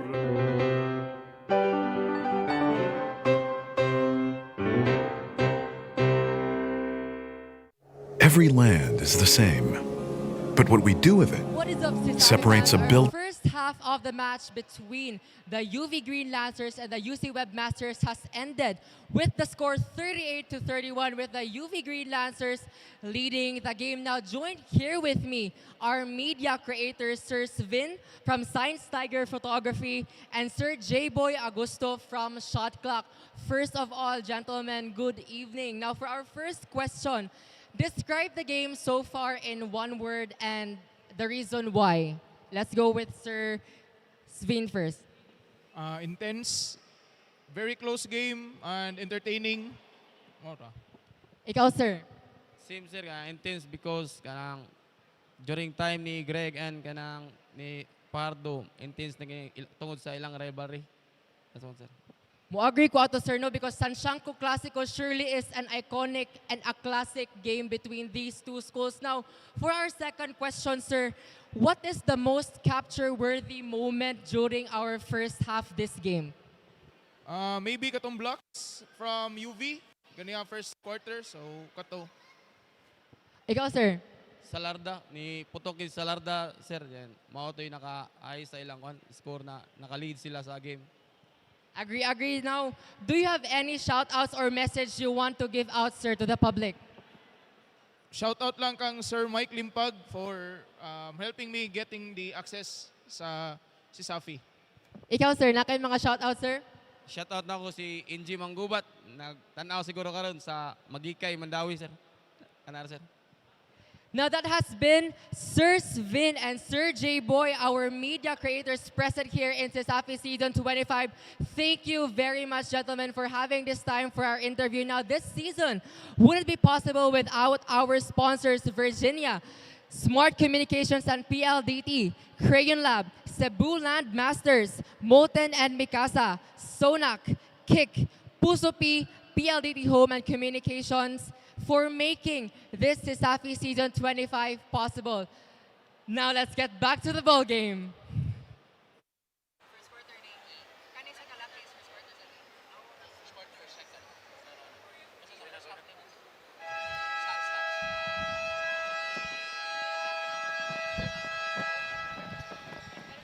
And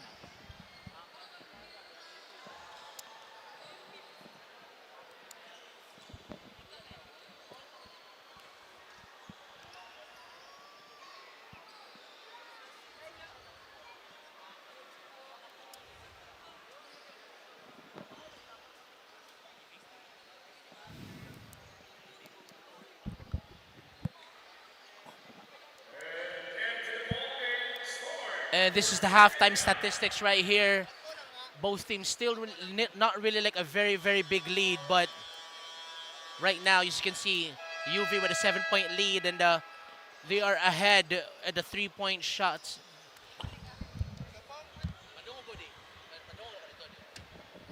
off though.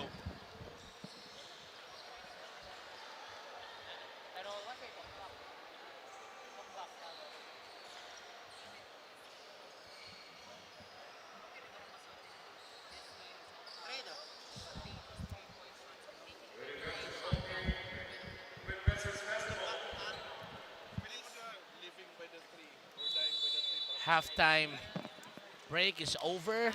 And right now, the second half on the way. As you can see, our leading scorers in the first 2 quarters, Salarda already got 19 points. And as a squad, UV shot 8 3-pointers compared to UC's only 3. And all of them came from Lapis. And partner, pointing those factors out, what do you think UC needs to do for the second half to get momentum on their side? For the second half, if they ever get the notion that, oh, our threes aren't working, right, they should try to go for inside shots as much as possible, because I think that's where most of their points are coming from, aside from the miraculous 3 back-to-back-to-back 3-pointers from Lapis earlier. So you think that they have to switch it up? Yes, I really think they have to switch it up if they want to chase this lead by the Green Lancers. And as Alsola inside had to be fouled, you know, it was a great transition basket, or a fast break play rather, from the Green Lancers. And so far, now you've seen the first quarter and the second quarter. What are your takeaways on the first half? The first half, it was not really a UV show. It was very well balanced between both of the teams. They were showing up. Like, this is what made UC the greatest rival of the winningest team in CESAFI history. Right. Yeah, and they were starting to show flashes of brilliance here and there. Yeah. But UV's dominance is just absolutely unstoppable so far in this game. 𝐂𝐿 Salara shot 4 3-pointers and made 3 of them. And Robles shot 5, made 2. And Lapis went 3 for 3 on that one. And I think, you know, it's just a matter of who can drain those shots. Live by the 3, die by the 3. That's how it goes. And the mid-range jumper right there. As Menyoza gets it right back. Still could not get it. Libatog missed a lot of shots inside. Still in and out for Libatog. There's a lid on the basket for UC, and Taliman extra pass inside. Alsola, that's how you do it. That's how you score inside. My goodness me, Alsola is showing the entirety of the UC main Webmasters how to score inside the paint. That's exactly how you do it. Right. And Libatog, it's been a very off night for him. This is very uncharacteristic of Libatog to be missing those kinds of shots at point-blank range. I mean, like, you know, we have seen Ray Charles Libatog, you know, had amazing outing last season. Now he's 0 for 6 for this game. And, you know, that's not his usual self. You know, sometimes we see him dominate the game. And right now, it's just an off night for him. Now here comes Nalos. They swing it, 3-pointer for Sordilia. Could not get that one to fall. Now Sakayan will collect it. Alsola will call traffic. Salarda thought about a 3-pointer. Salarda goes inside. Another traveling call for 𝐂𝐿 Salarda. Salarda, I think, now that one is a much more believable traveling violation from Salarda compared to the previous one. Right.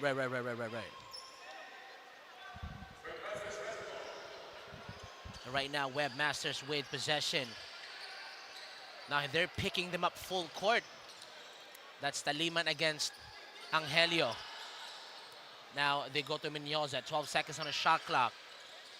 Thought about that three. They go to Sardilia.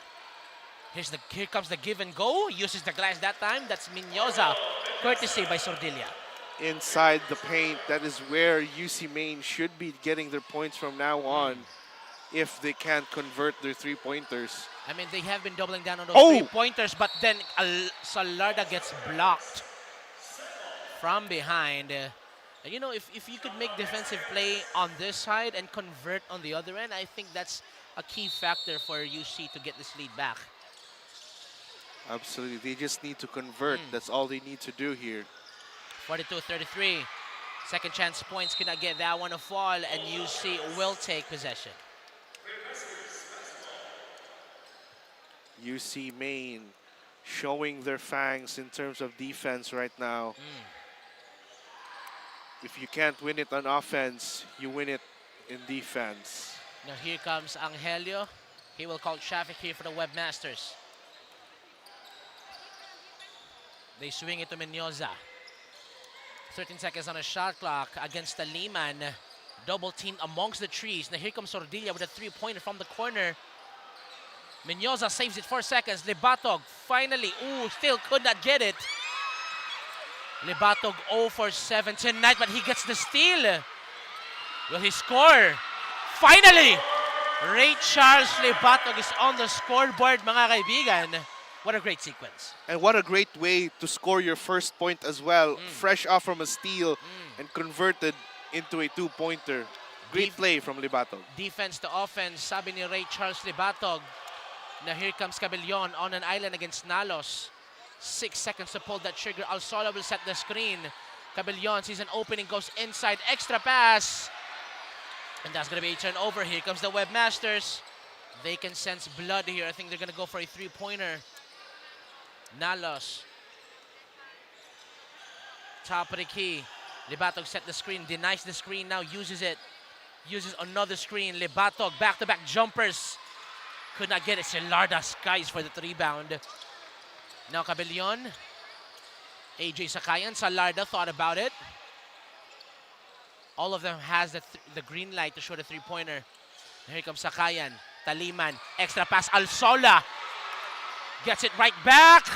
In and out. I just don't know. I don't know. I just don't know. Great sequence. Great defensive sequence from the Webmasters, not allowing the Green Lancers to score that easy two, even if it was from Alsola. Right. And a four-man swap for the Green Lancers, and Coach Gary Cortez saying, Salarda, you're hot, you're scoring, you're not going up the game, you're gonna stay. And Jefferson Nonol comes in. Danny Boy Lapis, fresh off that three-pointers early in the first half, back in the game. Off the inbound, that's Kabulao right there. 44-35 in favor of Green Lancers. Now here comes the Webmasters. Jefferson, Nonol. He will dribble the ball up. Now guarded against Alilin. Leonard will set the screen. Goes over the screen. Leonard stops, pops mid-range. That's good. What a great pass and great vision from Nonol there. After setting up the screen, sets his teammate up for success with the mid-range jumper.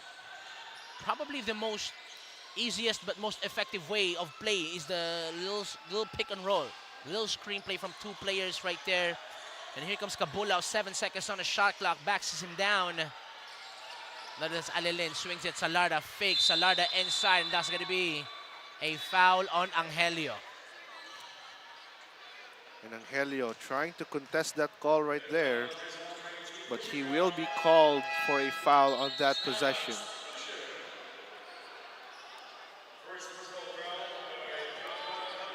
First team foul for the Green Lancers. First personal foul for Angelio. Once again, at the score 44-37. CESAFI Season 25 College Division matchup You see UV Alilin from the parking lot. Salarda gets it. He's all over the floor today. Here comes Cabulao in and out once again. And I think that's going to be a foul on Salarda. Salarda just absolutely doing it on both ends of the floor. He's been a great offensive machine, but right now as a defensive one as well, he's turning up to be one of UC Maine Webmasters' nightmares. He gots to be. I mean, like 2 seasons ago, he dominated the whole finals. And right now, here comes Jefferson Anol, the Texan Webmaster. They go to the big man. How many times have you seen this movie before? Will he back Cabulao down? Cabulao says, bring it on. Here comes Ekal. Backs him down, Ekal. Drop pass, Leonard. Ooh, ate it out. Now they get it right back. Nonol inside, teardrop, no good. Ekal puts it back. Ekal once again. You cannot stop Ekal. That's what I have been saying. Mark John Ekal, a force to be reckoned with. Force to be reckoned with is kind of an understatement when you look at this man right here. Even in the replay, you can see how much he powers through against Abanto. Not just Abanto, even before he was trying to make that shot, there were 3 players on him. Exactly. And name a player who can withstand 3 big men on their own. There's not much aside from Ekal. Name someone better than Ekal as he completes the 3-point play right there. Ladies and gentlemen, it is a 4-point game. Once again, 4 minutes remaining in the third quarter. It has been a barrage of shots, offense after offense coming from both teams. And right now, the real winner is us basketball fans because we are in for a treat tonight. Winston Bingo thought about the 3-pointer. And here comes Alilin. There you have it. Robles, rather. That's his third 3-pointer. And it's back to a 7-point game that will stop the bleeding for a while. There comes Jefferson Anol. They go to Quezon. They want to go to Ekal. Uh-oh. Here we go. 9 seconds on the shot clock. No double team. Ekal backs Cabulao down. Swings it. Nonol is open. 3-pointer. That's nasty. Goodness gracious. Ekal just backed down 2 players using his own machine of a body right there. Exactly. And gave Nonol the free shot. 47-44. Now here comes the Green Lancers. Look at the defense, climbs him up. Ekal with a steal. Here comes Nonol. They're sensing blood here. Outlet pass to Lapis. But UV will turn it over. UC will regain possession. And just, the hustle coming in from Ekal. Doing it on both ends of the floor now. Yeah. He's been doing it offensively now, defensively off a steal. Yes, sir. Quickly passes it to Nonol, who tried to find the open man. Was tipped away with the Green Lancer squad. Nonol, fancy move, step back 3. My goodness me. Back-to-back 3-pointers for Jefferson Nonol. And with more information for our game, we have our courtside reporter, Aiden. Take it away. But in case thank you, David. In case if you can observe us, we are now in the third quarter of the match. This is now the first time we see the famous big man of UC enter the court. Ekal, as said by assistant coach Khalid, they are waiting for the perfect timing to let him inside the court, and this is the perfect timing indeed, as we can see, and also hear from the audience for cheering for Ekal's comeback. Now that we are nearing at the end of the quarter of the game, both teams are now more eager to close the match in their favor. Do you agree, commentators? Thank you so much for that report, Aiden. And it's a no-brainer, partner. That every time Ekal goes into the floor, it's literally a crowd favorite. Absolutely. Ekal, despite having limited minutes in the game, he's making the most out of those minutes. Already has 3 points to his name, despite being only in the game for a couple of minutes. That just goes to show how efficient he can be when placed on the floor at the right time with the right set of teammates. And I think he's that type of player that he doesn't really score a lot, doesn't need to do a lot, but he's more of like he will raise the morale of a team.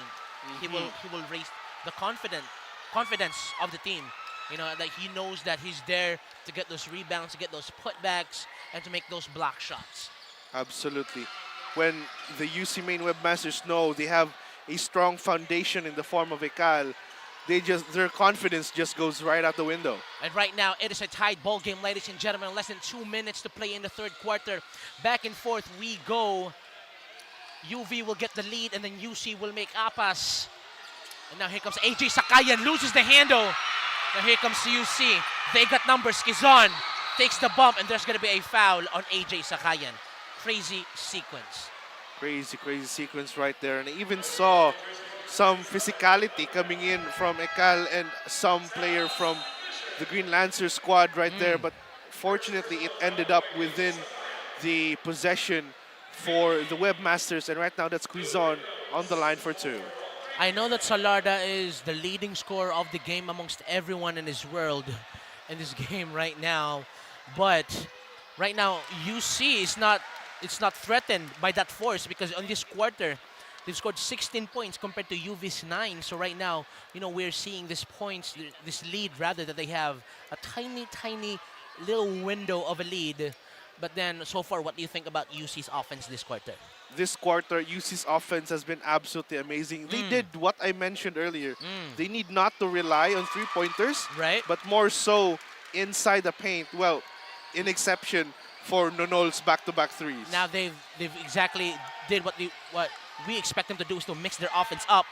And right now it's 47-49 in favor right now of the Webmasters. Here comes Robles. 8 seconds to shoot. Robles loses the handle. Robles is an opening. Puts it up. Could not get that one to fall. And of course, who is there to get the rebound? That's 𝐂𝐿. He's handling the rock. Now here comes Nonol. Nagmamadali. Webmasters. Nonol puts it up. Nonol will make it!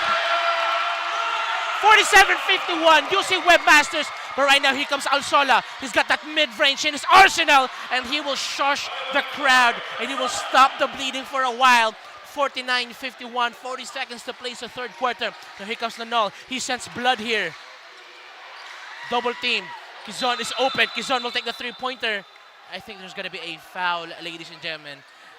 I don't know. I just don't know. This is prime time basketball, ladies and gentlemen. UV versus UC main. And Nonol already has 6 points in just 8 minutes. That's a scoring spree that most players would dream of in a league as big as this one. I mean, if the coach puts you in, he expects a lot from you. We've talked about Kyle Maglite as a phantom six-man for USC, and I think, that's what they expect for Nonol to be a role player for this amazing squad. An already amazing squad being added with an already amazing player in the form of Jefferson Nonol.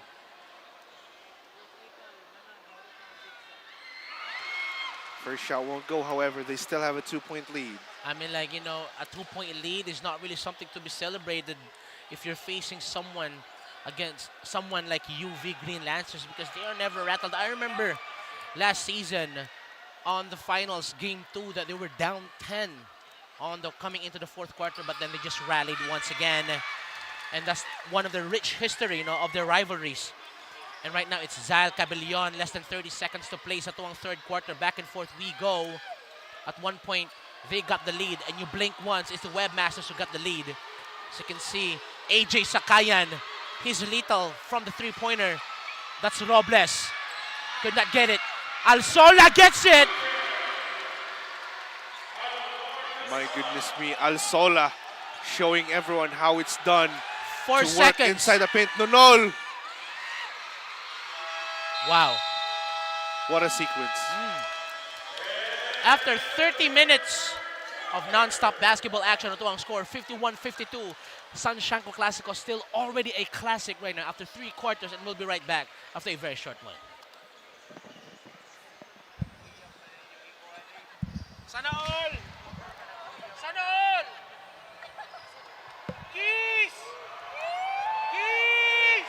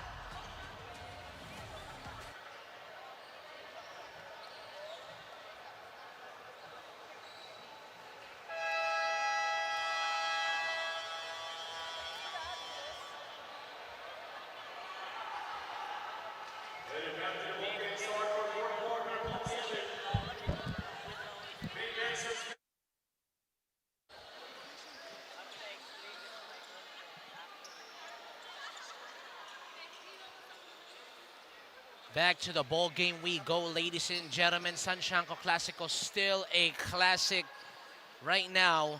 And the first 30 minutes of the ball game, still no one has the lead. Talk to me about what happened. Let's break it down quarter by quarter. You know, quarter by quarter, in the first ever quarter of this ball game, UV really had that in them. They had that offensive power and defensive stoppages as well. But come the second quarter, it's where things kind of got equal. Things kind of got like UC Maine had, you know, tried to take the revenge right here and there. But in the third quarter, that's where UC Maine really outshone the UV Green Lancers and scored a whole lot more points compared to the Green Lancers. But that's what you get when you're an evenly matched team. At the end of the day, it's a matter of execution. Now here comes Angelio. They go to Libatog. Backs Alsola down. How many times have we seen this movie before? Turns around, could not get it.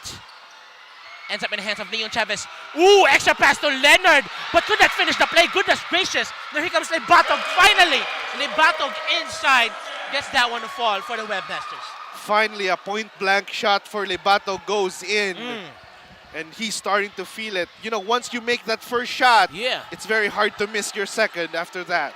3-point lead for the Webmasters, but here comes Salarda, 19 points already at the ball game.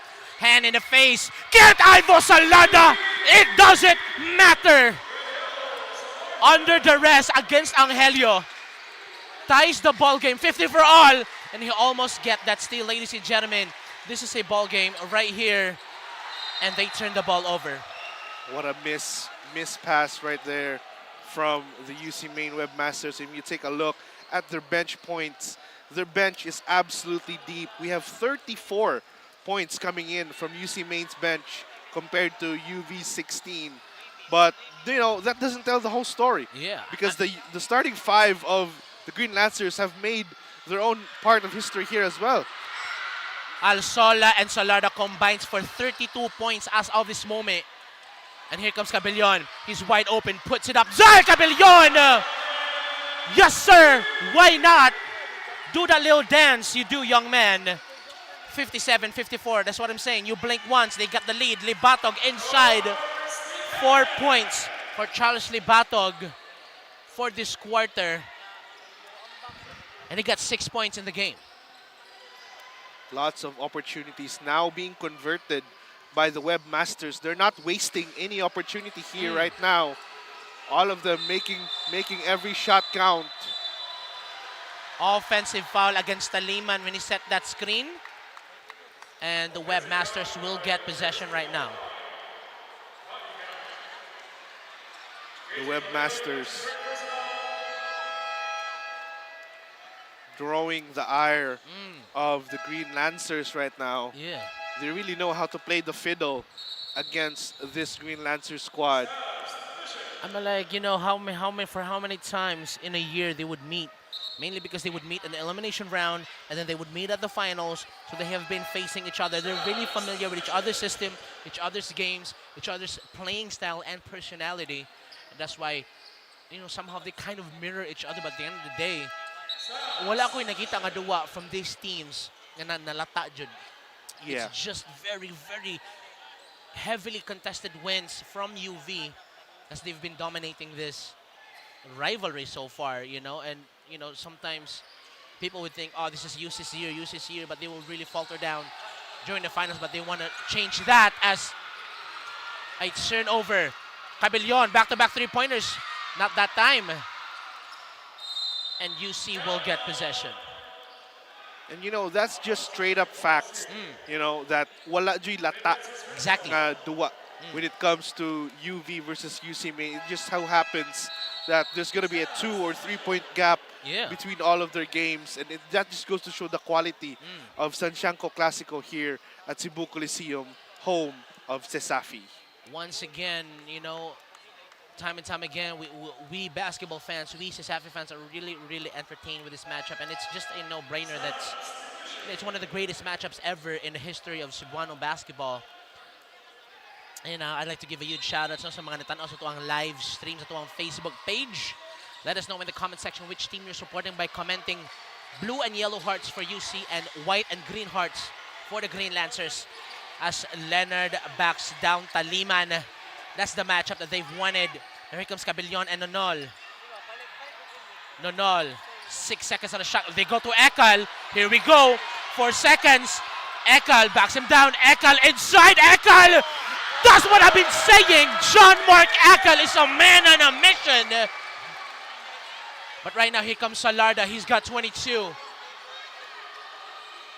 Salarda, quick to his step. Inside, puts it up. That's going to be blocked. Amazing sequence.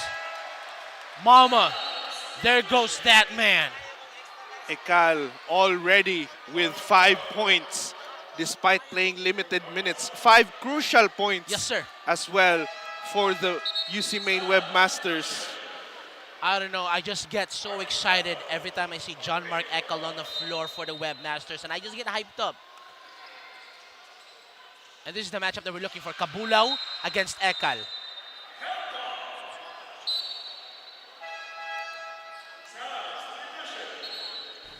Take a look at this replay right here. 𝐂𝐿 with the spin, puts right up, right-handed move. That's textbook. Textbook post moves. Exactly. From 𝐂𝐿. Exactly. He may not be the most athletic one you'll see on the court, but when it comes to the post, you better watch out. Yes, sir. Yes, sir. And right now, Sabanto and Cabellon goes back to the bench.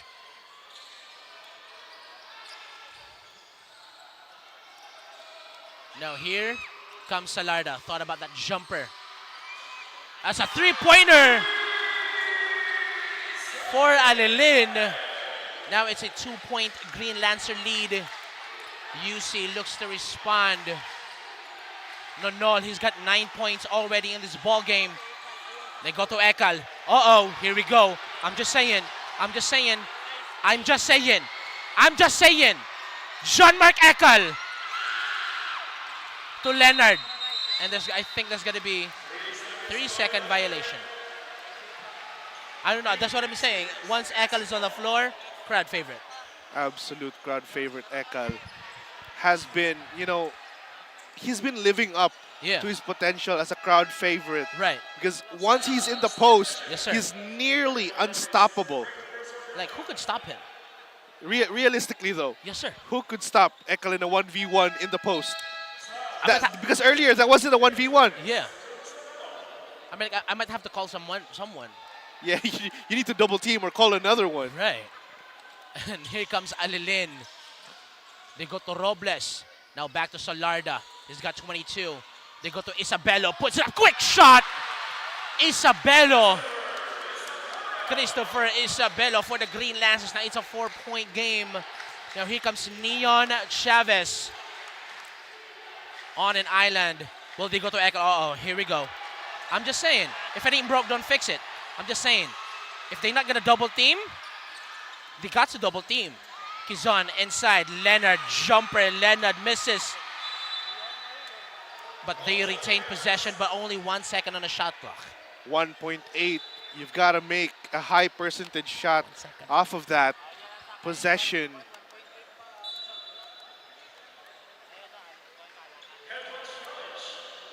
Oh, and there's a challenge. Oh, there's going to be a challenge. So, ladies and gentlemen, as we're waiting for this official review, let's pass it over to our courtside reporter, Aiden. What do you have for us? Thank you, Casey. As we are now in the fourth quarter of the match, both teams are in a neck-and-neck battle for tonight's victory with key contributing players, Alsola and Salarda for the Green Lancers and Lapis and Nonol for the Webmasters. Commentators, do you think we're going to have a overtime with the current stability and the current state of our battle tonight? Thank you, Aiden. And just as you mentioned, Alsola, Salarda for UV and Lapis and Nonol for the UC Main Webmasters. Speaking of overtime, it would be a treat. It would be a treat if we get an overtime here at the Santiago Clásico. Yeah. But taking a look at the score right now, the momentum really is going to shift here depending on the call being made. I mean, at the end of the day, it's that matchup that we've seen time and time again that never fails us. Absolutely. There is never a dull Santiago Clásico game ever in the history of CESAFI. And right now, we're waiting for We're waiting for a decision from the official. And I think they're gonna kiss.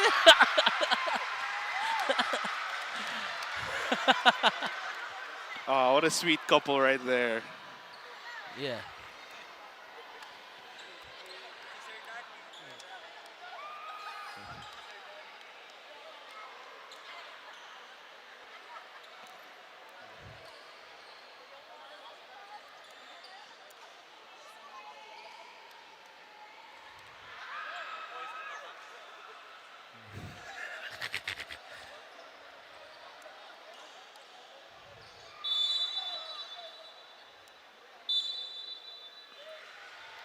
And I think the call is in.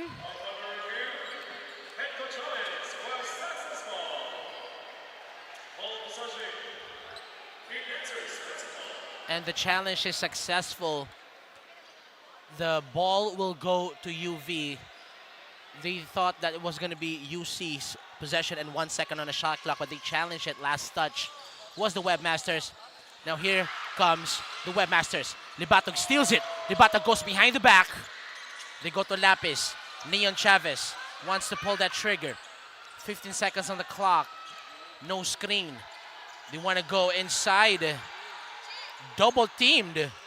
8 seconds. Libatog, open three. Libatog will miss it. Lapis puts it up, and I think amongst all the players in UC on the floor right now, I think it's better to give Charles Libatog the open three. Absolutely. I mean, he has, you know, despite missing the inside shots, who knows what he has in his bag right now, tonight, for the three-point line. Right. Now it's Danny Boy Lapis. He's got 9 points off of the three-pointers. Right now, he scored double digits. The only player in UC scoring double tonight. You know, despite him being the only player in UC main to be in double digits, they're very close to the Green Lancers.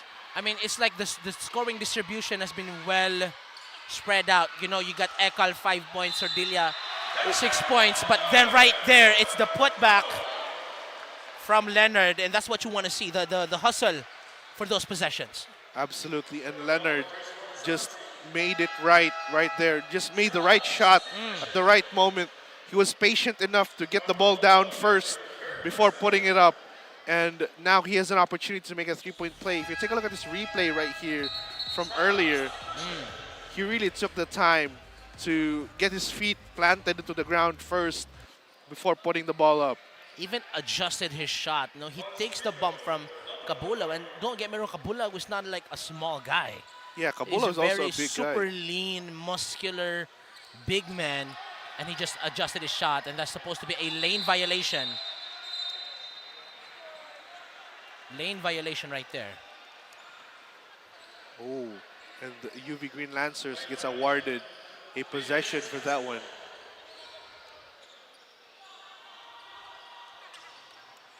Now here comes the Green Lancers. They are up by 1. 4 minutes and 30 remaining sa ato ang fourth quarter. Last game of the night, Shanshanko Clasico. Right now, it's Zael Cabellon.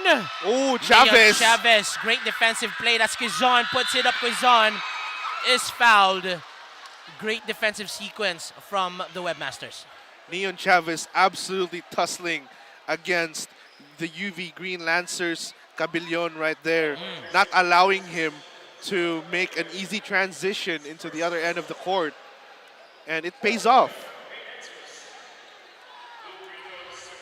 Right now, Quezon shooting on the line. He has 7 points for tonight's outing.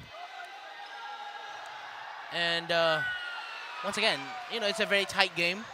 And all those simple shots, free throw shots, is super important for you. As a team, you really want to have a very, very big lead coming into this game. Yes, right. That's right, partner. If you want to make or create a lead, you should be making these free throw shots right here. And just not that time for Quezon. Cabellon will call traffic here for the Green Lancers. They are up by 1. 4 minutes remaining sa itong fourth quarter. And I think they want to go for that three-pointer. Yes, they will. Could not get it that time. And that's going to be a foul. Salarda gets his 4th foul as he pushes 𝐂𝐍 in the air, grabbing that rebound. Very, very costly stuff for the Green Lancers to be having Salarda within foul trouble. And they're also in penalty right now. So that's another set of free throws for 𝐂𝐍. Yeah, or not 𝐂𝐍, rather. Yeah, it is 𝐂𝐍. Yeah, it's 𝐂𝐍, yeah. Once again, it's a very close game. AJ Sakayan checks in for the Green Lancers. And, you know, a player like Sakayan, you know, which I've witnessed him putting up 8 3-pointers in a single game. As 𝐂𝐍 ties the ball game right now. 62 all. Every single point counts here in this ball game. And 𝐂𝐍 making the most out of that first shot. Ties the ball game at 62 all. We are nearing the end of this ball game, ladies and gentlemen. We are nearing the end, just like that Frank Sinatra song. Oh, I see what you did there. Yes, sir, yes, sir, yes, sir. Now here comes Zyl Cabellon. He will handle the rock. Top of the key. They want to go to Salarda right now, guarded tightly by 𝐂𝐍. Sakayan goes down. Chavez, they got numbers. Chavez swings it. 𝐂𝐍! Now they got the lead. 62-65. Great play from the Webmasters. And UV forces the call time here. We'll be right back after a very short one.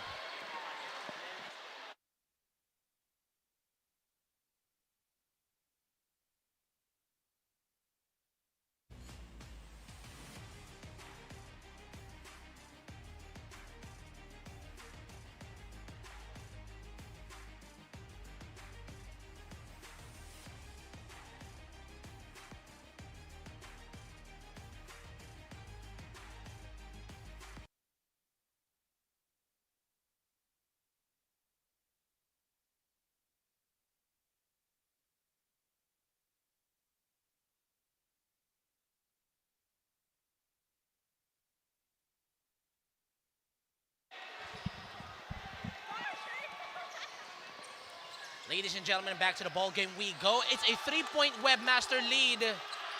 Once again, if you blink once, they got the lead. You blink twice, UV got the lead. Salarda thought about the 3-pointer. Salarda stops. Salarda steps back. 7 seconds to shoot. That's Alilin. Inside, extra pass, corner, Alsola, mid-range, no good. Webmasters possession. Neon Chavez with 𝐂𝐍. Isyung ito Lapis. Already got 3 3-pointers. They're up by 3 minutes to go. Neon Chavez. Will he pull the trigger or will we drive? Libatag will set the screen. Chavez against Alsola. Chavez, 5 seconds to shoot. Walang alinlangan. Neon Chavez nails a 3-pointer. He's saying, I got you. I got you. 62-68. 62-68. And suddenly, blink once, UC Maine gets the lead. 6-point game. And right now, they just can't seem to score. Right now, UV is under pressure, and that is facts, ladies and gentlemen. Take a look at this replay right here. Bold move from Neon Chavez. With a hand right up to his face. He just doesn't mind and takes the 3. 8 seconds to shoot. Alilin right now. 4 seconds. Alilin drives. Alilin extra pass. Taliman! That's going to be traveling! Everyone is going crazy right now. Ladies and gentlemen, I am not making this up. You see 2 minutes and 16 seconds away from getting this win. And I want to break it down. Right now, UV is struggling to find a basket. Absolutely. This is very uncharacteristic of the Green Lancers. You cannot put UV and struggling to find a basket in the same sentence without people laughing at you. I mean, like right now, you can't make this up. That's what I'm seeing. That's what you're seeing. And that's what our CESAFI fans are seeing sa ato ang live stream karon. Oh my goodness me. I don't know. We are watching the same basketball here, right? Exactly. This is real life. Someone pinch me right now. Oh my goodness me. 6-point lead by UC Maine Webmasters in the closing 2 minutes and 16. And right now, UC Maine has 41 points coming from their bench players. Yes, sir. And that's what you get when you really do a 3 5-man rotation as your system of attack, as your plan of attack against this team. You got Sabanto, Salarda, Sakayan, Alsola, and Alilin for the Green Lancers. Right now, it's a full court press. AJ Sakayan just pounding Lapis down.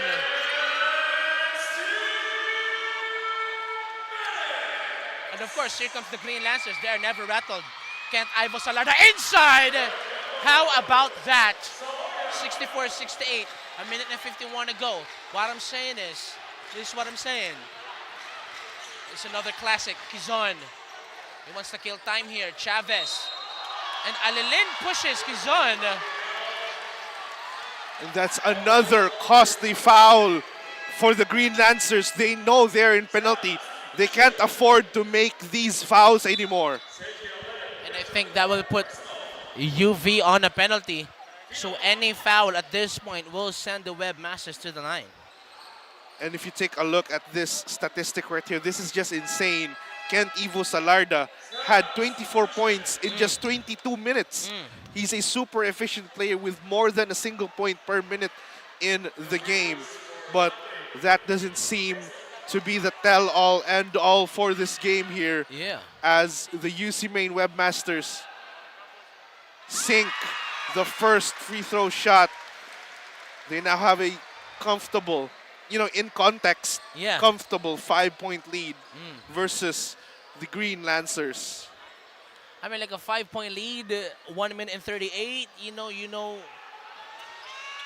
the squad like the Green Lancers, and 64-70. A minute and 35 to go sa atong fourth quarter. Here comes the Green Lancers. Salarda has been that go-to guy. He has been that go-to guy. 3-pointer from 𝐂𝐿𝐼 Salarda. Could not get that one to fall. Last touch, Sabanto. Possession for the Webmasters. Sabanto tried to challenge that call right there. He believes that he wasn't last touch on that one.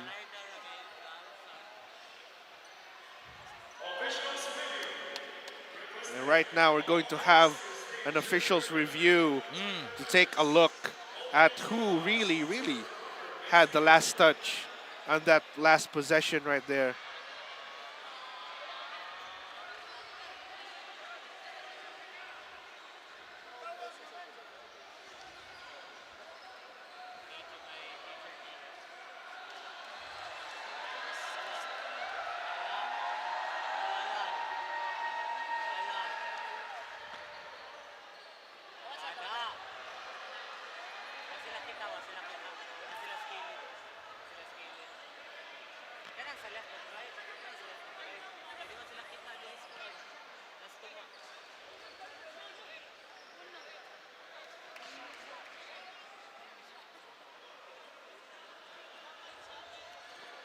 And as we're waiting for the officials' review result, ladies and gentlemen, we'd like to remind you that it's just 1 minute and 20 seconds left in this ball game. Tune in if you haven't.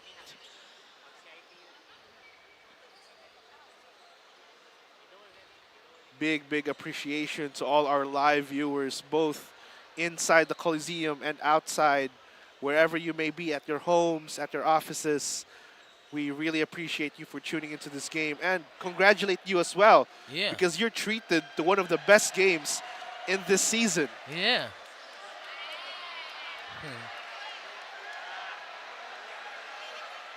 As you can see, the little kiss cam right now. You can see the UC cheering squad right there. Right. You know, one of these days, I'd pull up to the Coliseum and I would bring a significant other, don't you think? Oh, that would be a great idea, don't you think? Right. Yeah. That would be an interesting way to hard launch someone.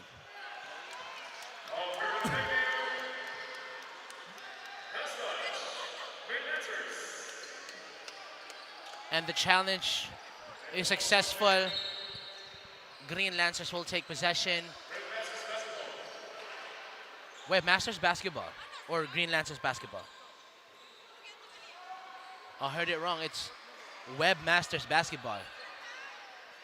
64-70.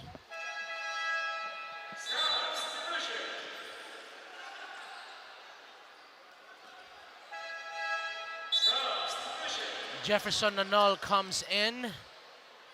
And right now, we are in for a nail-biter. 64-70, a minute and 20. Last year, UC actually defeated the Green Lancers in the elimination round. And right now, we have a different format this season. Now that's Nalos against Salarda. They go to Libatog against Sabanto. 8 seconds to shoot. Libatog backs down. That's Nalos. Quick with it. Puts it up. Nalos, no good. Libatog puts it up. Libatog misses. And Green Lancers will get possession once again. You could feel the swagger. They're still confident.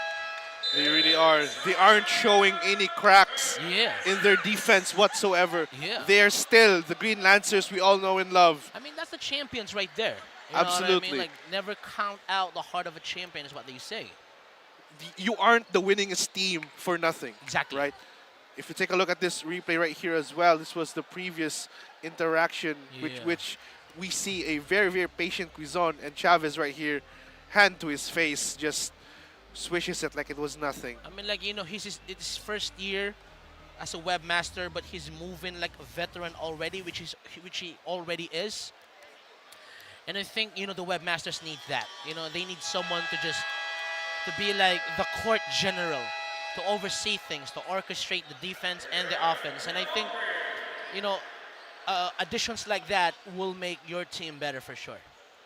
Absolutely. That's what gave the UC Maine Webmasters the lead right now, having a floor general in the name of Chavez and Nonol. They've been dishing out dimes so far in this game. And not just dishing out dimes, they've been scoring efficiently as well.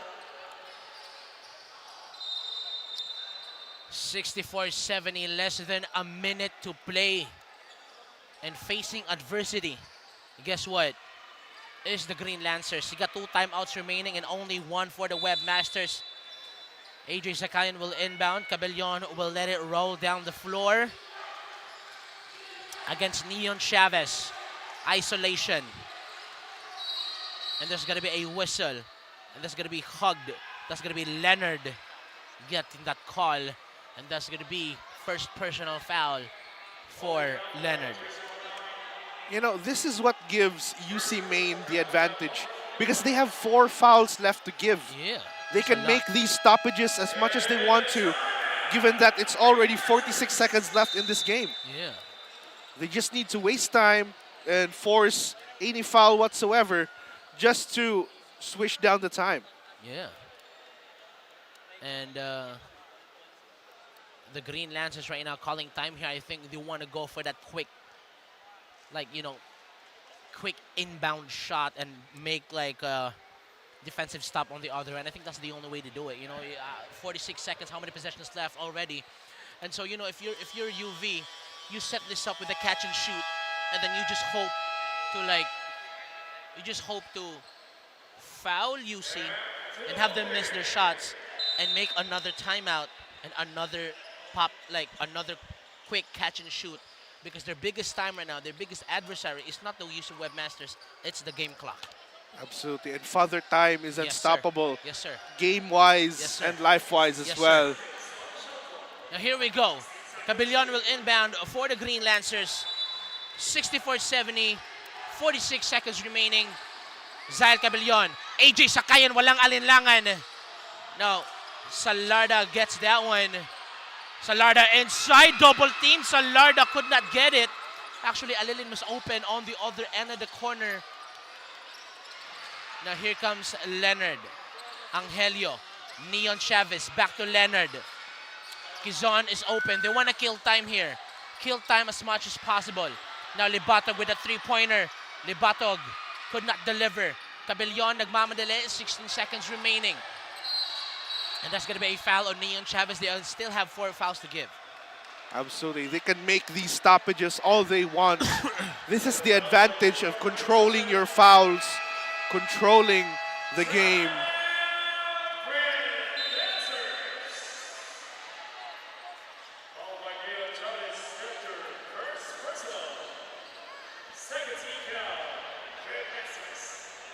throughout the entire game, partner. No, the UC main Webmasters only have fouls that you can count on one hand. It's very, very few compared to the Green Lancer squad right now.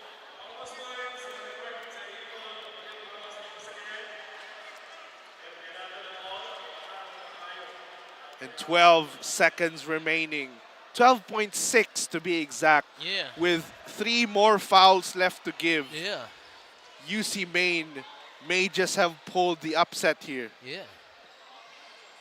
I mean, like, you know, a lot of people are questioning whether they could pull off a win against UV because they just, once again, I'm going to repeat, I said it once, I'm going to say it again, they lost to UP, which was the biggest upset of the season by far. By far, yes. And so now, I mean, like, we've also known that last season during the matchup in the elimination round, UC actually defeated UV and gave UV the only loss that they had during the season. This is, you could say, that even though they aren't green, UC Main could be UV's kryptonite. Exactly. Exactly. They are rivals for a reason, and I think they want to go for a quick catch and shoot off the inbound. And I think it's either Salarda will pull the trigger. It's Sakayan from the corner. Sakayan misses. And I think that's about it. Chavez will dribble it out. And ladies and gentlemen, another episode of Santiago Clásico has concluded. But this time, it's UC Main Webmasters comes out on top. Ito ang final score, 64-70. Goodness gracious, what a game. Partner, tell me what do you think? What a game. I mean, it's really hard to describe our emotions right now as we lived through that experience, you know. UC Main, we're struggling to keep up with the Green Lancers majority of the game. First and second quarter kind of look a bit shaky, but third quarter is where the UC Main Webmasters really outshone the Green Lancers, and fourth quarter is where they really gone and done it. Like, they really drove the win home with their performance in the fourth and final quarter. I mean, for me, I think it was just really Green Lancers running out of air.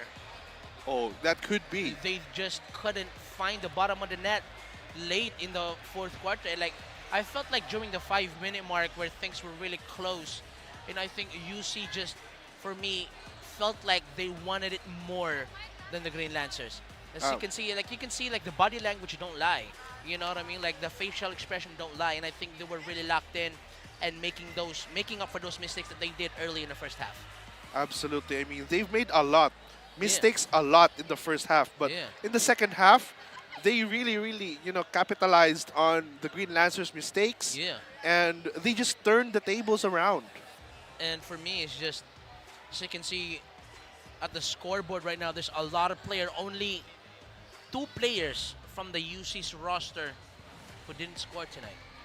Oh, that's very interesting. It's only 2 players, actually. That's very, very uncharacteristic for entire teams, you know, because that just means that their entire bench, or nearly the entire bench, has contributed to the win tonight. There you have it. I think Eligoyo didn't really play.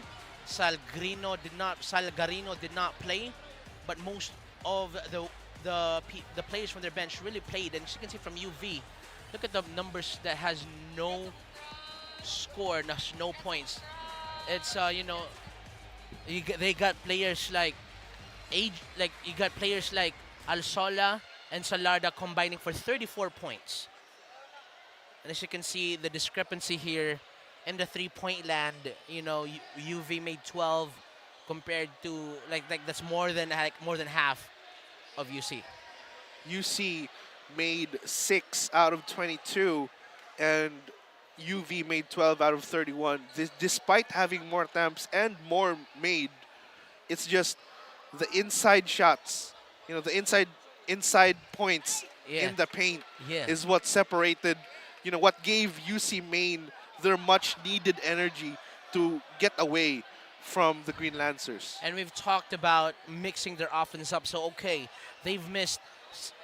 out of 22 3-pointers, they only made 6 shots, but the points in the paint, 16 for UV, 32 for UC, and that speaks a lot because if it ain't broke, don't fix it, and if there's a way for you to fix things, then go and double down on that. And I think that's what they really did. When the 3 points were not falling, they went inside. They went to Libatog, they went to Leonard, and they went to 𝐂𝐿. 𝐂𝐿. Yes, sir. Speaking of 𝐂𝐿, I think the morale started to really spark a bit when 𝐂𝐿 was making points inside the paint. Yeah. Even that 3-point play he made, that was a huge moral boost for the UC main Webmasters, and that just exemplified their willingness to score inside the paint compared to from beyond the 3-point line. And it's all smiles from the UC squad, but a different atmosphere from the UV squad, and the UC players right now singing the hymn, the UC hymn right now. You'll have to see it. And right now, as we're finally having the conclusion of the 𝐂𝐄𝐒𝐀𝐅𝐈 Clásico 2025, ladies and gentlemen, let's pass it on to our courtside reporter Aiden, who has our player of the game waiting for everyone to see. Ladies and gentlemen, Aiden, take it away. What is up, CESAFI fans? A redemption indeed for our UC Webmasters, and round 1 of the classic rivalry between the UC Webmasters and the UV Green Lancers has ended and truly lived up to the title of 𝐂𝐄𝐒𝐀𝐅𝐈 Clásico, with the UC Webmasters as the victor, scoring 70-64. Joining here with me is the player of the game, garnering 11 points, 2 steals, 1 rebound, and garnering 11 points is number 13, Andre Quizon. First of all, Andre, and to the whole UC Webmasters community, congratulations. Now for our first question, being up against your rival school, the UV Green Lancers, what adjustments did you make upon entering this game? Thank you. First of all, thank you sa inyong grateful. Being against our rival UV, we adjust our among giyon na gyud ang defense gyud. And matod pa ni Coach Kern nga ayaw na ang opensa kay musunod na. First gyud nga among giyon na ang depensa gyud for 1 week preparation. Ang gi-prepare gyud namo ang defense gyud, ang gihatag ni Coach Kern ang 1-2-2 og zone gyud. Kay ang ang opensa kay swerte na lang gyud namo, pero gipaningkamutan gyapon namo nga once maka-defense me, paningkamutan mo nga ma-good among offense. And tunood nyo ato dyan ito nakitaan ang kusog nga depensa sa UC Webmasters kaganina. Now for our next question, with scores being tight, super tight kaganina, what game plays did you instill to secure the win for UC tonight? I secure the win tonight. Wag yung ko gaunaw na nga mo score yung ko para ako'y para madaog na mo or ako'y ma-best player. Wag ko gaunaw na nga ako ang best player karon, overwhelmed kayo. Grateful kay ko and thankful kay ko. Dili sa akong kaugalingon kundi dili sa ako sa Ginoo. Nakuha ni namong kadaogan kundi sa Ginoo o sa akong mga teammates o sa coaches. Focus kami sa system nga iyang gihatag sa play o sa defense. Indeed, very proud jud kayo imong mga teammates, ang whole UC community no, imo family ug imuha og ang Ginoo kanang. Do you have any shout outs or any messages you want to say to the public? Shout out ko sa akong family diya, Quezon family o 𝐒𝐿𝐶𝐒𝐿𝐶 family. Akong partner si Michael Comendras. Thank you guys for supporting me always. Even though nga nakakadiha ako na rin sa graduate na ko, na ako din sa UC. Gisuportahan niya po ko mo o sa akong teammates. Shout out teammates. Salamat kayo teammates. COD meron. Magduta atos TNC. Coach Kern. Thank you kay Coach Kern. Lord, shout out ko sa Lord God. Dili na mo makuha yun ang kadaogan kung dili tungon nimo Lord God. Amen. Amen. That was our player of the game, Andre Quizon from the UC Webmasters. Now be sure to look forward to round 2 of the 𝐂𝐄𝐒𝐀𝐅𝐈 Clásico. This has been Aidan Azarcon bringing you courtside action here in CESAFI. Now our CESAFI games wouldn't be possible without our sponsors, Virginia, PLDT Smart Communications, Cebu Landmasters, Sonak, Molten and Mikasa, Kirk, PLDT, and Cebu Landmasters. Maayong gabi, Cebu. This has been Aiden Azarcon, signing off. Every land is the same, but what we do with it separates a builder from a master. To us, it is more than just creating space. It's about building places where dreams can become reality. Where businesses have room to grow, passions have its corner to thrive in. Every milestone has a space for it to happen. We put our heart into every project, and we are committed to deliver the extraordinary time and time again. With masterful leadership, a wide array of quality development, and 20 years of genuine real estate service, we're not just builders. We are landmasters. 20 years of masterful development.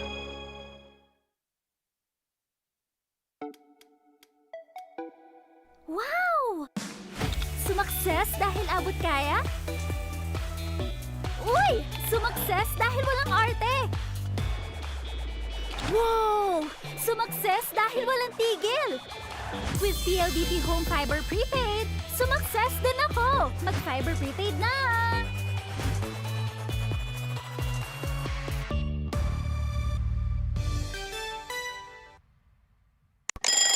Ang sarap gumising sa umaga, sa tuwing naaamoy na ang luto ni nanay, ang daing at tinapay, at lalong-lalo na Virginia hotdogs, wala nang ang ibang gusto.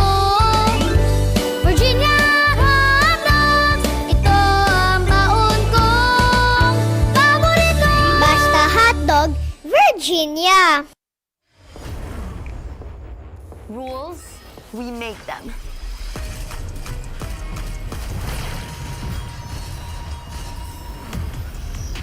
Limits, we go beyond them. One size fits all? Hard pass. Introducing a groundbreaking DigiFlex mobile experience. Kick Mobile. Download the Kick app, choose your number, activate the eSIM, and own the country's first ever customizable mobile experience. Stay first in line for network priority and customize all you want, because the real flex is when everything is built to your rules. Kick Mobile. Our way, our rules. Hindi aabot ang data! Nice! Don't worry! Be only with Smart Power All 99. Hindi nabitin with 10 gig data plus only Facebook or TikTok and more. Load now! Di abot ang data! GG bro! Don't worry! Be only with Smart Power All 99. Hindi bitin with 10 gig data to power your games plus only Facebook or only TikTok. Load now! Easy umulan! Di mo tayo makakabenta! Yes! Don't worry! Be only with Smart's Power All 99. Hindi bitin ang benta with only TikTok or Facebook plus 10 gig data and more. Load now!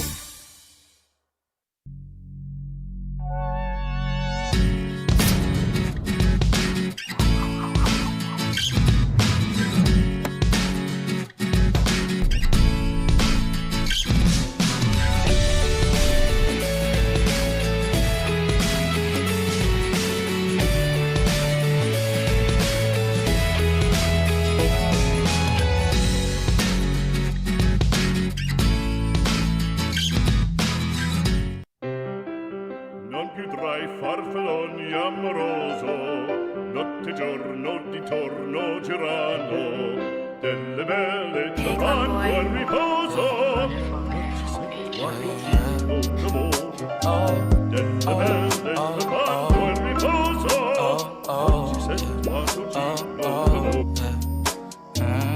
Dapat mo na malaman na wala lang ang mga sinasabi ng makakatinlabi. At papapaero, pangalan ko ko sa kwento. Nilang walang pruweba, puro lamang impento. O bababaero, bababaero, bababaero daw ako. Di naman totoo, yeah. Hindi naman totoo, di naman totoo. Bago ka maniwala dyan so walang alam, siguraduhin mo muna di yung puro bintang ka na lang sasamaan pa ng ugali sabay tapik sa aking kamay. O di ka palagay pero di ibig sabihin na meron pa akong iba. Huwag kang makinig dyan, puro sila salita, puro bintang sila nang di ginawa. Ako kampante at sa karma handa, di dumipensa sa baratang ako na yung mali. Kung pumane ka sa kanila, sino mas madali na makuha loob? Ang ako babaero, yan ang hindi totoo, hindi totoo. Dapat mo na malaman na wala lang ang mga sinasabi ng makakatinlabi. At bababaero, pangalan ko sa kwento. Nilang walang pruweba, puro lamang impento. O bababaero, bababaero, bababaero daw ako. Di naman totoo, yeah. Hindi naman totoo, di naman totoo. Dapat mo na malaman na wala lang ang mga sinasabi ng makakatinlabi. At bababaero, pangalan ko sa kwento. Nilang walang pruweba, puro lamang impento. O bababaero, bababaero, bababaero daw ako. Di naman totoo, yeah. Hindi naman totoo, di naman totoo. Hey, Glamboy.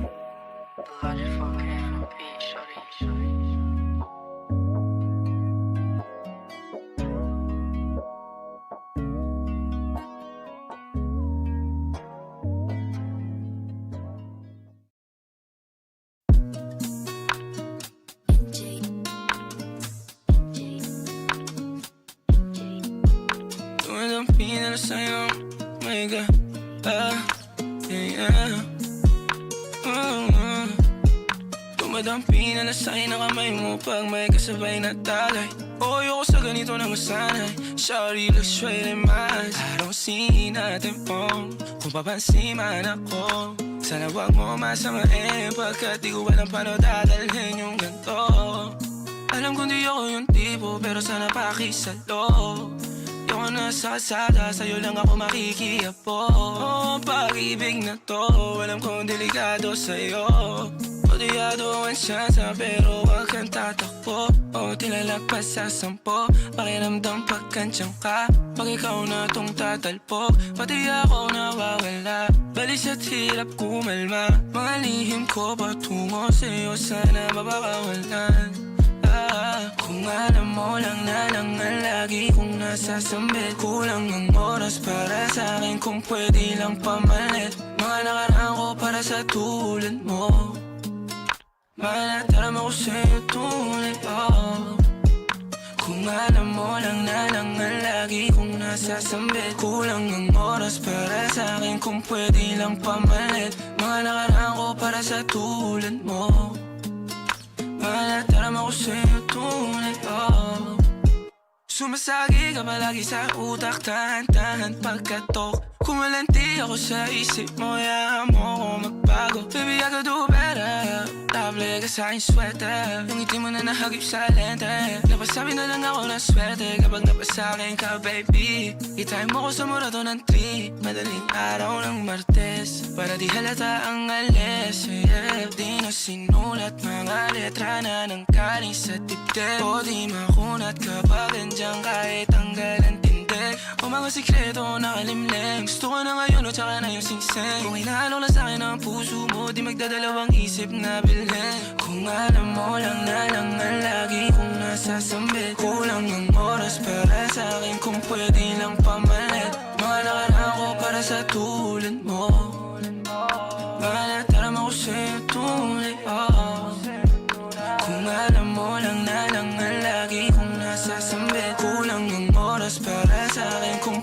lang pamalit. Mga nakaraan ko para sa tulad mo. Mga natarama ko sa'yo tunay. Ain't this part, paper hearts, and I'll hold a piece of yours. Don't think I would just forget about it.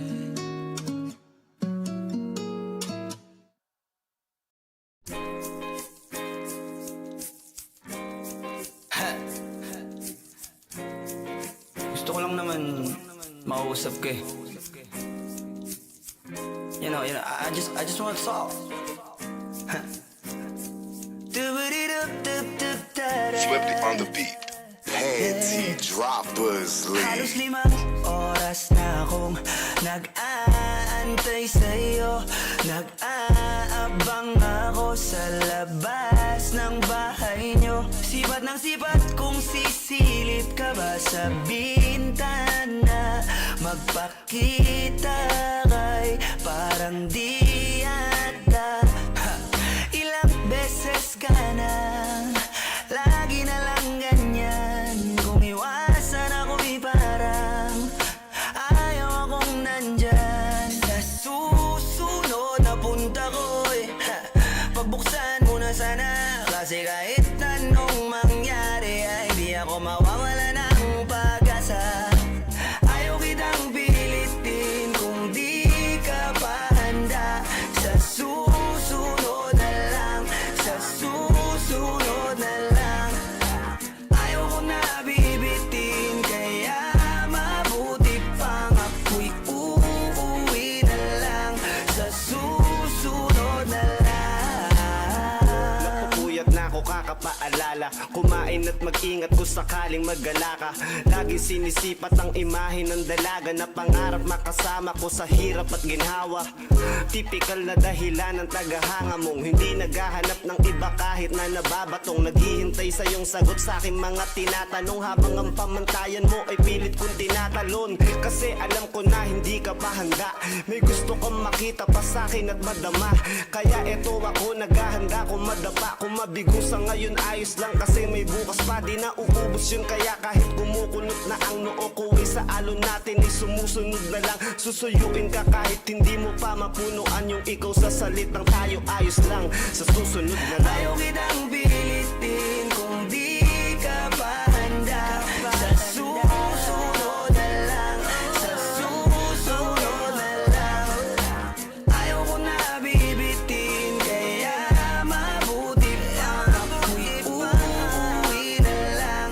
Sa susunod na lang. Ayaw kitang pilitin, di ka pa handa.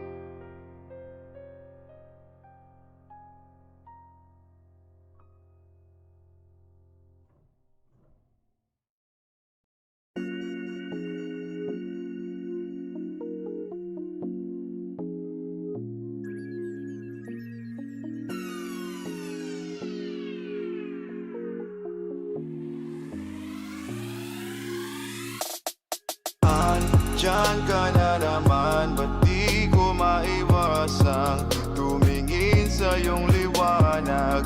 Dadarang na naman sa iyong apoy, bakit ba laging hinahayaan? Diyan ka na naman, ba't di ko maiwasang tumingin sa iyong liwanag?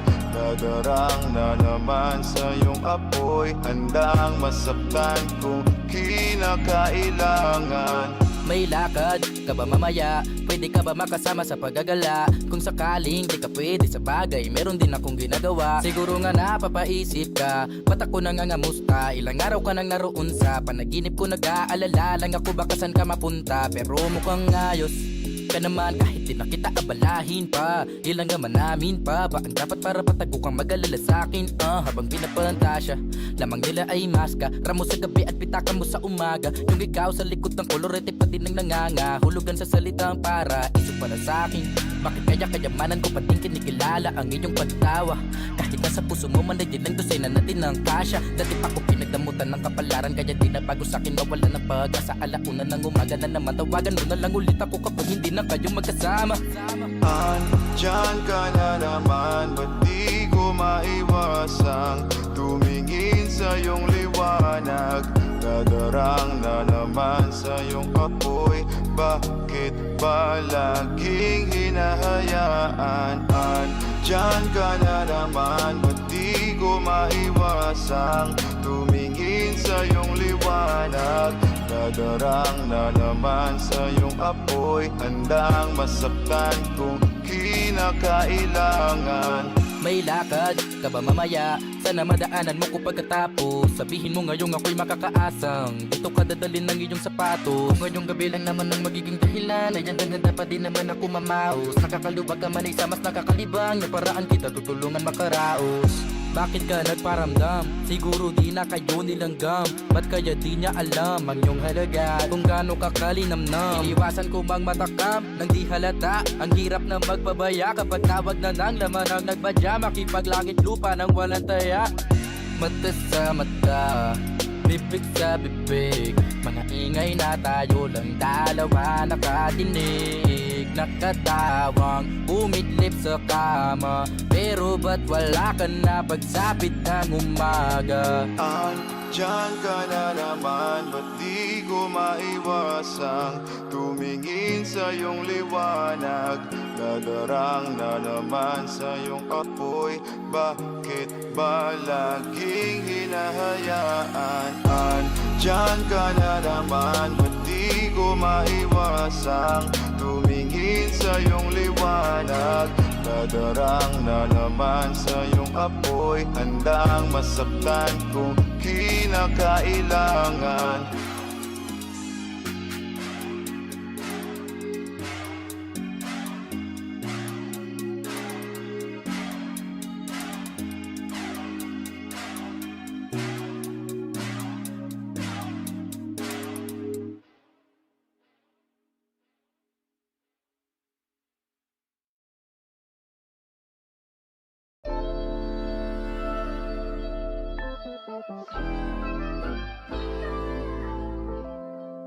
Bota na boca, bota na cara, bota onde quiser.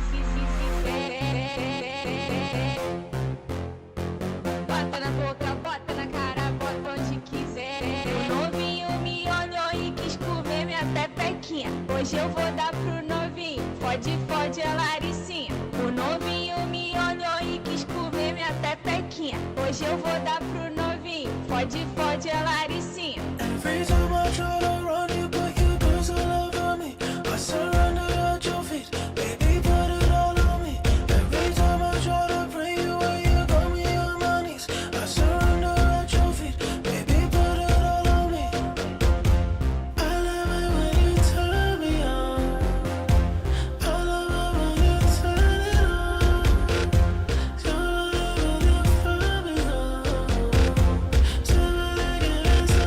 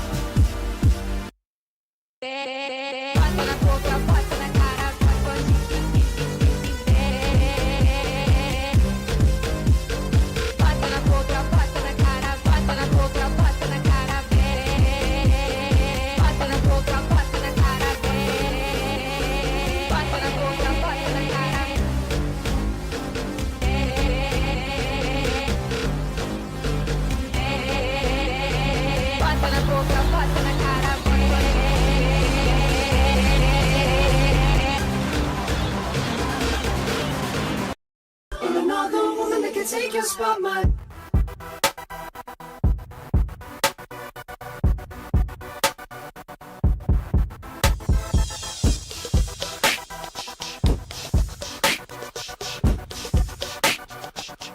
If I wrote you a symphony just to say how much you mean to me, what would you do? If I told you you were beautiful, would you date me on the regular? Tell me, would you? Well, baby, I've been around the world, but I ain't seen myself another girl like you. This ring here represents my heart, but there's just one thing I need from you. Say I do. Because I can see us holding hands, walking on the beach, our toes in the sand. I can see us on the countryside, sitting on the grassland side by side. You could be my baby, let me make you my lady. Girl, you amaze me, ain't gotta do nothing crazy. See, all I want you to do is be my love. So don't give away my love. So don't give away my love. So don't give away. Ain't another woman that can take your spot, my love. So don't give away my love. So don't give away my love. So don't give away. Ain't another woman that can take your spot, my love.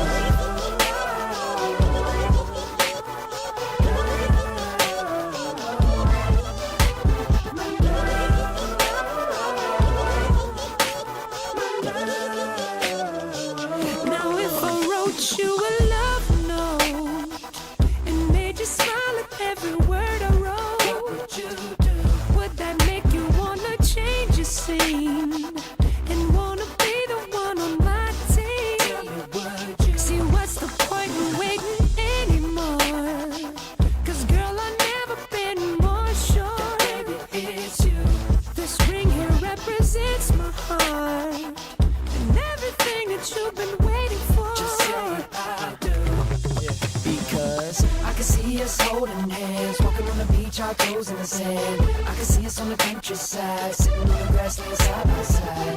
You could be my baby, let me make you my lady. Girl, you amaze me, ain't gotta do nothing crazy. See, all I want you to do is be my love. So don't give away my love. So don't give away my love. So don't give away. Ain't another woman that can take your spot, my love. So don't give away my love. So don't give away my love. So don't give away. Ain't another woman that can take your spot, my love.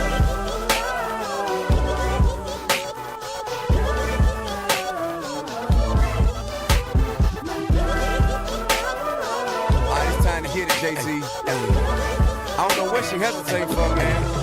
Hey, shout cool as a fan on the new once again, but he still has fan from Peru to Japan. Listen, baby, I don't wanna ruin your plan, but if you got a man, try to lose him if you can. 'Cause the girls real wild, throw their hands up high when they wanna come and kick it with a stand-up guy. And you don't really wanna let the chance go by, 'cause you ain't been seen with a man so fly. Baby, friend so fly, I can't go fly. Private 'cause I handle my B.I. They call me Candle Guy, simply 'cause I am on fire. I hate to have to cancel my vacation, so you can't deny. I'm patient, but I ain't gon' try. You don't come, I ain't gon' die. Hold up, what you mean you can't go wide? Me and your boyfriend, we ain't no tie. You say you wanna kick it.